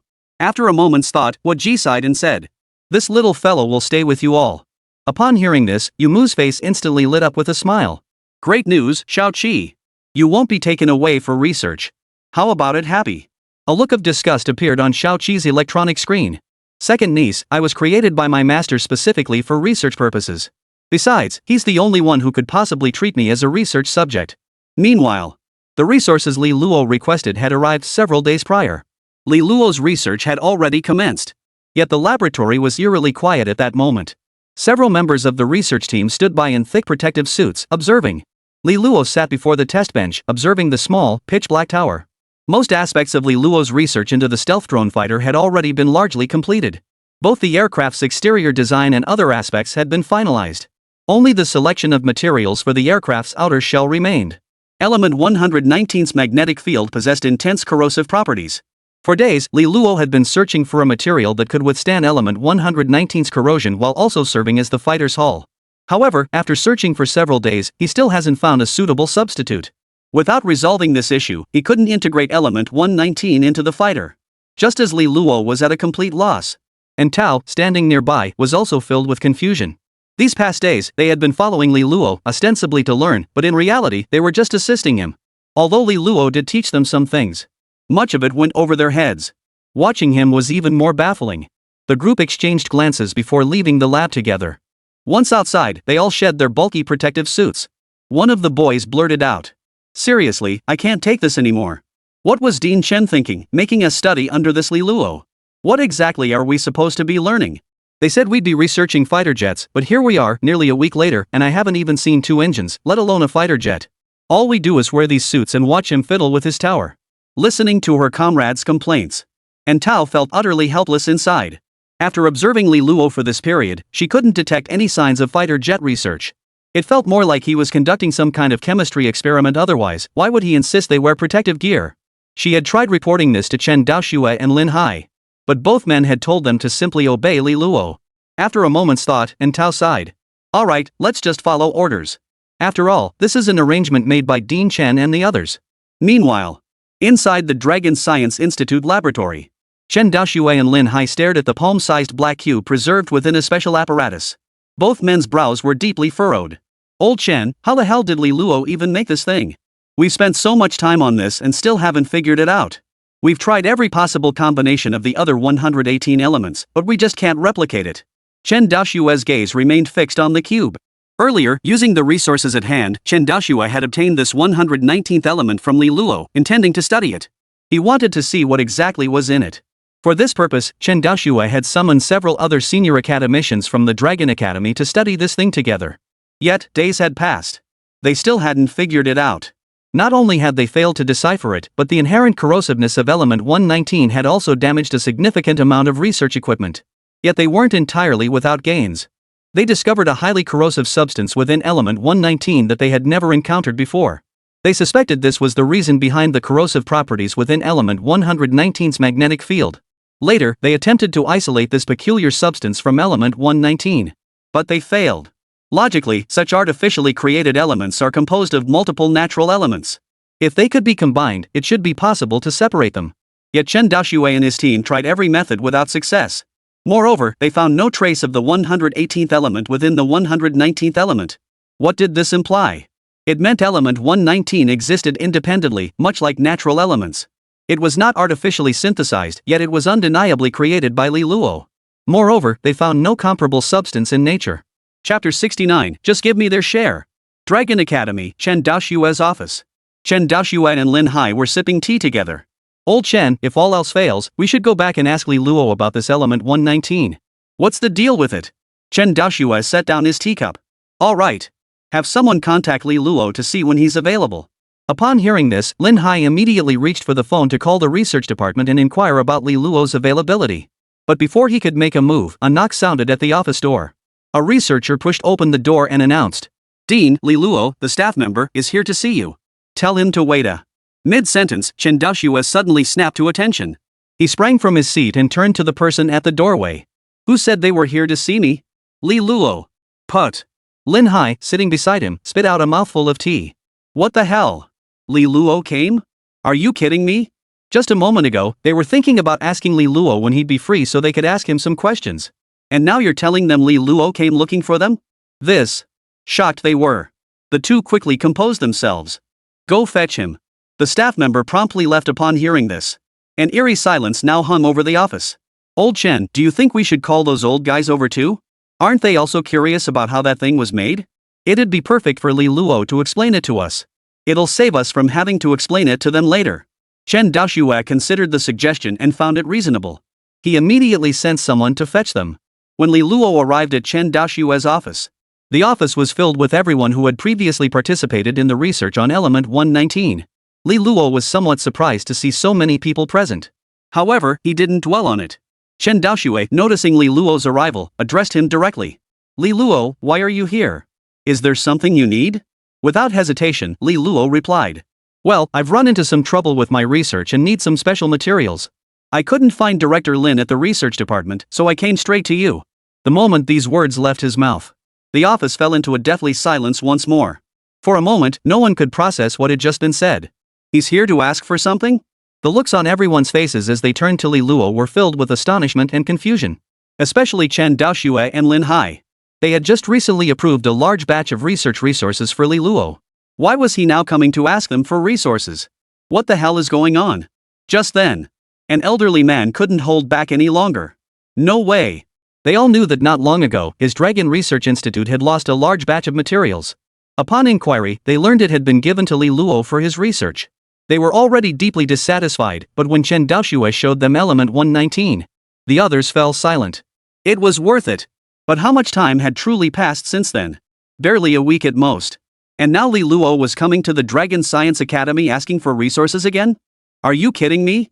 If we give all our resources to Li Luo, what's left for the Dragon Science Academy to experiment with? With the elder taking the lead, the others chimed in one after another. Li Luo, it's not that we won't give you anything. It's just that you're being a bit unreasonable. We already gave you so many resources last time. How much time has passed since then? And now you're asking for more? You must understand that those rare resources are allocated in fixed quotas. If we gave them all to you, how could others continue their research? Besides, I don't believe you could have used up that batch of materials so quickly. Exactly. Li Luo, before asking for more resources, shouldn't you first explain where all the previous ones went? Listening to everyone's questioning of Li Luo, Chen Daoxue stepped forward first to ease the tension. Alright, quiet down. Let's hear what Li Luo needs first. It might be something overlooked last time. Seeing Chen Daoxue step in to smooth things over, the crowd finally quieted down and turned their gaze toward Li Luo. They were all curious what exactly he had come to claim. Facing their gazes, Li Luo remained unfazed and stated directly, I need 5 kilograms each of cesium, niobium, germanium, radium, and uranium. Li Luo's words sent shockwaves through the crowd. Li Luo was requesting rare metals. He was asking for a full range of rare light metals, refractory metals, and dispersed metals. And among them were 2 rare radioactive metals. And he was demanding 5 kilograms of each. What kind of scale was this? Even the Dragon Science Academy wouldn't use up 5 kilograms in a whole year of research. What does he think these rare metals are? Cabbage sold by the pound? Li Luo, you'd better stop joking around. 5 kilograms? That's impossible. They acknowledged Li Luo was more capable than them, but that didn't give him carte blanche to act recklessly. He was demanding their entire annual allocation of rare metals in one go. How could that be possible? What gives him the right? Chen Daoxue's brow was deeply furrowed. What Li Luo was demanding this time was indeed a bit too outrageous. Li Luo, it's not that I won't approve it, there simply isn't enough quota left. If I give it to you, what about the others? Their shares would be insufficient. Li Luo said nonchalantly. In that case, just give me their shares. The moment these words left his mouth, instantly ignited a storm of anger. Li Luo, you're being downright arrogant. What do you mean, take everyone else's shares? What about their research? Are you suggesting the entire Dragon Academy halt all experiments just for your research? Even Chen Daoxue was visibly annoyed at this point. Li Luo, your demand is truly excessive. While I agree to prioritize material supply for you, that doesn't mean I can disregard the entire Dragon Science Institute. This time, I cannot agree to your terms. With that, he turned away from Li Luo. Li Luo remained unhurried. Having come this far, he was confident he could find a way to secure their agreement. Dean Shen, your refusal boils down to the shortage of those materials. Many experiments at the Dragon Science Academy will have to halt. I can provide substitutes that should support your research. Chen Daoxue? What the hell? Substitutes? The others perked up at this. All eyes turned to Li Luo. I have corresponding lower grade substitutes for all the rare metals I requested. I can exchange them with you. I guarantee these substitutes will fully support your experiments. If they don't work out, you can come back and take the rare metals back. The crowd was startled once more. Lower grade substitutes? How come they never knew those rare metals had lower grade substitutes? Chapter 70, The Ram and Elephant Dispute. Inside Chen Daoxue's office, everyone stared at Li Luo in utter disbelief. Li Luo remained calm as he stated. Cesium is valuable to you only because of its low density and high chemical reactivity. But I can offer you another material with even lower density and chemical reactivity no weaker than cesium.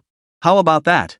I can also provide alternatives for niobium, germanium, radium, and uranium materials with comparable or even superior properties. Take that so-called element 119 I gave you earlier, for instance. Everyone was stunned. Staring at Li Luo in utter shock, no one spoke for a long while. After a long pause, Chen Daoxue slowly rose to his feet and turned to ask Li Luo. Li Luo, is any of this true? Can you really produce these so-called substitutes? Li Luo shrugged his shoulders. I wouldn't joke about something like this. Another voice chimed in. Li Luo, it's not that we don't believe you. It's just that what you're saying sounds a bit too outlandish. And if, as you claim, your materials aren't inferior to niobium, germanium, uranium, and those other rare metals you need, then why not just use those materials for your experiments? Why go through the trouble of trading for niobium, germanium, and uranium instead? I've tried them. My materials don't work. That's why I'm looking for alternatives. The crowd fell silent once more. Well, he came prepared. So, Li Luo, what exactly are those materials of yours? All self-sourced. Chen Daoxue grew even more restless upon hearing this and stepped directly before Li Luo to ask. The same as element 119? Li Luo took 2 steps back. Chen Daoxue was simply too close. Pretty much. At these words, Chen Daoxue felt an even greater sense of dread. They had studied element 119 for days without extracting any substance they recognized.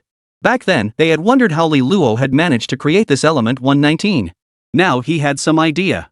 It was likely element 119 wasn't the first undiscovered element Li Luo had created. The question remained, just how many such substances had Li Luo created in total? Whoa! A collective gasp echoed through the office. It wasn't just Chen Daoxue who had such suspicions, many others present shared similar thoughts. But it was precisely this realization that sent shockwaves through the room. Element 119 was already a monumental discovery in the scientific community. Now Li Luo was telling them he possessed similar substances, and not just one, but several. Just one such discovery could warrant a Nobel Prize nomination, yet Li Luo had produced several varieties. Chen Daoxue took a deep breath to steady his racing heart. Bringing Li Luo into their fold had indeed been the right decision. Meanwhile, Baba Yang. Inside a tent. Several high-ranking military officials of the Baba Sheep sat inside, their faces twisted with frustration. Ever since the conflict erupted between Baba Sheep and White Elephant, this was the biggest setback they had suffered. Due to their conflict with the White Elephants, both sides were now at war. Originally, they were fairly evenly matched, as neither side possessed particularly advanced technology. In fact, the Baba Yang even held certain advantages. But not long ago, somehow, the White Elephants had managed to secure a deal with the Gaulish kingdom, acquiring a significant amount of advanced military equipment from them. This shattered the previous equilibrium. As a result, the Baba Yangs have suffered repeated setbacks in recent days. Particularly the Rafale fighter jets the White Elephants acquired from Gaul. Both sides had previously possessed weak air forces, so the main battles were fought on the ground. But since the White Elephant acquired the Rafale fighters, whenever one side fell behind on the battlefield, they would deploy the Rafales to unleash a wave of artillery barrages. This single wave completely reverses the situation. Yet they had no effective countermeasure against the Rafale fighters. This very issue is now causing them considerable headaches.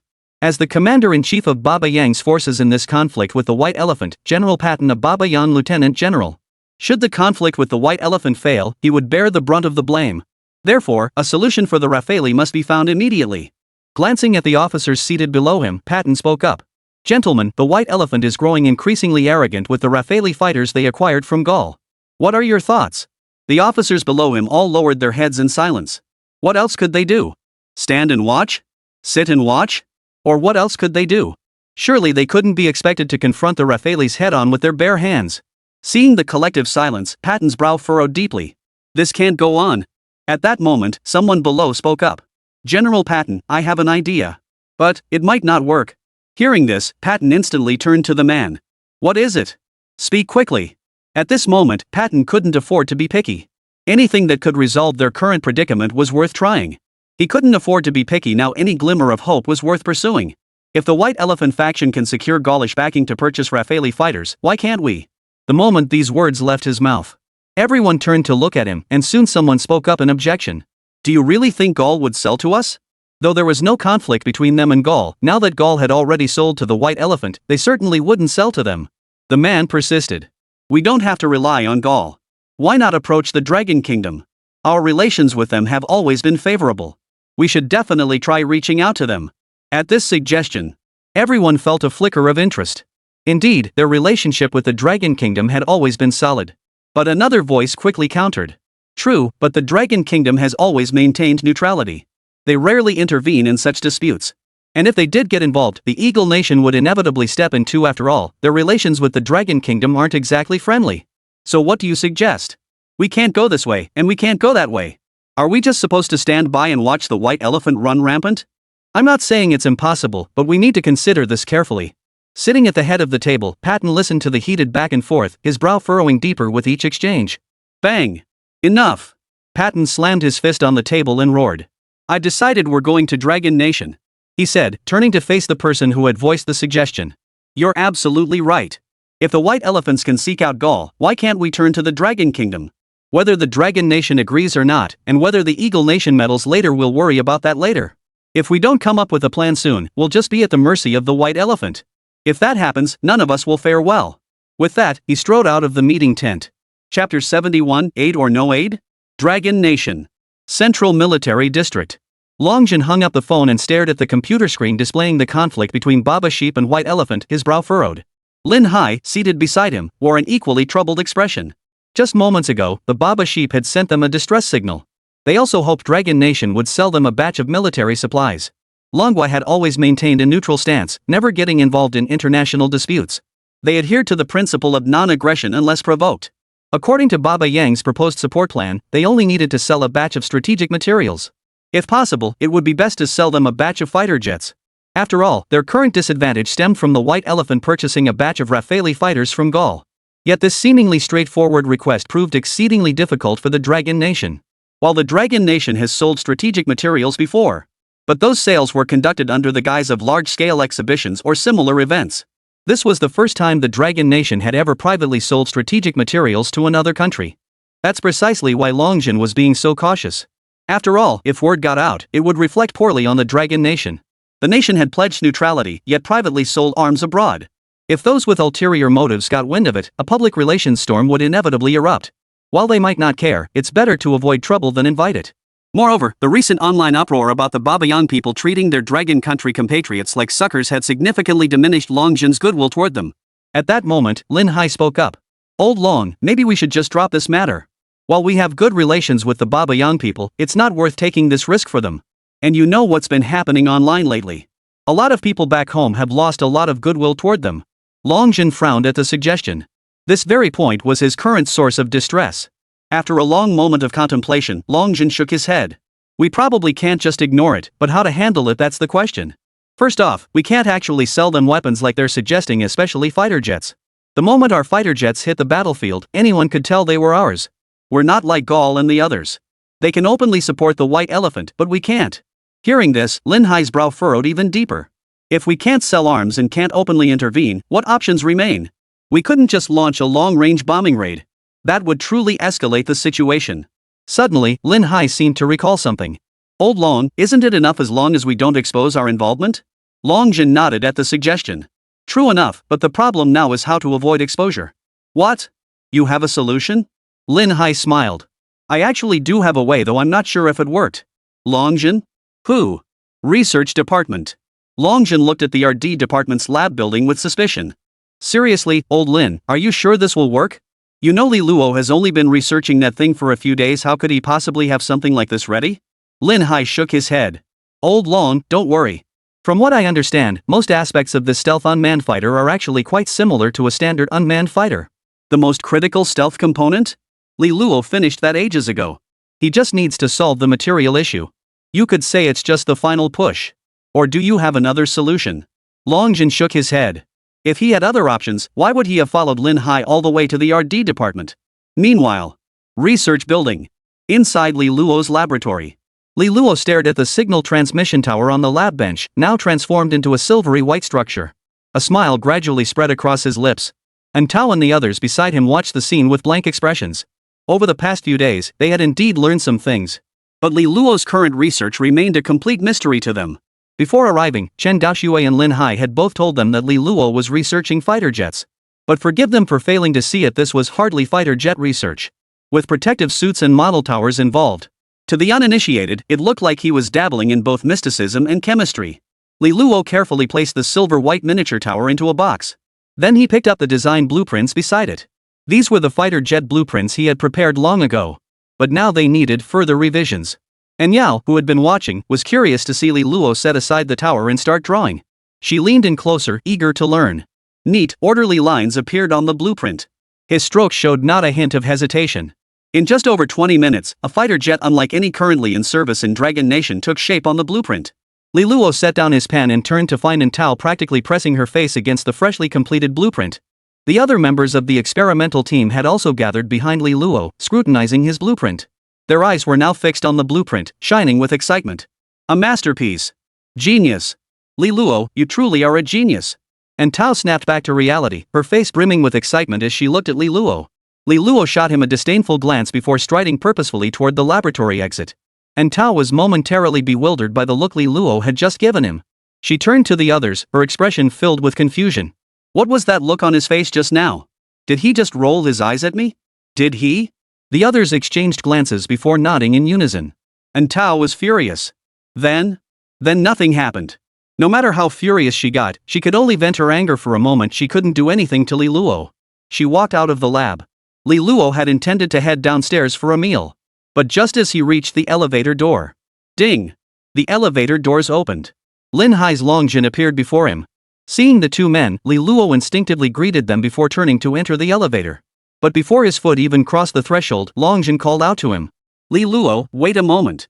Li Luo withdrew his foot and turned back in surprise, asking the two. What is it? Longjin and Lin Hai exchanged a glance. We do have something we'd like to ask you. Go ahead. Li Luo and the other two stood right there at the elevator door. Longjin glanced at the researchers coming and going. Let's talk in your lab. He strode purposefully toward Li Luo's lab. Li Luo froze for a moment. Was there something he couldn't say directly? Why must it be discussed in his lab? And why did Hai Fei have to show up at this exact moment? He was already getting ready to go out for dinner. Sighing, Li Luo eventually followed. What could he do? He was on the other guy's turf now. When you're under someone else's roof, you have to bow your head. Chapter 72, Practical Test. Back in the lab. Antao and the others stared at Li Luo and Longjin with curiosity. Why did they come back so soon after leaving? And why did one person leave, yet three returned? Longjin glanced at them before dismissing the others. After all, there was nothing for them to do next. Then Longjin turned to Li Luo and asked.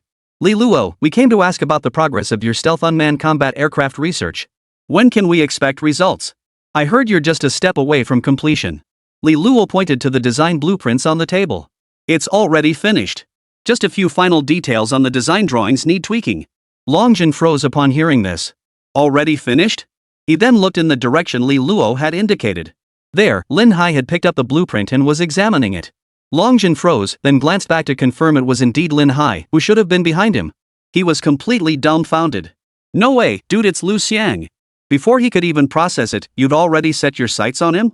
Turning back to Li Luo, he saw the young man slumped, arms spread in resignation. Turning back to Lin Hai beside him, Longjin sighed, pressing his hand to his forehead in exasperation. Still, he was genuinely pleased that Li Luo had completed his research on the stealth unmanned combat aircraft. Because this meant he had a way to handle Baba Yang's request for help. So he couldn't be bothered with Lin Hai at the moment. This was like getting a pillow just when you needed one. Moreover, this opportunity to support Baba Yang could also serve as a perfect test for Li Luo's stealth unmanned fighter jet. 5 days later. Working overtime in the Central Military District. 5 stealth unmanned combat aircraft were finally produced. However, they had not undergone testing. But Longjin hadn't planned to conduct early testing anyway. His testing grounds should be the battlefields of Baba Yang and White Elephant. He had already contacted the Baba Yang side and informed them that the Dragon Nation was willing to assist them. He would specifically dispatch a fighter squadron to provide them with support. The Baba Sheep forces were thrilled upon receiving the news. Especially Patton. Although they hadn't managed to purchase advanced military equipment from the Dragon Nation, it was far better that the Dragon Nation was now willing to intervene directly. After all, the gap in skill between their pilots and those of the Dragon Nation was no small matter. At that moment, one of his subordinates spoke up doubtfully. General, something doesn't feel right. Hasn't the Dragon Nation always stayed out of these international disputes? In the past, they wouldn't even sell us weapons, let alone get directly involved. Then why this time? Patton froze upon hearing this. But the Dragon Nation's involvement this time was indeed full of suspicious points. But he couldn't afford to dwell on it now. They had requested Longwa's support days ago, and now, at long last, reinforcements had arrived. And it was the Dragon Kingdom itself stepping in. He couldn't afford to miss this opportunity. Even if the Dragon Nation had ulterior motives. He didn't believe there was anything in Baba Yang that the Dragon Nation would covet. Regardless, maintain constant contact with the Dragon Kingdom. The moment their reinforcements cross the border, notify me immediately. At that moment, in the Central Military District of the Dragon Nation. At the airport, 5 advanced combat drones were positioned on the runway, ready for takeoff at any moment. In the distant control tower, a team of personnel was completing final takeoff preparations. Beside them, Longjin and Lin Hai were both tense and anxious. In contrast, Li Luo remained calm and composed, as if this mission had little to do with him. Longjin had already briefed Li Luo about this operation that day. Li Luo had no objections to the decision. Or rather, he was quite willing. Because during normal testing, only GE could test their Dragon Nation's radar systems. But this stealth fighter was intended for external use. It needed to evade foreign detection, not domestic. So while he appeared outwardly unmoved by this overseas mission, deep down, he was still quite eager. Commander Long, Minister Lin is ready. We can take off at any moment. A staff member stepped forward to report. Hearing this, Longjin and the others simultaneously turned their gaze toward Li Luo. Li Luo nodded upon seeing this. Longjin immediately declared, "Take off. Simultaneously notify Baba Yang that our fighter squadron has departed." At Baba Yang's location, a Baba Sheep communications officer rushed into Patton's tent and shouted, "General, Dragon Nation." Seeing him gasping for breath, unable to form coherent sentences, Patton grew deeply anxious. The officers beside him began speculating. Could it be that the Dragon Kingdom suddenly changed its mind and won't send reinforcements after all? I knew it. You can't trust them. They'd never voluntarily send reinforcements. Catch your breath and tell us what's really going on with the Dragon Nation. After a long moment, the communications officer finally caught his breath and exclaimed excitedly. General, the Dragon Nation's fighter squadron has already departed. The moment those words left his mouth, the tent erupted in cheers from Patton and the others. Excellent. Excellent. Once the Dragon Nation's fighter squadron arrives, let's see how arrogant those white elephants dare to be. They're only so cocky because of those Rafales they bought from Gaul, right? By the way, what model of fighter squadron did Dragon Nation send this time? Is it their J-30? Or their newly developed 6th-generation fighter? At this remark, all eyes turned to the communications officer. The correspondent shook his head. Well, that wasn't mentioned. The group froze for a moment but quickly reassured themselves. It's fine. After all, Longwa sent personnel this time. They wouldn't joke around with their own people. Besides, even if they brought J-10s, the Rafale couldn't stand a chance against them. Exactly. Clearly, the Baba Yang crew had immense confidence in Dragon Nation's capabilities. On the other side, Li Luo and the others watched the footage transmitted by the stealth drone on the monitor, their tension mounting. The fighter jets were now about to enter Dragon Nation's controlled airspace. If things unfolded exactly as Li Luo had predicted, the local radar detectors should be unable to detect the fighter jet. And indeed, that proved to be the case. The local military radar failed to detect the fighter jet flying overhead. Instead, many ordinary citizens noticed it. Hey, did a plane just fly over our heads? A woman on the street turned to her boyfriend and asked. The man shot his girlfriend a speechless look. It's just a plane. Why all the fuss? When has a plane not flown over our heads? The woman waved her hand dismissively. But wait, there were like 5 of them just now. And they weren't flying very high, they didn't look like regular commercial flights. Enough, what are you thinking? 5 planes? You think they're fighter jets or something? Chapter 73, arrived? Baba Yang. General Patton, we can't hold out much longer. Their fighters are closing in. Inside the tent, General Patton's brow furrowed deeply, and the other officers present wore equally grave expressions. Not long ago, the White Elephant had launched another attack against them. This assault was particularly fierce, amounting to a near total mobilization of their forces. This had caught Baba Yang completely off guard. Originally, they had planned to wait for the fighter squadron from the Dragon Nation to arrive before launching their own offensive. Instead, the enemy had come knocking at their door. Barton rubbed his temples. Issue the order, delay as much as possible and avoid direct confrontation, especially with their air power. Longwa's reinforcements are already en route and should arrive shortly. After speaking, he paced anxiously back and forth inside the tent. Then he turned to the communications officer responsible for liaising with the Dragon Nation and demanded, "Where is the fighter squadron the Dragon Nation promised?" The communications officer glanced at the long disconnected line, momentarily unsure how to respond. Their connection with the Dragon Kingdom had been severed long ago, or rather, it had lasted less than a minute. Several officers nearby, who had never supported seeking aid from the Dragon Kingdom, now voiced their complaints. I told you so. How could Longu possibly send reinforcements? They won't even sell us weapons, and you actually believe they'd send troops themselves? The Dragon Nation has been smearing our people lately, saying we treat them like suckers. How could they possibly send reinforcements now? Deciding to ask the Dragon Nation for help was a mistake from the start. They wouldn't sell us weapons, and now even the promised reinforcements are nowhere to be seen. As he listened to the complaints, the expression on Patton's face grew increasingly grim. He dismissed their complaints as idle chatter. Given their current predicament, who else could they turn to if not the Dragon Nation? Besides the Dragon Kingdom, who else dared to help him? After all, Gaul stood firmly behind the White Elephant. And they were gambling anyway, betting that the Dragon Nation would help them. And to the Dragon Kingdom, his nephew was nothing but a losing proposition. Thus, the delayed arrival of Dragon Nation's reinforcements left him filled with bitterness. Just then, the communications officer beside him suddenly exclaimed excitedly, "General Patton is through. The Dragon Nation line is open." Hearing this, Patton immediately snatched the communicator. Longjin's voice came through the line almost immediately. "General Patton, long time no see." Patton recognized Longjin, of course, but he had no time for pleasantries. He cut straight to the chase. "General Longjin, where is that fighter squadron you mentioned earlier? Our situation is getting tense. We desperately need your fighter squadron's support." Longjin replied calmly on the other end. "General Patton, don't worry. Since we've already promised you, they will arrive. Rest assured." Hearing this, Patton felt a bitter frustration he couldn't express. Not worried? What a joke. The White Elephant was practically knocking on his doorstep. How could he not be anxious? Just then, A soldier suddenly burst into the tent, panic etched across his face. General! General! The fighter jets! Seeing him stammering incoherently, many officers already seething with frustration over the long delay of the Dragon Kingdom's reinforcements vented their pent-up anger on him in one go. You can't even speak clearly.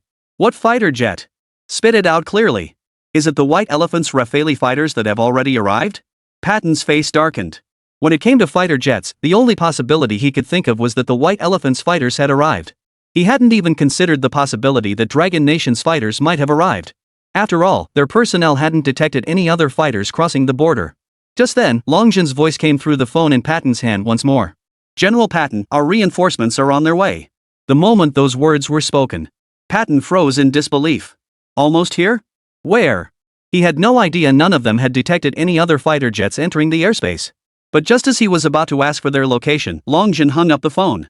Longjin didn't have time to waste on small talk with Barton. He needed to see how this so-called stealth unmanned fighter performed. Inside the airport observation room at that moment, everyone's attention was focused on the live feed from the stealth drone. The stealth drone had now reached the airspace above the conflict zone between the Barbary sheep and the White Elephant. Meanwhile, due to its altitude, the Rafale fighters purchased by White Elephant from Gaul remained completely unaware of the 5 aircraft circling overhead. They were entirely focused on attacking the Baba sheep soldiers fleeing across the ground. Watching the unfolding scenes on the video feed, no one spoke. The communications officer's console kept ringing with incoming communication requests. It was obvious these were communication requests from Baba Yang. Longjin ignored them, turning to the remote drone operator and stating, "Prepare to launch an attack at any moment." "Yes, sir." After speaking, Longjin glanced at Li Luo. Seeing the latter still wearing that unmoved expression, he decided it wasn't worth his trouble. He'd already learned from Huoji that Li Luo wasn't one to meddle in affairs and particularly disliked hassle. After a moment's thought, he decided not to bother asking Li Luo for his opinion. He issued the order directly. Initiate attack. Target, Rafale fighter jets. Yes, sir. The 5 operators controlling the unmanned fighters responded in unison. Then, the 5 drones that had been hovering above the Rafale fighters suddenly dove downward. The machine guns mounted on their fuselages spat out continuous bursts of fire. Bullets streaked like shooting stars toward the Rafale fighter below. Damn it!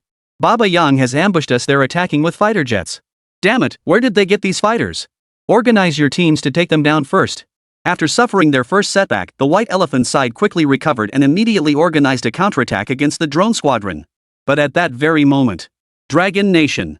Upon witnessing this, Longjin immediately ordered, raise altitude. Play with them slowly. Test the fighters' performance thoroughly. Then, the White Elephant's pilots watched helplessly as the 5 unfamiliar fighters soared skyward like dragons emerging from the sea. Soaring toward the heavens. They could only stare helplessly. It wasn't that they didn't want to pursue, they simply couldn't. The Rafale was indeed an exceptional fighter, but their pilots simply couldn't match that kind of climb rate. At that moment, the White Elephant squadron leader cursed over the squadron channel. Damn it, those useless babas could never pull that off. They must have called in reinforcements. Retreat first. Chapter 74, We Can Pay More. Inside Baba Yang's command tent, Barton was still urging the communications officer to establish contact with the Dragon Nation as quickly as possible. Longjin claimed reinforcements had already arrived. But where exactly? They hadn't received any reports of Manhwa fighter jets entering their airspace. Reinforcements had arrived? Were they talking to thin air? General Patton, it's no good the Dragon Kingdom still hasn't responded. The moment those words left his mouth, arguments erupted once more inside the tent. I told you all along we couldn't rely on Manhwa. Look at this, they clearly don't care whether we live or die. And what about their reinforcements supposedly arriving? Where are they? Not a single fighter jet, not even a chicken in sight. And this is their so-called reinforcements? Enough! As the heated argument raged on, Patton slammed his fist on the table in front of him and roared. What good does delaying do now? Are we going to surrender just because the Dragon Nation won't support us? Pass the order down, everyone prepare. Just as Patton was about to order the attack, a soldier rushed into the tent. General! They're retreating! They're retreating! The words fell like a bomb, plunging the entire tent into deathly silence. What the hell? Retreated? What the hell is retreating? Surely it couldn't be the White Elephant's men retreating? Patton snapped to attention instantly, leaping to his feet as he turned to confront the soldier. Withdrawn? What do you mean, withdrawn? The soldier gasped for breath, hands braced on his knees.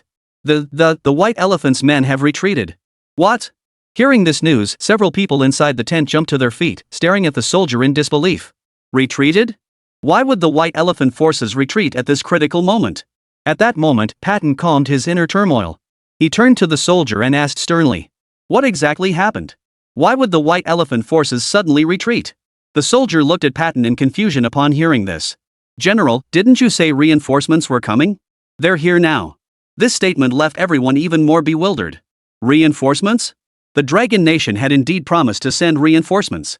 But they hadn't received any reports of fighter jets entering the airspace. Moreover, they couldn't even contact the Dragon Kingdom. Now how could they discuss reinforcements? They all thought I was lying to them. Now you're telling them reinforcements have already arrived. And have even driven back the forces of the White Elephant Kingdom. Are you kidding me? Patton strode directly up to the soldier. Where are those who came to support us? Are they from the Dragon Kingdom? Is it a fighter squadron? The soldier nodded, then shook his head. This left Patton even more baffled.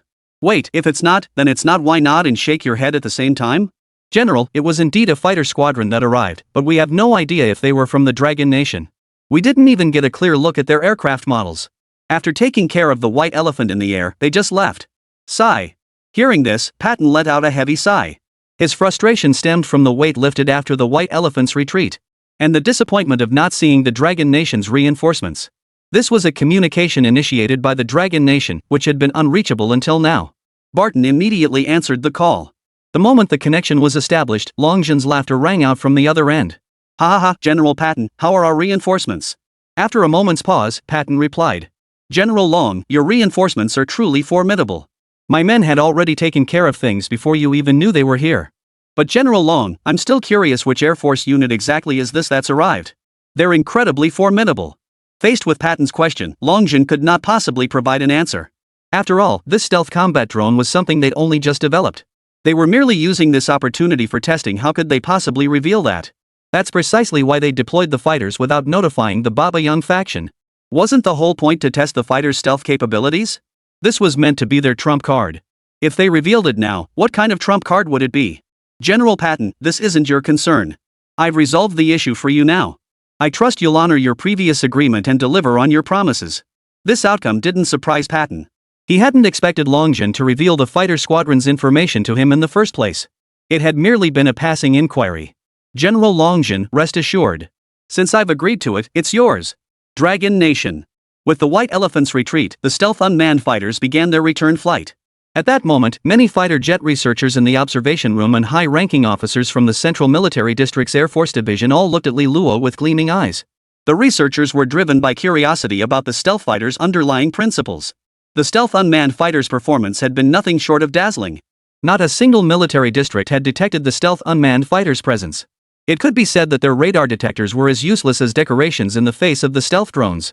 Meanwhile, the Air Force commanders were captivated by the practical utility of the stealth UCAV. Your Pioneer fighter isn't just capable of evading radar detection. Its recent series of maneuvers rivaled those of an ace pilot. Of course, this also owes much to the skill of the fighter control personnel. But inevitably, the fighter itself possesses an exceptional array of capabilities. Particularly in terms of speed and altitude capability. Otherwise, you wouldn't have so easily taken down the Rafale fighter that White Elephant acquired from Gaul. After all, the Rafale is currently Gaul's primary fighter jet, yet its performance just now proved utterly no match for the stealthy unmanned fighter. While the stealth unmanned fighter did catch them off guard with its sudden attack at the outset. But in terms of both speed and altitude, the Rafale's capabilities were far inferior to Li Luo's stealth unmanned fighter. Perhaps the Jin series fighters could achieve similar capabilities, but they lack stealth technology. And that was an unmanned fighter. Longjin cut off the communication with Baba Yang and turned to Li Luo. You've certainly earned major credit this time. The memory of Baba Yang showering them with benefits earlier filled Longjin with delight. The look he gave Li Luo grew even more intense. This guy was practically a lucky charm for their central military district. How long had he even been here? And now he'd brought them Element 119. And now this stealth unmanned combat aircraft had brought them such immense benefits. He didn't even know what kind of award to give Li Luo. Chapter 75, From the Dragon Nation? The conflict between the White Elephant and the Baba Sheep has always been a matter of great international concern. This time, news of the White Elephant's setback against the Baba Sheep spread rapidly. Even the eagle across the vast ocean received the news immediately. Inside White Castle at that moment, Higgins frowned slightly as he examined the report handed to him by his subordinate. According to their intelligence, the White Elephant had initially held the upper hand in this clash with the Barbary Sheep, thanks to the combat effectiveness of the Rafale fighter jets purchased from Gaul. They were even on the verge of breaching Baba Sheep's defenses. But then, at that very moment, The White Elephant's Air Force claimed to have been attacked by an unknown fighter squadron. The enemy's combat prowess was exceptionally formidable, forcing them to retreat reluctantly. As for the mysterious fighter squadron's affiliation, they remained silent. But anyone with eyes could see it that so-called unknown fighter squadron was almost certainly from the Dragon Nation. Higgins was well aware of this fact. After some thought, he decided not to let this opportunity slip away. Relations between Eagle and Dragon Nation had deteriorated further. Therefore, even without concrete evidence proving the mysterious fighter squadron's origin, they couldn't afford to sit idly by. If the Dragon Nation continued developing unchecked, it would likely surpass the Eagle Nation before long. This was something he was utterly unwilling to witness. He glanced at his aide beside him.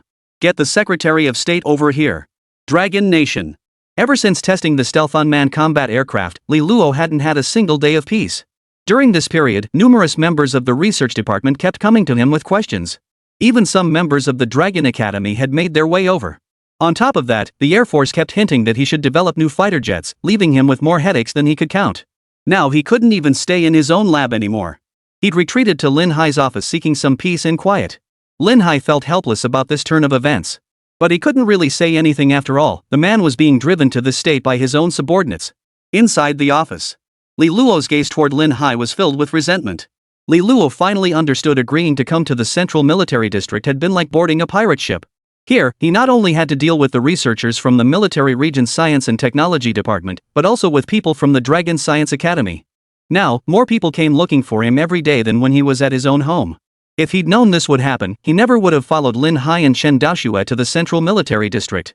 Seeing Li Luo's expression, Lin Hai felt a twinge of guilt. After all, he knew exactly why Li Luo had agreed to come with them to the Central Military District. And now, just then, Lin Hai's assistant rushed in, clutching a tablet with an anxious look on his face. Spotting Li Luo, he first greeted the young man before approaching Lin Hai. He whispered something into his ear, then handed the tablet to Lin Hai. You glanced at the tablet's contents, your brow instantly furrowing. He waved his hand, signaling the assistant to leave first. After the assistant left, Lin Hai turned to Li Luo and smiled. Li Luo, your stealth unmanned combat aircraft is attracting a lot of attention right now. Did you know the outside world has already given it a nickname? Li Luo looked at Lin Hai in confusion. He didn't pay attention to such things, how could he possibly know? Your fighter jet is now being jokingly called the Ghost Fighter by netizens. Li Luo heard the nickname and was utterly speechless. What the hell is that supposed to mean? Rolling his eyes at Lin Hai, Li Luo said. Surely Minister Lin has more to discuss than just this? Lin Hai smiled at his words. Indeed, there's more to it, but you should see for yourself. With that, Lin Hai handed the tablet in his hand to Li Luo. Li Luo took the tablet and began reading. Shocking. Third party involved in sheep-elephant conflict suspected to be Eastern Dragon. What else could it be but the Dragon Nation helping the Barbary sheep? Besides, the White Elephant bought Gaul's Rafale fighters. Only the Dragon Nation's J-Series and 6th generation fighters can match the Rafale. If it's not the Dragon Nation, then who else could it be but the Eagle Nation? Still, I'm curious, hasn't Dragon Nation always stayed out of these international disputes? Why are they not only involved this time but actually sending people over? Ha, you actually believe what they say? They claim neutrality, but they can't resist helping their buddy Baba Yang. Plus, word is Baba Yang offered them some serious perks this time. Bottom line, money talks. The tablet displayed details about the origins of the mysterious fighter squadron that intervened in the conflict between Baba Yang and the White Elephant. And clearly, the overwhelming majority of netizens believed that mysterious fighter squadron belonged to Dragon Nation. Even many Chinese netizens wondered, could this so-called mysterious fighter squadron really be dispatched by their own country? However, foreign netizens and Dragon Nation netizens had distinctly different focuses. Foreign netizens were more concerned about why China had intervened this time. And whether China's previously established neutral image had been shattered? Will China now follow the Eagle Nation's example and aggressively intervene in disputes between nations? Meanwhile, Chinese netizens were fixated on. Holy crap, is this some new fighter jet they're testing? It just wrecked Rinjin thing like that? Don't be ridiculous. That fighter squadron might not even be ours. We're a peace-loving nation, why would we meddle in others' affairs? In an instant, the clash between the Barbary sheep and the White Elephant became a major international online sensation. Li Luo set down his tablet and looked at Lin Hai. What does this have to do with me? There's no point in you telling me about this. Lin Hai shook his head with a smile. That's not how it works. Those fighter jets were all developed by you. Li Luo remained unmoved. So what? Lin Hai pondered for a moment but couldn't come up with a coherent response. They simply didn't care about this public condemnation. They had anticipated this outcome all along. That's why they never notified Baba Yang when deploying the stealth drones. Though they'd mentioned reinforcements, those reinforcements had only just entered Baba Shi territory. Baba Yang. Watching the squadron of Chinese fighters before him, Patton began questioning his entire existence. Wait, what the hell is going on here? If this was the fighter squadron the Dragon Nation promised to send for their support, then where did the fighter squadron that helped them take down the White Elephant Rafale fighters come from? They couldn't have just materialized out of thin air. Chapter 76, We did send them. Baba Yang. Patton stared at the Dragon Nation contingent before him, momentarily baffled. Just moments ago, he'd received word from his subordinates that the reinforcements from the Dragon Kingdom had arrived. What was he thinking when he received that news? Everyone in the tent was stunned.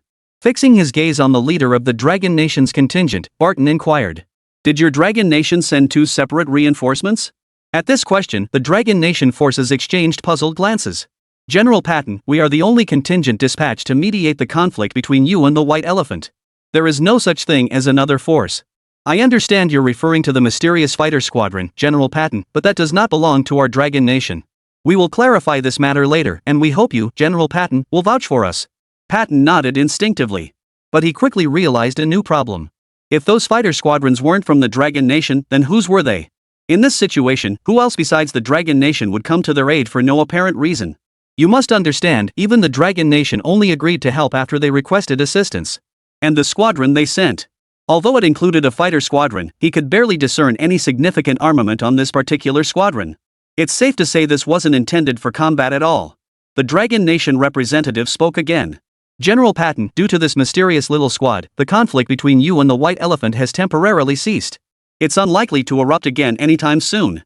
Since that's the case, we'll be heading back for now.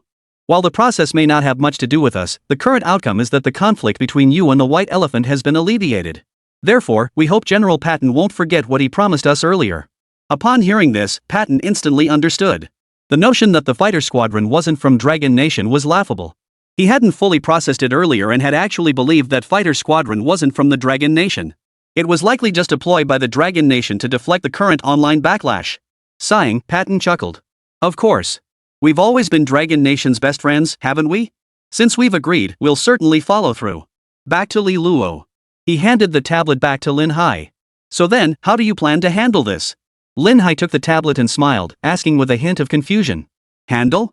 Handle what? It's just rumors deliberately spread by certain individuals.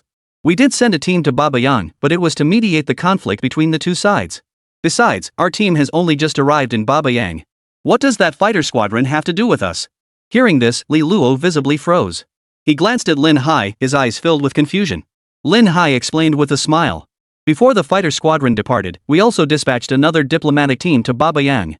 Judging by the timing, they should have arrived by now. Upon hearing this, Li Luo couldn't help but grasp the implication. At the same time, his guard against Lin Hai and his crew grew significantly. Politicians really do have dirty minds. Reflecting on his days since arriving here, the look he cast at Lin Hai grew tinged with resentment. After all, he had been tricked into coming here by Lin Hai and Chen Daoxue. He had agreed to come to the central military district solely to escape the hustle and bustle, seeking a quiet place to pursue his research. And what was the result? Ever since completing his stealth unmanned fighter research, his life had become even more miserable than before. He should never have finished that stealth drone project so quickly. Hadn't that just brought nothing but trouble upon himself? As online public opinion intensified, netizens from numerous countries demanded that the Dragon Nation step forward and provide an explanation. Most conspicuous among them were a series of nations hostile to the Dragon Nation, led by the Eagle. China blatantly deployed troops to intervene in the conflict between the Barbary sheep and the White Elephant. Is this an attempt to meddle in another country's political affairs? While China appears to have sent only a fighter squadron, its true intent is to seize control of the Baba Yang government. A wave of negative rhetoric targeting China has been circulating widely online. Naturally, the Dragon Nation would not stand idly by. That very afternoon, it issued a statement accompanied by a series of supporting images. Our nation did indeed receive a distress signal from Baba Yang. Moreover, the support forces dispatched by our nation arrived in Baba Yang at 10:51 a.m. today. However, we must clarify that our deployed forces aim to resolve the conflict between Baba Yang and Longshan through diplomatic means, not military suppression. As for that mysterious fighter squadron, it has no connection whatsoever to our Dragon Nation, since our personnel only arrived in Baba Yang today. The Dragon Nation's statement had barely been released. Meanwhile, Baba Yang also issued a notice. Its content expressed welcome for the diplomatic force dispatched by the Dragon Nation. This unexpected turn of events sent shockwaves through the international online community. What the heck? The Dragon Nation actually sent people to Baba Sheep and they just arrived today. But that doesn't match the arrival time of that fighter squadron. Many netizens with a sound grasp of the situation saw Longwa's response. They were now wondering, what exactly was the deal with that fighter squadron? If it wasn't sent by Dragon Country, then who sent it out, and why would they try to pin this dirty work on Dragon Country? Dragon Nation netizens weren't particularly surprised upon seeing this. Their country had always refrained from interfering in other nations' affairs, and this conflict between the sheep and the elephant was no exception.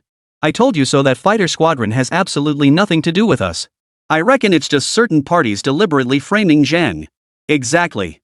Certain parties have been targeting our Dragon Nation for a long time. This latest move doesn't surprise me at all. That makes sense. Could it really be that certain people are framing us? It was obvious who the netizens of Dragon Nation were referring to as certain people.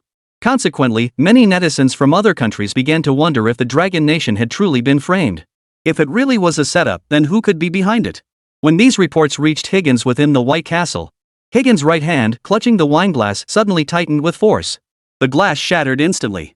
Red liquid dripped slowly from his right hand onto the tabletop. The stinging pain from the shards piercing his palm couldn't suppress the rage boiling within him. He never imagined the Dragon Nation still had this up its sleeve. Now he was paying dearly for his misguided scheme. Chapter 77, Artificial Intelligence? As the online backlash temporarily subsided, Li Luo began pondering the other research projects in his hands. But what felt most crucial now was the new feature the system had unlocked for him.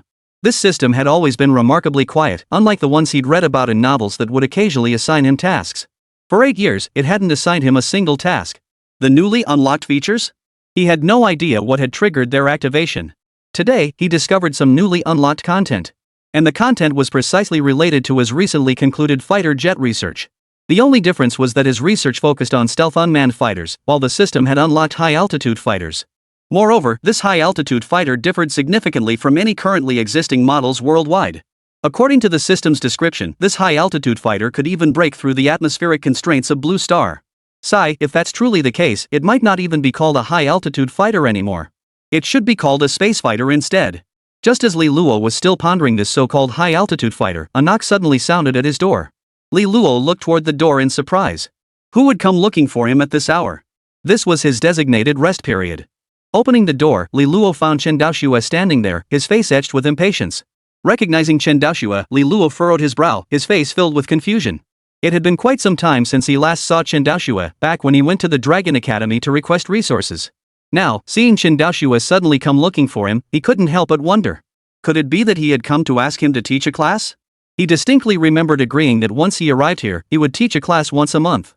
Calculating the time, he had been here for nearly a month already. It couldn't be that he hadn't yet fulfilled this so-called monthly teaching obligation. With that thought, Li Luo tentatively asked, "Dean Chen, is there something you need this late?" Chen Daoxue cut straight to the point without beating around the bush. "The thing is, Li Luo, I've encountered some issues in artificial intelligence research and development. I was wondering how you approached solving this problem." Hearing this, Li Luo immediately breathed a sigh of relief. He thought Chen was here to ask him to teach a class. Turns out he just wanted some advice. That's good. As long as it wasn't about teaching a class. With that thought, he stepped aside to let Chen Daoxue enter. Without further ado, Chen Daoxue got straight to the point. "Li Luo, didn't you research artificial intelligence before? You know, artificial intelligence has always been a major challenge our Dragon Science Academy has been trying to crack, but we've made little progress. However, you shared some insights about AI with us before. After returning, I led a team to conduct experiments. But we encountered a problem. How can AI possibly handle such complex emotions and feelings? The computational power required is simply too immense. Unless it's a supercomputer, no system can bear such a massive data flow." Li Luo nodded in response. "Dean Chen, your research direction isn't fundamentally flawed. The core challenge with artificial intelligence lies in the emotional realm. It also requires massive data streams, which precisely leads to the situation you just described." Li Luo paused at this point. "Up to this point, your research has been entirely sound. The problem lies in how you're feeding this massive information stream into the AI. If I'm not mistaken, you've been feeding the relevant data streams directly into it, correct?" Upon hearing Li Luo's words, Chen Daoxue nodded. They had indeed fed the relevant data directly into the AI's processor. However, the volume of data they fed in was initially manageable, and their AI processed it swiftly at first. But as that small stream of data gradually gave rise to more complex emotions, they discovered their AI was nearing collapse. But what could they do if they stopped importing the relevant information? "Li Luo, I'm not quite following your point. Are you saying our decision to directly feed the information stream from the start was fundamentally flawed? Li Luo shook his head. Your approach was relatively flawed. If you had developed it using a supercomputer as the central brain, then your method wouldn't have been problematic. But clearly, your central processing unit isn't a supercomputer, so your approach has led to problems. Chen Daoxue grew even more perplexed upon hearing this. Seeing this, Li Luo wasted no time in explaining. Without sufficient computational power, artificial intelligence simply cannot handle such massive information processing. Perhaps the initial data stream you fed it wasn't large, but as it self-organizes and processes autonomously, you'll find that data stream gradually expands. This is precisely why your AI eventually reaches a point where it can't handle it. Then how do we resolve this issue? When I observed your AI earlier, it didn't seem to have this problem. Could it be that your AI utilizes a supercomputer as its central processing unit? Chen Daoxue inquired. Li Luo shook his head. Of course not. My AI learned its emotional responses independently. I didn't program that information into it. I didn't bring it here to teach it. It was meant to learn by staying close to those two. Upon hearing this, Chen Daoxue instantly recalled that the AI had indeed spent most of its time following Li Shufei and the others. At first, he'd been puzzled as to why Li Luo would place this AI with them, but now it made sense. However, he still didn't quite grasp what Li Luo meant by letting the AI learn on its own. Li Luo, what exactly do you mean by letting it learn on its own? Li Luo proceeded to explain to Chen Daoxue all the insights he had gained during his previous research on artificial intelligence. Their conversation stretched well into the late hours of the night. Had Li Luo not finally reached his limit and insisted on resting, he wouldn't doubt for a moment that Chen Daoxue could have kept him talking until the next day. But though Chen Daoxue had now departed, he left Li Luo with a major headache. That was the monthly lecture. Indeed, Li Luo still couldn't escape the monthly lecture requirement. And the subject matter? Precisely the topics they just discussed, all matters concerning artificial intelligence. At this thought, Li Luo couldn't help but let out a long sigh. He couldn't escape it after all. Chapter 78. This classroom is way too small? Early the next morning, the Central Military District's research department welcomed a large group of visitors today. Old Chen, tell me what exactly is going on with this lecture. Why? You're supposed to be teaching them. If you're teaching, just do it at the Dragon Academy. Why come over here? Lin Hai looked at the nearly entire Dragon Academy contingent and asked in confusion. Chen Daoxue looked at Lin Hai in surprise. I never said I was giving a lecture? Lin Hai froze. Wait, old Chen, didn't you tell me last night to prepare a larger classroom for a lecture? You even specifically said the bigger the better. Doesn't that mean you were planning to teach a class? Chen Daoxue nodded. Yeah, but I'm not the one giving the lecture, am I? Lin Hai? If it's not you teaching, then who else could it be? At that point, Lin Hai paused. He looked at Chen Daoxue with utter confusion. Are you saying Li Luo is the one teaching today? Chen Daoxue nodded as if it were obvious. Right. Who else could it be? Why would I be so bored I'd lecture them? What would I even teach? What did you say? Is it really Li Luo? Chen Daoxue nodded. Of course. Didn't I tell you beforehand? Lin Hai rolled his eyes at Chen Daoxue in utter exasperation. You didn't tell me a damn thing. All you said was to prepare a large classroom, the bigger the better, for a lecture. That's it. Nothing else. I wanted to ask you about it, but before I could, you hung up. Hearing this, Chen Daoxue placed his right fist over his mouth and cleared his throat twice, trying to ease the awkwardness on his face. I just forgot for a moment. But it doesn't matter now anyway, does it? Lin Hai rolled his eyes at Chen Daoxue in exasperation. Inside the large classroom at that moment, the classroom was already packed to capacity. The prepared seating was nowhere near enough. Only those who had brought their own stools were prepared. But many others hadn't brought chairs and had no choice but to stand. Still, they were the fortunate ones. After all, there were still many people outside the classroom who couldn't get in. Just look at the crowd at the classroom door and the people peering through the windows trying to squeeze inside. Most of them, though, were from the research department, just curious onlookers. Phew. Glad I squeezed in. But who do you think is teaching this class? What's with all the fuss? No idea. Probably some academician from the Dragon Academy. I mean, even people from the Dragon Academy showed up. That doesn't make sense. If it's an academy member teaching, shouldn't the class be held at the academy? Why come all the way over here? The Central Military District personnel murmured in confusion. At that moment, a researcher from the Dragon Academy spoke up. Didn't Minister Lin tell you? Today's lecture is by Li Luo. The research department members shook their heads. They had no idea. They had only received notice to come here for class today. But they knew nothing else. But they quickly caught on. The instructor was actually Li Luo? They were well aware of Li Luo's capabilities. After all, they hadn't spent nearly a month with him for nothing. Now, whenever someone encountered problems in research or academics, the first person they thought of wasn't their advisor or even Lin Hai. It was Li Luo. Another voice chimed in from the side, filled with confusion. Li Luo? Who? Do we have such a big shot in our research department? Is he that impressive? At this remark, everyone turned their heads in unison to look at the person who voiced the question. Is Li Luo impressive? Wasn't that obvious? If he wasn't considered formidable, then no one in the entire research department, no, not even the entire Dragon Science Academy, would dare claim to be formidable. You don't know Li Luo? He's a research heavyweight who even addresses Director Lin and Dean Chen as equals. In terms of research prowess, he's on par with both of them. More than that, I feel Li Luo is actually more formidable than Dean Chen and the others. The man listened to the surrounding chatter, his face filled with confusion. He genuinely had no idea. I just returned from abroad 2 days ago. I went overseas for some studies due to certain matters. Could you tell me more about this senior Li Luo? The man nodded in understanding upon hearing this.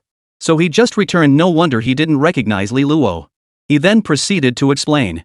You know about that stealth unmanned combat aircraft our military region tested recently, right? Of course I do, that's precisely why I came back. Exactly. That stealth drone was developed by Li Luo. Regarding the stealth unmanned fighter jet, there wasn't a soul in the entire military region's research department who hadn't heard of it. Exactly. Its performance blows our Jin series out of the water, even the J-30 can't hold a candle to that stealth drone. And you guys have no idea, piloting that thing is like playing a video game. It's so damn satisfying. Lin Hai and Chen Daoxue appeared in the corridor at that moment. Seeing them, the crowd quickly parted to make way. The two walked into the classroom and took seats in the front row. Chen Daoxue frowned at the crowded classroom. The classroom you arranged is far too small. There are still so many people outside, there simply aren't enough seats. I worked so hard to get Li Luo to teach this class, this is such a waste. Lin Hai was already seething with frustration, and hearing Chen Daoxue's complaints only made his anger boil over. His gaze toward Chen Daoxue was filled with utter contempt.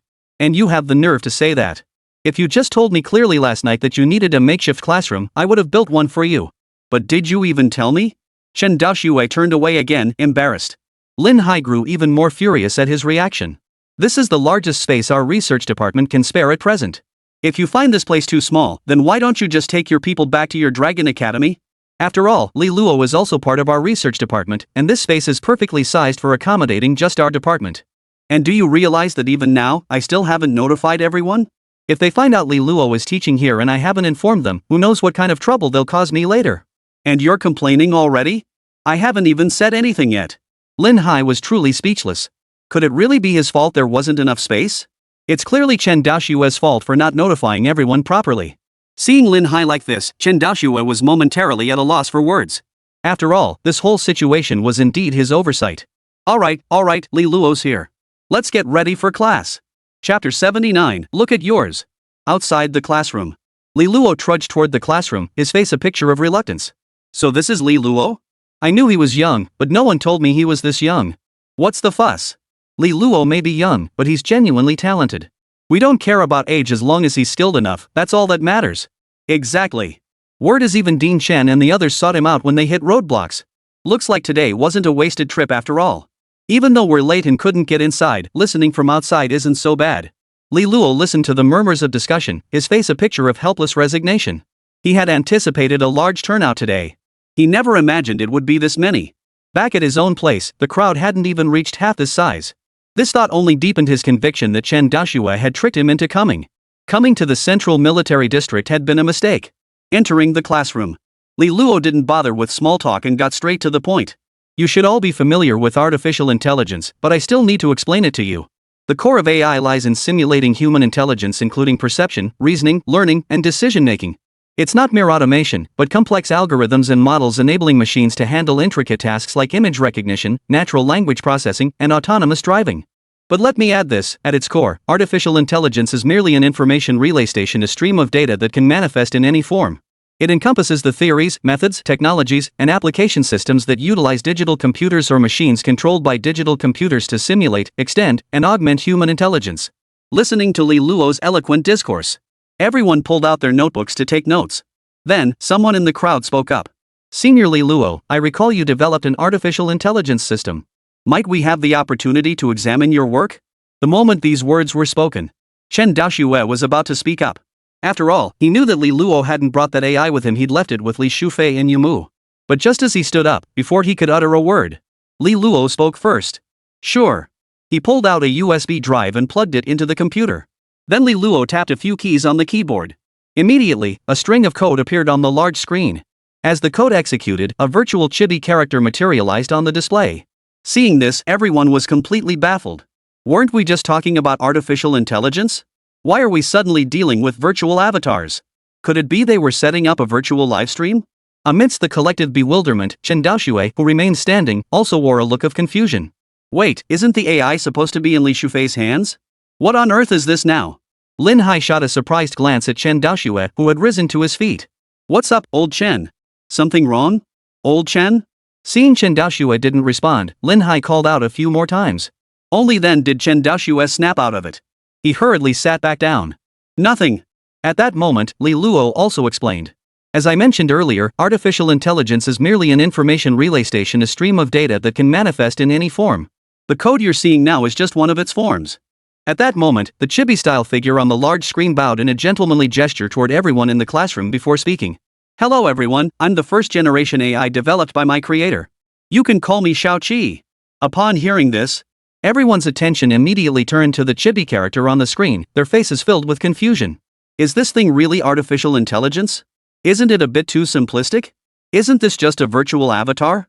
I could make something like this too. True, this is nothing like the AI we've heard about before. Can this really be called artificial intelligence?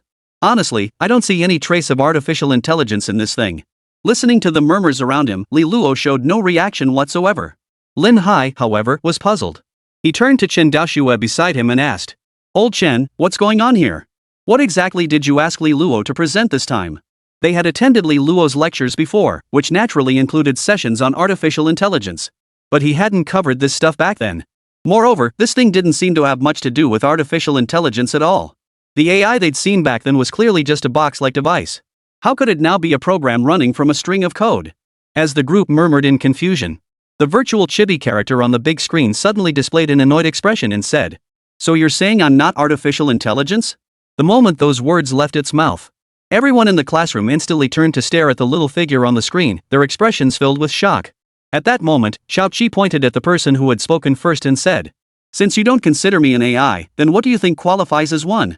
Does it absolutely have to be inside a robot body to be called artificial intelligence? Or is it simply that you have an issue with me and my owner? In that case, I'd like to ask, who are you, exactly? Do you think you understand me, or do you think my owner and I understand ourselves better? Xiao Qi vented its frustration relentlessly. This tirade left the researcher completely dumbfounded. Wait, dude. Is it really that powerful? He'd merely asked an extra question, yet now it felt like he'd been branded a villain. Glancing around, he noticed several researchers, the very ones Li Luo had previously helped, now glaring at him with hostility. Seeing this, he felt utterly uneasy. He had no beef with Li Luo, he wouldn't dare. He'd even sought Li Luo out for help with his own questions before. He actually admired Li Luo greatly and quickly explained.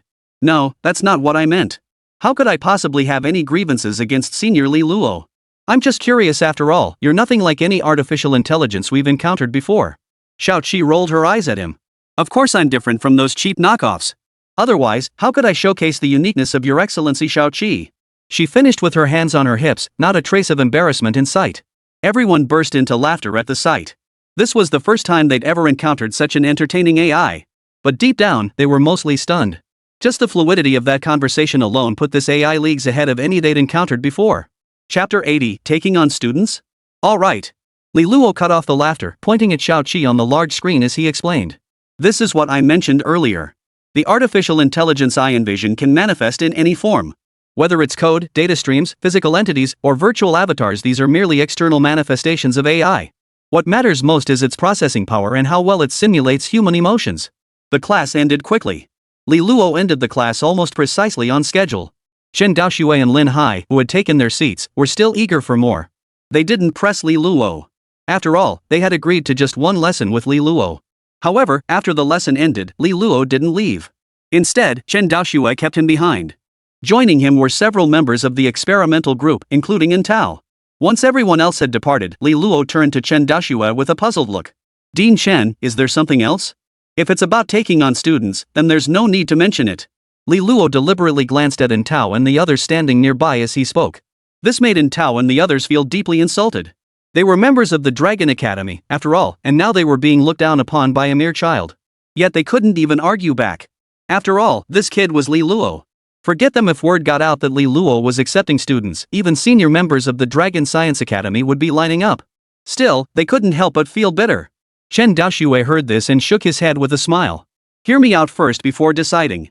Here's the thing, the World Artificial Intelligence competition is about to begin, which is why I asked you to teach a class on AI today. Li Luo gave him a puzzled look. So what does this have to do with me? Chen Daoxue nodded. Of course it does. I want you to represent our dragon nation in this competition. Li Luo froze for a moment, then pointed at himself in utter disbelief. You want me to compete in that thing? Yes. Chen Daoxue nodded. So which division would I be competing in? I can't exactly bully kids in the junior division, can I? Chen Daoxue shook his head decisively. How could you possibly compete in the junior division? Of course you'll be in the main division. Li Luo rolled his eyes at Chen Daoxue, utterly speechless. Do you think it's appropriate for me to compete? Chen Daoxue tilted his head in confusion. What's inappropriate about it? This competition doesn't restrict participants by age. Li Luo's exasperation was palpable. No way. I'm not about to be gawked at like a monkey by the whole world. At these words, Chen Daoxue's expression remained utterly unchanged. It was as if he had anticipated Li Luo's response all along. But soon, he put on a look of reluctance and said, Li Luo, this is truly my last resort. I wouldn't ask you to step forward otherwise. The main issue is that in recent years, our dragon nation has fallen far behind other countries in artificial intelligence. We can't even keep up with the land of cherry blossoms. If we lose again this year, I honestly don't know how I'll explain it. Li Luo's brows furrowed deeply upon hearing this. He knew Chen Daoxue was deliberately playing the victim. But now Japan was actually riding roughshod over their own country? This was truly the last straw. Yet he didn't want to step forward himself. Dean Chen, it's not that I'm unwilling to participate. It's simply that my age. Think about it. Appearing at such a competition at my age would inevitably draw attention from all sides. And that wouldn't be a good thing. Chen Daoxue responded with a look of genuine difficulty. Well, actually, I do have another solution. At this suggestion, Li Luo's expression turned curious. Why didn't you mention it earlier? Seeing Li Luo's intrigued expression, Chen Daoxue wore a look of satisfaction. Here's the thing. You're undoubtedly the foremost expert in artificial intelligence in our dragon nation. If you don't participate, we'll have no choice but to trouble you to serve as the team leader. Team leader? Li Luo looked up at Chen Daoxue, slowly pointing at himself in disbelief. Me, as team leader? Chen Daoxue nodded. Exactly. You'll be the team leader. The members will be in Tao and the others you're already familiar with them. Chen Daoxue had made his intentions perfectly clear. How could Li Luo not understand? He glanced at Intao and the others, then looked back at Chen Daoxue, whose face was beaming with a smile. This was clearly an open strategy, wasn't it? First, he presented a condition he couldn't possibly agree to. Then they played the sympathy card, lamenting their hardships. Then, when sympathy finally stirred within him, they revealed their true objective. Well, they're basically treating him like a sucker, aren't they? He came to the central military district to avoid trouble, not to seek it out. Chen Daoxue interjected again. You won't have to do much as the team leader. Others will assist you. All you need to do is properly train those few people for a period before the competition begins. And I guarantee no one will bother you during that time. What do you say? Li Luo shot Chen Daoxue a speechless look before glancing at Intao and the others. He still shook his head. No deal. The moment those words left his mouth, Chen Daoxue frowned and added. This is how it is. Regardless of the team's final results, I'll personally ensure your resource allocation increases by 10% going forward. Li Luo's eyes flickered at the words. A 10% increase in resource allocation? His current allocation already surpassed Chen Daoxue's. To increase it by another 10%? But considering the trouble this person would bring, he firmly declined. Dean Chen, this isn't about resource allocation. My current resources are already sufficient for my daily research, let alone increasing them by 50%. Chen Daoxue interjected again. Li Luo swallowed the refusal that had formed on his lips. But then again, this is about bringing glory to our nation. And it'll put the Cherry Blossom Nation in its place. As a citizen of the Dragon Nation, how could I possibly turn down such an opportunity? I figured it was just being a team leader. Dean Chen, rest assured I'll definitely bring that championship trophy back for you. As for that so-called Cherry Blossom Nation, they're nothing but a roadside weed. But don't get me wrong, Dean Chen, this isn't about resource allocation. I'm purely driven by the desire to bring glory to our nation. And Tao and the others stared at Li Luo in utter shock. Wait, dude. Is this really the same serious-faced Li Luo they knew? This contrast is just too Chapter 81, The Algorithm Black Box. As they left the classroom, Tao and the others stayed close behind Li Luo, as if they feared he might vanish the moment they looked away. Back in the lab, Li Luo looked at them and asked, "Have any of you studied artificial intelligence before?" They exchanged glances before Tao spoke up. "We have, but none of us specialized in AI." Li Luo nodded at her words. "Studying it was sufficient. Do you know the caliber of the previous tournament champion?" The group paused for a moment before Tao handed over her phone. Playing on the screen was the final match of the previous tournament. Li Luo took the phone and began watching. Hearing about it from others was nowhere near as clear as seeing it for himself. After watching the video, Li Luo casually returned the phone to Tao and turned to the others.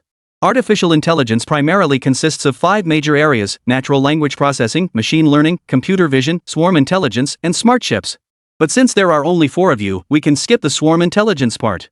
It works out perfectly, each of you can take charge of one area. At this, the others froze in surprise. Could it really be that simple?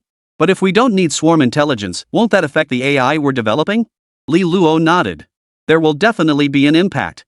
Collective intelligence is an intelligence system that studies group behavior and collective decision-making. But after reviewing last year's competition, I noticed a fundamental flaw. Your so-called AI contest boils down to a contest of computational processing power and learning capabilities. You've completely overlooked the swarm intelligence aspect. If that's the case, why bother investing so much effort into swarm intelligence at all? Hearing Li Luo's critique, everyone fell silent. They had witnessed Li Luo's grasp of artificial intelligence during class earlier. But they never imagined that after watching just one final match video, he could identify so many flaws. Tang Jin, you'll handle the natural language processing module. Su Chang, you handle machine learning. Jiang Zishir, you take charge of computer vision. And Tao, you're in charge of the smart chip. As Li Luo assigned tasks to the 4, they stared at him in utter shock. Was he seriously assigning each of them to handle an entire module alone? They had all studied artificial intelligence, but that had been in group settings, collaborative learning and research. Now, being told to independently handle an entire independent module. Li Luo noticed the look of unease on their faces. Any issues? The others glanced up at Li Luo before lowering their heads again. It wasn't that they feared Li Luo, but rather they recalled what Chen Daxue had told them earlier. Follow Li Luo's arrangements in everything. Alright then. Now, each of you take your assigned sections and produce a finished product. In 2 hours, I want to see a complete artificial intelligence. With that, Li Luo walked straight over and sat down on a nearby chair. He then connected Xiao Qi to the lab computer. If you have any questions, ask it. With that, he flopped back in his chair, closed his eyes, slipped on earplugs, and fell asleep. After being kept up late last night by Chen Daxue, he had to get up so early today to teach this class. His eyelids were already fighting to stay open. Though he'd often pulled all-nighters for research before. But now that he finally had a chance to rest, he naturally wanted to make the most of it. Seeing Li Luo like this, the others all froze in surprise. What on earth was he doing? Just as they stood there dumbfounded, Xiao Qi spoke up. What are you staring at? Hurry up and get started. You only have 2 hours. 1 minute has already passed. Hearing Xiao Qi's words, the others snapped back to reality. Right, they still had a task to complete. They had to build an artificial intelligence within 2 hours. They hurriedly found their respective stations and got to work. At first, they seemed quite focused and diligent. As time slowly passed, the preliminary framework of their AI was completed. All that remained was the final testing phase. Thinking this, joyful expressions spread across everyone's faces. Finally done. This wasn't so hard after all. There was still nearly an hour left. It seemed they had been overestimating the difficulty all along. They'd handled it with ease, hadn't they? Seeing the smug looks on their faces, Xiao Qi couldn't help but chuckle. You might be celebrating too soon. There's still a problem with what you've made. Why don't you just give up? Don't bother showing it to the master. After all, this contraption you've built is nothing more than a human-machine hybrid. And a faulty one at that. Hearing Xiao Qi's mockery, the others felt a surge of defiance. If Li Luo had criticized them, they might have accepted it. But how dare an AI get so cocky? Sure, it had performed well during class, but ultimately, that was all thanks to Li Luo's skills. What was it, just an AI? If you're so great, why don't you show us what you can do and create an AI for us? Exactly. You say ours is flawed, but does that make it so? You said ours has problems, so tell us exactly what's wrong with our AI. Xiao Qi flashed a smile. If you don't believe me, try feeding it some complex data. The others looked at Tao suspiciously. Among them, Tao knew the most about artificial intelligence. She resolved many of their earlier questions. Tao now looked at the AI they developed with a hint of doubt herself. Could there really be a problem? Withdrawing her gaze, Tao nodded to the others. Then let's give it a try? Saying this, he proceeded to input some complex data into the newly developed AI. As soon as they finished inputting, the AI responded almost instantly. Seeing that the AI's response contained no issues, the group turned their gaze toward it in unison. Only Yin Tao frowned. Didn't you say our AI had problems? This clearly shows there are none. Exactly. You were just scaremongering. Shao Qi didn't elaborate further. Why don't you ask Yin Tao? At this, the others turned to look at Yin Tao, who was staring at the AI they developed with a puzzled frown. Yin Tao, what's wrong? It didn't provide an answer, and there's no problem, right? Yin Tao shook her head.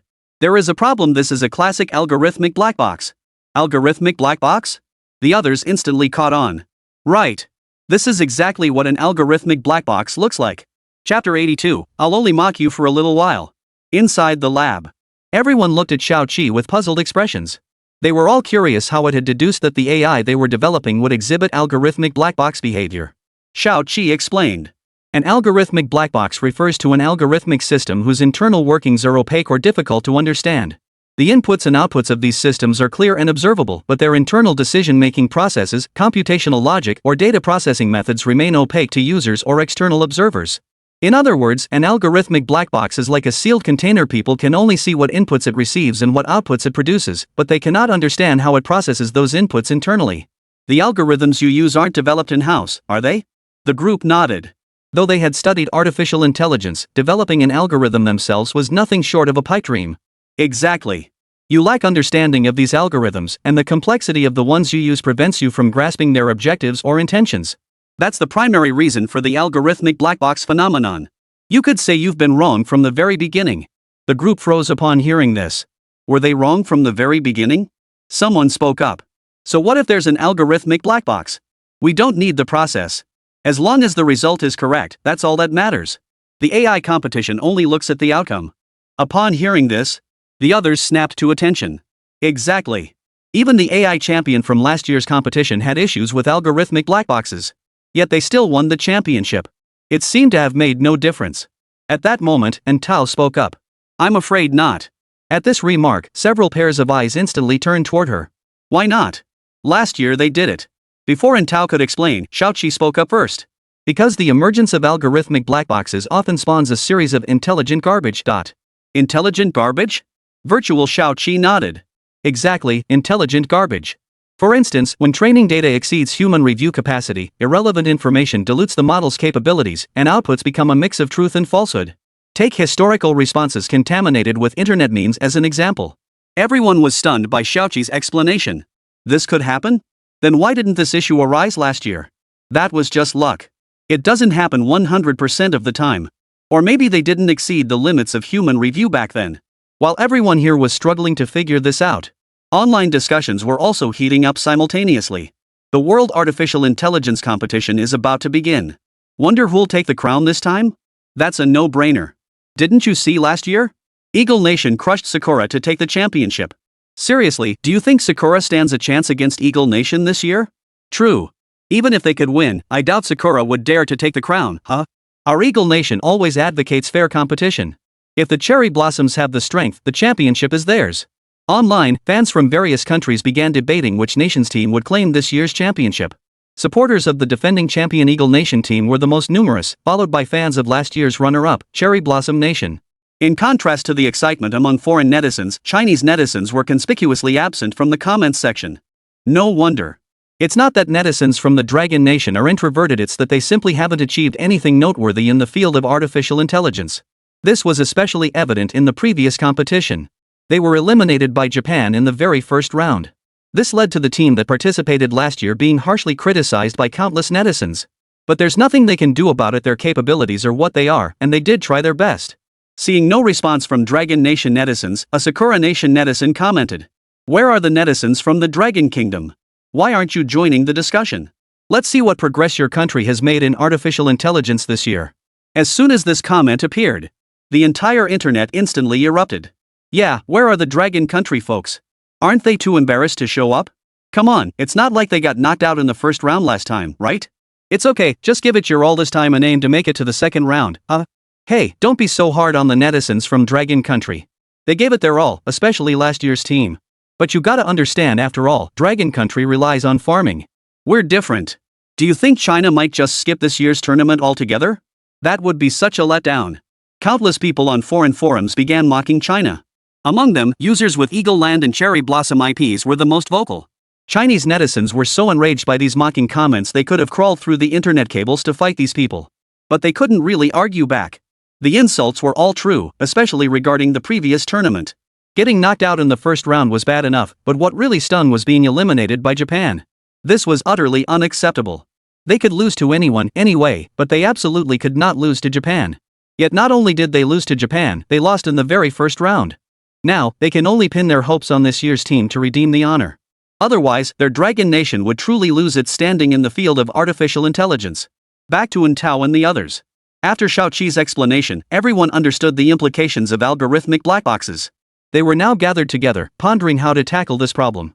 The core characteristic of algorithmic black boxes is the opacity of their internal mechanisms, stemming from algorithmic complexity, commercial confidentiality, technical secrecy, or various other reasons.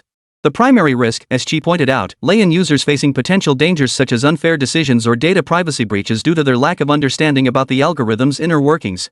Xiaoqi watched the others scratching their heads in frustration and chuckled. Can you guys handle this? If not, just give up, it's no shame. I'll only tease you for a little while. The group was already frustrated by the algorithmic black box issue, and Xiaoqi's constant mocking only added fuel to their anger. Several times they were tempted to just quit. If not for Chen Daoxue's instructions, they would have left long ago. They had considered asking Xiaoqi for help. But that mouth of his made them utterly unwilling to seek his guidance. As for consulting Li Luo, didn't you see how soundly he was sleeping right now? Chapter 83, then let's go back. As time passed. 2 hours passed in the blink of an eye. The alarm clock Li Luo had set earlier went off right on time. The sound of the alarm not only woke up the resting Li Luo but also roused Tao and the others who were studying how to solve the algorithm black box. All eyes turned to him. Li Luo casually silenced the alarm before turning to them. How's it going? And Tao and the others hesitated, unsure whether to share their findings. Just then, Xiaoqi spoke up directly. Master, we finished, but it's just like the AI version. Upon hearing this, Tao and the others felt like killing Xiaoqi. Li Luo, however, remained impassive, merely saying in a calm tone, "Let me see it." Upon hearing this, Tao and the others could only present their AI to Li Luo. Li Luo merely glanced at the algorithm and input-output before looking away. But Tao and the others were now tense beyond measure. For Li Luo's expression had turned grim. This was the first time they had ever seen him like this. In truth, Li Luo wasn't particularly angry. He had never expected them to produce a satisfactory solution in the first place. Though in their eyes, this result was truly disgraceful. But that was only in his eyes. He had witnessed the previous finals. Compared to the two finalists from last year, although Tao's team's AI still lagged significantly, it wasn't beyond catching up. His grim expression stemmed from this being his first time mentoring students. He simply didn't know how to offer comfort at this moment. Just then, Xiaoqi spoke up. Master, see? I told you those four were human-machine hybrids. The AI they created is human-machine too. Xiaoqi's words instantly sparked resentment among several people. The anger simmering within them since Xiaoqi's earlier taunts erupted in that moment. I know our AI doesn't meet your standards, but we're not AI specialists. This is the absolute limit of what we can achieve. If you're not satisfied, go find those who specialize in AI research. Fine, I quit. Li Luo's expression instantly turned cold upon hearing this. He shot a glance at Xiaoqi, whose gaze vanished from the screen the moment she met his eyes. Then Li Luo turned his gaze toward Tao and the others. He saw their faces filled with unwillingness. Li Luo said coldly, "Why do you think Dean Chen assigned me to teach you instead of those who specialize in artificial intelligence? Is it because you're so-called geniuses? Geniuses? Who isn't? Are they not geniuses too? Besides, what good is genius anyway? To me, you're all the same. You so-called geniuses aren't any different from ordinary people." Li Luo was visibly irritated now. Ever since arriving at the Central Military District, he had noticed the arrogance radiating from these four individuals. They all considered themselves geniuses from the Dragon Academy, looking down on everyone else. They only obeyed him because of Chen Daoxue's orders. Perhaps they now genuinely harbored some respect for him, but that didn't matter. He hadn't bothered to care before. That was because no matter how arrogant they were, it had nothing to do with him, Li Luo. But now things were different. Now they were, in a sense, half students of Li Luo. Naturally, Li Luo must temper their rebellious natures. That's why he sent Xiaoqi to supervise them. The goal was to test their resilience under pressure. The outcome was obvious. Truthfully, it made no difference to him whom he taught. The main reason he didn't object when Chen Daoxue assigned him several students unfamiliar with artificial intelligence was precisely because teaching anyone was the same. Those who could join the research department or the Lonka Institute were all geniuses, with little difference between them. Secondly, his approach to AI research differed fundamentally from others. To draw an analogy, while others approach AI research like cultivating immortality, his method is akin to physical training. They are two entirely different systems. Even if he were to teach those already specializing in AI, the outcome would remain the same. They'd still have to start from scratch. In fact, their prior habits might even make them more prone to errors. It's like buckets for water, and Tao and his team are like new buckets you can pour water into directly, while those who already mastered AI are like buckets that once held wine. To fill them with water, they must first be thoroughly cleaned. If not cleaned thoroughly, the water would retain the wine's scent. Then neither the water would be water nor the wine wine. The group fell silent. Though Li Luo's words were harsh, they were undeniably true. To ordinary eyes, they were geniuses selected from 10,000, joining the Dragon Science Academy at such a young age. But compared to Li Luo, they were ordinary people. Li Luo glanced at them coldly. I'll say it again, you, or anyone else for that matter, are all the same to me. If you refuse to learn under me, then go back and tell your Dean Chen to replace the entire team or just remove me as your leader altogether. Li Luo genuinely wished Chen Daoxue would strip him of his leadership position. He genuinely had no talent for teaching students. If it weren't for that extra 50% resource allocation, no one in their right mind would have taken this assignment. Hearing this, the others all lowered their heads. Earlier, they'd just gotten carried away in the heat of the moment. Now, after being scolded by Li Luo, they had calmed down. If they really went back now, they might actually have to leave the Dragon Academy. That was unthinkable. They'd all passed rigorous assessments to join the Dragon Academy. Seeing their silence, Li Luo didn't press the issue further. Instead, he shifted the conversation to their artificial intelligence project. I just reviewed the AI you developed. I can only describe it in 4 words, utterly unsatisfactory. But you're right, given your current understanding of AI, achieving this much is commendable. Still, it's not enough. The biggest flaw in your AI is the algorithmic black box, right? You don't know how to solve it. At this remark, the group nodded in unison. And Tao stated directly. Yes, Teacher Li Luo. The algorithmic black box is like a sealed container. We can only observe its inputs and outputs, but remain ignorant of how it processes those inputs internally. We've considered enhancing information encapsulation and such, but it still isn't sufficient. Li Luo nodded. Your approach is correct, just not sufficient. Solving the algorithmic black box problem is quite complicated. Even Xiaoqi still faces this issue, it's just that you haven't discovered it yet. Currently, the most common approaches merely mitigate the risks posed by algorithmic black boxes through measures like developing new algorithm interpretation tools, strengthening data protection, and enhancing privacy regulations rather than eliminating them entirely. Chapter 84, Trust Them. Time passed slowly. Half a month later. With less than 2 weeks left until the World Artificial Intelligence Competition. Online interest in the competition was growing by the day. Why hasn't our Dragon Nation's participant list been released yet? Could they really be pulling out? What are you talking about? Our country is definitely on the official list. Maybe we're preparing some secret weapon and just don't want to reveal it too early. I don't have high expectations, just don't send the same team as last year. Hey, bro, what's your beef with last year's team? You think they wanted to lose? They gave it their all, just had some bad luck. That's what they say. But most netizens still harbored resentment toward the previous team for losing to Sakura Nation. Originally, Chen Daoxue had planned to have the previous team members train alongside Li Luo. After all, they had competition experience. But due to the previous defeat and the online backlash, they all refused to participate again. They knew their own capabilities. Not only could they be crushed by the Eagle Nation, but even the Cherry Blossom Nation could easily overpower them. Thus, they refused to compete again. Meanwhile, Dragon Academy, Chen Daoxue's office. Lin Hai was also present, though his expression was grim. His brows were furrowed tightly, adding more wrinkles to his already aged face. Old Chen, are you sure this is okay? Isn't the pressure on Entao and the others a bit too much? You know what happened to those kids from the last session. What if Entao and the others lose too? Lin Hai looked up at Chen Daoxue, his brow still furrowed. Chen Daoxue's brow was equally furrowed. They won't lose. They can't lose. Old Lin, I know what you're worried about, but this is the best approach and our last chance. If Li Luo doesn't step in, our only hope is that he can train Entao and the others before the tournament begins. Hearing this, Lin Hai grew even more anxious and stood up abruptly. But this is terribly unfair to them. What if they fail? Chen Daoxue lowered his eyelids slightly. He couldn't answer that question. Because even he couldn't guarantee it. If Li Luo were willing to participate, he wouldn't have the slightest worry. But the problem now was that Li Luo refused to participate, leaving him no choice but to instruct Entao and the others. But in that case, he no longer had absolute certainty. He sighed. Chen Daoxue spoke slowly. Alright, stop worrying. Worrying won't change anything.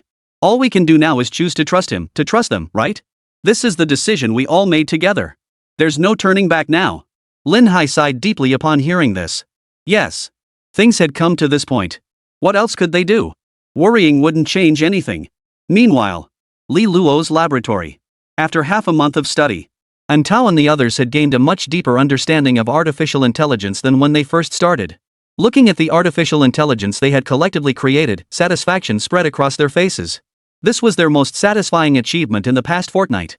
Although the issue of the algorithmic black box remained unresolved. As Li Luo had pointed out, they never intended to completely eliminate it.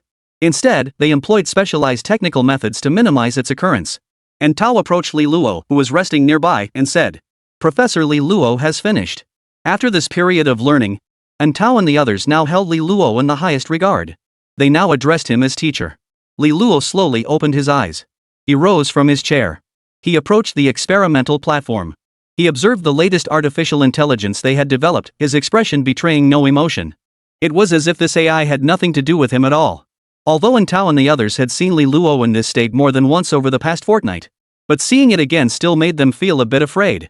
Perhaps this was the innate reverence students felt toward their teacher. After a long moment, Li Luo withdrew his gaze and addressed the group. The research on the AI model ends here. The moment those words left his mouth, Tao and the others froze instantly. What did that mean? What did he mean by end here? Anxiety surged through each of them. Could it be that their AI model hadn't met Li Luo's expectations? But this was their most perfect creation in the past half-month. Teacher Li Luo, why stop here? Yes, teacher. If we haven't done well enough, we'll keep trying. Please give us another chance. Teacher. The group looked at Li Luo with hopeful expressions, hoping he would grant them another chance. But Li Luo looked at them in confusion, asking puzzledly, "What are you talking about? What do you mean, another chance?" At Li Luo's words, the group froze once more. "Ha? Could they have misunderstood?" And Tao asked tentatively. "Teacher Li Luo, didn't you say our AI model development ends here?" Li Luo nodded. "Wasn't it because our results weren't up to par that you had us abandon it?" Li Luo looked at her in surprise. "When did I ever say that? What I meant by this far is that your AI model is sufficient for this world championship. There's no need to continue investing time in it." The others? Though puzzled, they all breathed a sigh of relief. As long as she wasn't dismissing them as incompetent, they were ready to be dismissed. "Professor, so you mean our AI model is already capable of winning this competition? Does that mean we don't need to continue working on it?" They had made significant progress over the past 2 weeks. But this period had been pure torture for them. This kind of training was pure torture. Every day, the moment they opened their eyes, it was all about artificial intelligence large models. Just as the group turned hopeful eyes toward Li Luo, expecting him to announce their release, Li Luo spoke in a calm tone. "Not enough. Having just an AI model isn't enough. Your artificial intelligence algorithms need improvement." With those words spoken, the last glimmer of hope vanished from everyone's eyes. They no longer believed in light. Li Luo wasn't unaware that they wanted to rest. But time was running out for him. Although Tao and the others' AI model was now quite refined, it still wasn't foolproof.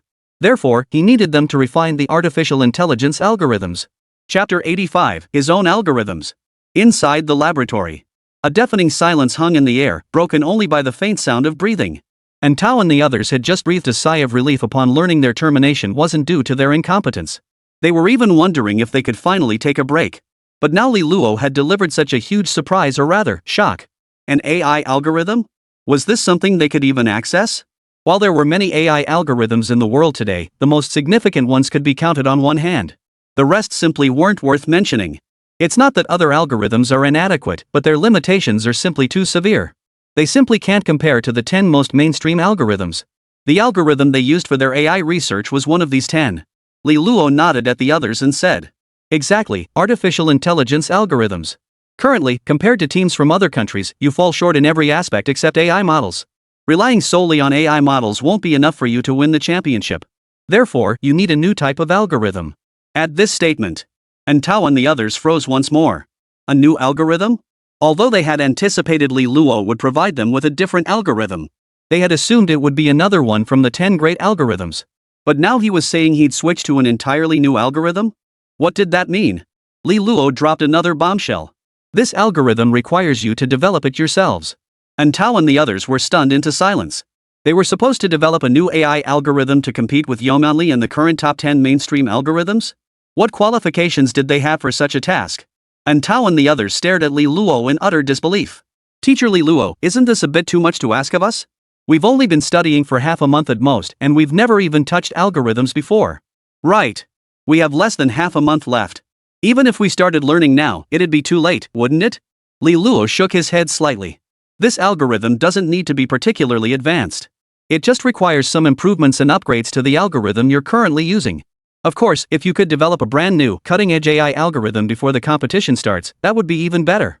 At this, the others shook their heads like bobbleheads. Are you kidding me? Developing a new top-tier AI algorithm? Could they really pull that off? Even Chen Daxue and the other bigwigs at the Dragon Science Academy wouldn't dare claim they could pull it off. And they? The algorithm you're using now is neural networks, right? The group nodded in response. Do you understand neural networks? Li Luo asked. And Tao and the others exchanged glances.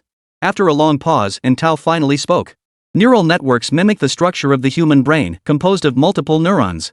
They process input features through nonlinear combinations using activation functions, then optimize network parameters via backpropagation algorithms and gradient descent to minimize the loss function. But they can only handle complex nonlinear relationships and are suited for large-scale data. Plus, training takes a long time and requires massive amounts of data. And Tao shared her understanding of neural networks point by point. The others nodded in agreement. Li Luo nodded upon hearing this.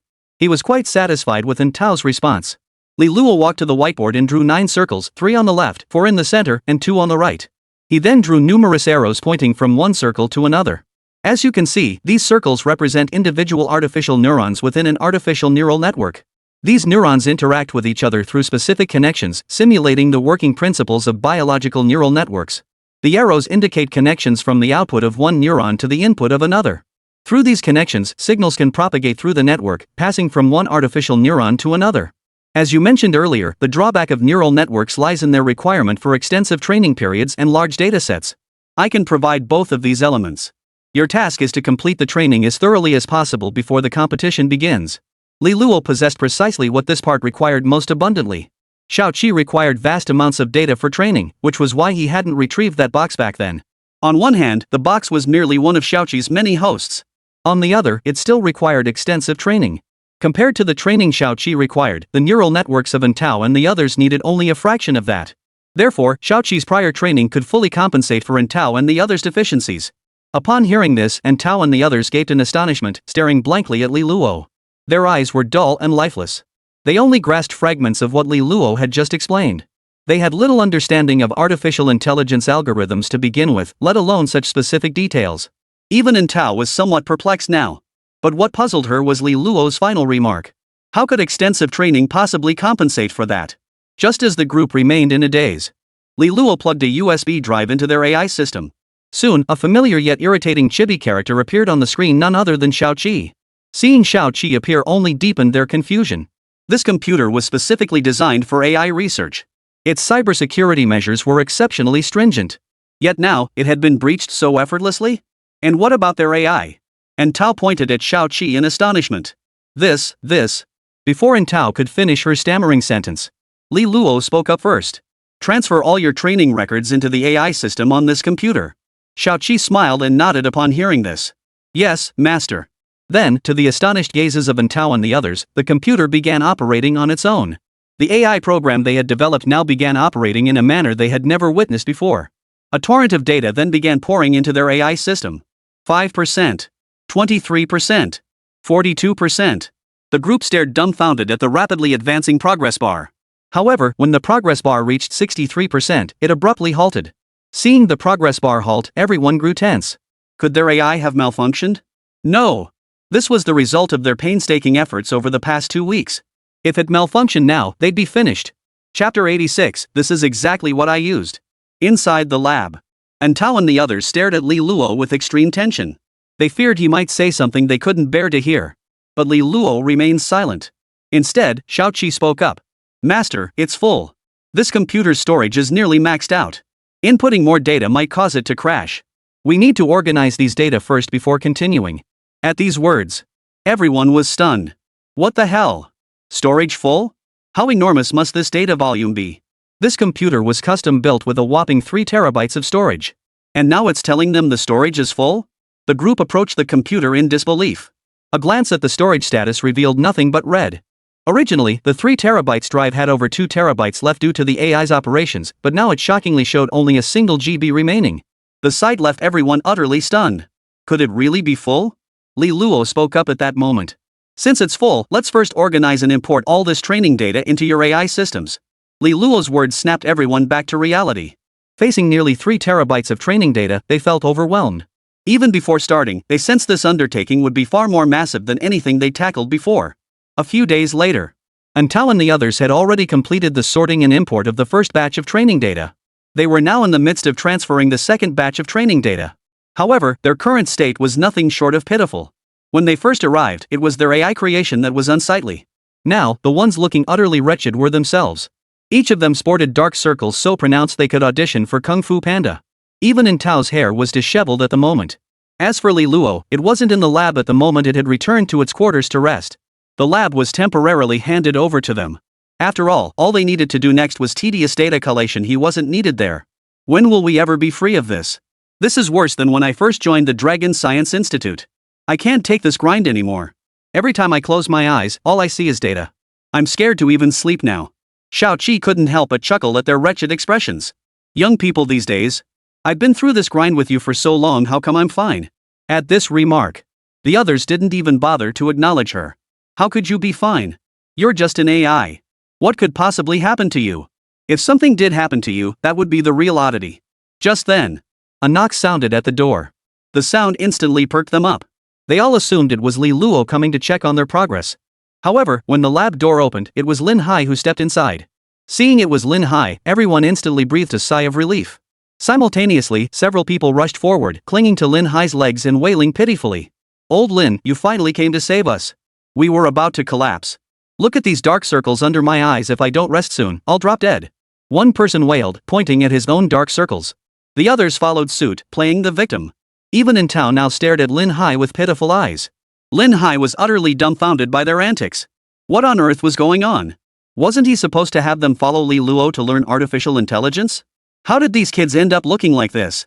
He asked curiously. Where's Li Luo? Isn't he here? The others shook their heads. Did he go rest? Minister Lin, you have to help us out here. We haven't had a decent night's sleep in days. Now, every time we close our eyes, all we see are data points and more data points. Hearing this, Lin Hai grew puzzled. Data? What exactly was Li Luo having them do? He had come to check on their learning progress. He was worried their progress might not meet the competition's requirements, which is why he came. But why did he arrive to find them all looking like this? What on earth happened over the past half-month? He couldn't help but ask. What's going on with you guys? Just as one of them was about to speak up to complain, Xiao Qi, who was in the middle of transferring data, suddenly interjected. Minister Lin, they were merely organizing some data. The others gritted their teeth in frustration. Just organizing some data? Just that? Could a human even utter such words? Oh, but it wasn't human to begin with. That was clearly billions of pieces of data. Minister Lin, don't listen to its nonsense. Every dataset is measured in terabytes. We barely managed to compile the first batch, nearly 3 terabytes of results, and there's still more. We have no idea how much data there is in total? Not much. I calculated it. If you finish everything, it'll be 34 terabytes. But at your current pace, you'll only manage about 13 terabytes before the competition starts. At our current pace of 3 terabytes per batch, 2 more rounds like this should cover it. Xiao Qi delivered the final blow at just the right moment. Hearing this figure, everyone turned to stare at Xiao Qi in unison. Even Lin Hai was stunned by the sheer volume. TB? Dozens of TB? What on earth was Li Luo having them do with all this data? Did an AI really require such a massive data stream? What kind of data processing are you guys doing that it's this massive? The group sighed in unison. It's about optimizing artificial neural network algorithms. At these words, Lin Hai was jolted once more. What the hell? Optimization of artificial neural network algorithms? The others nodded calmly. But Lin Hai couldn't stay calm at this moment. He knew all about artificial neural network algorithms. They were one of the most widely used types in artificial intelligence. But what did this have to do with their AI development? And why were they still optimizing it? He understood the meaning of each individual word, so why couldn't he make sense of them when strung together? At that moment, Xiao Qi explained. Artificial neural network algorithms require extensive training to compensate for their limitations. That's why my master instructed them to complete as much training as possible before the competition begins. And the data they've been organizing is part of the training data for the first generation of artificial intelligence developed by my master. Hearing this, Lin Hai finally snapped back to reality. He looked at Xiao Qi in shock and asked, "Are you saying you can fix the flaws in artificial neural network algorithms?" Xiao Qi nodded matter-of-factly. "Of course. Don't you know who my master is? Only after sufficient training can artificial neural network algorithms truly be considered the optimal algorithm specifically tailored for artificial intelligence. I'm using an artificial neural network algorithm right now, just one my master has improved upon." Chapter 87, Carry On. Inside the laboratory. Lin Hai stared at Xiao Qi in utter disbelief. What had he just heard? The artificial intelligence Li Luo developed actually used artificial neural networks? He had always assumed Li Luo was using some algorithm he'd developed himself. So, after they optimized it, their algorithm is now identical to the one you're currently using? Xiao Qi shook her head. Of course not.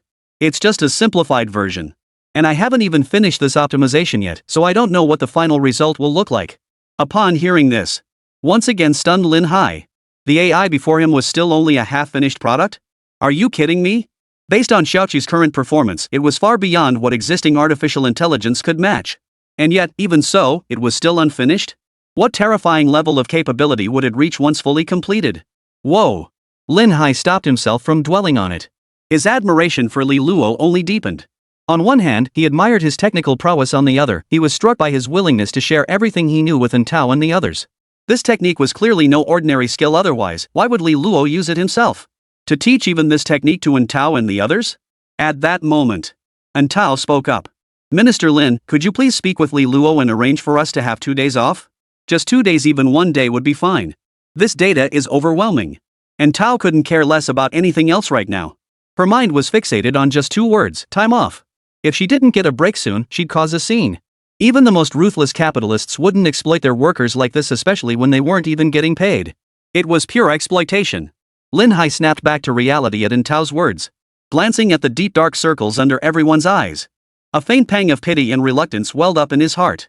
Truthfully, they did look pitiful. But then he thought of the mockery from other countries online, and the dismal performance of their dragon nation in the previous competition. That flicker of pity vanished instantly. The hardships they endure now are for the nation, and for that reason alone, it's all worth it. For the sake of the dragon nation, we'll just have to make some sacrifices for Tao and the others for now. At worst, once the competition ends and we achieve great results, we'll make it up to them properly. Alright, I understand. No need to worry. I'm aware of the vacation matter. Rest assured, I've got this covered. For now, keep organizing the data. I'll notify you immediately as soon as I have updates. But don't slack off either, otherwise, it'll be awkward with Li Luo and the others, right? Also, take care of yourselves. With that, Lin Hai shot the group a meaningful look before adding, "Alright, since you've got work to do, I'll head out now. I'll go find Li Luo and inform them about your leave." Tao and the others beamed with delight at Lin Hai's words. "Really, Director Lin? This is absolutely wonderful." "Exactly. Director Lin, you're our absolute savior. Director Lin, our very lives are in your hands now." Lin Hai had already reached the laboratory door. Hearing the voices behind him, he glanced back at the group one last time before leaving the lab. For some reason, Tao felt that Lin Hai's final glance had been a bit strange. Was he pitying them? After leaving the lab, Lin Hai headed straight for Li Luo's residence. Of course, he certainly wasn't there to give Tao and the others time off. They were working tirelessly for the sake of the Dragon Nation. Just endure these last 2 weeks. Once they got through these 2 weeks, vacation? That was out of the question. As for his promise, he'd only agreed to discuss the matter with Li Luo, he hadn't committed to a specific time. And he hadn't guaranteed anything would come of it. At worst, he could simply say he'd brought it up but been turned down. He was the head of the research department and, more importantly, their senior mentor. What could they possibly do to him? Exactly. With that thought, the last shred of guilt Lin Hai felt toward Tao and the others vanished without a trace. Everything he was doing was for the sake of the Dragon Nation. Arriving at Li Luo's residence, he knocked on the door. The door opened quickly from the inside. The two entered the room. In the living room, Li Luo, dressed in loungewear, looked at Lin Hai with confusion. "Minister Lin, what brings you here?" Lin Hai smiled faintly. "Nothing urgent. Just came to check on you and see how Tao and the others are doing. I just stopped by the lab and saw them organizing data. They said it's for algorithm testing." Li Luo calmly poured Lin Hai a glass of water. "Right. Did they run into any trouble? They can ask Xiao Qi about anything. Didn't I leave it there?" Lin Hai shook his head repeatedly. No, it's me who has some questions to ask." "Oh?" Li Luo picked up his water cup, took a small sip, and asked curiously. "What would you like to ask, Minister Lin?" Lin Hai took a sip of water before speaking. I was wondering if it might be a bit too early for them to start delving into the core algorithms of artificial intelligence so soon. Li Luo set down his cup upon hearing this. Minister Lin, I understand your concerns, but they are entirely unnecessary. My approach to AI research differs from others. While algorithmic core is the most critical component in conventional AI development, in my methodology, though still important, its relative weight is reduced thereby lowering its difficulty. This is perfectly suited for their current level. Moreover, without improvements in algorithmic aspects, winning this competition carries certain risks. Lin Hai's expression darkened. Li Luo, if the algorithms aren't improved, how confident are you? Li Luo pondered briefly. If we rely solely on the AI large model they completed earlier, we'd have at most a 50% chance. I watched last year's competition. Eagle's AI team's greatest strength lies in their highly refined AI model. That's why I had them tackle the AI model issues first. Hearing Li Luo's words, Lin Hai's face was filled with shock. 50% chance. And it seemed like a winning chance at that. Suppressing his excitement, Lin Hai pressed further. If the improvements are completed, what are the odds then? This time, Li Luo didn't even hesitate before blurting out his answer. 100%. Before Lin Hai could process the excitement, he heard Li Luo add. But I haven't finished it yet. The flame of excitement that had just ignited within Lin Hai was instantly extinguished. If Li Luo hadn't managed it, how could Tao and the others possibly succeed? Chapter 88, 2 days off for you all. Only 5 days remained until the World Artificial Intelligence competition began. Inside Li Luo's laboratory at that moment. Sis and Tao, Minister Lin hasn't forgotten about us, has he? The competition is almost here, yet we still haven't heard a thing. Could it be we're really stuck here until 2 days before the competition before we get a break? And Tao frowned slightly. Since Lin Hai's last visit, he hadn't returned. Not even Li Luo had shown up during this time. If it weren't for the daily meal deliveries, they'd start wondering if they'd been forgotten. That day, Lin Hai had clearly promised to help them negotiate a leave of absence with Li Luo. But he vanished without a trace. If he wasn't going to grant the leave, couldn't he at least give us some news? As the group grumbled about Lin Hai's unethical behavior while organizing their training data, the laboratory door swung open. All eyes immediately turned toward the doorway. There stood Li Luo, Chen Daoxue, and Lin Hai at the doorway. Lin Hai, in particular, beamed at them with a broad smile. Tao and the others instantly felt their anger rise at the sight of Lin Hai. They all fixed him with resentful stares. Lin Hai felt a bit embarrassed under their collective gaze. But remembering why they were here today, he instantly regained his composure. Tao glanced at Lin Hai before turning to Chen Daoxue and Li Luo. Is there something you need, Dean? The others clearly had no idea why Chen Daoxue and his group had come here. As for the idea that they were here to grant them a holiday, Tao hadn't even considered that possibility.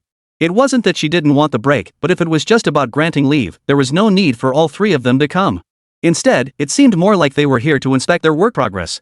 The thought made Tao feel uneasy. Just then, Lin Hai spoke up. Alright, we're here today to inform you that you can take a few days off. So, I've delivered on my promise to give you time off. Originally, Li Luo planned to let you rest the day after tomorrow, but I managed to secure an extra day off for you. At these words, Tao, who had been feeling a bit tense, froze instantly. Time off? Time off? The delight on the others' faces was plain to see. The boys even embraced each other in celebration. Oh, we're off. Finally off. We can finally rest. Awesome. Finally free from Mr. Skinflint's torment. Yeah. Break time. No more Mr. Skinflint. Li Skinflint? A voice, tinged with youthful innocence yet utterly icy, cut through the excited, somewhat bewildered group. Their cheers abruptly stopped. They stiffened and turned toward the source of the voice. There stood Li Luo, staring at them with a blank expression. Is that me you're talking about? Li Skinflayer? A few audible gulps echoed through the lab.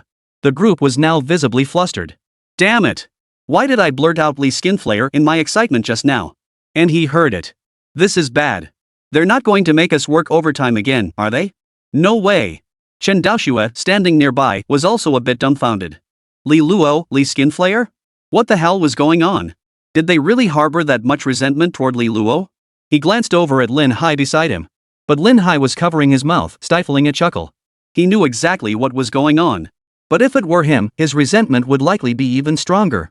After all, their current predicament was truly dire. Lin Hai whispered to Chen Daoxue. Old Chen, why don't you take a look at their current state first? Chen Daoxue finally took a closer look at Tao and the others. What he saw left him stunned. Tao and the others now had dark circles under their eyes that rivaled a panda's. Their eyes were completely bloodshot. Even Lin Hai had been startled when he saw them earlier. Though they'd already looked terrible during his last visit, their current state made that previous appearance seem like child's play by comparison. just as they were gripped with anxiety, fearing their long-awaited vacation might slip away. Chen Daoxue spoke up. Alright, I'm here to tell you to take a few days off. The competition only has a few days left. Put the testing matters on hold for now. He had already learned of their situation through Lin Hai. Therefore, his arrangements for them had been prepared long ago. The group exchanged glances between Chen Daoxue and Li Luo. Only after confirming Li Luo had no objections did they finally relax. As long as the break was still happening. As for the matter of Li Luo being called Li Skinflay being discovered, that could wait.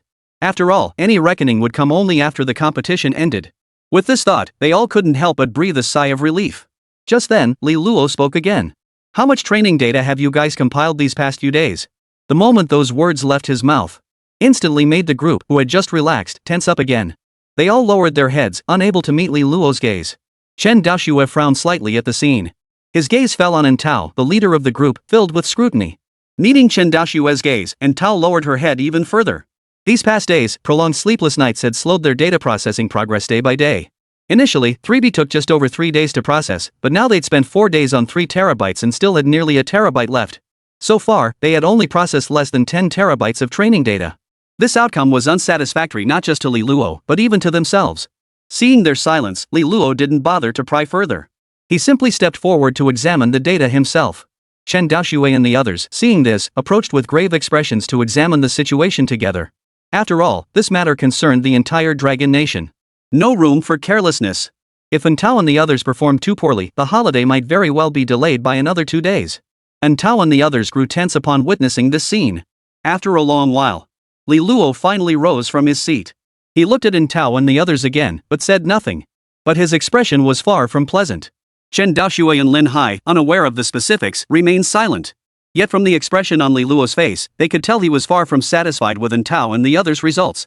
Realizing this, their own expressions grew grave. A hint of disappointment crept into their eyes, clearly dissatisfied with Entao's team's performance as well. This made the atmosphere in the lab grow even more tense. Entao and the others felt their hearts leap into their throats. Just get it over with already. This was just too agonizing. And even if they were given time off like this, they wouldn't be able to rest peacefully. Might as well skip the break altogether. Chapter 89, not ideal, but it'll do. The lab was eerily quiet. Entao and the others all fixed their gaze on Li Luo. Yet none dared meet his gaze. The tension hung heavy for several minutes. It was Li Luo who finally broke the awkward silence. I thought you'd at least finish organizing 12 terabytes of training data, but it turns out you barely managed 10 terabytes. With those words spoken, Entao and the others couldn't bring themselves to look up at Li Luo anymore. But they felt wronged. They had such a short time to systematically learn artificial intelligence. And this task was so overwhelmingly huge. These past days, they'd been rising before the roosters crowed and sleeping after the dogs retired. Day after day, this had already taken a tremendous toll on their mental state. Moreover, the training data only grew more complex as they progressed. Processing 10 terabytes of training data was already pushing them to their absolute limit. Any more would drive them mad. But they dared not voice these thoughts. Unfinished meant unfinished. As everyone hung their heads in silence, accepting Li Luo's reprimand, Li Luo suddenly sighed and changed his tone. Sigh. Forget it. I won't make things harder for you. It's not ideal, but these 10 terabytes will barely suffice. We'll just have to make do for now. And the logical structure of the data you organized is quite clear. That's commendable. It shows you weren't just going through the motions. That's one of your strengths. Keep up the good work. Li Luo's tone shifted abruptly, causing Entao and the others to look up at him in surprise. Wait, 1 second he was pointing out their shortcomings, and now he's suddenly praising them? And this seemed to be the first time they'd ever seen Li Luo praise anyone. They'd spent quite a while with Li Luo. But forget praising others, he rarely even spoke kindly to them. Beyond explaining problems to them, his speech was notoriously concise. They'd even wondered if Li Luo just wasn't very good with words. Now, to actually hear Li Luo praise them? This was truly a once-in-a-lifetime occurrence. Chen Daoxue and Lin Hai, standing nearby, were also taken aback by Li Luo's praise for Entao and the others. They had never seen Li Luo praise anyone before. Back when they and others from different military districts were learning from Li Luo, he mostly looked at them with a gaze that seemed to say, "Why can't you measure up?" Back then, the highest praise they'd ever heard from him was a mere passable. But neither bothered dwelling on it. Chen Daoxue asked, "Li Luo, what did you mean by adequate just now?" He had clearly heard Li Luo say that while it wasn't ideal, it was sufficient. Li Luo shrugged his shoulders. Exactly what it sounds like. Although we haven't trained enough yet, it should be sufficient for this World Artificial Intelligence competition. Chen Daoxue's face lit up with even greater joy upon hearing this. Clearly, Li Luo's earlier remarks and the performance of Entao and the others had left her with little confidence in this competition. But now, hearing Li Luo's words, he felt a glimmer of hope. If Li Luo dared to say that, he must have some confidence. Still, to be safe, Chen Daoxue decided to confirm once more. Li Luo, are you saying we can win this competition? Li Luo shook his head at the question. I never said that. I can only say the chances are somewhat better, I can't guarantee it. But it's definitely enough to handle Sakura as long as nothing unexpected happens. Hearing this, Chen Daoxue grew even more excited. As long as they beat Sakura, the final ranking didn't matter. Even if they won against Sakura in the first round only to be eliminated in the second, it would be fine. After all, the reason they'd been so harshly criticized last tournament was precisely because they'd lost to Sakura. And as the previous tournament's runner-up, Sakura Nation's strength was undeniable. Securing a win against Sakura would mean they had a strong shot at the championship. After all, last year's Eagle Nation team only narrowly defeated Sakura in the finals. How could that not make him happy? Great, fantastic. After informing Entao and the others about the break, Chen Daoxue and his group returned to the office. Li Luo had intended to head straight back to rest, but Chen Daoxue mentioned they needed to discuss something together. In the office now, besides the three of them, there was also a middle-aged man. The middle-aged man stood up as soon as they entered and greeted them. Dean Chen, Director Lin, it's been a while. I hope you've been well. He then turned to Li Luo beside him and smiled. This must be researcher Li Luo. Truly a prodigy at such a young age. Li Luo politely returned the greeting. I imagine you don't know me yet, Mr. Li Luo. Allow me to introduce myself. My name is Zhou Leqi. I currently serve as Vice Minister of the Ministry of Foreign Affairs of Long Nation, primarily handling external public relations matters. I am also one of the representatives for our nation at this World Artificial Intelligence competition. Li Luo glanced at Chen Daoxue and the others beside him with surprise. Why is someone from the Ministry of Foreign Affairs here? Chen Daoxue noticed Li Luo's confusion and smiled. Minister Zhou is here regarding the participant roster for this competition. The list hasn't been finalized yet. Well, the deadline is almost upon us. Li Luo nodded and asked. What does this have to do with me? Chen Daoxue sighed helplessly. You really have a short memory. Of course it concerns you. Didn't I tell you before? You're leading the team this time, so you get to decide who their captain is. Li Luo turned, his face filled with astonishment as he looked at Chen Daoxue. When did I ever say I wanted to lead the team? And why should I be the one to choose the captain? All that was agreed upon was that I teach them for a while. None of this was part of the deal. Chen Daoxue felt a bit embarrassed upon hearing this. He hadn't mentioned these details before, but it didn't matter. He looked at Li Luo. Since we've come this far, might as well see it through. We've been teaching them for so long anyway, one more trip won't make a difference. Besides, you won't need to appear publicly. Just accompany the team. It'll be easier for you to arrange tactics and such for them at any time. If any unexpected issues arise, having you there would allow for better handling, wouldn't it? Li Luo stared at Chen Daoxue, his mind churning with complaints. He'd been tricked again. Zhou Leqi, standing nearby, chuckled at the scene. Then I'll add Officer Li Luo's information. As previously agreed, his details won't appear within the team roster. Well, as for who you think would be more suitable as team leader for Officer Li Luo. Li Luo glanced at the others before sighing resignedly. Let's make Entao the captain. She's more familiar with AI than the rest of us. Even though she's usually scatterbrained, she gets the job done when she focuses. Besides, the others all respect her. Chapter 90. Does this concern us? The day after Entao and the others were given leave. With the finalization of the contestant roster, the list was made public. The moment it was released, it immediately sparked heated discussions and controversies among netizens. Whether on foreign platforms or domestically, Dragon Nation's AI competition roster now dominated headlines everywhere. What the hell? Did Longguo really give up? They picked a bunch of nobodies. I've never even heard of these people. Could this be China just throwing together random people to absorb the backlash? So they can blame the team's lack of skill if they lose. Bro, it's normal you haven't heard of them. But these aren't random picks, they're geniuses in other fields. That Entao? She was runner-up in last year's World Invention competition. Her engine power was almost on par with our Eagles. Holy crap, she's that good? Then why'd they send her here? Does she know AI too?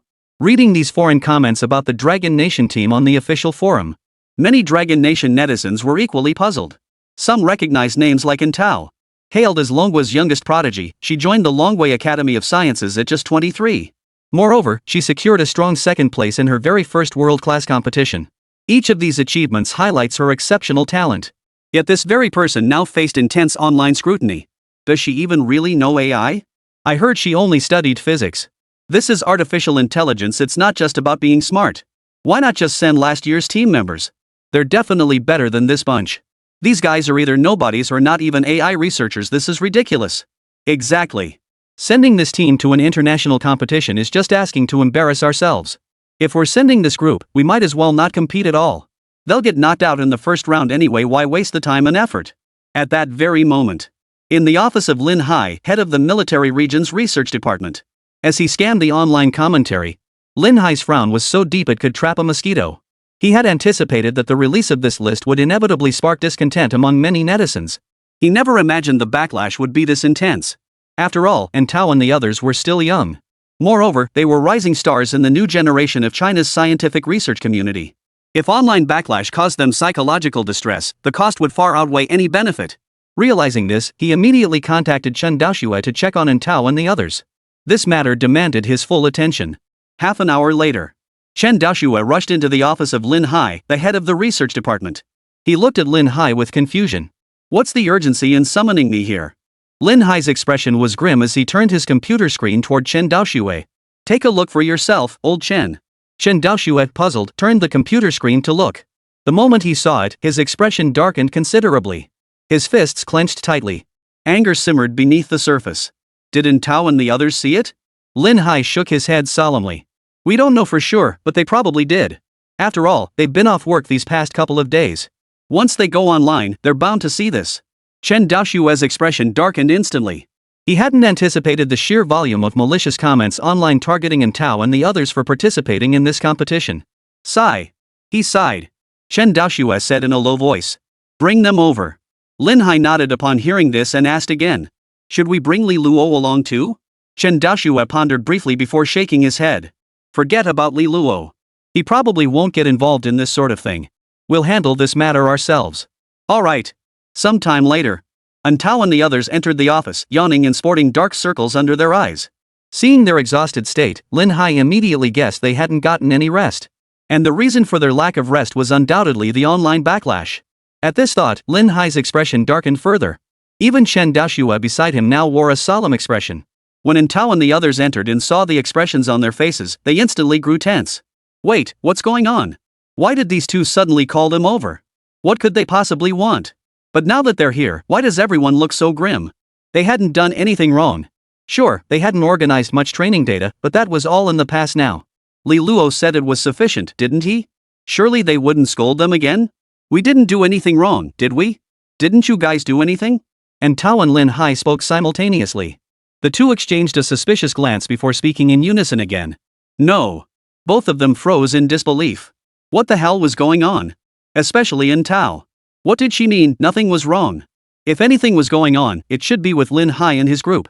Weren't they the ones who called all of us over here? Why are they the ones being asked if they're okay?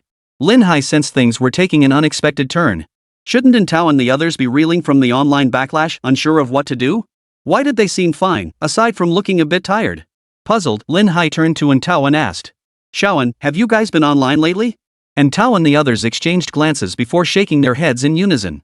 As if they'd be online. They haven't had the energy to go online. After leaving the lab yesterday, they had a meal and went straight back to sleep.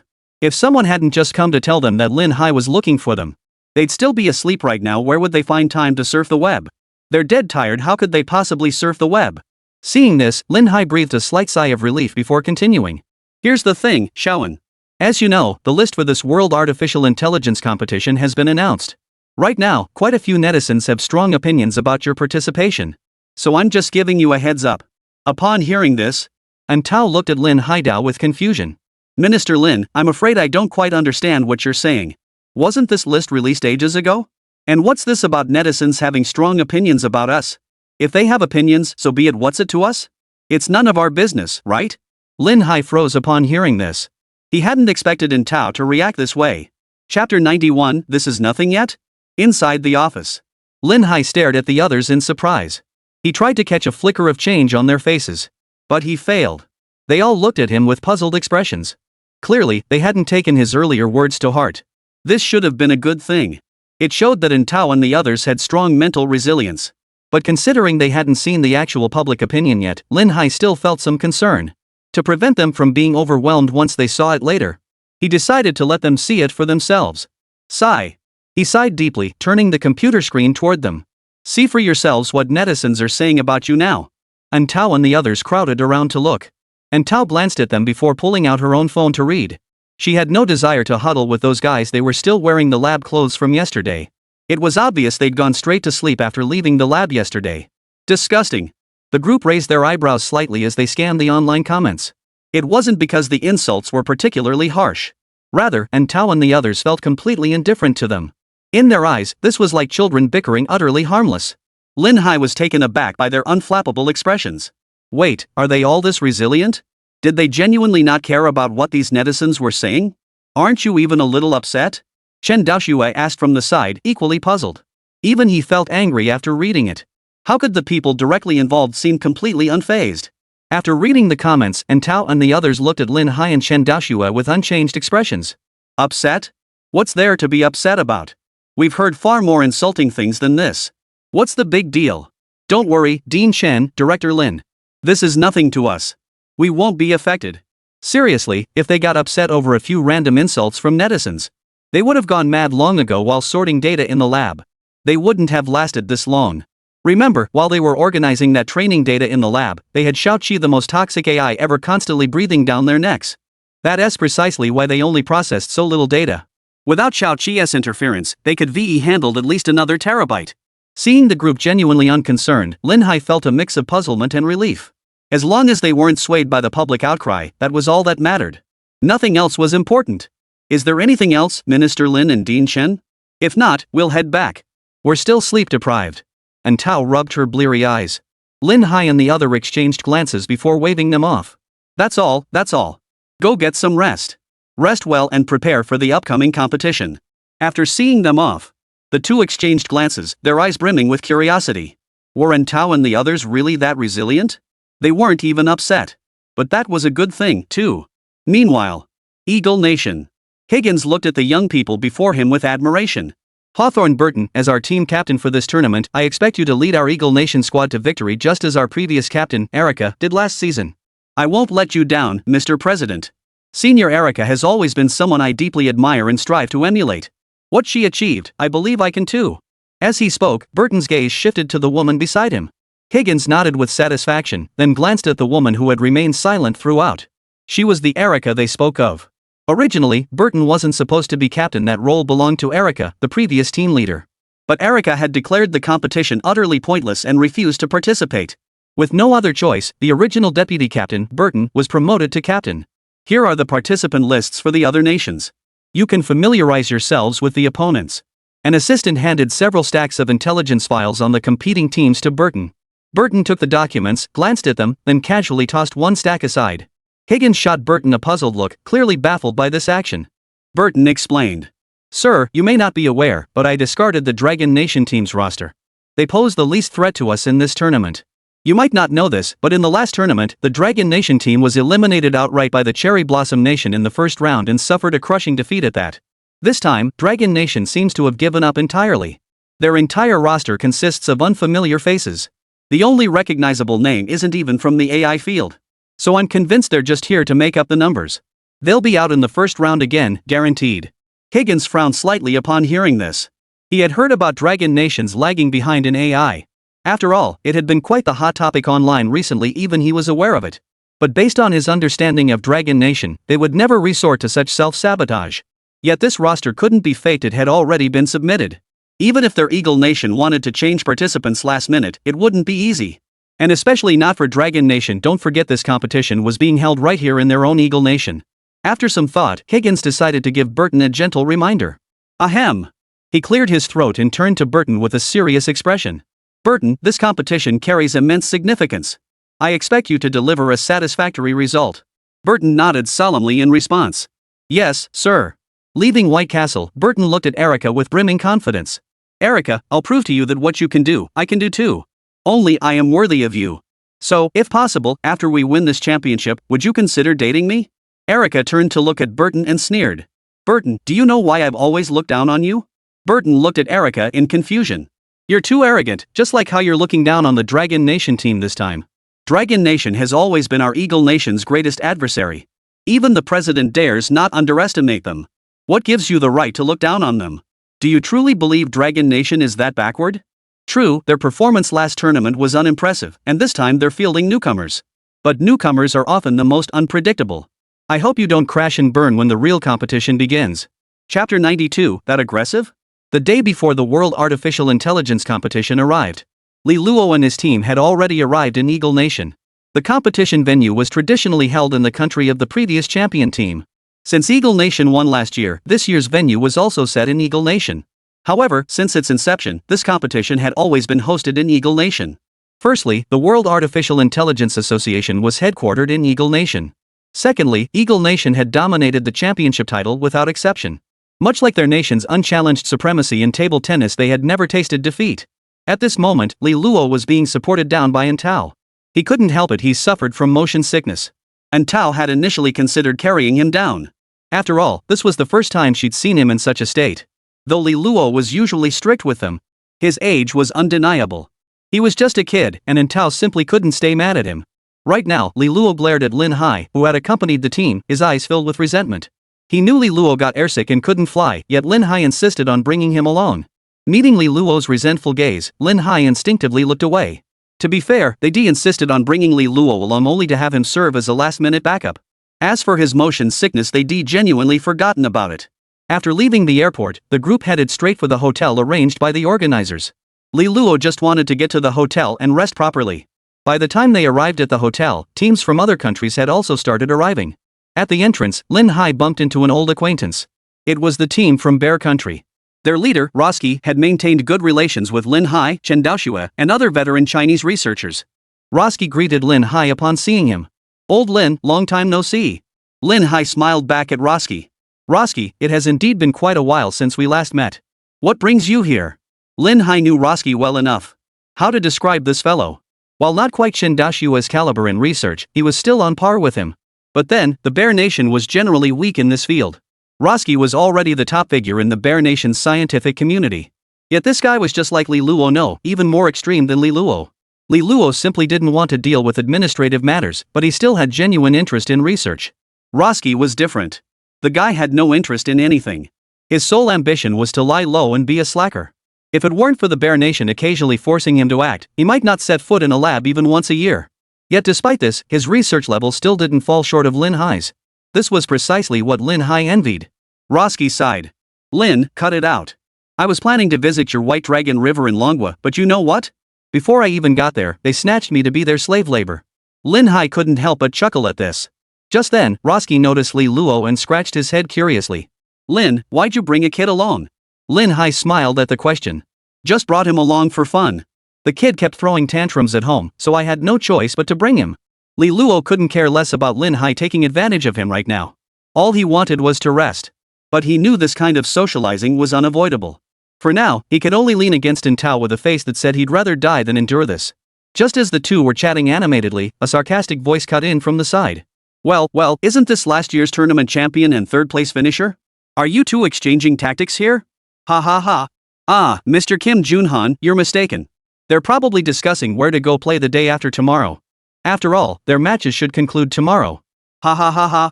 Yamamoto, you've got a point. A group of people slowly approached their direction. Their unrestrained laughter caught the attention of Lin Hai, Roski, and the others.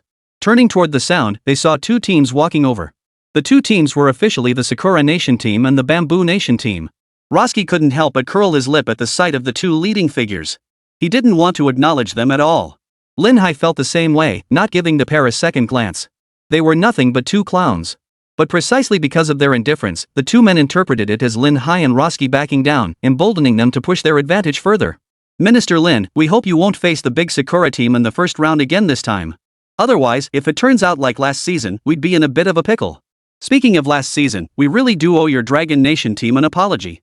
We were a bit too rough, that was our mistake. We never expected your team to be so weak." Jin Junhan chimed in beside him, his tone dripping with sarcasm.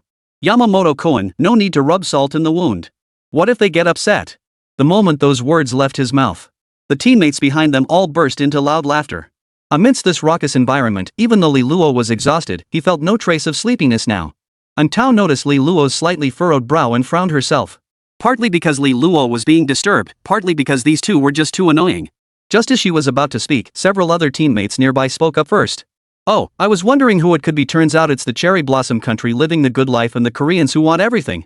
He first addressed the Japanese team. Did you finally finish treating your nuclear wastewater? Or did your fish really grow legs and crawl ashore, forcing you out of the water to surface for air? Before the other side could react, he turned to Kim Junhan. And you Koreans, no offense, but are you just bored? Or is it that your cabbages are finally plentiful? If that's the case, we won't sell our cabbages to you anymore. We're running low on pig feed anyway, and right now we're having to use watermelons to feed our pigs. The tirade continued. The Japanese and Koreans were dumbfounded. When did this Dragon Nation guy become so aggressive? And yet, without a single swear word, it felt like the harshest insult ever. Especially for Kim Junhan. Their demand for cabbage was sky high. As for watermelons, those were served at their state banquets. And now the Dragon Nation people were saying they'd feed them to pigs.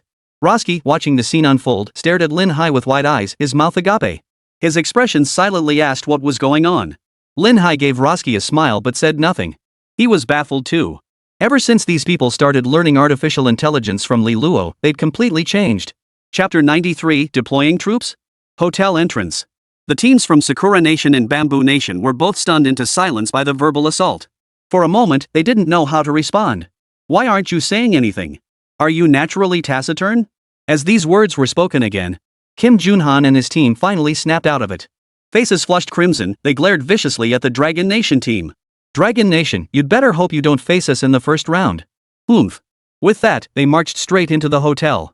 Watching the two teams retreating backs, both the Dragon Nation and Bear Nation teams burst into laughter. Roski laughed the loudest.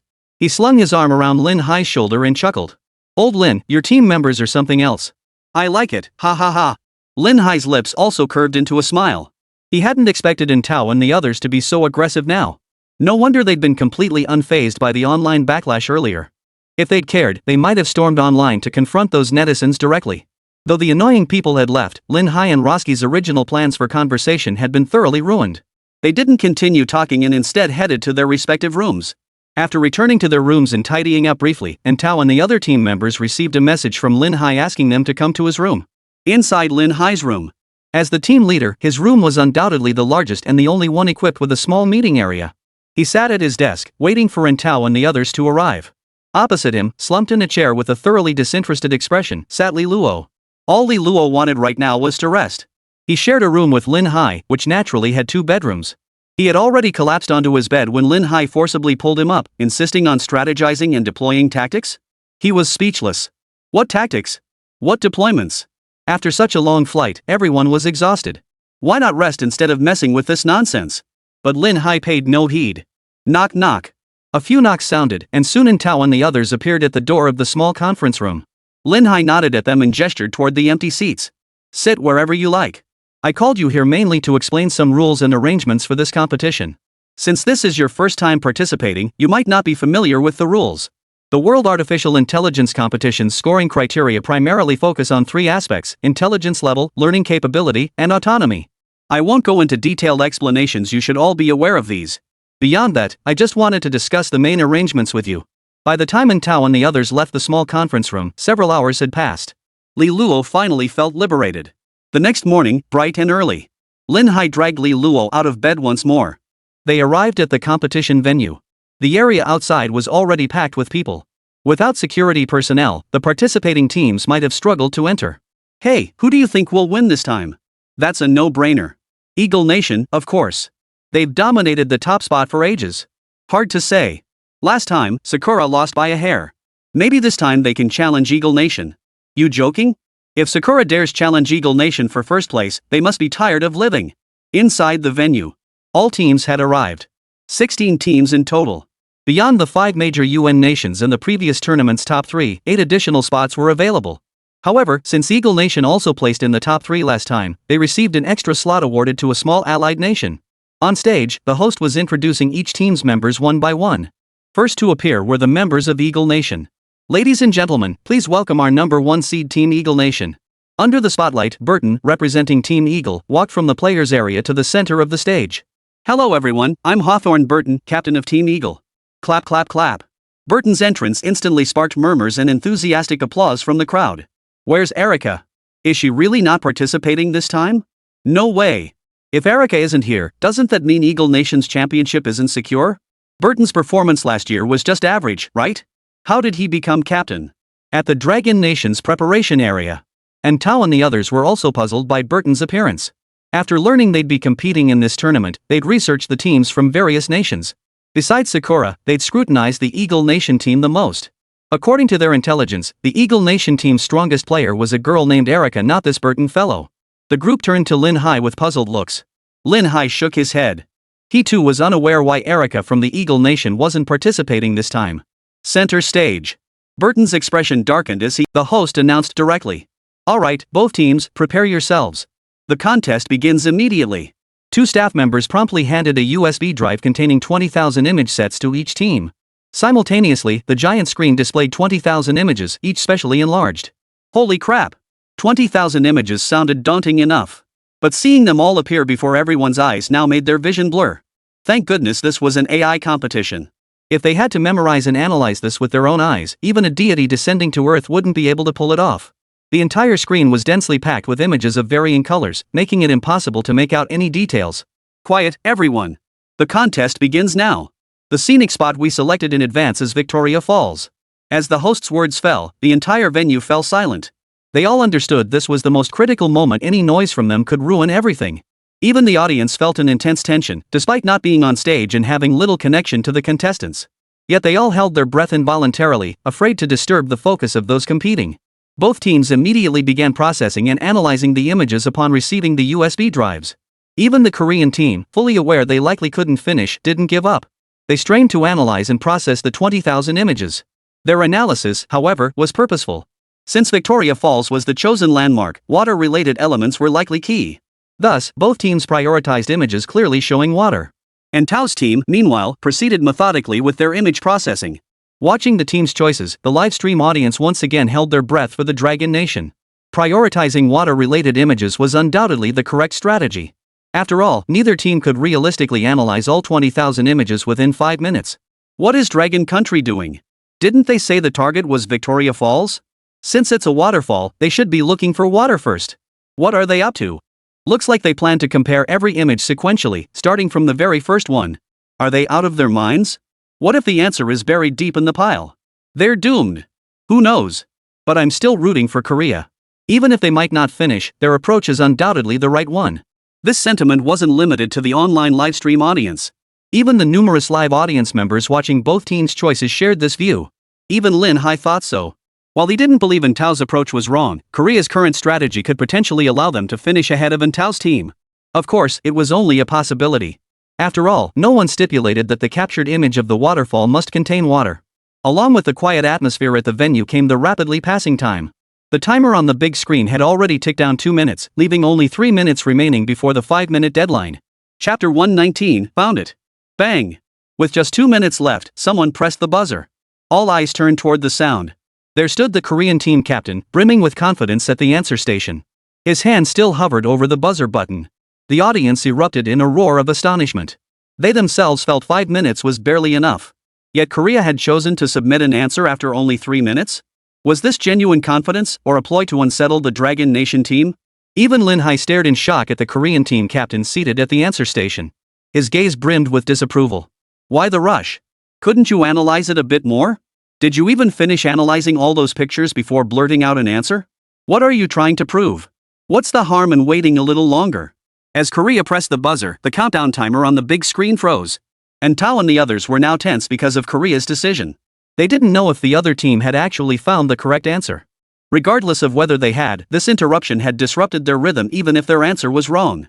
The host turned to the Korean team captain. Captain Park, you have 2 minutes left for analysis. Are you certain you want to submit your answer? Many Korean fans in the audience, unaware of the deal between Korea and the Eagle Nation, began urging their team. Captain Park, there's no need to rush. We still have plenty of time. Exactly.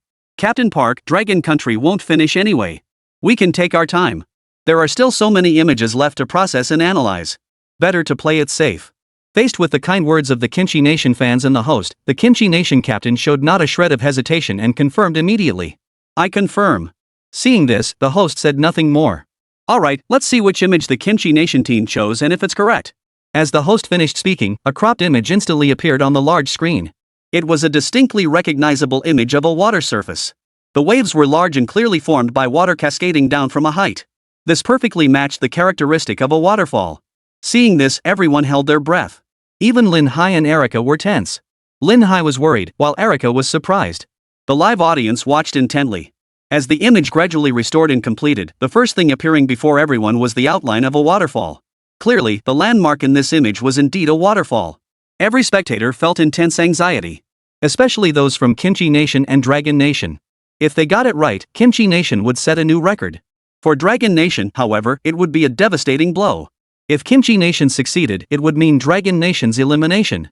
This was absolutely not what they wanted to see. Holy crap, it really is a waterfall. Is it over already? No way. So Korea's earlier easy rounds were legit? You're something else, buddy. Looks like China's hit a brick wall this time. Sigh, 3 seconds of silence for Team China. As expected, one of the two dark horses had to fall. As the image was restored again, the full picture appeared on the big screen. But when the image was fully restored, there was no cheering in the venue. Instead, everyone looked toward the Kimchi Nation team with expressions of regret. Because the image on the big screen was indeed a waterfall, but it wasn't Victoria Falls. It was Angel Falls. The host then announced. Unfortunately, that answer is incorrect. Please return to the answer station, Kimchi Nation contestant. Analysis continues. The countdown timer reappeared on the screen. And Tao and the others resumed their intense image analysis. But they soon realized they'd already analyzed all the remaining 10,000 plus images. Moreover, one image depicting Victoria Falls had been singled out and marked separately. Everyone exchanged bewildered glances, utterly perplexed. What was going on? They hadn't done anything just now. How could this be? Suddenly, someone whispered as if struck by a thought. Could it be Xiao Qi and teacher Li Luo? At this suggestion, the others, including Tao, lit up. Right. Besides Xiao Qi and Li Luo, they couldn't think of anyone else who could have done this. Their thoughts drifted toward the Dragon Nation's preparation seats, where they saw Li Luo sitting with eyes closed, resting. Lin Hai, however, was watching them with obvious anxiety, even gesturing urgently for them to focus on the competition. Seeing this, the group exchanged glances and shared a knowing smile. Earlier, he'd claimed he wouldn't help even if they lost. Yet here he was, stepping in to assist. Ugh, such a tsundere. They muttered inwardly before Tao strode confidently to the answer station. To everyone's astonished gaze, she pressed the buzzer. We found it. Tao's clear voice cut through the quiet competition hall, ringing loud and clear for all to hear. It sent a jolt of excitement through the crowd. Found it? Even the host, who had just stepped down from the stage, froze. Again? Korea just finished, and now China's up? But he quickly recovered, returning to the stage to confirm. Captain, are you sure? The analysis period isn't over yet. You still have time to analyze and process. Tao stood there, shaking her head with a faint smile. No need. We've already found it. At these words, not only the host but even Lin Hai froze. He never imagined Tao would choose to answer at this moment. And judging by her demeanor, she seemed utterly confident. Confused, he turned to look at Li Luo behind him, only to find the latter with eyes tightly closed. Furthermore, he hadn't seen Li Luo ask for the computer earlier. This initially ruled out the possibility of Li Luo's involvement. But it only deepened Lin Hai's confusion. If Li Luo hadn't intervened earlier, how could Tao be so confident now? Surely they couldn't have completed this seemingly impossible task on their own? No. Impossible. Absolutely impossible. Lin Hai knew full well the difficulty involved. This was far beyond Tao and her team's capabilities. Even if they'd lucked out and found something similar, she shouldn't be radiating such confidence. Unless they'd analyzed all 20,000 diagrams. But that was utterly impossible. The host wasted no more time and announced directly. Alright, let's reveal Team Dragon Nation's answer and see if they got it right. Chapter 120, excited for you. As the Dragon Country team's answer appeared on the big screen, everyone's eyes were glued to the gradually filling image on the large wooden panel. But before the image was even half complete, many people were already sighing. You can tell it's wrong just by looking. The question is Victoria Falls, and what is this? A highway? Seriously, is this some kind of deliberate provocation against Korea? At least Korea's answer was actually a waterfall. What is this? Just throwing a highway out there? When did Victoria Falls ever have anything to do with highways? There's no need to verify this, just declare it invalid. Don't waste our time. I knew it. How could they come up with an answer so fast? This is obviously wrong. Countless people from Korea and the Eagle Nation began mocking the scene. They completely forgot about Korea's own premature answer just moments ago. They piled on, relentlessly attacking the Dragon Nation for jumping the gun. This spectacle filled Kim Junhan with delight. This was the roar their great Korea deserved. In his opinion, the Dragon Nation team should have forfeited long ago instead of wasting time. Not far away, Erica watched the scene unfold, a faint curve appearing at the corner of her mouth. In her eyes, the O that over-teen was merely struggling desperately at this moment. But their struggle was futile. After all, the image they'd selected bore absolutely no resemblance to Victoria Falls. Meanwhile, Lin Hai stared dumbfounded at the image selected by Intao and the others. How could they pick a highway for a waterfall question? As everyone dismissed the Dragon Nation team, no one noticed the fleeting shock on the host's face. As the host who had seen the answers, he clearly remembered that the correct image did indeed feature a highway. Since all images were downloaded from the internet, they featured shots from various angles. Victoria Falls' angle was particularly peculiar. From this perspective, the falls themselves occupied less than half the frame. The other half centered on a highway. Now, the host stared at this road, finding it increasingly familiar. This seemed to be the very same road. But he couldn't be certain, having only glanced at it briefly before. Just then, the incomplete image on the large screen began to gradually fill in. Everyone watched as a patch of water appeared at the edge of the picture. The moment that corner of water came into view, everyone froze. Holy crap, could it really flip like this? Even Lin Hai found his attention drawn to that patch of water. Water meant hope. This might not be the wrong answer after all. The thought made him instinctively pinch his thigh hard. Ouch! A sharp gasp sounded beside him. Smack! Roski, wincing, swatted Lin Hai's hand away and snapped irritably. Seriously, Lin, why are you pinching my leg? Lin Hai withdrew his hand without glancing at Roski, his gaze fixed on the fragmented image gradually filling the screen. I'm nervous. Roski was even more speechless. You're nervous? You're nervous about yourself, why pinch him? Does he not feel pain? Rolling his eyes at Lin Hai, Roski didn't bother arguing further. He too refocused his attention on the incomplete map filling the screen. As the fragments gradually merged, everyone gasped in astonishment. While most of the map centered on the initial highway, a third of the area revealed a massive waterfall. Holy, that waterfall was actually Victoria Falls. The scene erupted once more. Especially among the Dragon Nation's audience. Holy, I knew it. Damn it, who else could it be? Hey, you who were shouting earlier, keep it up. Why so quiet now? Didn't you claim we picked randomly? What's there to say now? Feeling embarrassed? It's crystal clear who was just guessing blindly. Did you really think picking a picture with water would let a blind cat stumble upon a dead rat? The Korean team stared at the image on the big screen in utter disbelief. Even Kim Junhan and Erica wore expressions of pure astonishment. They never imagined that the Dragon Nation's randomly selected image, one dominated by a highway, could actually be Victoria Falls. Where could they go to complain about this? Especially Erica, they'd invested heavily in this contest. If not to eliminate Dragon Country, then at least to force their second-generation AI out. But now? Nothing achieved, and this move had inadvertently boosted Dragon Country's publicity. She was certain that as news of this spread, Dragon Nation's reputation in AI would likely reach unprecedented heights. It might even surpass their own Eagle Nation. This was absolutely not what they wanted to see, not her, not the AI experts in Eagle Nation, and certainly not Higgins. Had their Eagle Nation, which had dominated the charts for years, finally stumbled in a ditch? She had no confidence facing Dragon Nation's second AI. If they couldn't neutralize Longwa before the finals began, and if Longwa unveiled that AI on the grand stage, even she wouldn't stand a chance. Exposing them then would be meaningless. Because she couldn't defeat that AI. Even if Longwa were disqualified for rule violations, she'd still be the loser. Though the championship would still belong to Eagle Nation. Criticism would inevitably follow that their victory was undeserved and inflated. It seemed Sakura had to step in after all. With that thought, she dialed a number. Meanwhile, Lin Hai, upon seeing the image fully restored to reveal its true form, slapped his thigh and leapt to his feet in excitement. Roski, whose thigh had been struck, snapped to attention and leapt up, his face aglow with excitement. He grabbed Lin Hai's shoulders and shook him vigorously. Holy, old Lin! It's right! It's right! Did you see it? It's absolutely right!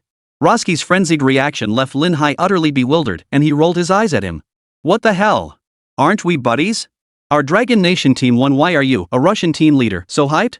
Isn't he the Dragon Nation team leader? Anyone watching would think your Russian team is on the field right now. Meeting Lin Hai's gaze, Roski snapped back to reality. He quickly suppressed his excitement and apologized awkwardly.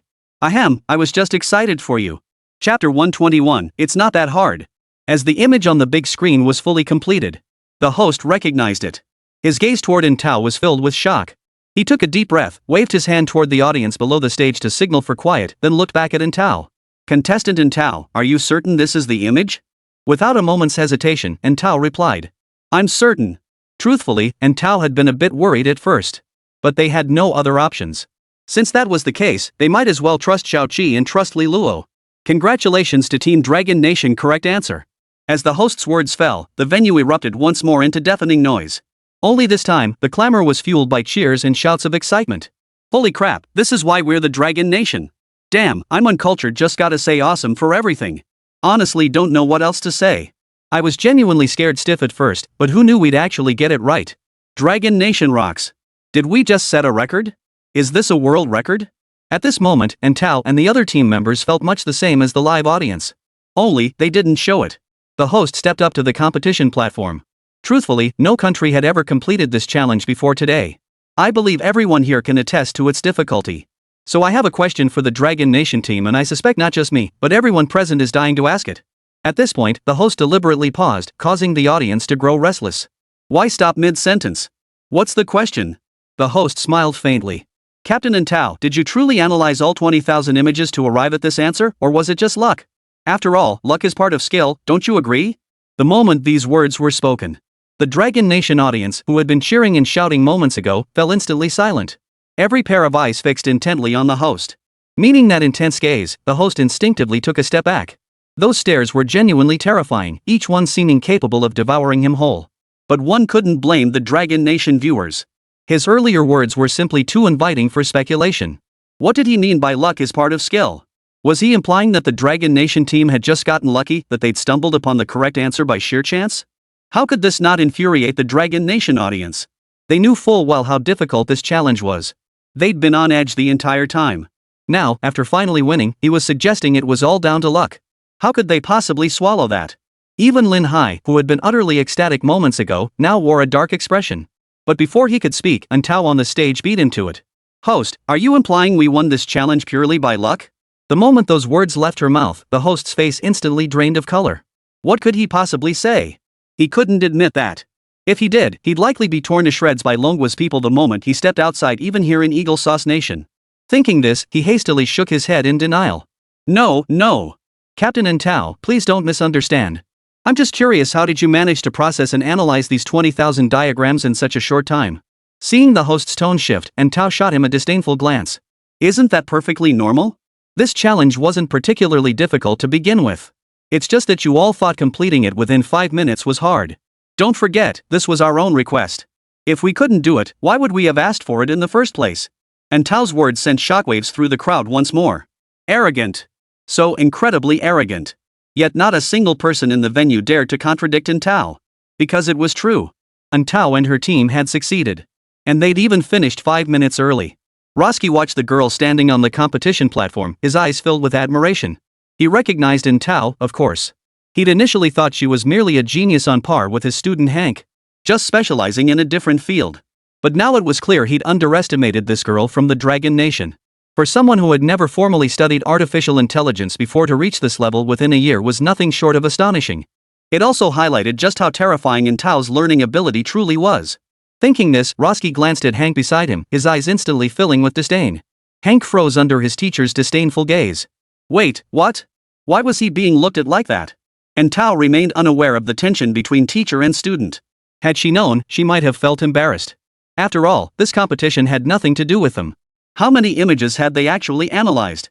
At their pace, completion was impossible. It was all because of Li Luo.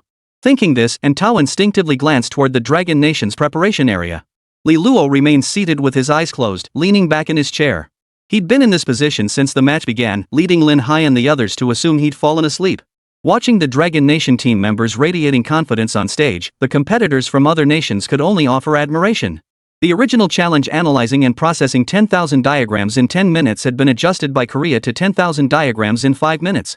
Then, China revised it to 20,000 diagrams in 5 minutes. The increase in difficulty was immense. Yet, even under these terms, China won the match. And they finished well before the 5-minute mark in just over 3 minutes. It was utterly staggering. If they had to do it, forget 2,000 in 10 minutes, they couldn't even manage 2,000 in 10 minutes. A gap of dozens of times. It was simply beyond their reach. At the same time, they had a vague sense that once this competition ended, the next time they'd likely have to go to the Dragon Country to compete. Cherry Blossom Country's preparation area. Yamamoto frowned slightly at the message on his phone. His gaze fell upon the Dragon Nation team on the competition stage, and his frown deepened. Their next opponent was Dragon Nation. Previously, they hadn't even considered Dragon Nation a threat. But now, Dragon Nation had first defeated Eagle Nation, and now they'd accomplished a feat they themselves had deemed impossible. Yamamoto couldn't help but wonder, could they truly win against Dragon Nation in their upcoming match? After all, this Dragon Nation was not the same as the one from last season. Chapter 122, Let Li Luo teach him. Congratulations to the Dragon Nation team for securing victory in this match and advancing to the winners bracket finals. Now, let's take a brief intermission before preparing for the other winners bracket semi-final match. The Dragon Nation team returned to their locker room. Roski eagerly grabbed Lin Hai, demanding details about Li Luo. He hadn't forgotten about this matter. Lin Hai felt somewhat helpless, but at this point, hiding it was pointless. Still, he glanced at Li Luo, seeking his opinion. Li Luo caught Lin Hai's questioning look, shrugged casually, and let it go. He was already accustomed to such matters after all, he had plenty on his plate now. He didn't believe Longwa would allow more people to learn his true identity. After all, he was now practically a national treasure to Longwa. Roski's discovery was merely an accident. Besides, his impression of Roski wasn't entirely negative. Therefore, he didn't dwell on it. Seeing Li Luo didn't refuse, Lin Hai went straight to the point. Roski, you've seen it yourself. Most decisions for this tournament are actually made by Li Luo. It's more accurate to say he's the real leader of Dragon Nation's team than me. He just can't step forward directly due to his status, which is why I'm here as the team leader. Do you understand what I'm saying? Roski stood frozen in place. Though he'd long suspected it, the reality staring him in the face was still hard to swallow. This 8 or 9-year-old child was the true leader of Dragon Nation this time? Wasn't this a bit too sci-fi? Yet Lin Hai had genuinely sought his opinion all along. And now Lin Hai had admitted it himself. Even if Roski found it utterly fantastical, he had no choice but to accept this reality. Pulling Lin Hai aside discreetly to avoid the others, he glanced back to ensure no one was eavesdropping before whispering. Lin, tell me straight, that kid. Li Luo, right? What's his deal? Lin Hai chuckled softly. Didn't I just explain it clearly? He's actually our Dragon Nation's leader this time. I'm just covering for him. Roski immediately shook his head like a rattle. Old Lin, you know that's not what I meant. I want to know who this Li Luo really is. At these words, the smile on Lin Hai's face gradually froze, turning serious. He could reveal a little about Li Luo, but that didn't mean he could say everything. Roski, seeing Lin Hai's expression, realized he'd asked the wrong question and quickly tried to salvage the situation. I didn't mean it that way. You know me, I just wanted to confirm what you mentioned earlier. Are all your team members actually trained by him? Hearing this, Lin Hai's expression eased slightly, though he remained somewhat detached. Indeed, they were all trained by Li Luo. In the field of artificial intelligence, Li Luo far surpasses me. Naturally, he's the best teacher. Roski's lips curled into a distinct smile at this. Lin Hai watched the smile on his face and felt an inexplicable wave of deep distaste wash over him. Hey, old Lin, we've known each other for decades now, right? Lin Hai frowned at the remark. Just get to the point. Well, I was thinking about sending Hank to train with you guys. What do you think? No way. Before Roski could finish, Lin Hai flatly refused. This left Roski momentarily flustered. This wasn't right. Why such a decisive rejection? How was he supposed to proceed now? Roski's face twisted into a wry smile. Lin, come on. Our Bear Country and your Dragon Nation have long been allies. You, me, and Old Chen are all old friends. Please, just help me out. How about I owe you a favor? Roski uttered these words as a last resort. He had little left to teach Hank. To avoid wasting his talent, he needed to find him a good mentor. Originally, he'd planned for Hank to study under Chen Daoxue or Lin Hai for a while. But now, it was clear that Li Luo was the best choice. Don't let his youth fool you, he's been personally certified by Lin Hai. Even if he specializes only in AI, Dragon Nation's AI performance in this competition alone would keep Hank learning for years. Lin Hai now wore a look of genuine difficulty. Glancing back at the team members resting on the sofa and Li Luo, he sighed. Ah, Roski, it's not that I want to refuse, but Li Luo simply won't agree to take on students. Roski frowned at this. Lin, he's already mentoring several students. Adding one more won't hurt. Even if it's just an auditor who doesn't need special treatment, treat him like any ordinary student. Lin Hai shook his head. Li Luo agreed to teach them solely because of this competition. You know how Dragon Nation's AI field has always been criticized. That's why he's willing to mentor them temporarily. Once the competition ends and he returns home, he likely won't continue teaching them. Besides, Li Luo has his own responsibilities, perhaps even more than mine. He simply doesn't have the time to teach students. Roski glanced at Li Luo resting on the sofa, his expression bitter. He had finally found a good teacher for Hank. But now it seemed this arrangement might not work out. Still, he wasn't ready to give up just yet. In that case, how about this, you teach Hank for a while. If there's an opportunity to attend Li Luo's lectures during that time, I hope you'll bring Hank along. Lin Hai hesitated slightly before finally nodding in agreement. First, because of the relationship between their Dragon Nation and Bear Nation. Second, both he and Shen Daoshua had received Roski's assistance in the past, especially during their efforts to help Dragon Nation develop its first atomic bomb. As for Roski's request, that was secondary. At worst, Li Luo could bring him along during his monthly lectures, no big deal. For regular studies, he could attend Imperial Capital University anyway, since both he and Shen Daoshua held positions there. He just wouldn't be seen around Imperial Capital University very often. Roski smiled again at this. After finishing their conversation, the two returned to their seats. Li Luo noticed their footsteps and opened his eyes to glance at them. Seeing them chatting and laughing, he paid it no mind. What he didn't know was that he was already being watched. It was only because Lin Hai understood him that he hadn't mysteriously gained an extra student at that moment. Chapter 123, The Challenge from Sakura. Inside the Sakura Nation's lounge. Yamamoto sat in his seat, his expression heavy as he pondered something. He'd been thinking long and hard about the match between the Dragon Nation and Kimchi Nation earlier. Under the current rules, facing the Dragon Nation team, they had virtually no chance of winning. In the first round of AI driving, they were already inferior to Eagle Nation, let alone hoping to defeat the Dragon Nation. They were confident they could win the second round of hacker technology. But that alone was far from enough. The crux lay in the third round. Yamamoto knew full well that none of the participating teams possessed a single unit capable of defeating Dragon Nation in the third round's event. Not even Eagle Nation stood a chance. Thus, facing Dragon Nation, Sakura Nation's team was clearly headed for defeat. But he refused to lose. He especially didn't want to lose to the Dragon Nation. In the last tournament, the Dragon Nation had been a weak team they'd casually eliminated in the first round. Now, they were making him feel such immense pressure. Yamamoto couldn't help but feel a sense of awe. Indeed, none of these five great nations were simple. Thinking back to that text message he'd received earlier, Yamamoto's expression grew even more grave. Looks like this is the only way. Yamamoto murmured softly. Back to the competition venue. The second match of the winners bracket semifinals. Sakura vs Hans Cat. Hans Cat also competed as one of the five great nations. While not top tier, they consistently made it to the quarterfinals. They weren't exactly a weak team. But compared to Sakura, they still paled in comparison. The match between the two sides began promptly. In the preparation area, Lin Hai and In Tao watched Sakura's match intently. After all, they would face this team next. Know thy enemy and know thyself, and you will never be defeated. Minutes later, cheers erupted as Sakura's vehicle crossed the finish line first, concluding the first match. Sakura had taken the early lead. Lin Hai glanced at In Tao and the others beside him. What do you think? In Tao frowned. If Sakura hasn't hidden too much, they shouldn't be a match for us in the first round. Lin Hai nodded. You're right. Though Sakura has been the runner-up for multiple consecutive years, their artificial intelligence doesn't have any particularly outstanding, classified aspects. However, equally, they aren't weak in any single area. That's precisely why their performance consistently stays high, yet they can't quite break through to the top spot. Based on the current situation, your only real concern is the second round hacking contest. While Sakura isn't particularly outstanding in hacking techniques, dealing with you guys would be a piece of cake for them. So pay close attention and learn well during the next round. After the intermission, the second match commenced swiftly. Under Sakura's relentless assault, Hans Cat's AI defenses crumbled within an hour, breached by the Japanese team. Witnessing this outcome, In Tao and the others sucked in sharp breaths. They knew full well the limitations of Z's hacking skills. She'd never formally studied these techniques, merely cramming last-minute lessons before the tournament. They'd already been thoroughly outclassed by Erika during the previous match against Korea. Now witnessing Sakura Nation and Hans Cat's hacking duel, they were stunned once more. If they were in those hackers' shoes, forget an hour, the battle would likely end in under half an hour, just like the last round. Recalling their hacking duel with Korea, the team couldn't help but feel a profound sense of helplessness. Their hacking skills were simply too inferior. At that moment, the host stepped onto the stage and announced loudly, "Let's congratulate Team Sakura for winning this match with a score of 2-0. They have successfully advanced to face Team Dragon in the winners bracket finals.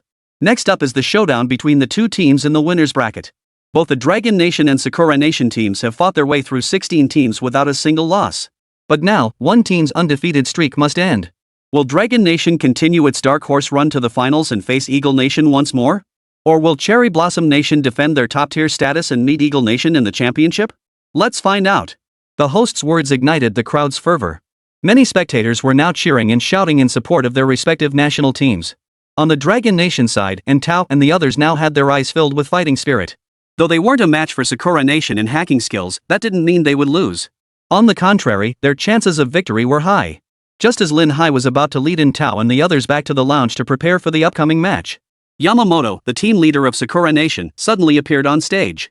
Seeing Yamamoto suddenly take center stage, the host's face was filled with confusion. Why is the team leader on stage? It's not even time for the award ceremony yet, this is only the winners bracket semi-finals. Team leader Yamamoto, is there something you need? Yamamoto took the microphone from the host and announced loudly. It's like this. Our Sakura Nation team members deeply admired the Dragon Nation players, so we wish to challenge the Dragon Nation team. The moment these words were spoken, everyone present froze in shock. What the hell? You Sakura Nation people admire Dragon Nation? Are you kidding me? Who doesn't know how much the Dragon Nation despises you? What's the point of this stunt now? Challenging the Dragon Nation? You're supposed to face them next anyway. Lin Hai and the others were utterly baffled by Yamamoto's sudden move. What's gotten into him? Just days ago he was mocking and looking down on them. Now he's suddenly changed his tune so smoothly? What's he scheming this time? The Dragon Nation team clearly didn't take Yamamoto seriously. Then Yamamoto spoke again. It's like this. Actually, ever since Dragon Nation defeated Eagle Nation in the first round, I've been thinking this way. Our opponents have always been Eagle Nation, but now it's different. Dragon Nation defeated Eagle Nation, and they did it in our strongest field hacking. This has made us deeply impressed. In previous tournaments, we never defeated Eagle Nation in the hacking events. But now, Dragon Nation has done it. Therefore, I request to settle the next match against Dragon Nation through a hacking showdown. Upon hearing this, Lin Hai and Tao and the others were all stunned. What nonsense settling the score with hacking skills? Are you kidding?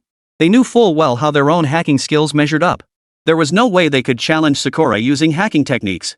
Lin Hai was about to refuse outright. But just then, Yamamoto turned to them with a smile. We hope Dragon Nation will grant us the chance to challenge you. After all, you've even defeated Eagle Nation. Chapter 124, turn their own tactics against them. Yamamoto's words fell. The Dragon Nation team fell into silence. Flattery as a trap. Sakura Nation's scheme was blatant. The Dragon Nation team had already drawn significant attention after defeating Eagle Nation. Their previous showdown with Kimchi had also made quite a splash. Ultimately, someone couldn't sit still. The crowd buzzed with discussion over Yamamoto's proposal. Many who saw through the ploy expressed disdain toward the Cherry Blossom Nation's team. Meanwhile, the uninformed spectators were baffled by Japan's actions. After all, as Yamamoto stated, the Dragon Nation had defeated Korea in the first round precisely through superior hacking skills. Why would they now choose to settle the score with the Dragon Nation using hacking techniques? Wasn't this attacking their own weakness against the opponent's strength? Lin Hai's gaze toward Yamamoto was filled with resentment. This guy deliberately chose their weak point to challenge them. It sounded good they had beaten Eagle Nation in hacking skills. But how had they won that time? Didn't they know themselves? Hadn't they just suffered a crushing defeat against Kimchi Nation's team in the hacking skills competition? If they let in Tao and the others compete against the Cherry Blossom Nation team in hacking skills, defeat was certain. But letting Li Luo step in would just walk right into the Eagle Nation's trap. Suddenly, Lin Hai seemed to grasp something. He absolutely refused to believe Li Luo hadn't secretly intervened during Tao's earlier match against the Kimchi Nation. Though he didn't know how Li Luo managed it, the fact that Sakura chose to make a move now meant Eagle-chan hadn't detected Li Luo's interference. In that case, why not? Lin Hai smiled faintly and addressed Yamamoto on the competition stage. Very well. Since team leader Yamamoto has such a desire to challenge the strongest, Dragon Nation naturally won't refuse. Then let's settle this with hacking skills. Lin Hai's words left many competing teams stunned. They had suspected something was amiss. After all, the Dragon Nation's performance had been wildly inconsistent across several matches. Especially their first match against Eagle Nation. But they couldn't and wouldn't interfere. The only party they wanted to hold accountable, Eagle Nation, had never produced any evidence. Wasn't Dragon Nation essentially handing that evidence right to Eagle Nation? Meanwhile, Dragon Nation's audience erupted in excitement. Yes. Exactly. Those well-fed brats actually dare challenge us? Let them see what we're made of. They absolutely need to witness the power of Dragon Nation's AI. How utterly delusional. Even the Eagle Nation couldn't beat us, and now these Cherry Blossom kids dare challenge us. After their current winning streak, coupled with the Dragon Nation team riding high as a strong championship contender, the Dragon Nation fans had grown quite cocky. However, Lin Hai found nothing wrong with the crowd's comments. After enduring so many years of humiliation, they finally had reason to be cocky. Why should they swallow their pride now? Thus, he looked at Yamamoto with a broad smile. Yamamoto, however, was puzzled by the complete absence of worry on Lin Hai's face. Ever since the hacking showdown between Dragon Nation and Kimchi Nation, he'd sensed something off. Their performance now stood in stark contrast to their showing against the Eagle Nation in the first round. According to the Eagle Nation, the Dragon Nation fielded two AI systems. The one competing normally wasn't adept at hacking, nor were the Dragon Nation's human members skilled in it. Hacking was arguably the Dragon Nation team's weakest link. Based on his and Erika's speculation, the Dragon Nation shouldn't have agreed so readily. They planned to apply pressure until Dragon Nation had no choice but to agree, thereby completing their mission. Yet now, Lin Hai had accepted outright. This made Yamamoto suspect there might be a trick involved. However, judging by Dragon Nation's hacking skills during their match against Kimchi Nation, Yamamoto was certain they were no match for Sakura. Unless they had held back in that match, but that seemed unlikely. At that moment, the host stepped forward and announced, "Since both sides have made their decisions, we have no reason to refuse. The winner's bracket final spot will be decided through a hacker skills showdown. The match will commence in half an hour. Please take a short break." Dragon Nation's rest area. Antao looked at Lin Hai with a smile and asked, "Minister Lin, you know our hacker skills. Unless Xiaoqi plays, we're bound to lose. But didn't you say Xiaoqi wouldn't be deployed until the finals?" Lin Hai glanced at Li Luo, who was fiddling with a computer nearby, then rolled his eyes at Antao. "Isn't he already deployed? But if you guys want to go in yourselves, that's not impossible." The others immediately shook their heads. They knew their own limits. Competing with Sakura in hacking skills? That'd be asking for a beating. Getting crushed by Eagle-chan once was enough. They weren't masochists rushing back for another beating. Especially when it was against someone from Eagle-chan's country. And Tao's smile faded. "Senior Lin, as you mentioned earlier, whether Xiaoqi intervenes or teacher Li Luo steps in, there is still a risk of being detected by Eagle Sauce Nation. Then why proceed now?" Lin Hai smiled faintly. "This matter, of course, is thanks to your teacher Li Luo." Li Luo lifted his head, glancing at the others. "Rest assured, they won't find us." With that, he lowered his head again, seemingly absorbed in his computer. Yet those words significantly eased Tao and the others' concerns. If Li Luo claimed they wouldn't be discovered, it likely meant there was little to worry about. After all, they hadn't been detected even when intervening in the previous match against Korea. Meanwhile, inside the Eagle Nation team's lounge, Erika sat at her seat, her expression grave. Across from her, Yamamoto wore an equally sullen look. Both harbored deep suspicions about the Dragon Nation's decisive acceptance of this hacking challenge. Yamamoto clenched his fists, his voice thick with confusion. "Don't they worry at all about exposing that second AI?" Erika frowned. The Dragon Nation's boldness likely stemmed from some hidden contingency plan. But what could that plan be? After a moment's thought, she spoke. "Regardless of their intentions, your goal is simply to cause them trouble. Even if they do have a backup plan, there's no need to worry. Just create problems for them. It's the perfect chance to turn their tactics against them. It's like using their own methods to fight back." Yamamoto nodded in agreement. If this succeeded, even if they didn't win outright, Longwo wouldn't come out unscathed. Chapter 125, World-Class Hackers. The winner's bracket final of this AI competition pits Dragon Nation against Cherry Blossom Nation. A single elimination showdown of hacking prowess. Within 2 hours, both sides will launch attacks. The first to breach the opponent's firewall wins. The victor secures a spot in the grand finals. The match begins now. The host bellowed from the competition platform. Teams from Dragon Nation and Cherry Blossom Nation sat poised and alert. Seeing both sides ready, the host declared directly. "Now, the match begins." At the host's command, personnel from both sides sprang into action. Yet neither team launched immediate attacks. Instead, they simultaneously began establishing defensive measures. This scene left the audience baffled. What's going on? Why are they all building firewalls? Sakura Nation building firewalls makes sense after all. When they faced Eagle Nation, they went all out on offense. But why is Dragon Nation building firewalls too? Never seen that before. Probably playing it safe. Last time against Kimchi Nation's hackers, Dragon Nation lost. Honestly, I'm curious if Eagle Nation can't even beat Dragon Nation. How did Kimchi Nation win so easily? I suspect Dragon Nation might have let them win. Meanwhile, at Sakura Nation's headquarters, Yamamoto watched the scene, his brow slightly furrowed. He too found Dragon Nation's actions perplexing. If Dragon Nation had deployed that second AI, they wouldn't need to go through all this trouble. They could have simply launched an attack. That was precisely why his team chose to build a firewall at the start. To guard against Dragon Nation's assault. Yet Dragon Nation didn't seem poised to initiate an attack now. As he pondered, a bold thought emerged in Yamamoto's mind. Could it be that Dragon Nation never intended to deploy the second AI? But what advantage would they gain from this? Surely not just to give those few members practice? Yamamoto's conjecture was indeed correct. Li Luo had not yet assigned Xiaoqi to take over the match. The purpose was to allow Tao and the others to gain more experience, as their hacking skills were simply too poor. The more Yamamoto thought about it, the more plausible this possibility seemed, causing his frown to deepen. If that were true, then Dragon Nation was seriously underestimating them. Even if their second AI was that powerful, it shouldn't be so arrogant. But this did present them with an opportunity. With that thought, he immediately signaled to the team members on the competition platform. One team member caught Yamamoto's meaning and promptly relayed it to their captain. The Sakura Nation captain, upon hearing this, glanced over at the backup bench. His gaze met Yamamoto's instantly, and he instantly understood the message. Soon after, as Sakura completed another firewall, the situation shifted dramatically. They launched an assault on Dragon Nation's AI firewall. If Dragon Nation intended to use them as a sharpening stone for their own team, then they'd see if this sharpening stone would dull their own edge. If they could gain a decisive advantage before the Dragon Nation's second AI reacted, even the Dragon Nation's prowess would be powerless to reverse the outcome. Therefore, they needed a swift victory. Their choice was straightforward, a simple, direct approach. A virus. AI, at its core, was still computer software. If they could render the Dragon Nation's computers useless, their AI's brilliance would be wasted. Their choice was clear: the virus Panda Burn Incense.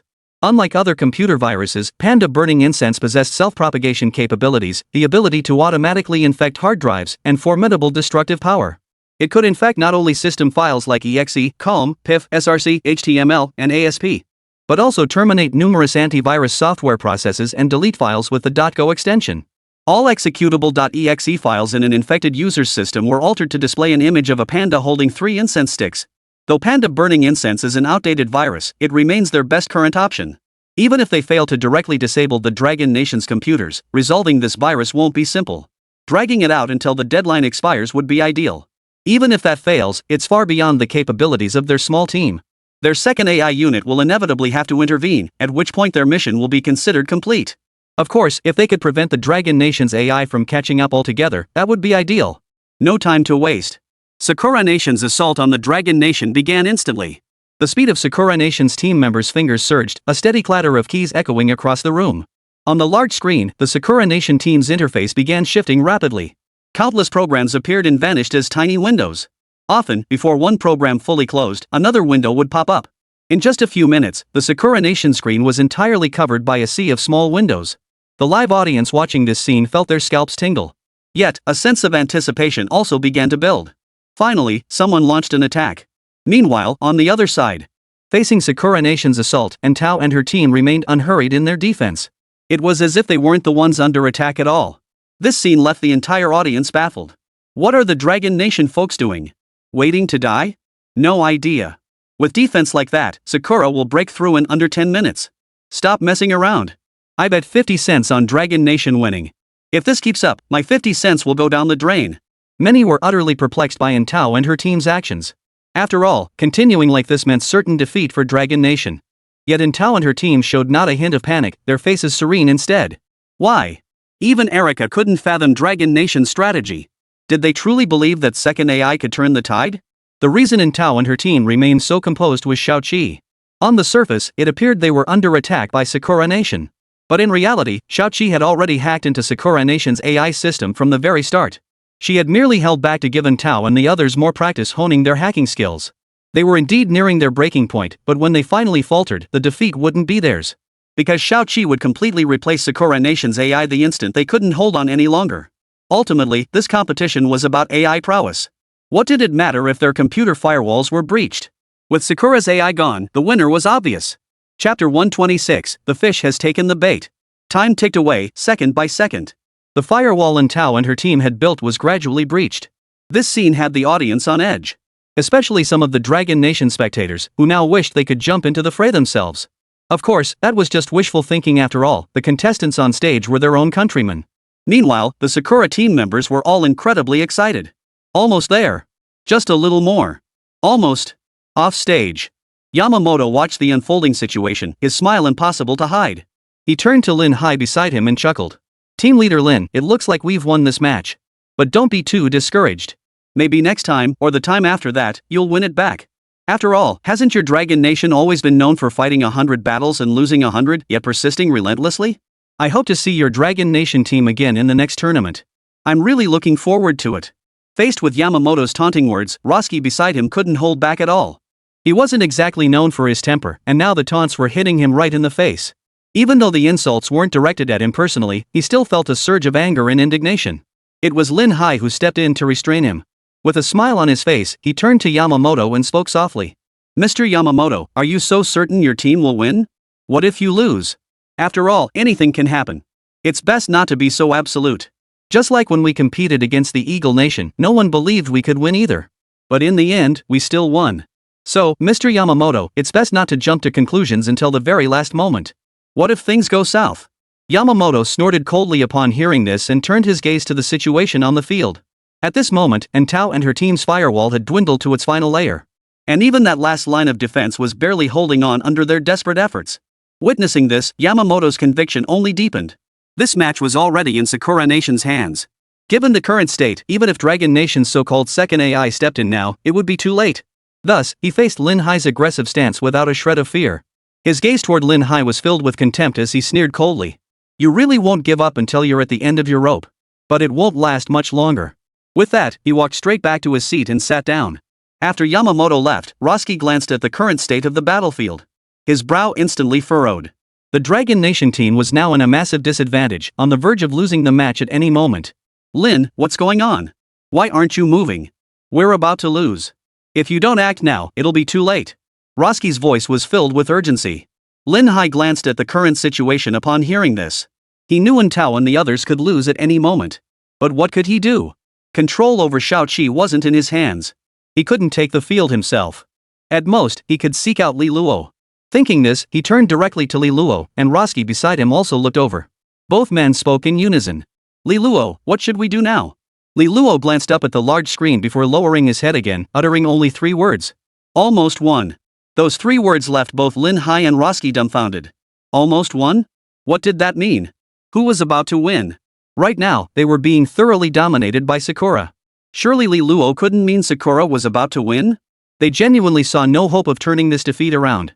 They wanted to ask more, but Li Luo had already picked up his laptop and headed toward the lounge. Watching his retreating figure, both sighed helplessly. Sigh. Meanwhile, Entao and the others watched their last line of defense crumbling, their faces etched with bitterness. Across the battlefield, the Sakura Nation team watched this scene and laughed. Finally admitting defeat? Why bother wasting so much time? I thought your hacking skills were impressive, but this is it? If we'd known you were this weak, we should have ended this right at the start. What a complete waste of time. The Sakura Nation team's remarks resonated with many spectators. Naturally, most were from nations like Sakura and Eagle. Is this all the Dragon Nation team has? Didn't they beat Eagle Nation before? How come even Sakura can dominate them now? No clue. Maybe they used some special tricks back then. I heard from my second uncle's third cousin that after that match, the Eagle Nation investigated and supposedly discovered something. They say the Dragon Nation might be hiding a second AI. Whoa, that's intense. So does that mean the Dragon Nation only got this far because of that second AI? But isn't that cheating? Who can say? Dragon Nation's always been the best at playing dumb to catch the big fish, right? Erika watched the unfolding scene, a faint smile curving her lips. This was the outcome she wanted. Whether Dragon Nation won or lost now was irrelevant. The most crucial objective had been achieved. All that remained was to wait for the fish to swim into the net. The match continued on the field, though Entao and her teammates had halted their actions. Their final firewall had just been breached by the Sakura Nation team. They were now utterly defenseless, fish on the Sakura Nation's cutting board, ready for slaughter. Yet the Sakura Nation team showed no urgency to end the match. Instead, they began to toy with their opponents. They began installing various viruses onto the Dragon Nation's computers. Their intent was to use these viruses to directly attack the Dragon Nation's artificial intelligence. Ideally, they hoped to completely disable it. Just as everyone believed Sakura had secured victory, even the host was preparing to announce the results. The large screen suddenly changed. The Sakura Nation's interface erupted with a barrage of red warning windows. This was unmistakably their previously established firewall under attack.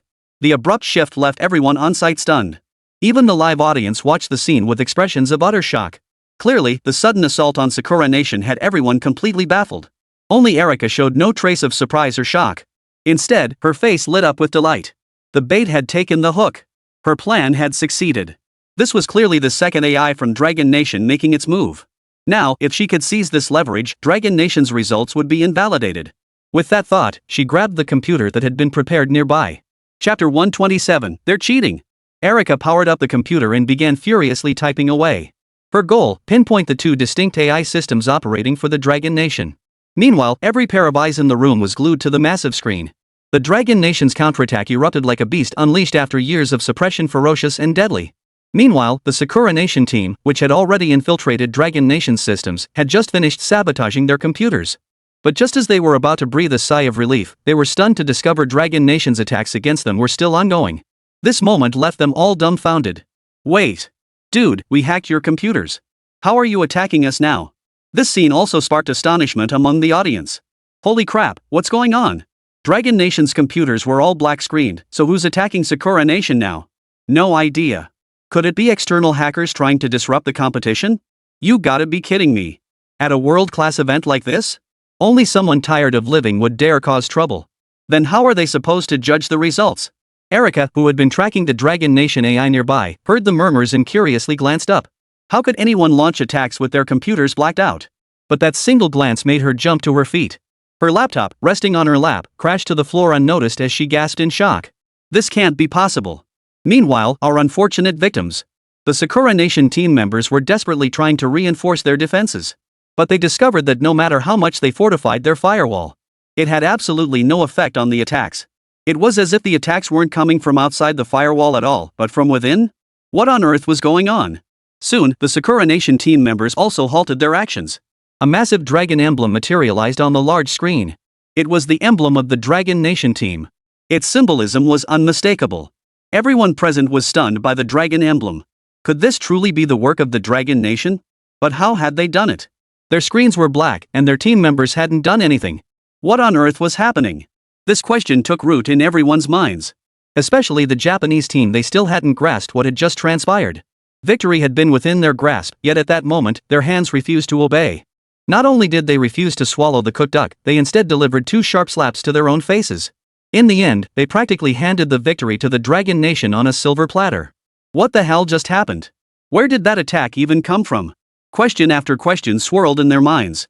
Even the host stood frozen at the edge of the competition platform, unable to move for a long time. How was he supposed to announce this? Dragon Nation won? But their computers had been hacked by Sakura Nation. Sakura Nation won? But their computers were now effectively under Dragon Nation's control? How could this be judged? Surely they couldn't just call it a draw and force a rematch? Meanwhile, on the Dragon Nation side, Lin Hai was equally baffled. He knew this was Li Luo's doing, or rather, Xiao Qi's. But how had it been accomplished? He hadn't seen Xiao Qi or Li Luo intervene at any point. It had been Tao and the others fighting desperately on the defensive. But what about that final attack? Thinking this, Lin Hai instinctively turned to ask Li Luo. Only to find Li Luo was no longer at his station. He suddenly remembered Li Luo had already returned to the lounge.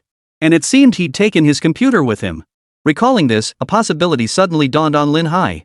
Could it be that after returning, Li Luo remotely attacked Sakura Nation? Could that explain why the Dragon Nation team's computers were hacked yet still attacking? But doing so carried an enormous risk of exposure, unless Li Luo could guarantee his IP address wouldn't be traced by tournament officials. And Eagle Nation wouldn't let this opportunity slip easily. This thought made him worry about Li Luo. And where was Li Luo at that moment? In the lounge. Li Luo was sound asleep on the sofa. Kids need their sleep, after all. He had no idea how worried Lin Hai was about him because of the situation outside. At the competition venue, a long, tense silence hung over the arena. Yamamoto was the first to snap out of it, leaping to his feet and pointing angrily at the Dragon Nation team. The referees. They're cheating. I demand they be disqualified. Their computers were hacked by our team. How could they still launch attacks? They're definitely cheating. There's no doubt outsiders are attacking us. They must be disqualified. Yamamoto's accusation jolted the audience and other competing teams back to reality. Whispers erupted. Honestly, even though I can't stand Sakura Nation, this time it really seems like Dragon Nation's fault. How could they keep attacking when their computers are hacked? I agree, but I'm curious how Dragon Nation pulled this off. They couldn't have actually hired someone to launch an external attack on Sakura Nation's team, right? Unlikely. This is a world-class competition. The security measures aren't something just any hacker can breach, let alone launch an attack against Sakura Nation in front of all these people. It's not impossible that the hacker Dragon Nation hired has some special method to evade official IP tracking. Faced with Yamamoto's report, the organizers responded promptly. Team leader Yamamoto, please return to your preparation area. Regarding your claim of an external attack, we can unequivocally state, it absolutely did not occur. Our personnel have maintained round-the-clock vigilance throughout this competition. It is impossible for anyone to bypass our security and launch an external attack against you. Furthermore, our technical department's investigation confirms that the attacks your Sakura team experienced originated from within your own system. In other words, the Dragon Nation team's AI had already infiltrated your systems long ago. It simply hadn't launched any attacks until now. The moment these words were spoken, the entire venue fell silent. What the hell? Dragon Nation's AI had infiltrated Sakura Nation's systems all along? How could this be? Just as everyone dismissed it as impossible, they recalled the Dragon Nation players' behavior during this match and suddenly, it didn't seem so far-fetched. After all, Dragon Nation's performance in this tournament seemed devoid of AI, entirely organized by human players coordinating defenses. Was this the same Dragon Nation team that had previously coasted, leaving all the work to their AI? Chapter 128, The Chairman a Dragon Nation National? Damn it, why did this guy show up? I knew he was unreliable. Erica muttered under her breath upon seeing the man stepping forward. She recognized the man on stage, or rather, most present did. He represented the tournament organizers. Specifically, the World Artificial Intelligence Alliance. And his standing was no small matter. On the competition stage, Steven smiled as he turned to Sakura National Team. Any further questions? I can address them one by one. If not, I shall now announce the match results. Yamamoto stared at the man before him, unable to utter a word for a long while. Because this man was the absolute authority in the entire field of artificial intelligence. As the current president of the AI Alliance, no one would question Steven's words. Partly due to his status, and partly because his expertise in AI, or rather, in the entire field of computer science, was unmatched. Moreover, Steven was renowned for his impartiality. Useless. Erica muttered under her breath before rising abruptly from her seat and leaving. Seeing Steven step forward, she knew all her plans for today were ruined. With this man involved, success was utterly impossible. She needed to return and devise a strategy for tomorrow's finals against Dragon Nation.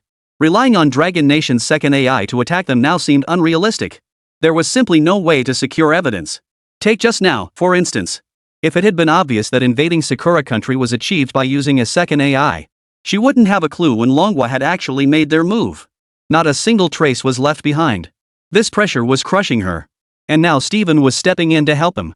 She didn't believe Steven hadn't noticed that Manhwa had brought a second AI to the competition this time. Yet he hadn't exposed them. This meant Steven tacitly approved of Dragon Nation's actions.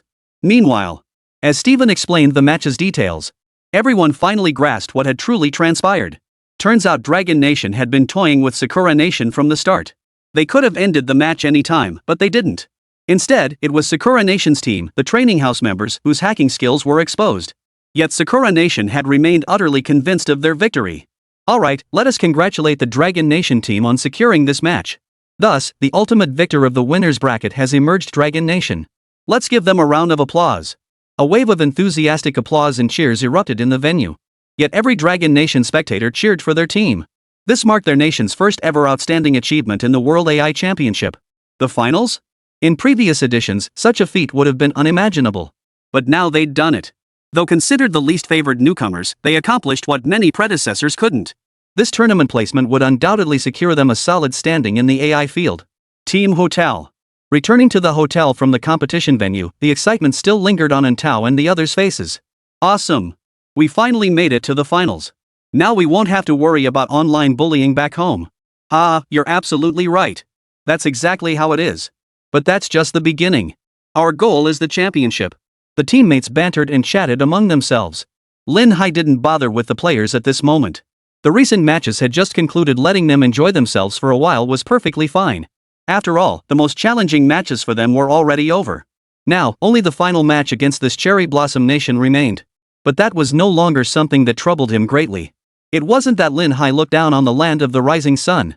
It was because of Steven's attitude today. Likewise, he didn't believe Steven hadn't noticed something. But he hadn't said that representative was acceptable. This way, using Shao-Chi wouldn't subject them to too many restrictions. Moreover, after this match, he was certain that even if they used Shao-Chi, Eagle Country wouldn't be able to pin anything on them. Though he didn't know how Li Luo had managed to achieve this. But it worked, and that was all that mattered. Naturally, a faint smile crept onto Lin Hai's face. After this major competition, their Dragon Nation would finally cease being criticized by other countries in the field of artificial intelligence. They had truly come into their own. The moment the group entered the hotel, they spotted someone waiting inside. Seeing that person, Entao and the others looked utterly astonished, while Lin Hai wore a broad smile. Steven stepped forward with a smile. Long time no see, old Lin. Hearing this fluent Dragon Country speech, Entao and the others grew even more puzzled. This person speaks Dragon Country so well? Without a single accent. That must mean he's lived in Dragon Country for at least 10 years to master it. Lin Hai also stepped forward, shook Steven's hand, and said, "It really has been a long time, old Su. All these years must have been tough on you. If we hadn't been lacking outstanding members, you wouldn't have been stuck in Eagle Land for so long." A hint of guilt flashed across Lin Hai's face as he spoke. Steven, however, laughed it off nonchalantly. "What are you talking about? What hardship? I'm the president of the World Artificial Intelligence Alliance. Do you think they'd dare bully me? Listening to their conversation, and Tao and the others were utterly dumbfounded. Even Li Luo was genuinely surprised. This so-called Steven seemed to be one of their own, a Dragon Nation citizen? Lin Hai and Steven noticed the confusion etched on Tao's face. Alright, head back to your rooms first. I'll explain everything later. With that, the group returned to the small conference room. Alright, let me introduce you. Steven, you can also call him Professor Su Hui. You guessed correctly, he is indeed from our Dragon Nation. However, since he serves as president of the World Artificial Intelligence Alliance, and the World AI competition is always hosted by the champion nation, coupled with the tactics of the Eagle Nation, he gradually became trapped here, unable to return home. Over time, he evolved into a valuable asset for us, a spy who could influence my activities. The name Steven was adopted to better infiltrate their operations, though it hasn't proven particularly effective. Tao and the others were utterly speechless with shock. They stared at Steven, or rather, Su Hui. He really was one of their own from Dragon Nation. Had their Dragon Nation's AI always been this formidable? Their chairman was one of them? Su Hui chuckled at this. That's a bit of an exaggeration. But before you arrived, I truly couldn't easily return to Dragon Nation. Unless, of course, I relinquished my position as chairman of the World Artificial Intelligence Alliance. But then, the alliance would fall entirely into Eagle Nation's hands. Chapter 129, The Juvenile Protection Act. Hey, old Lin, why are all the team members for this competition newcomers? They weren't studying AI before, or even computer science, right? Su Hui looked at Tao and the others, his face full of confusion. Lin Hai nodded. True. Though they're all from our Dragon Academy, they're not AI majors. In fact, their formal AI training has only lasted about a month at most. Su Hui's eyes widened in disbelief as he stared at Lin Hai. Lin, you're not joking, right? 1 month? Even your publicly acknowledged AI couldn't be developed in that time, let alone a second one? I know full well about your second AI. Even those guys in Eagle Nation would need several years to research and develop something comparable. How could they possibly develop it in just over a month? Su Hui clearly didn't believe Lin Hai's explanation. Lin Hai understood Su Hui's doubts and smiled. Old Su, you've been in the Eagle Nation all these years. There were many inconveniences, so you weren't informed about a lot of domestic developments. It couldn't be helped. As for them learning AI in just a month, I can only say they were lucky to have such a good teacher. Regarding those 2 AIs, one was indeed developed by them, guided entirely by their excellent instructor. But the other AI? That wasn't their research. It was developed independently by their teacher, and I mean independently. Our Dragon Academy had absolutely no involvement. Su Hui was stunned once more, a new thread of doubt weaving through his thoughts.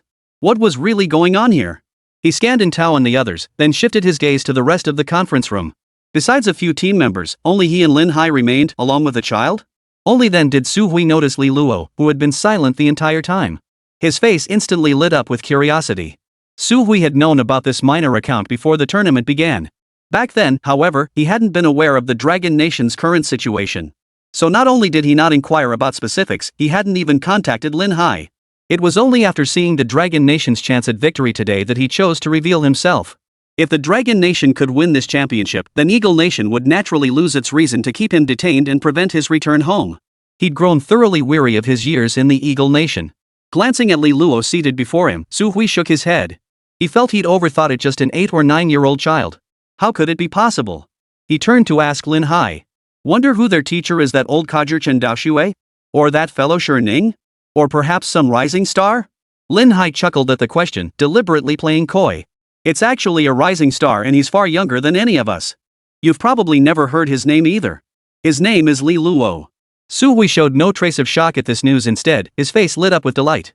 Excellent. A young genius. With him, China's AI field won't remain in such a state of decline.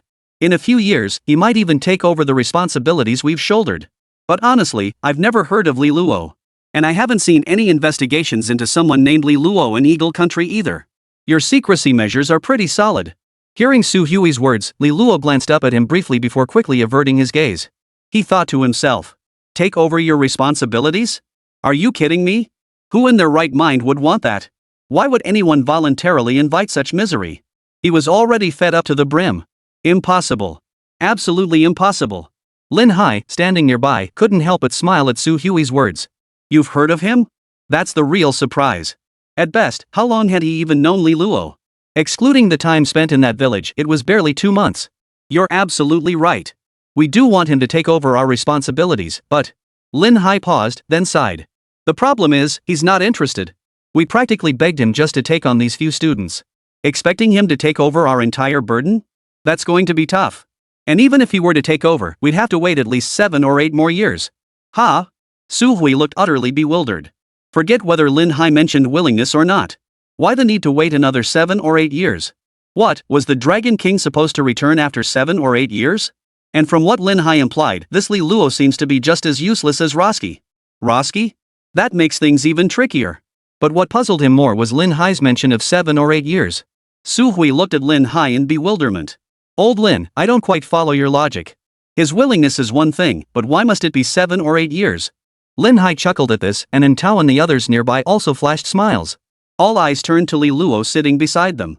Lin Hai explained with a smile. It's simple. Our country has the minor protection law, right? Hiring anyone under 18 is considered child labor. While we might be a bit more lenient, even if we relax the requirements, we still have to wait until they're at least 16, right? At this remark, Su Hui froze instantly. What the hell? Why bring up the child protection law now? But as he followed their gazes, he instantly snapped back to reality. He leapt from his seat, pointing at Li Luo in utter disbelief. You're not telling me he's your teacher? That Li Luo? Tao and the others stifled their laughter, unable to suppress their amusement. Lin Hai, however, had no such reservations and burst out laughing. Well, Su, isn't this rising star young enough for you? Li Luo, observing Lin Hai's antics, rolled his eyes in exasperation before rising to his feet. I'm heading back to rest. Don't bother me unless it's urgent, and even then, don't bother me. With that, he strode straight out of the conference room, leaving Su Hui with only a dashing silhouette. Staring at that back, Su Hui was momentarily at a loss for words. So the correct answer had been ruled out by him from the very start. But this rising star was indeed young enough, though perhaps a bit too young. Lin Hai hadn't been wrong, they should have waited at least another 7 or 8 years. Not until he was 18, but at least 16 would be better. Right now, this just seemed a bit. Chapter 130, then let them all stay. Inside White Castle. Higgins sat at his seat, his face dark and sullen. Below him, Erika, Yamamoto, and Jin Junhan were all tense, their expressions strained. They dared not lift their heads to look up. After a long silence, Higgins spoke. Erika, according to your assessment, we're going to lose this competition, correct? Erika's expression froze momentarily before she replied. Yes, Dragon Nation's second AI surpasses ours in every aspect. And Steven is covering for them. Higgins looked up toward the east. Steven. How long has he been in our Eagle Nation? At this remark, Erika and the others below remained silent. None of them knew the answer. It was the assistant beside him who spoke up. Sir, Mr. Steven, or rather Mr. Su Hui, arrived in Eagle Nation 18 years ago. 18 years? Why do you think he still thinks about Dragon Nation after all this time? Have we treated him poorly these past 18 years? Higgins' tone was utterly calm, as if posing a simple question. But both the assistant and Erika knew this was precisely when Higgins was truly furious. But some didn't know. Yamamoto and his crew were merely hangers-on attached to the Eagle Nation. Now that they'd failed to complete their boss's mission and angered him, they naturally had to make amends. Sir, the main issue this time was actually Su Hui Steven. If not for him, our plan would have succeeded. The Dragon Nation would have been disqualified for fielding 2 AI contestants. If you ask me, we were too lenient with Su Hui before. He took advantage of. Thud. A heavy slap cut off Yamamoto's words. Are you telling me how to run things? The retort instantly forced Yamamoto to lower his head again. Not at all, sir. Higgins shot Yamamoto and Kim Junhan a look of utter disgust. He couldn't help but think that partnering with them had been the biggest mistake of his career. A complete waste of time. At least they hadn't come away empty-handed, they'd managed to squeeze some benefits out of Kimchi Nation. But if the Dragon Nation actually won the championship, Su Hui and his team would find it impossible to remain in their Eagle Nation. And having Su Hui return to the Dragon Nation was absolutely not something he wished to see. 18 years ago, Su Hui's exceptional prowess in computer science and artificial intelligence had compelled them to forcibly retain him. They justified it by insisting that the AI Alliance Championship must be held in Eagle Nation every year, and as the chairman, he couldn't leave.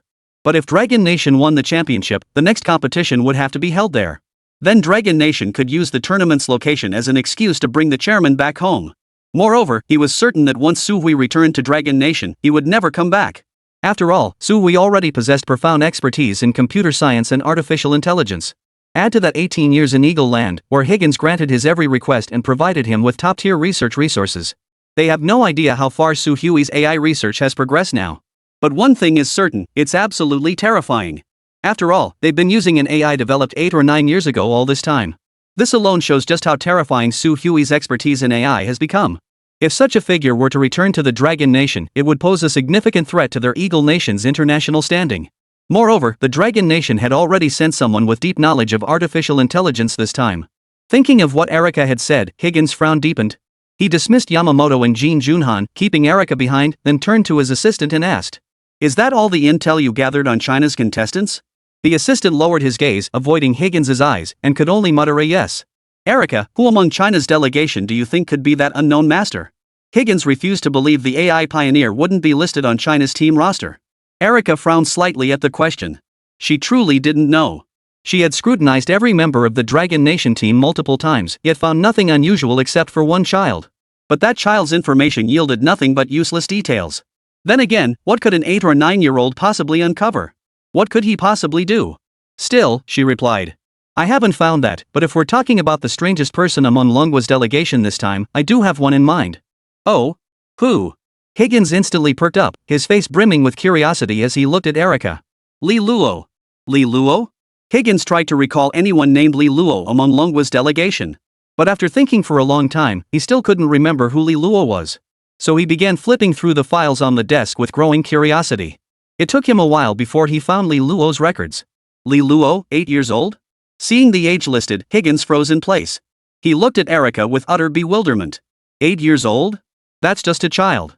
What's so strange about that? But he quickly realized what Erika meant by strange. Normally, an 8-year-old child from Longwa should be attending elementary school. Why would Longwa bring such a young child to compete?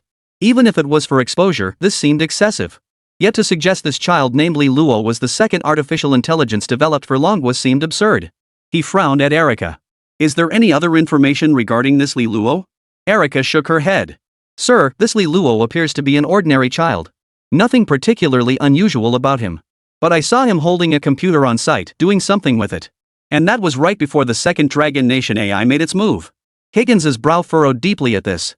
He looked at Erika and said in a low voice, "Are you suggesting this child named Li Luo could actually be the person we're looking for?" Erika nodded uncertainly. "It can't be ruled out. Among the Dragon Nation delegation, Li Luo is the most peculiar. Of course, it's also possible the person we seek isn't on the roster or never came at all." "Impossible." Higgins shook his head. "Dragon Nation prioritized this tournament. That person is here, we just haven't found them yet. Since we can't find him now, let them all stay. They can keep Steven company." Chapter 131, You're on Your Own. The next day. The finals venue. The intensity of this championship match was unprecedented. Partly because the finalists were Dragon Nation and Eagle Nation. Everyone knew the state of relations between Dragon Nation and Eagle Nation. Although the Eagle Nation had become somewhat restrained as the Dragon Nation developed, long-standing habits made it impossible for the Eagle Nation to accept its status being threatened by the Dragon Nation. Thus, the conflict between the two nations persisted, merely simmering beneath the surface. While this single match wouldn't ignite a full-scale war between the two countries, it remained intensely scrutinized. Moreover, the most significant factor is that Eagle Nation was defeated by Dragon Nation in the first round. Now, they enter as underdogs challenging Dragon Nation, seeking revenge. Eagle Nation, a perennial championship contender having won multiple consecutive titles, suffered an unexpected first-round loss to Dragon Nation, a team historically considered a bottom dweller. How could this not draw massive attention to their rematch? Consequently, whether at the competition venue, online livestreams, or even outside the arena, crowds are packed shoulder to shoulder. Who do you think will win this match? That's a no-brainer, our mighty Eagle Nation, of course.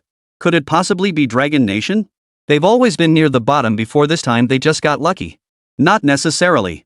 One lucky win is plausible, but every opponent they've faced so far has been formidable. They can't possibly rely on luck every time. Exactly. Though I hate to admit it, the Dragon Nation team has truly shown this time. Wait, where are you guys from? This is Eagle Nation territory, not Dragon Nation. Inside the venue, teams from numerous nations now awaited the final showdown. They too wanted to know whether this tournament would see the Dragon Nation maintain its dark horse status or the Eagle Nation redeem itself. The match commenced swiftly. The format remained unchanged, beginning with AI piloting. In this category, the Eagle Nation's AI was no match for the Dragon Nation's. Had Burton not exploited a loophole in the first round, none of the subsequent events would have unfolded. But now, Erika had no choice but to employ the same tactic. Because under normal circumstances, even with optimizations, their AI simply couldn't match the Dragon Nation's. Thus, when the race was interrupted, the two vehicles collided once more. However, the Eagle Nation had clearly invested effort in this area, and their interference did prove somewhat effective. They briefly gained a half-car length lead over the Dragon Nation team. But Dragon Nation wasn't unprepared. Almost immediately at the next corner, their vehicle completed the overtake once more. This left Erica helpless. Yet it was unavoidable. Erica had long understood they couldn't compete with Dragon Nation in this round. The first round concluded with Eagle Nation's defeat. The mid-race break commenced. Inside the Dragon Nation's break room, and Tao and the others had just sat down, exhaling deeply as they prepared to rest. Li Luo slumped onto the sofa beside them. Lin Hai stared at the message on his phone, his brow furrowed. Seeing his expression, the others asked curiously. Minister Lin, what's wrong? Has something happened? Lin Hai nodded solemnly, then turned to Li Luo. You might be under surveillance. Li Luo sat up immediately, his small face turning serious as he looked at Lin Hai. What do you mean? Shao Qi has definitely been exposed. They've been trying to figure out who developed Shao Qi all along. And as the most unique individual among us skin people, you've clearly been targeted. But precisely because of your uniqueness, they can't be certain. That's why he plans to keep us all here to keep Old Su company. At this revelation, even Tao and the others couldn't sit still. Stay here? Are you kidding me? They'd only come to participate in a competition they never intended to remain in Eagle Country. This place was nothing like back home who knew when a peanut might land. Is the information reliable? Li Luo pressed again. Lin Hai nodded. It came from Old Su's people. After all these years in Eagle Country, he's got his sources. Hearing this, Li Luo's brow furrowed. He knew this wouldn't end well. He'd warned against coming, and now trouble had struck. But now wasn't the time for that. Any specifics? Lin Hai shook his head. No specifics. No clue what the Eagle Nation plans this time. Are our passports still safe? Li Luo asked the most critical question. Lin Hai nodded. Passports were the absolute priority, they couldn't be lost. But Old Su's passport isn't with us. We can't just leave Old Su here alone. He's been stuck here over a decade. At this, Li Luo frowned. It was indeed a problem unless they chose to abandon Su Hui. But that was clearly impossible. So they had to find a solution for Su Hui's passport. Minister Lin, what should we do now? And Tao asked, her face filled with worry. Lin Hai was at a loss too, so he turned his gaze to Li Luo beside him. Li Luo was also thinking of a solution. If Eagle Country intended to detain them, the only thing they could tamper with was his passport. Their passports were still in their possession except for Su Hui's. Therefore, if Eagle Country sought to keep them all, their passports were likely already invalidated. Whether Su Hui's passport existed or not became irrelevant. The most critical task now was figuring out how to reactivate the invalid passports. Their own passports were undoubtedly unusable, leaving forgery as the only option. This would require tampering with the Eagle Nation airports system. Thinking this, he looked at Tao and the others. The upcoming matches will depend on you all. Tao and the others were still in a daze. The news Lin Hai had just delivered had hit them like a ton of bricks. Hearing Li Luo's words now, they were momentarily unable to process it. Lin Hai was the first to snap out of it, his face lighting up with excitement as he turned to Li Luo. Li Luo, you have a solution? Li Luo nodded. I have a way, but time is tight. We might have to leave tonight. And we need to start preparations immediately. You should notify Chairman Su as soon as possible. Also, Shao Qi needs to assist me, so it won't be able to help you in the upcoming matches. You'll have to win the championship on your own. Otherwise, everything I've done will be for nothing. Hearing this, Lin Hai turned to Tao and the others with a look of deep concern. Indeed, if Tao and the others lost, everything would be wasted. Without the championship, Su Hui couldn't return. Chapter 132, We've been duped. With just 5 minutes remaining until the start of the second round of the finals. Inside the Dragon Nation's lounge. Everyone stared intently at Li Luo, who sat at his station, rapidly tapping away at his keyboard. Knock knock knock. Just then, the sound of knocking at the door broke the silence in the lounge. Soon after, a staff member's voice came from outside. The match is about to begin. Please prepare, contestants. Hearing this, Lin Hai and the others in the lounge all stood up from their seats. Only Li Luo remained seated, motionless. But no one said anything about it. They understood that their ability to leave Eagle Nation smoothly now depended entirely on Li Luo. Lin Hai glanced at Li Luo again but remained silent. It was best not to disturb him at this moment. He led the team out of the lounge toward the competition venue. The staff member noticed the group exiting but was puzzled by the absence of the child from the Dragon Nation team. He didn't press for answers, however. Competition venue. As both teams entered, the atmosphere at the venue and in the livestream exploded once more. Erica observed the Dragon Nation team's members. Noticing the missing figure, a barely perceptible curve touched her lips. Yet shock simultaneously surged within her. That child truly seemed extraordinary. So he was the one who had opposed him earlier. What baffled her was how such a youngster had achieved this level. She herself had trained for over a decade to reach her current standing in this boy? Even if he'd started learning from the womb, he'd only had a few years. This was true genius. But now wasn't the time for such thoughts. Her immediate priority was securing victory in this match. If all else failed, she'd have to stall the game as long as possible. The later, the better. As both teams took the field, Lin Hai studied the Eagle Badge Nation's players. Their faces were calm and composed, yet something felt off. Logically, even the Eagle Badge Nation should be tense about this match by now. But why did it seem like, aside from Erica, the rest of them couldn't care less about the game? Were they that certain they could keep them here? After all, if Eagle Nation didn't let them return, Dragon Nation would absolutely not let it rest. Unless they had a way to completely absolve themselves of any involvement. And to achieve that, unless. Just as Lin Hai was deep in thought, Li Luo arrived at the competition venue. On the competition stage, the teams were now engaged in the second round of the hacker duel. However, Shao-Chi had already taken over the match. And Tao and the others were momentarily startled by Shao-Chi's sudden appearance, but their attention quickly shifted to Li Luo, who had appeared in the reserved seating area. Though puzzled, they knew the match was still underway. They refocused their concentration on the competition. Li Luo, upon arriving at the scene, walked straight over to Lin Hai, sat down beside him, and opened his laptop. Lin Hai, noticing Li Luo's unexpected presence, asked curiously, "Li Luo, why are you back so soon? Is it already done?" Li Luo didn't answer Lin Hai's question directly. "We've been tricked." Lin Hai froze for a moment before asking in confusion. "Tricked? Tricked how?" Li Luo rubbed his throbbing temples before speaking. "When I tried to hack into the Eagle Nation Airport's back-end system just now, I discovered a problem." "What problem?" "It was too easy." Li Luo pointed at the back-end interface on his laptop. "It was ridiculously simple. I didn't even spend 20 minutes total. I hacked right in without even needing Shao-Chi. This doesn't add up. I suspect they did it on purpose." Lin Hai frowned upon hearing this. Though Li Luo's reasoning made sense, he couldn't quite grasp the Eagle Nation's motive. But why would they do this? Deleting our data prevents us from returning home. So why is their firewall now practically non-existent? Isn't that just wasted effort? We could still go back home this way. Li Luo nodded in agreement. "I suspect they want us to return home." Lin Hai grew even more perplexed. The message they'd received earlier clearly stated they were to accompany Su Hui. How could it now suggest they were being deliberately allowed to return? After all, if they were leaving, they'd surely take Su Hui with them. Wasn't this contradictory? Then Li Luo uttered something that shocked Lin Hai even more. "Truthfully, as long as we win the championship, they can't keep us here. We completely overlook the fact that we're representing Dragon Nation in this competition. Once it ends, we absolutely can return home. Given the current situation, Eagle Nation couldn't possibly go to full-scale war with Dragon Nation. So they can't detain us, but they also won't let us return to Dragon Nation smoothly either." After hearing Li Luo's explanation, Lin Hai finally understood. Right, they were only here to compete. No matter how wary the Eagle Nation is of them, they couldn't possibly detain people and refuse to let them leave. Doing that would mean no country would ever participate in any competition large or small hosted by the Eagle Nation again. Simultaneously, the Eagle Nation would then have to bear the public opinion pressure from the Dragon Nation and other countries. This was absolutely not something the current Eagle Nation wanted to see. But if they can't keep us here, then what about the messages we've been receiving? A diversion. Li Luo shut down his laptop and spoke in a low, measured tone. "Their target remains us, but their goal isn't to keep us here, it's to prevent us from returning. Even if they can't detain us, there are plenty of ways to stop us from going back. The simplest method? A plane crash." "A plane crash? Huh? What did you say?" Lin Hai shot up from his seat, staring at Li Luo in utter shock. Only when Li Luo tugged his sleeve did he notice everyone in the room had turned to look at him. He hurriedly sat back down and whispered, "Li Luo, what do you mean by that? Could it be that Eagle Country dares to take action against us? Didn't you just say we're representing Dragon Country?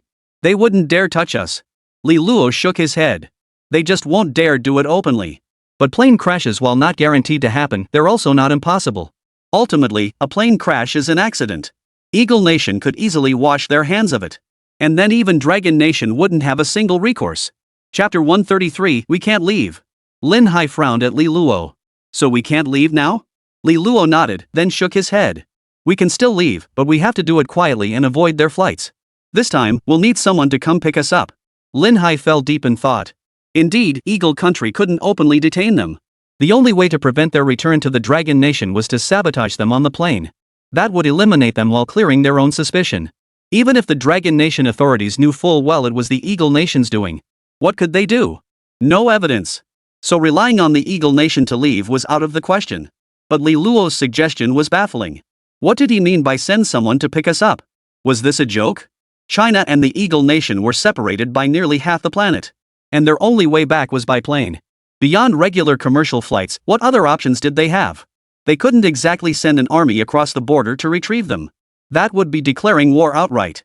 But dispatching a helicopter covertly was equally unrealistic. Just evading Eagle Nation's surveillance was impossible. No, impossible. Lin Hai suddenly looked at Li Luo as if struck by an idea. Li Luo, you mean? Li Luo nodded. Exactly. So, I need you to contact the national authorities and explain our situation. Lin Hai gave a solemn nod. Then he left the competition venue.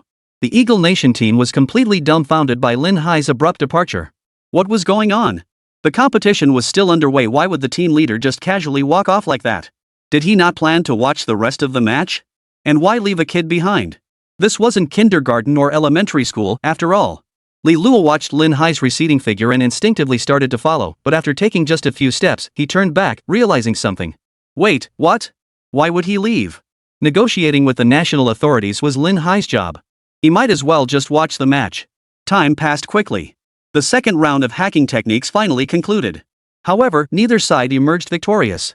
Erica chose not to attack at any point.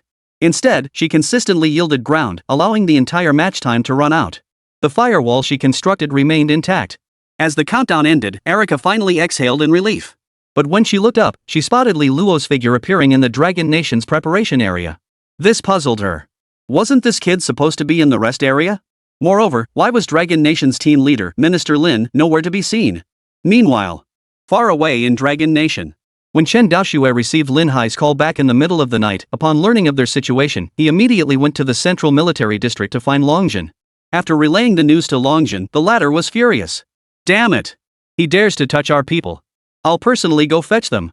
He immediately prepared to dispatch several aircraft to retrieve Lin Hai and his team. But Chen Daoxue stopped him.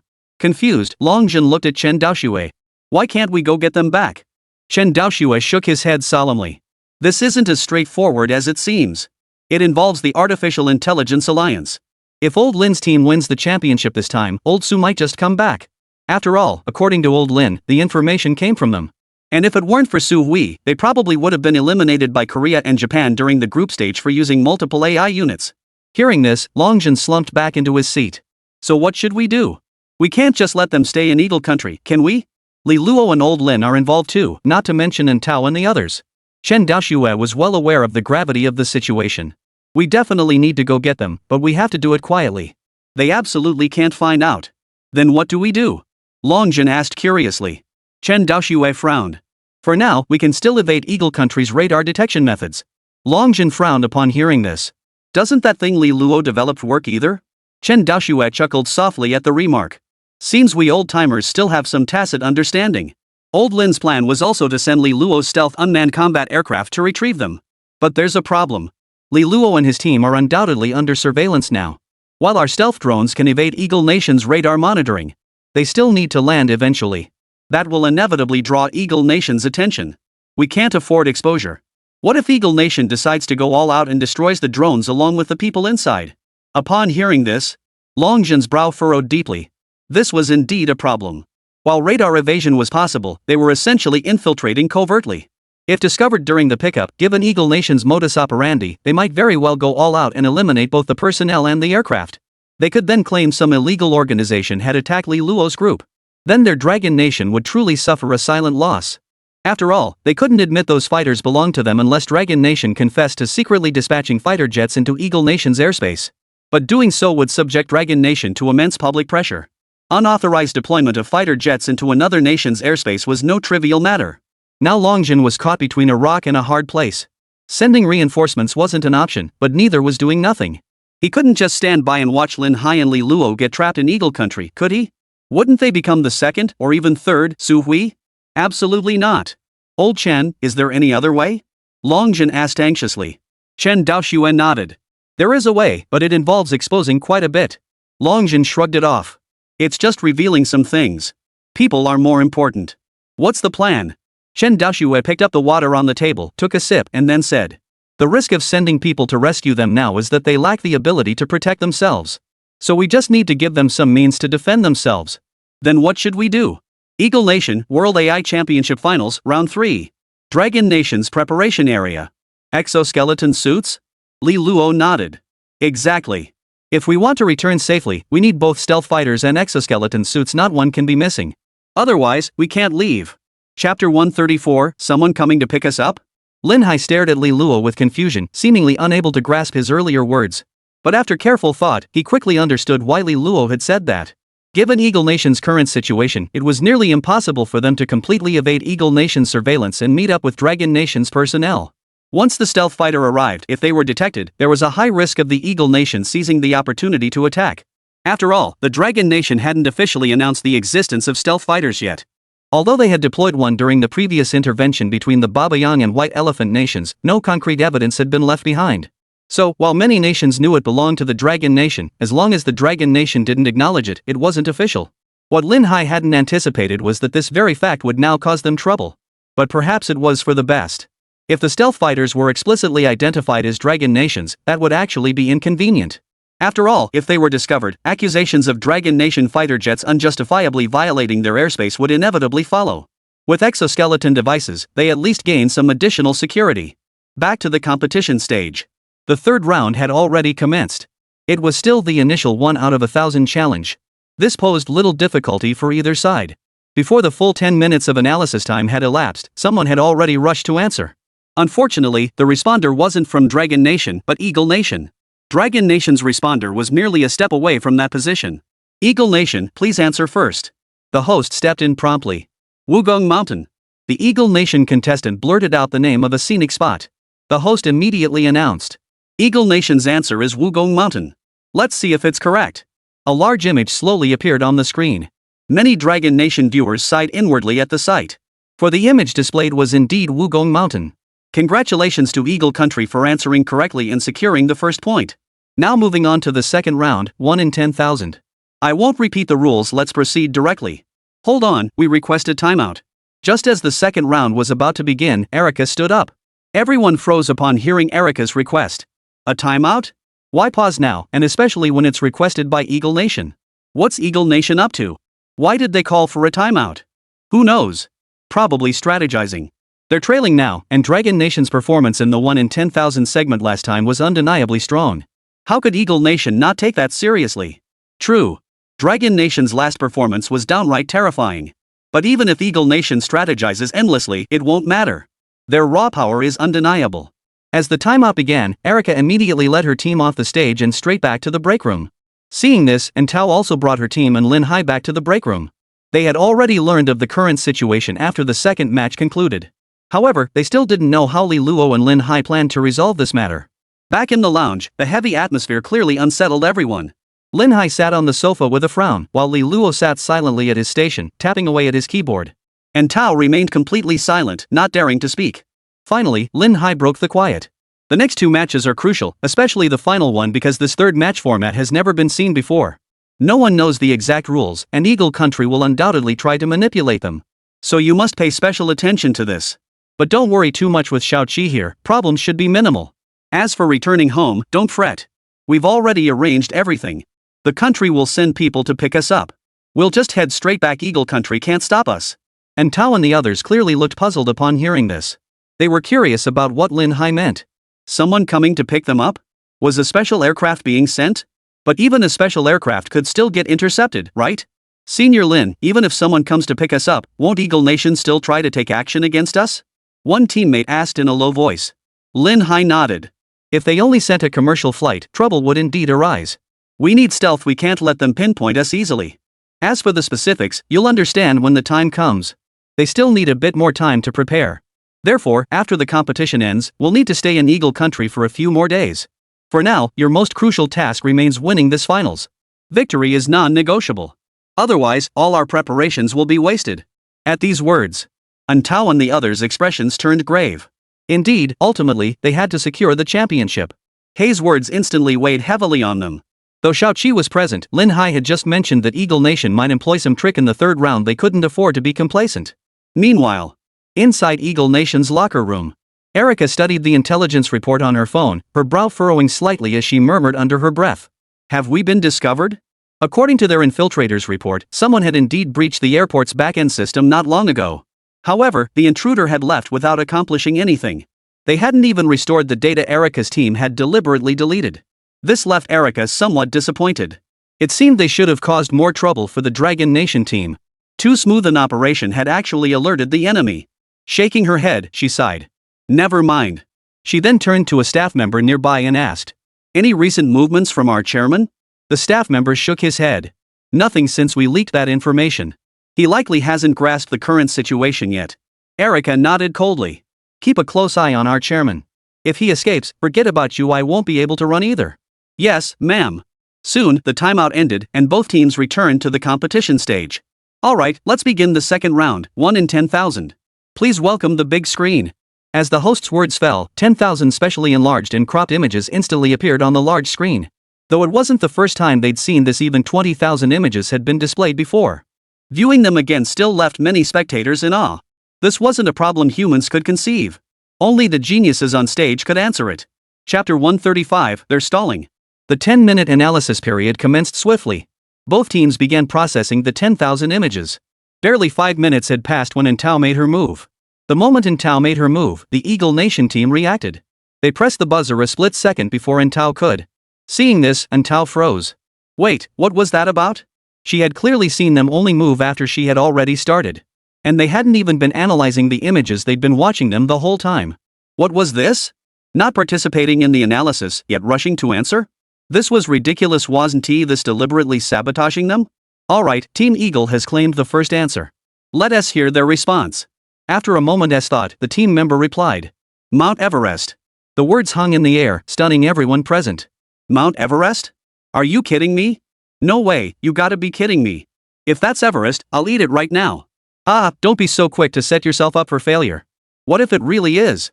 After all, didn't we all think Victoria Falls couldn't possibly be related to a highway? Bro, think before you speak. Seriously, do you really think Everest could be connected to the Gobi Desert? Maybe some desert is also called Mount Everest? Listening to the mocking laughter from the audience, Erica's face darkened completely. She never imagined this guy would blurt out such an answer. She had only instructed him to grab the chance to answer and give any random response. But this answer he gave was simply too absurd. Mount Everest? Was this really an answer a sane person could come up with? The Eagle Nation team member noticed Erica's expression change and instantly grew tense. He also realized just how absurd his answer had been. The host paused for a moment upon hearing it, but quickly regained composure. Alright, let's see if Eagle Nation's answer is correct. As soon as the host finished speaking, an image of Mount Everest appeared on the large screen. Everyone could see clearly that this image bore absolutely no resemblance to the excerpted photo. The entire image of Mount Everest was blanketed in snow, not a desert in sight, not even a single bird visible. The host said regretfully. Unfortunately, that's incorrect. As soon as the host finished speaking, the Eagle Flag Nation contestant hurriedly left the answer station. Upon returning to his teammates, he was met with a barrage of disapproving glares. Especially Erica. He could even sense a glint of murderous intent in Erica's eyes. The moment he stepped away, Entao immediately pressed the buzzer again. The host feigned confusion. Oh, it seems the Dragon Country team has their answer ready too. Entao nodded and immediately announced their answer. The Kalahari Desert. Alright, let's see if the Dragon Country contestants got it right. The same image appeared on the large screen. It was unmistakably a desert landscape. The cropped image began to gradually fill in at that moment. Seeing this, the crowd felt no suspense whatsoever. Because Dragon Country's answer was clearly correct. Otherwise, the cropped image wouldn't have been filling in. Holy crap, Dragon Nation is consistently reliable. How did they analyze and process 10,000 sub-images in just a few minutes? Basic skills, don't be a fool. They don't even need 5 minutes for 20,000 images. This 10,000 image batch is just a piece of cake for Dragon Country. You gotta admit, Dragon Nation is truly unbeatable in this project. Who could possibly compete? Looks like Dragon Nation has this championship in the bag. As the images on the large screen gradually filled in, the two images perfectly aligned. The crowd watched this unfold without a hint of surprise. Congratulations to the Dragon Nation team for answering correctly. The score is now tied at 1-all. Now, let us proceed to the final round of competition. Incidentally, this third round is making its debut in this tournament. First, allow me to explain the rules for this final round. The crowd grew expectant at this announcement. Indeed, the third round's challenge had never been seen before. Seeing the atmosphere he had successfully built up, the host immediately continued. Alright, let me first explain the competition rules. The third round is called Threading the Needle Through the Hole. The rules are simple. Both teams must use artificial intelligence to control a specially designed robotic arm to thread needles. The team that completes all 20 needles first wins. Both teams have 10 minutes to prepare. After his announcement, staff members began taking the stage to set up the robotic arms. Tao and the others returned to the preparation area. Master Lin, do you think Xiaoqi can handle this needle threading? Lin Hai shook his head at the question. You should ask Li Luo that, not me. At this, several people turned their gaze toward Li Luo. Li Luo simply uttered 3 words in a detached tone. Hard to say. At this, everyone grew tense. What did that mean? Could it be that even Xiaoqi wasn't certain about this? At that moment, Li Luo spoke again. This match will mainly depend on the performance of the robotic arms they provide. So this round is entirely up to you. Hearing this, the group grew tense. Rely on themselves? Though tense, they showed no trace of fear. Winning against the Eagle Nation team would be incredibly difficult relying solely on themselves. They didn't believe it was entirely hopeless. Since Li Luo had stated this match hinged on robotic arm performance, it meant the competition wasn't truly about artificial intelligence. The real deciding factor likely lay with the contestants themselves. Meanwhile, the audience was utterly stunned by the rules of this final match. Threading a needle? Seriously? Who in their right mind would use AI for that? What aspect of AI is this testing? Are they preparing for robotics or something? Who knows? This might be harder than Zhang Fei threading a needle. It's really hard to imagine a robotic arm threading a needle? This must be similar to remote surgery in the medical field, right? The 10-minute preparation period ended quickly.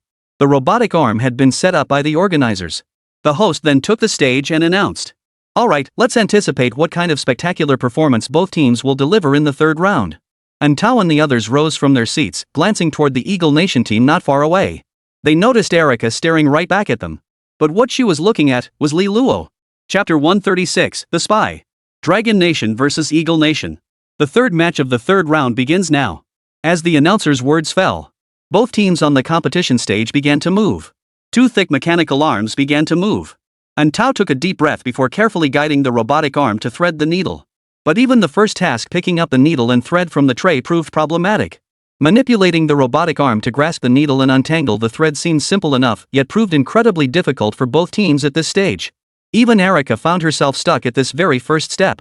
There was no way around it. The mechanical arms were simply too difficult to control. The audience watching the scene couldn't help but look puzzled. Is it really that hard? I've seen remote-controlled robotic arms used in surgeries. Isn't that way more difficult than this? Bro, you gotta understand, these are completely different. Those remote surgical arms are ultra-precise. This thing here? Honestly, my 80-year-old grandma's hands are steadier than this. Exactly. This robotic arm looks like it's from the Stone Age.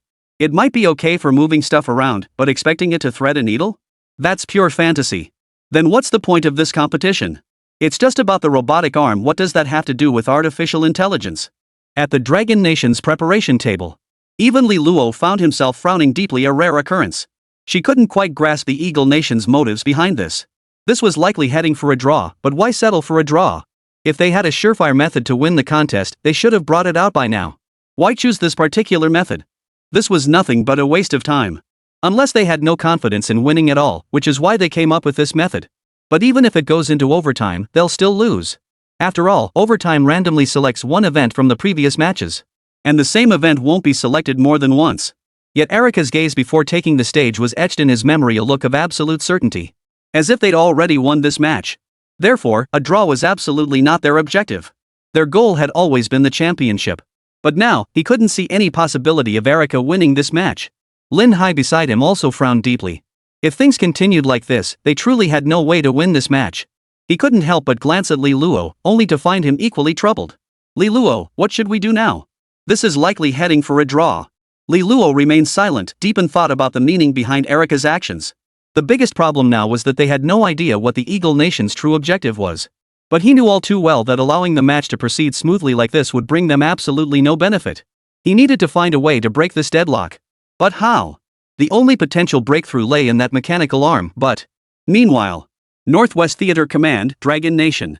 Hua Ji stared at the newly assigned mission from headquarters, then glanced at the stealth combat drones and exoskeleton suits before him, his face clouded with worry. Moments ago, he had received orders to secretly infiltrate Eagle Nation and rescue the participants of the World Artificial Intelligence competition. The moment he saw the message, Hua Ji immediately thought of Li Luo. He knew Li Luo was on the roster for their Dragon Nation team. Moreover, he had seen Li Luo multiple times during the live broadcasts. Yet now he had been assigned the secret mission to rescue them. How could this not give Hua Ji a headache? After all, Li Luo had done the Northwest Theater a tremendous favor.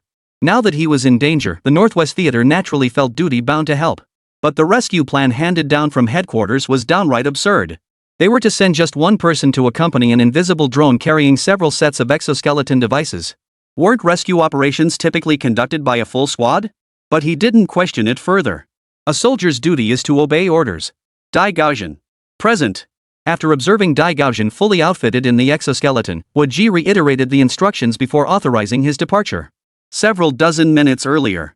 Eagle Nation, White Castle. Sir, word from the undercover agent. Oh? Bring it over here. The assistant promptly handed over a document. Higgins' face broke into a broad smile as he studied the freshly delivered report. The fish is hooked. Go tell Erica the news. Tell her the fish is hooked. Get ready to haul in the net. At the AI competition venue. Li Luo pondered for a long time but still couldn't come up with a good solution. As for the Eagle Nation's motives, he remained completely in the dark. He couldn't understand what benefit the Eagle Nation gained from wasting time like this. Shouldn't they be rushing to end the competition and strike while they were leaving? Or could it be? Li Luo suddenly had an epiphany. Unless the Eagle Nation didn't plan to strike when they left. Instead, they were stalling for time. Erica likely already knew they wouldn't return quietly. And if they weren't going to return normally, they'd inevitably need to send someone from the Dragon Nation. Sending a dedicated flight was out of the question. The only possibility was to secretly dispatch someone to retrieve them. The Eagle Nation's objective would be to capture those sent to retrieve them, then deal with everyone together. Upon realizing this, Li Luo couldn't help but glance at Erica on the competition stage. One had to admit she was a genius. Too bad she picked the wrong opponent. With that thought, Li Luo turned to Lin Haidao. We're in trouble. Lin Hai was taken aback by Li Luo's sudden remark. Trouble? Haven't they always been in trouble? After all, Eagle Sauce Nation had no intention of letting them return to Dragon Nation peacefully. Wasn't that trouble enough? But he knew Li Luo must be referring to new trouble. The thought made Lin Hai frown deeply. What kind of trouble? Li Luo asked in a low voice. Our plan has likely been compromised by the Eagle Nation. Whether it's a mole or something else, I can't say for certain. But what's clear is that they're deliberately stalling now, waiting for our people to slip in quietly. Then they'll sweep us all up in one fell swoop. Lin Hai's heart sank at the realization. Their plan had been compromised? How could that be possible? Only their small group knew the details, along with those back home. Li Luo, are you saying there's an Eagle Nation spy within the country? Li Luo nodded uncertainly. That shouldn't be surprising. We have our people within the Eagle Nation's high command too, don't we? Chapter 137, Champion. As the match progressed. Only 15 minutes remained until the final whistle. Both teams' progress remained painfully slow. Though they'd picked up needles and thread, the mechanical arms joints were far too stiff. Aligning them felt like climbing Mount Everest. Thus, by this point, both teams had managed to thread only a single needle. And Tao and the others began to feel the tension mounting. They knew they couldn't afford to lose. Any defeat would render all their previous efforts utterly wasted. In contrast, Erica remained utterly calm, manipulating the robotic arm with unhurried precision. It seemed as if she didn't care about winning or losing at all, but the more she acted this way, the more nervous Tao became. Erica seemed to notice the look in Tao's eyes. She lifted her head and offered her a faint smile. Seeing that smile, Tao snapped back to reality. Her hands trembled, and the needle the mechanical arm was holding instantly dropped back into the tray. As the needle landed in the tray, a chill ran down Tao's spine. She took a deep breath to steady her nerves. She'd nearly let Erica affect her. Threading needles was a delicate task that demanded complete focus. She couldn't let herself be distracted, especially since they were using robotic arms for the task. They couldn't afford even the slightest external interference. Taking a deep breath to steady her nerves, Tao once again manipulated the robotic arm to pick up a needle. Meanwhile, the audience watching below held their breath in suspense. Holy crap, that really gave me a scare. Why did the needle suddenly drop Longwa out of nowhere? They've only threaded one needle each so far. What if it ends in a tie? Wouldn't they have to compete again? Please, no. This needle threading is boring as hell. It has absolutely nothing to do with artificial intelligence. Enough already, I'm about to fall asleep. I don't get why the organizers even set up this competition. It's a complete waste of time. Sigh, just hang in there. Only 10 minutes left. In those final 10 minutes, Tao felt an unusual calm wash over her. The burden on her shoulders was heavy, no doubt, but this wasn't the first time she'd carried such weight. The last competition she'd participated in had been infinitely more difficult than this one, though it wasn't in the same field. But in that competition, she hadn't seen even a glimmer of hope for victory. Yet she persevered regardless. Though she didn't win in the end, at least she had given it her all, and her results weren't disappointing. Now, however, they still held a strong chance of victory. Win, and they would be champions. So now, she had to stay calm. As time ticked away, 8 minutes, 5 minutes. The giant screen displayed close-up footage of both teams. Two robotic arms, each holding a needle and thread, attempted to align themselves. Yet with every movement, the arms shifted just enough to keep them out of sync. The scene was agonizing for the live audience to watch. But then, in that very moment, everyone clearly saw one needle perfectly pierce through the eye of the other. The crowd erupted in excitement, yet not a single voice was heard. They dared not, fearing that their cheers might cause the robotic arm holding the needle and thread to slip up. Fear of failure gripped them. Especially the audience from the Dragon Kingdom held their breath in silence. For the figure threading the needle was none other than Entao. Entao carefully guided the robotic arm to place the threaded needle back onto the tray. Only after completing this step did she finally exhale in relief. Erika was somewhat surprised to see Entao complete the second needle. She herself had only managed one so far, though she didn't seem to mind. She hadn't expected to win in the first place, so her focus had never been fully engaged. The current situation was largely within her expectations.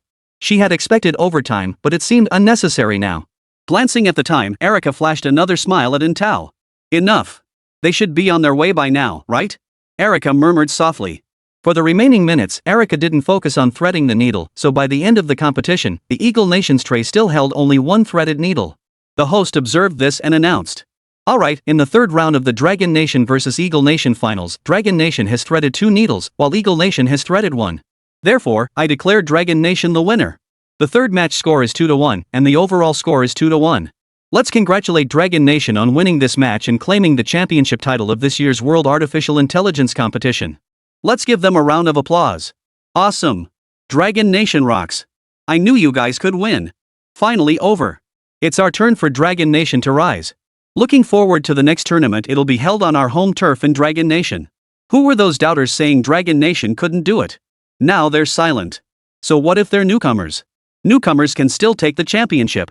In the Dragon Nation's preparation area, Lin Hai couldn't help but smile at the sight. Yet beneath his outward excitement, deep concern gnawed at his heart. According to Li Luo, the Dragon Nation's delegation sent to retrieve them had likely already departed, and that news probably reached Eagle Nation as well. He had intended to notify the authorities back home, but Li Luo had refused. The reason was simple. Li Luo believed there was no cause for alarm. The Eagle Nation would not be able to detect the escort team for the time being. It could be said that as long as Li Luo and his group remained stationary, Eagle Nation would absolutely be unable to detect them. After all, it was the stealth unmanned combat aircraft developed by Li Luo. Lin Hai understood this too. But since the Eagle Nation couldn't locate the escort team, their attention would naturally shift to the people being picked up. It could be said that in the days ahead, their every move would likely be under Eagle Nation's surveillance.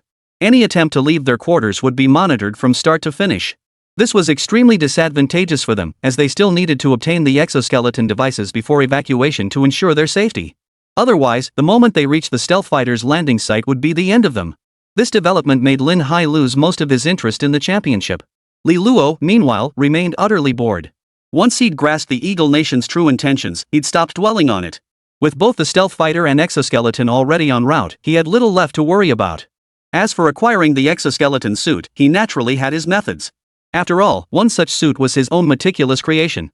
He didn't believe Eagle Nation could keep that exoskeleton device under wraps. Chapter 138, Breaking News. Competition Venue. All the spotlights were now focused on Entao and the others on the field.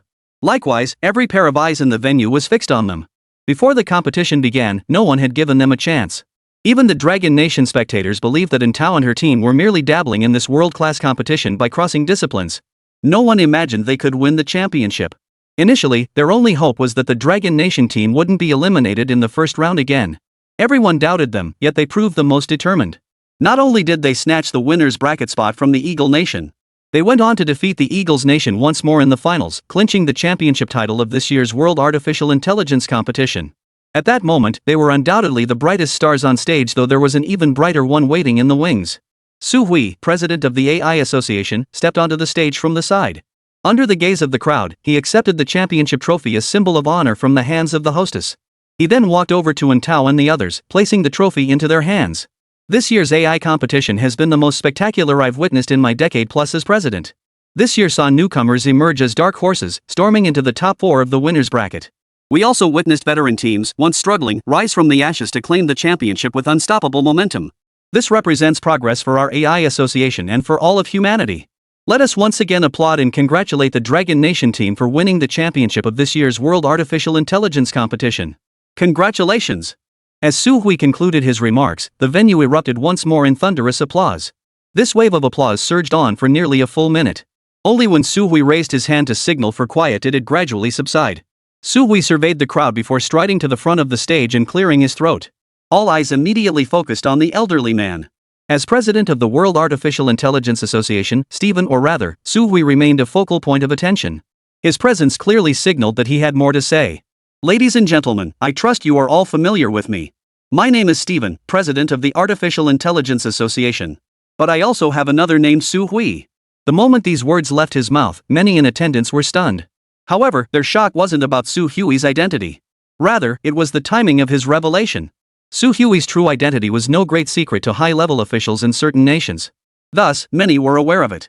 What they couldn't fathom was why Su Hui would choose this moment to reveal it. After all, doing so meant he would completely sever ties with the Eagle Nation. Admittedly, the Eagle Nation had indeed employed some questionable tactics to forcibly retain him back then. But now clearly isn't the right time to flip the table. Sure, your Dragon Nation won the championship this time, but don't forget we're still in Eagle Nation territory. You should at least wait until you're back in China to bring this up. Meanwhile, inside the livestream chat, Chinese netizens were equally stunned by the news. But what shocked them was Su Hui's identity. Wait, he's Chinese? No wonder he didn't look like an Eagle Chicken Country guy at all. His skin tone isn't pale at all. Wait, is this the time to focus on that? He lived in Eagle Country for over a decade. Doesn't anyone wonder why? Stephen, Dragon Nation named Su Hui. 18 years ago, he was already one of our nation's top researchers specializing in artificial intelligence. After an exchange program in Eagle Nation, he announced joining their AI association and simultaneously became president of the World Artificial Intelligence Association. As the class representative in the livestream provided this explanation, everyone froze in shock. What the hell? 18 years ago? Their nation's top scientist joined the Eagle Nation? That's just too unbelievable. Holy crap, doesn't that make him a traitor from 18 years ago? What's the deal now? Could it be that 18 years ago he looked down on us because our country wasn't developed enough, and now that we've progressed, he wants to come back? Hey, don't talk nonsense. Watch what you say. If he's willing to come back now, he must have his reasons. Besides, you all know how arrogant Eagle Nation was over a decade ago. What if he was forced to stay? Back then, we didn't have the strength to openly confront them. Besides, Professor Su wasn't the only scientist who announced joining the Eagle Nation 18 years ago. Many professors from other countries declared their allegiance too. Think about it. To most netizens, Su Hui's actions 18 years ago were tantamount to treason. But as explanations about the events of 18 years ago began to surface, people gradually came to realize. Right back then, the Eagle Nation wasn't shy about detaining top talent from other countries. Viewed this way, it was indeed a misunderstanding of Professor Su. On the competition stage, Su Hui cleared his throat twice as he listened to the murmurs of discussion. Everyone, please quiet down. What I said earlier was actually because I see the future promise of artificial intelligence. To be honest, many of the challenges in this competition were impossible for me and the AI I developed to complete. Yet some teams managed it and did so exceptionally well. This has shown me the promise of future AI. Ultimately, this world belongs to the young generation. It's about time we old-timers stepped back into supporting roles. Therefore, seizing this opportunity, I, Su Hui, formally announce my resignation from the Eagle Nation AI Association and my stepping down as president of the World AI Association. The moment these words were spoken, the venue erupted once more. If the earlier uproar stemmed from Su Hui's unexpected revelation, now they were convinced Su Hui had completely lost his mind. Resigning from the Eagle Nation AI Association while simultaneously stepping down as president of the World AI Association? This news left everyone utterly dumbfounded. This move utterly trampled Eagle Nation's dignity into the dirt and deliberately stomped on it several times over. Wasn't this practically forcing Eagle Nation to take action against them? Did they genuinely have no concern that Eagle Nation might bar them from returning to Dragon Nation? After all, they pulled a similar stunt 18 years ago and repeating it now wasn't beyond the realm of possibility. Erica watched Su Hui and the Dragon Nation delegation on stage with a look of pure amusement in her eyes. How arrogant you are now. The more arrogant you are now, the more miserable you'll be later. Chapter 139, Where are they? The crowd stared at the figures on stage, utterly dumbfounded. What started as a simple Dragon Nation Championship award ceremony? How did it turn into a full-blown showdown between Dragon Nation and Eagle Nation? Was this something they were supposed to be watching? Amidst the stunned gazes of the crowd, Su Hui finished his speech and immediately walked off the stage, heading straight toward the Dragon Nation's preparation area. He then sat down beside Lin Hai, leaving the crowd staring in disbelief. This act became the final blow severing the peace ties between Dragon Nation and Eagle Nation. It could be said that after this incident, relations between Dragon Nation and Eagle Nation would deteriorate to their absolute worst. They all knew this outcome was inevitable. But none of them could have imagined it would come so suddenly, so abruptly, so casually. At this juncture, provoking such a rift with the Eagle Nation was utterly detrimental to the Dragon Nation. If the Eagle Nation so desired, they could detain every single person from the Dragon Nation who had come this time. Or prevent them from returning altogether. After all, plane crashes aren't entirely impossible in this day and age, are they? So they couldn't fathom what the Dragon Nation was trying to achieve. At the very least, they could have sent the competing team back first and figured out a way to bring Su Hui home later. After all these years, what difference would a few more days make? As the awards ceremony concluded, countless reporters instantly swarmed the venue, but their target wasn't the champions. Instead, it was Su Hui. It could be said that Su Hui's dramatic exit had completely stolen the spotlight from Entao and her team's championship victory. However, Entao and the others, along with Lin Hai, didn't mind in the slightest. After all, this had been part of their plan all along. Facing the journalists' cameras and microphones, Su Hui offered only an extremely official smile before stating, "Everyone, please don't crowd. If you have any questions, you can address them to the gentleman beside me. He is our team leader for Longwa this time, and all matters are decided by him." With that, Su Hui departed the competition venue under the protection of Longwa security personnel, leaving Lin Hai alone to face the pack of hungry reporters. Seeing Su Hui had already made his escape, the reporters instantly grew anxious. But with no other option, they shifted their full attention to Lin Hai. All the reporters swarmed toward Lin Hai in a single, chaotic push. "Minister Lin, may I ask, has the relationship between your Dragon Nation and Eagle Nation truly reached the point of irreconcilable conflict? Minister Lin, have you been orchestrating this plan all along? Minister Lin, is this a personal decision between you and Stephen No, Chairman Su, or an official policy of Dragon Nation? Minister Lin." Hearing everyone address him as Minister Lin over and over again, Lin Hai felt a throbbing pain in his temples. How was he supposed to respond when they wouldn't even give him a chance to speak? The security personnel beside Lin Hai now had beads of sweat forming on their foreheads. This job was truly killing them. They were former special forces of the Dragon Nation. After all, when had they ever been so stifled? If it weren't for the global live broadcast, they'd be cursing under their breath. Are these people really journalists? When did being a reporter require such high physical fitness? They nearly couldn't hold back this crowd. Finally, with the security team's efforts, the journalists all quieted down. Lin Hai finally got a chance to catch his breath. "Everyone, please don't rush. We'll answer all your questions, but not right now. As you know, my team members have just finished competing. This was their first time participating in such a large-scale tournament, and they won the championship. They're all young people. I hope everyone can give us a little time to celebrate. Once we return home, we will hold a dedicated press conference. Everyone is welcome to attend enthusiastically. At that time, our Dragon Nation will also announce some new inventions and discoveries. Rest assured, you won't leave empty-handed. As for today, my team is simply too exhausted. I'll take them back to rest now. Goodbye." With that, Lin Hai swiftly departed the scene under the cover of security personnel. The journalists watching this scene were utterly dumbfounded. This was prime TV footage. Why were these Longwa representatives dodging the cameras one after another? Fortunately, if the elders weren't willing to speak, the younger generation was full of youthful vigor. Surely they'd be eager to grab the spotlight. All eyes shifted toward where Entao and the others had been standing. But when they looked over, they discovered that Entao and the others, who had been standing there just minutes ago, had vanished without a trace. The crowd searched the scene in confusion. Where are they? Where's the Dragon Country team? Tao seemed to have left a few minutes ago, following Chairman Su with a child. Didn't you see them? Why didn't you say something? This is such a great scoop. It'd be the hottest international news story in ages. If we could interview them, it would go viral. How could we just let them slip away like that? A few minutes earlier, Entao and the others watched as reporters swarmed around the elderly couple, Lin Hai and Su Hui. They exchanged bewildered glances. Though they were all geniuses, when had they ever encountered a scene like this?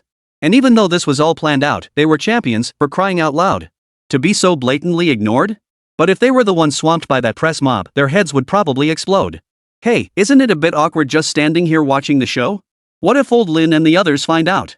Won't they come looking for us to settle the score later? What reckoning? We didn't do anything. That's exactly why I'm worried.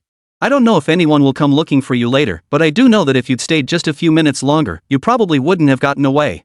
Just as the group was engrossed in the spectacle, a voice tinged with youthfulness cut through the air. Entao and the others turned to look behind them, only to find Li Luo standing there. They were all taken aback by his sudden appearance. Entao asked directly, "Weren't you with Elder Lin and the others? What are you doing here?" Entao's question caught Li Luo off guard. He had been sitting perfectly fine in his seat when suddenly that group of reporters rushed forward. His body was only just over 8 years old. How could he possibly withstand that? Before long, he was pushed out by the crowd. But this turned out to be a blessing in disguise. If he had to face the reporters' questions like Lin Hai and the others, he might have seriously considered retreating back to his old courtyard. Li Luo had no mind to answer An Tao's questions. Seeing Su Hui about to disappear, he hurried after him. An Tao and the others saw this and hurried after them as well. This is precisely why reporters couldn't find anyone now. Chapter 140. We're here. High above the Eagle Nation border. Dai Zhanggao gazed down at the sea of clouds below and pressed the button on his specialized radio. Reporting, I have entered Eagle Nation territory. Awaiting instructions. Hua Ji's voice came through the communicator almost immediately. Captain Dai, your next task is to wait for Li Luo to contact you proactively. Nothing else is required. Yes, sir. Dai Zhanggao replied solemnly. Though he was puzzled by what Hua Ji meant when he said Li Luo would contact him proactively. After all, his only means of communication was the transmitter on his stealth fighter, a military-specific device. Without a special channel, contact was impossible. Although Li Luo had previously been a specially appointed personnel of their Northwest military region, he had never inquired about such matters. Therefore, he likely knew nothing about this communication method. So how would he contact him? Though his mind was filled with questions, he simply replied with a yes and didn't press further. Meanwhile, inside the hotel where the Dragon Nation delegation was staying, Lin Hai sat on the sofa explaining Li Luo's situation and the current plan to Su Hui. On the other side, Li Luo saw the red dot on the computer indicating arrival at the designated location and closed the laptop. He then turned to Lin Hai and Su Hui beside him and said, "We're here." At his words, Lin Hai and Su Hui instantly sprang up from the sofa and strode over to Li Luo's side. "Li Luo, how many reinforcements are here this time?" Su Hui asked curiously. Li Luo held up one finger. 10 people? Looks like a special forces squad then. Not bad, not bad. Just as Su Hui was feeling relieved, Li Luo's voice sounded again. 1 person. The smile on Su Hui's face gradually stiffened. He turned to stare at Li Luo in utter disbelief. What did you say? How many reinforcements arrived? Su Hui couldn't believe what he'd just heard. 1 person? What kind of joke was this? How could 1 person possibly lead them out of Eagle Country? What, is he Superman or something? Can he fly? At that very moment, Dai Gaoxian, who was supposed to be in the air, instinctively sneezed. Achoo! Who's talking about me? Lin Hai, standing nearby, saw Su Hui's expression and quickly stepped in to smooth things over. Su, you're getting worked up again. Honestly, this operation doesn't require backup. It wouldn't be of much use anyway. All we need to do is reach the designated location safely. The rest isn't our concern. This person who came along is just here to deliver our gear. As he spoke, Lin Hai turned his gaze to Li Luo beside him and smiled. Li Luo, you know, old Chen and I have been drooling over this gear for ages but never got our hands on it. Never thought we'd get to wear it right away.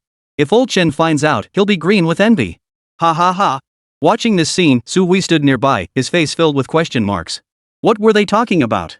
Why couldn't I understand a word? Old Lin, what exactly are you talking about? Lin Hai gave Su Hui a mysterious smile. Ooh, guess how Li Luo joined us? Su Hui froze at the question, utterly speechless. Guess? Where was he supposed to start guessing? It was bad enough that a kid this young could join the Dragon Academy and the Central Military District's research department. But he was also the genius who taught An Tao and the others? He'd assumed it was that old guy who trained him, but it turned out to be this kid. And now he was being asked to guess how Li Luo had joined their ranks? Guess my ass. Though utterly exasperated by Lin Hai's behavior, Su Hui tentatively ventured. Because of his expertise in artificial intelligence? The moment those words left his mouth, Lin Hai shook his head with a smile. Su, you're looking at this too narrowly. You can't just focus on his expertise in AI. Su Hui rolled his eyes at Lin Hai in exasperation. Then what should I look at? I've been in the Eagle Nation, what could I possibly see? News like this don't even mention overseas. Even domestically, how many people would know about it? Let me guess, what else am I supposed to guess? Faced with Su Hui's eye roll, Lin Hai felt a bit embarrassed for a moment. He had genuinely forgotten about this detail in his excitement over the reinforcements arriving. Clearing his throat to ease the awkwardness, Lin Hai explained. Wasn't I just telling you about our operation? Yeah, about that. Remember that mysterious fighter squadron that appeared in Babayang a while back? Su Hui nodded. Of course. Eagle Nation is convinced they're from our Dragon Nation, but without proof, they call them ghosts. Implies they're invisible and untraceable. Lin Hai nodded. Exactly. That fighter squadron belongs to our Dragon Nation. They're the ones here to support us this time. They're the ones who'll take us out of here. Su Hui's face paled with shock once more. What stunned him wasn't that the ghosts originated from their Dragon Nation. Rather, he was stunned that the Dragon Nation would mobilize such overwhelming forces. After all, exposing the ghosts would subject their nation to immense public criticism. It would essentially be an admission of their involvement in the conflict between Baba Yang and White Elephant. And if the ghosts had truly arrived, how could they claim only one person was coming to assist?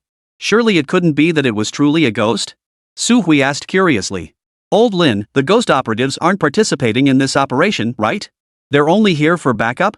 At this remark, Lin Hai looked at Su Hui with utter astonishment. Person? Where did they come from? The ghost squad members? Su Hui replied matter-of-factly. Didn't you say the ghost squad was here this time too? Lin Hai instantly caught on and laughed. Ha ha ha. Old Su, blame me. It's my fault for not explaining clearly. This ghost unit actually has no crew members, well, no pilots, that is. You know about unmanned combat aircraft, right? Su Hui froze upon hearing the words unmanned combat aircraft. What the hell? Lin, you're not joking, are you? An unmanned fighter jet? What kind of unmanned fighter jet can appear out of nowhere and vanish without a trace? Ha, you've got the wrong guy asking that. You should ask the founder of the ghost him. Lin Hai glanced over at Li Luo beside him. Following Lin Hai's gaze, Su Hui naturally saw Li Luo. A terrifying thought instantly flashed through his mind. Could this ghost deeply feared by the Eagle Nation really have been created by this child of only 8 or 9 years old standing before him? No, no, no. Impossible. Su Hui shook his head, trying to shake off this absurd notion. Lin, stop joking around. Even if there is a ghost, what can we do? What if they strike while we're moving? Chapter 141, more? Inside the hotel room. Lin Hai chuckled and patted Su Hui's shoulder. Su, don't worry about that. Didn't I mention something earlier? Su Hui paused, then recalled it was indeed true. Moreover, it seemed that not only Lin Hai, but even that old codger Chendaoshua was quite interested in that thing. What thing are you talking about? Lin Hai smiled. Before I tell you, I should mention that thing was also created by Li Luo. At this revelation, Su Hui was stunned once more. He found himself increasingly unable to fathom this young man. How could someone so young be capable of such feats? And where on earth did he find such a prodigy? Still, he pressed on. So what exactly are you talking about? Lin Hai chuckled. An exoskeleton device. The moment those words left his mouth, Su Hui's expression instantly fell. He'd thought it was something great? But this is it? He had seen Eagle Country research exoskeleton devices before. In fact, because of Su Hui's background in robotics, they had approached him for help more than once. In the end, Eagle Nation successfully developed their own exoskeleton system. But the results? Well, they were a bit. The Eagle Nation conducted 5 tests for that exoskeleton suit. 7 legs and 3 arms were lost across those 5 trials. All because the exoskeleton's shock absorption capabilities fell short. While its performance was impressive jump height and such far surpassing ordinary humans, the price paid was undeniably steep. So in his view, the exoskeleton was nothing but a thankless research project. That's why Lin Hai's reaction was so strong when he heard that the very thing he'd been anticipating all along was an exoskeleton. It wasn't that he looked down on exoskeletons, it was simply that every exoskeleton he'd encountered had been utterly underwhelming. Seeing his expression, Lin Hai could more or less guess his thoughts. After all, China wasn't the only country researching exoskeletons. Yet to date, no country had produced any tangible results. Still, he was confident that the moment Su Hui saw it with his own eyes or even tried it on himself, he'd realize how ridiculous his current thoughts were. So he didn't bother explaining further. Meanwhile, in Eagle Nation, White Castle, Higgins swirled his red wine glass with a grim expression. You mean Dragon Nation hasn't made a single move?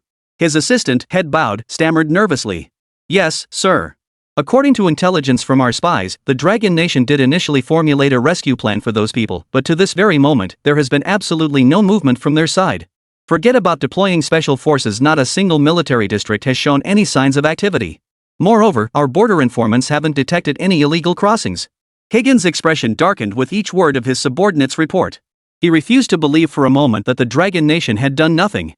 He refused to believe the Dragon Nation would abandon those people. After all, besides Su Hui, that group included Lin Hai, one of their nation's foremost scientific luminaries. Add to that the young geniuses, it was essentially half of Longhua's scientific research establishment. He refused to believe Longhua would abandon them so easily. But what was Dragon Nation doing now? They hadn't sent anyone over, nor had they stirred up trouble in the media. This was highly unusual. They had clearly already formulated a rescue plan earlier. How could they now be doing nothing? His gut told him Dragon Nation was definitely plotting something, he just hadn't figured it out yet. Dispatch reinforcements to intensify border patrols. All radar systems along the frontier must be monitored around the clock. I don't want that fighter squadron that appeared over Baba Yang showing up here. His subordinate acknowledged the order and prepared to leave. But just as he reached the doorway, Higgins called him back. Hold on. Is there something else, sir? Go fetch Sphinx for me. Yes, sir. Soon, a burly man in military uniform appeared in Higgins's office. Sir, you requested me? Higgins nodded. How about the person I arranged for you to select? Sphinx nodded. They're all selected and ready to go. I guarantee their identities won't be compromised. Very good. Higgins nodded with satisfaction. Although there was still no sign of movement from the Dragon Nation for now, he had to prepare in advance. Particular vigilance was needed against the fighter squadron that had previously appeared over Baba Yang. Thinking of the ghosts, he turned his gaze back to Sphinx. Sphinx, if the ghosts appear on our territory, how confident are your people in locking onto them? The moment the words left his mouth, Sphinx's brow furrowed deeply. He had heard rumors about the ghosts, but he hadn't taken them seriously. In his view, these so-called ghosts were nothing but a joke. They thought dodging the radar detection of backward countries like Baba Yan was some great achievement. The Eagle Nation wasn't some small country like Baba Yang. If those so-called ghosts dared to show up, he'd be serving them anti-aircraft missiles the moment they crossed the border. 1 round wouldn't be enough, 2 rounds it would be. He refused to believe it was as formidable as the outside world claimed. After all, the Eagle Nation wasn't just the world's top naval power, its air force ranked among the best globally. And their radar systems aren't exactly obsolete either. Rest assured, sir. If that so-called ghost dares to show up, I'll shoot every last one of them down. Seeing Sphinx's brimming confidence, Higgins nodded in satisfaction. As an admiral of the Eagle Nation and commander-in-chief of their air force, Sphinx commanded his trust. And while he respected the ghosts, that didn't mean he feared them. His thinking mirrored Sphinx's. If the ghosts dared to enter Eagle Nation's airspace, they possessed countless ways to destroy them. His real concern was whether they would come at all. If they didn't come, they truly would be powerless against them. But he believed they would come even if it wasn't the ghost. As long as someone came. Meanwhile, Daigaojian, still waiting at the border of Eagle Sauce Nation, suddenly heard his communicator beep. Thinking it was Hua Ji calling, he answered without hesitation. But the moment he picked up the fighter jet's communicator, he sensed something was off. The voice he just heard didn't seem to be coming from the specialized communicator on the fighter jet, but from his own body? He immediately began searching his person. Sure enough, he found something resembling a communicator. Chapter 142, Superman in the Sky. Eagle Nation. Outside the Athletes Hotel. This mission is just plain boring. You can say that again. We're stuck watching those Dragon Country folks, but they won't even leave their hotel. Don't even get me started. I'm bored to death. Enough complaining. Just keep watching. If those Dragon Country folks get away, we're really screwed. The group had been assigned by Higgins to monitor Lin Hai and his companions around the clock. At first, they were thrilled when their superiors called it a crucial mission. But upon arrival, they discovered their job was merely to watch over a few Dragon Nation people. That realization instantly filled them with regret. After all, any assignment involving Dragon Nation nationals was never a good one. Just as they were complaining. Above them, at the hotel window, Dai Zhangao was climbing into a room. A child passing by pulled his mother's hand and pointed up at the hotel. Mom, look. Is that Superman? He can fly. The mother shot her son a disapproving look. What superhero? I told you to read fewer comics. Come on, let's go home. The child's voice naturally drew the attention of several people. Superman? Thinking this, they all looked up in the direction the little boy was pointing. But there was nothing to be seen. Not even a bird was visible in the sky at that moment, let alone any Superman. One of them chuckled. Guess we were imagining things. No such thing as Superman, ha ha ha. Seeing this, the others burst into laughter as well. They dismissed it as a child's mistake. Meanwhile, inside the hotel, Su Hui stared in utter shock at the man who had just climbed through the hotel window, clad in an exoskeleton suit. Just moments ago, he'd been chatting with Lin Hai when someone suddenly knocked on the window. He'd assumed the Eagle Flag Nation was about to take direct action against them. But when he looked closer, the figure outside the window was wearing an exoskeleton suit. And he was actually floating in midair. And after Lin Hai got a clear look at the man, he actually let him in. Su Hui had already braced himself for the worst. After all, they didn't even know if this person was friend or foe, yet Lin Hai had let him in without hesitation. This was an Eagle Country, not Dragon Country. He never imagined this man was the reinforcements mentioned earlier. The moment the man entered, he saluted them. Minister Lin, Professor Su, good day. I am Dai Gaojian from the Northwest Theater Command. I've been dispatched by higher command to assist you all. Lin Hai nodded with a smile. Young Dai, I remember you. Your performance at the last military equipment competition was quite impressive. After that, Commander Long approached your commander Hua more than once, hoping he'd be willing to part with you. Dai Gaojian smiled in response but remained silent. Instead, Su Hui spoke up. Old Lin, is this our guy? Lin Hai nodded as if it were obvious. Right. Didn't I mention it before? He's the only reinforcement we have this time. Su Hui blinked in astonishment, pointing at Daijin. So what's that on him, an exoskeleton suit? Yep, old Su knows his stuff. This is the good stuff I mentioned earlier, an exoskeleton suit developed entirely by Li Luo. During our nation's last military arms race, the Northwest Theater Command really made a splash with this thing. Su Hui approached curiously, examining the exoskeleton suit on Dai Zhengao's body. This exoskeleton didn't look much different from the ones he'd seen in Eagle Country.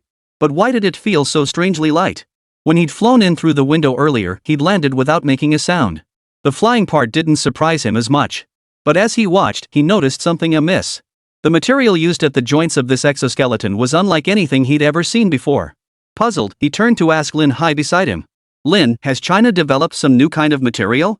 Lin Hai looked just as baffled upon hearing the question. He hadn't had the chance to thoroughly examine this exoskeleton suit yet. Therefore, he was unaware of its specifics. The only new material he knew of was Element 119, created by Li Luo. But was that thing actually used in this exoskeleton? Wasn't that substance highly radioactive to the human body? After pondering it, he dismissed the possibility and shook his head. I'm not sure either. This exoskeleton was developed solely by Li Luo. Neither old Chen nor I have had the chance to study it properly yet.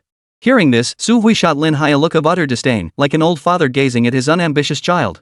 Such a marvelous invention right under their noses, and they hadn't even bothered to study it? It was like a pearl buried in dust. Noticing that look, Lin Hai immediately bristled with indignation. Hey, Su, what's with that look? Su Hui sighed. I don't know if it's laziness or what, but honestly. Lin Hai burst out laughing in exasperation. They'd slacked off? Give me a break. Between him and Chen Daxue, they weren't even focusing on research projects anymore. Just handling the affairs of the Dragon Academy and the Central Military Region's research department was enough to make their heads spin. They were slacking off? We've slacked off? Old Su, explain exactly how we've slacked off? Su Hui pointed at Dai Zhenggao. Did I say something wrong? This amazing exoskeleton system is right in front of you, and you tell me you and old Chen still haven't properly studied it? What else could it be but slacking off? Lin Hai was instantly speechless. What could he possibly say? But to be fair, it wasn't exactly negligence on their part. This technology had emerged during the arms race. After the arms race concluded, he and Chen Daxue spent another month training under Li Luo. During that month, they completely forgot about the exoskeleton device. Especially after learning about Element 119 just before their departure, they had no interest left in the exoskeleton. After returning, they helped Li Luo allocate resources to research stealth unmanned combat aircraft. Not long after, they encountered this World Artificial Intelligence competition. During this period, the only thing they had researched was Element 119, and they hadn't even managed to figure anything out about it.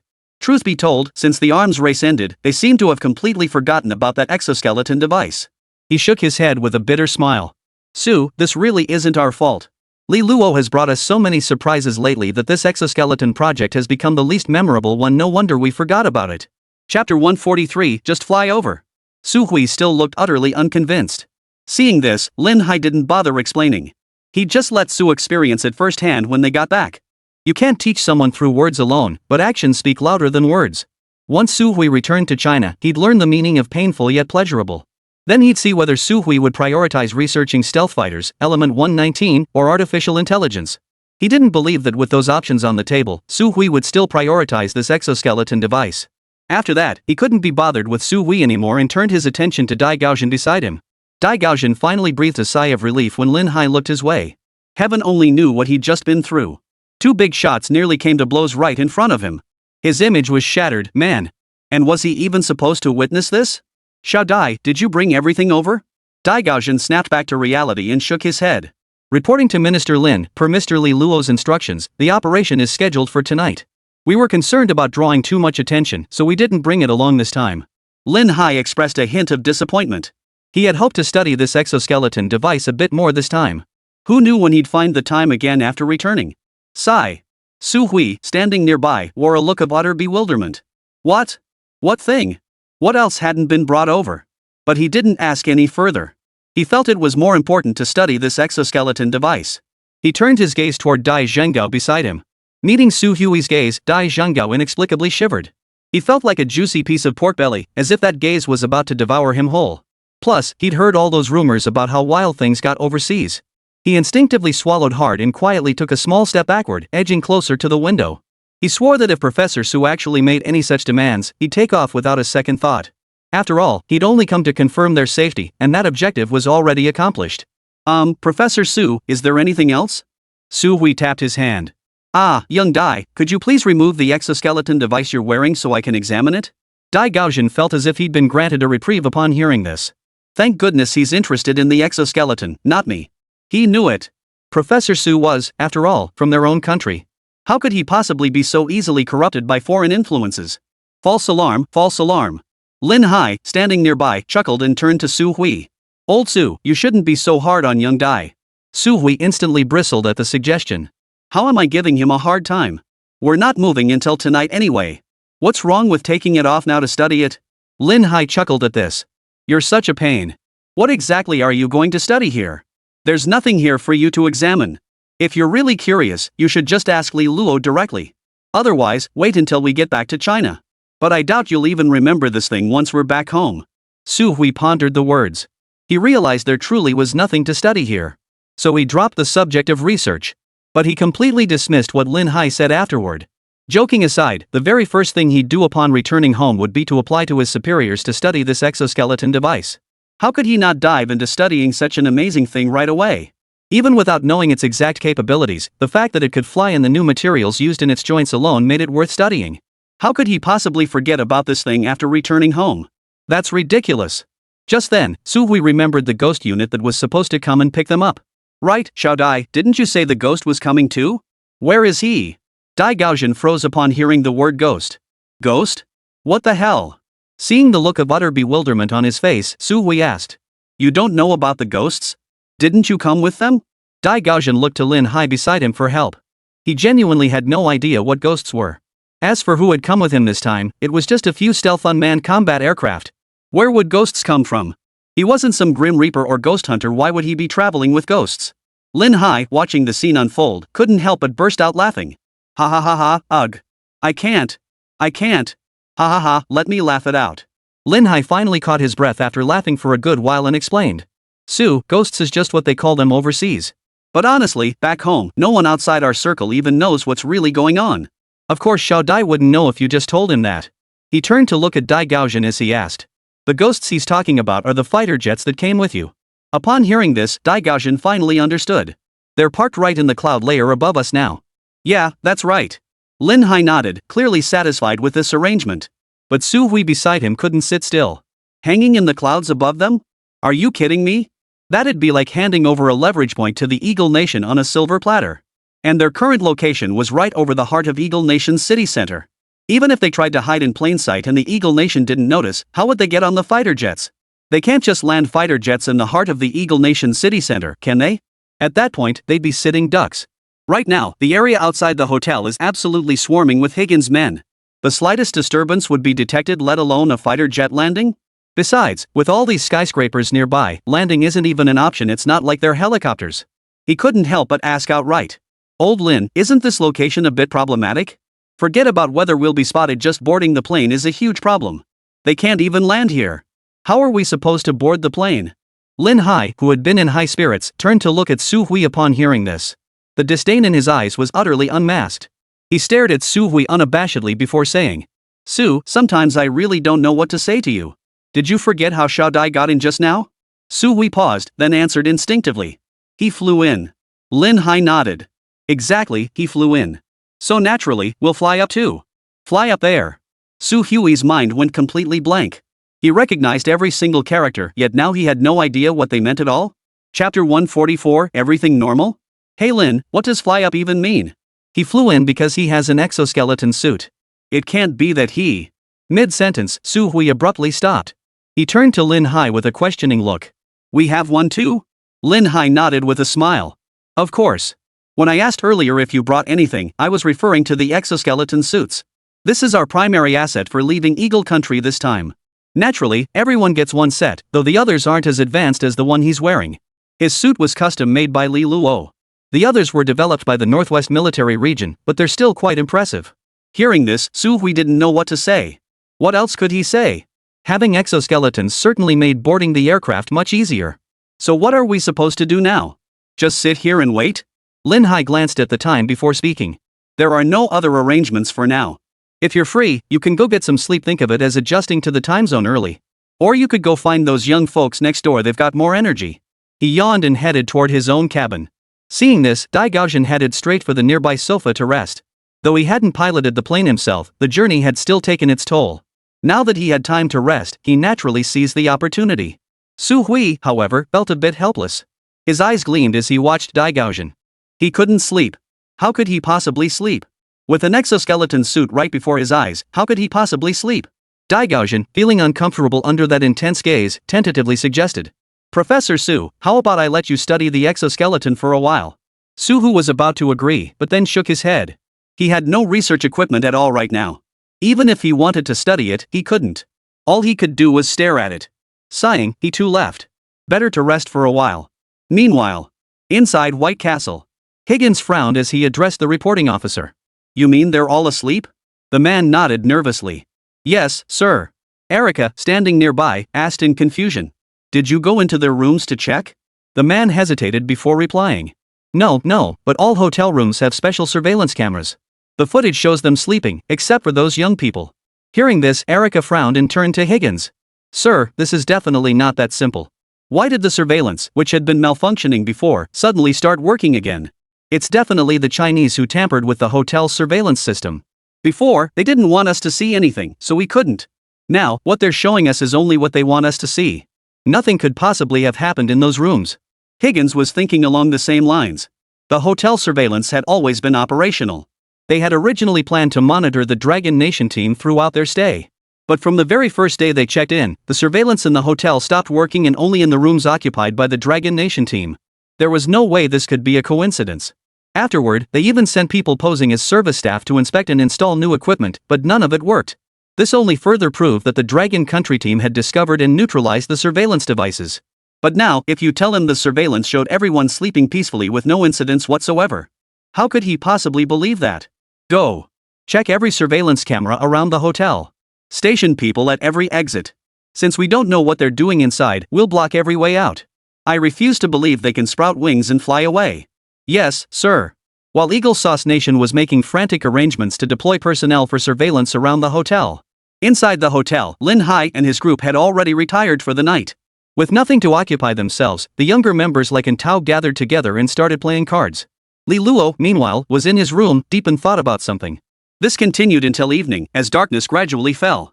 Dai Gaoxian was the first to open his eyes on the sofa.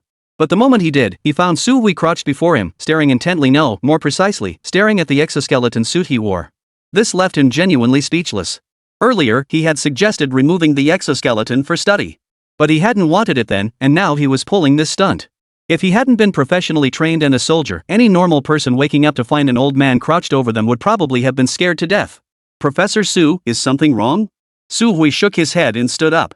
Dai Gaoxian didn't bother with formalities and cut straight to the point. Professor Su, could you please call Minister Lin and Mr. Li Luo? It's about time. I'll go get my things, and we should be ready to leave shortly. Or perhaps we could depart after dinner. After all, the journey was quite long. Even with the speed of the stealth unmanned fighter, it would take at least 10 hours to travel from Eagle Country to Dragon Country. Moreover, it seemed they hadn't eaten all afternoon. He himself was fine, but he feared the others might not hold up. Su Hui shook his head. Forget it. I've been eating Eagle Nation food for over a decade and still can't stomach it. Let alone them. These past days, we've mostly been surviving on instant noodles we brought ourselves. Upon hearing this, Dai Gaoxian said nothing more. He walked to the window, opened it, and leapt out. Moments later, he reappeared at the window and said, Well then, Professor Su, I'll be going now.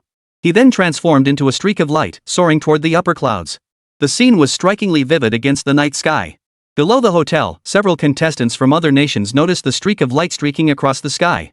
Wow, is Eagle Nation doing so well now that they even have fireworks to watch? But why just one? And it doesn't even explode? Disappointing. Several Eagle Nation personnel assigned to monitor Dragon Nation also looked up to see the streak of light soaring skyward until it vanished from their sight. After a moment of stunned silence, the two exchanged glances. What was that thing just now? No idea. Should we report it? One of them pondered for a moment before nodding. We should report it. Headquarters is placing significant importance on these Dragon Nation operatives. If they slip away due to our negligence, we're finished. The other nodded in agreement, but then hesitated. But how do we report this? What should we say? Chapter 145, We'll fly you there. Erica frowned as she reviewed the reports coming in. Why is everything being reported? Cloud formations, objects flying upward, even reports claiming everything is normal. Do you really need to report that everything is normal? Higgins, seated at his post, couldn't help but notice Erica's expression. What's wrong, Erica? Erica suppressed her anger and replied. Nothing, sir. I just think we need to step up the training intensity and discipline of our people. The intelligence they're reporting back is utterly useless. Higgins frowned slightly upon hearing this. Aside from a few trusted confidants, his team was indeed unreliable. Alright, what's the current situation over there? Everything remains normal for now. They're all eating in their rooms, nothing out of the ordinary. But given the uncertainty with the surveillance, we can't afford to be careless. Still haven't resolved the surveillance issue? Higgins asked in a low voice. Erica's face darkened at the question. I'm sorry, sir. Their technical expertise far surpasses mine. Never mind. Just step up security. Keep a close eye on all exits. This time, they won't get away. Meanwhile, inside the hotel room, Antao and the others slurped instant noodles as they asked. Master Lin, how should we proceed from here? Lin Hai set down his instant noodle bowl. You'll find out soon enough. You're definitely going to love it. As far as he knew, these young folks loved this kind of thing the most. Now that they had the chance to experience it firsthand, who knew how excited they'd be? Seeing Lin Hai deliberately teasing them, the others could only shrug helplessly. But their anticipation for what was to come grew even stronger. Knock, knock. As 2 knocks sounded, Antao and the others turned their gaze toward the doorway. But soon they realized the sound didn't seem to be coming from the door at all, it was coming from behind them. Turning around, they saw a figure drifting outside the window. At the sight, Antao instantly let out a shriek. Ghost! The piercing scream made everyone else in the room cover their ears. Even Li Luo grimaced in pain, the shriek was unbearably shrill. Finally, under Antao's terrified gaze, Dai Gaoxian climbed through the window. Only then did she realize it was a person, not a ghost. But the moment he opened the window, that piercing scream reached Dai Gaoxian's ears, making him almost doubt whether he'd climbed through the wrong window. Still, she instinctively hid behind the others, lingering fear in her eyes. Lin Hai rubbed his ears, which were still ringing, and introduced the man to the others. This is Captain Dai Gaoxian from the Northwest Military District, who's here to assist us. Captain Dai, these are the young people participating in the competition. Sorry for startling you earlier. Dai Gaoxian waved his hand apologetically. Not at all. I should be the one apologizing for startling them earlier. The little commotion was quickly forgotten. The boys had now gathered around Captain Dai Gaoxian. Captain Dai, is that armor you're wearing? When did our Dragon Nation develop armor? How did you transform? Do you guys have an armor squad or something? What are the requirements to summon armor? Dai Gaoxian smiled at the group of young people before him, who were only a few years younger than himself. This isn't armor. This is an exoskeleton device. The one I'm wearing was developed by Mr. Li Luo. As for transforming? I can't do that. You have to put this exoskeleton on yourself. Lin Hai spoke up at this point. Alright, save your talk for later. For now, put on the exoskeleton and get ready to leave. At Lin Hai's words, the others couldn't sit still again. Their eyes lit up as they turned to look at Lin Hai. Old Lin, are you saying we can wear these exoskeletons too? Lin Hai nodded with a smile. Why wouldn't you want to? If you don't, you'll be stuck here in Eagle Nation. At his words, they shook their heads vigorously, like wind-up toys. No, we want to. We really want to. But soon, Antao spoke up again.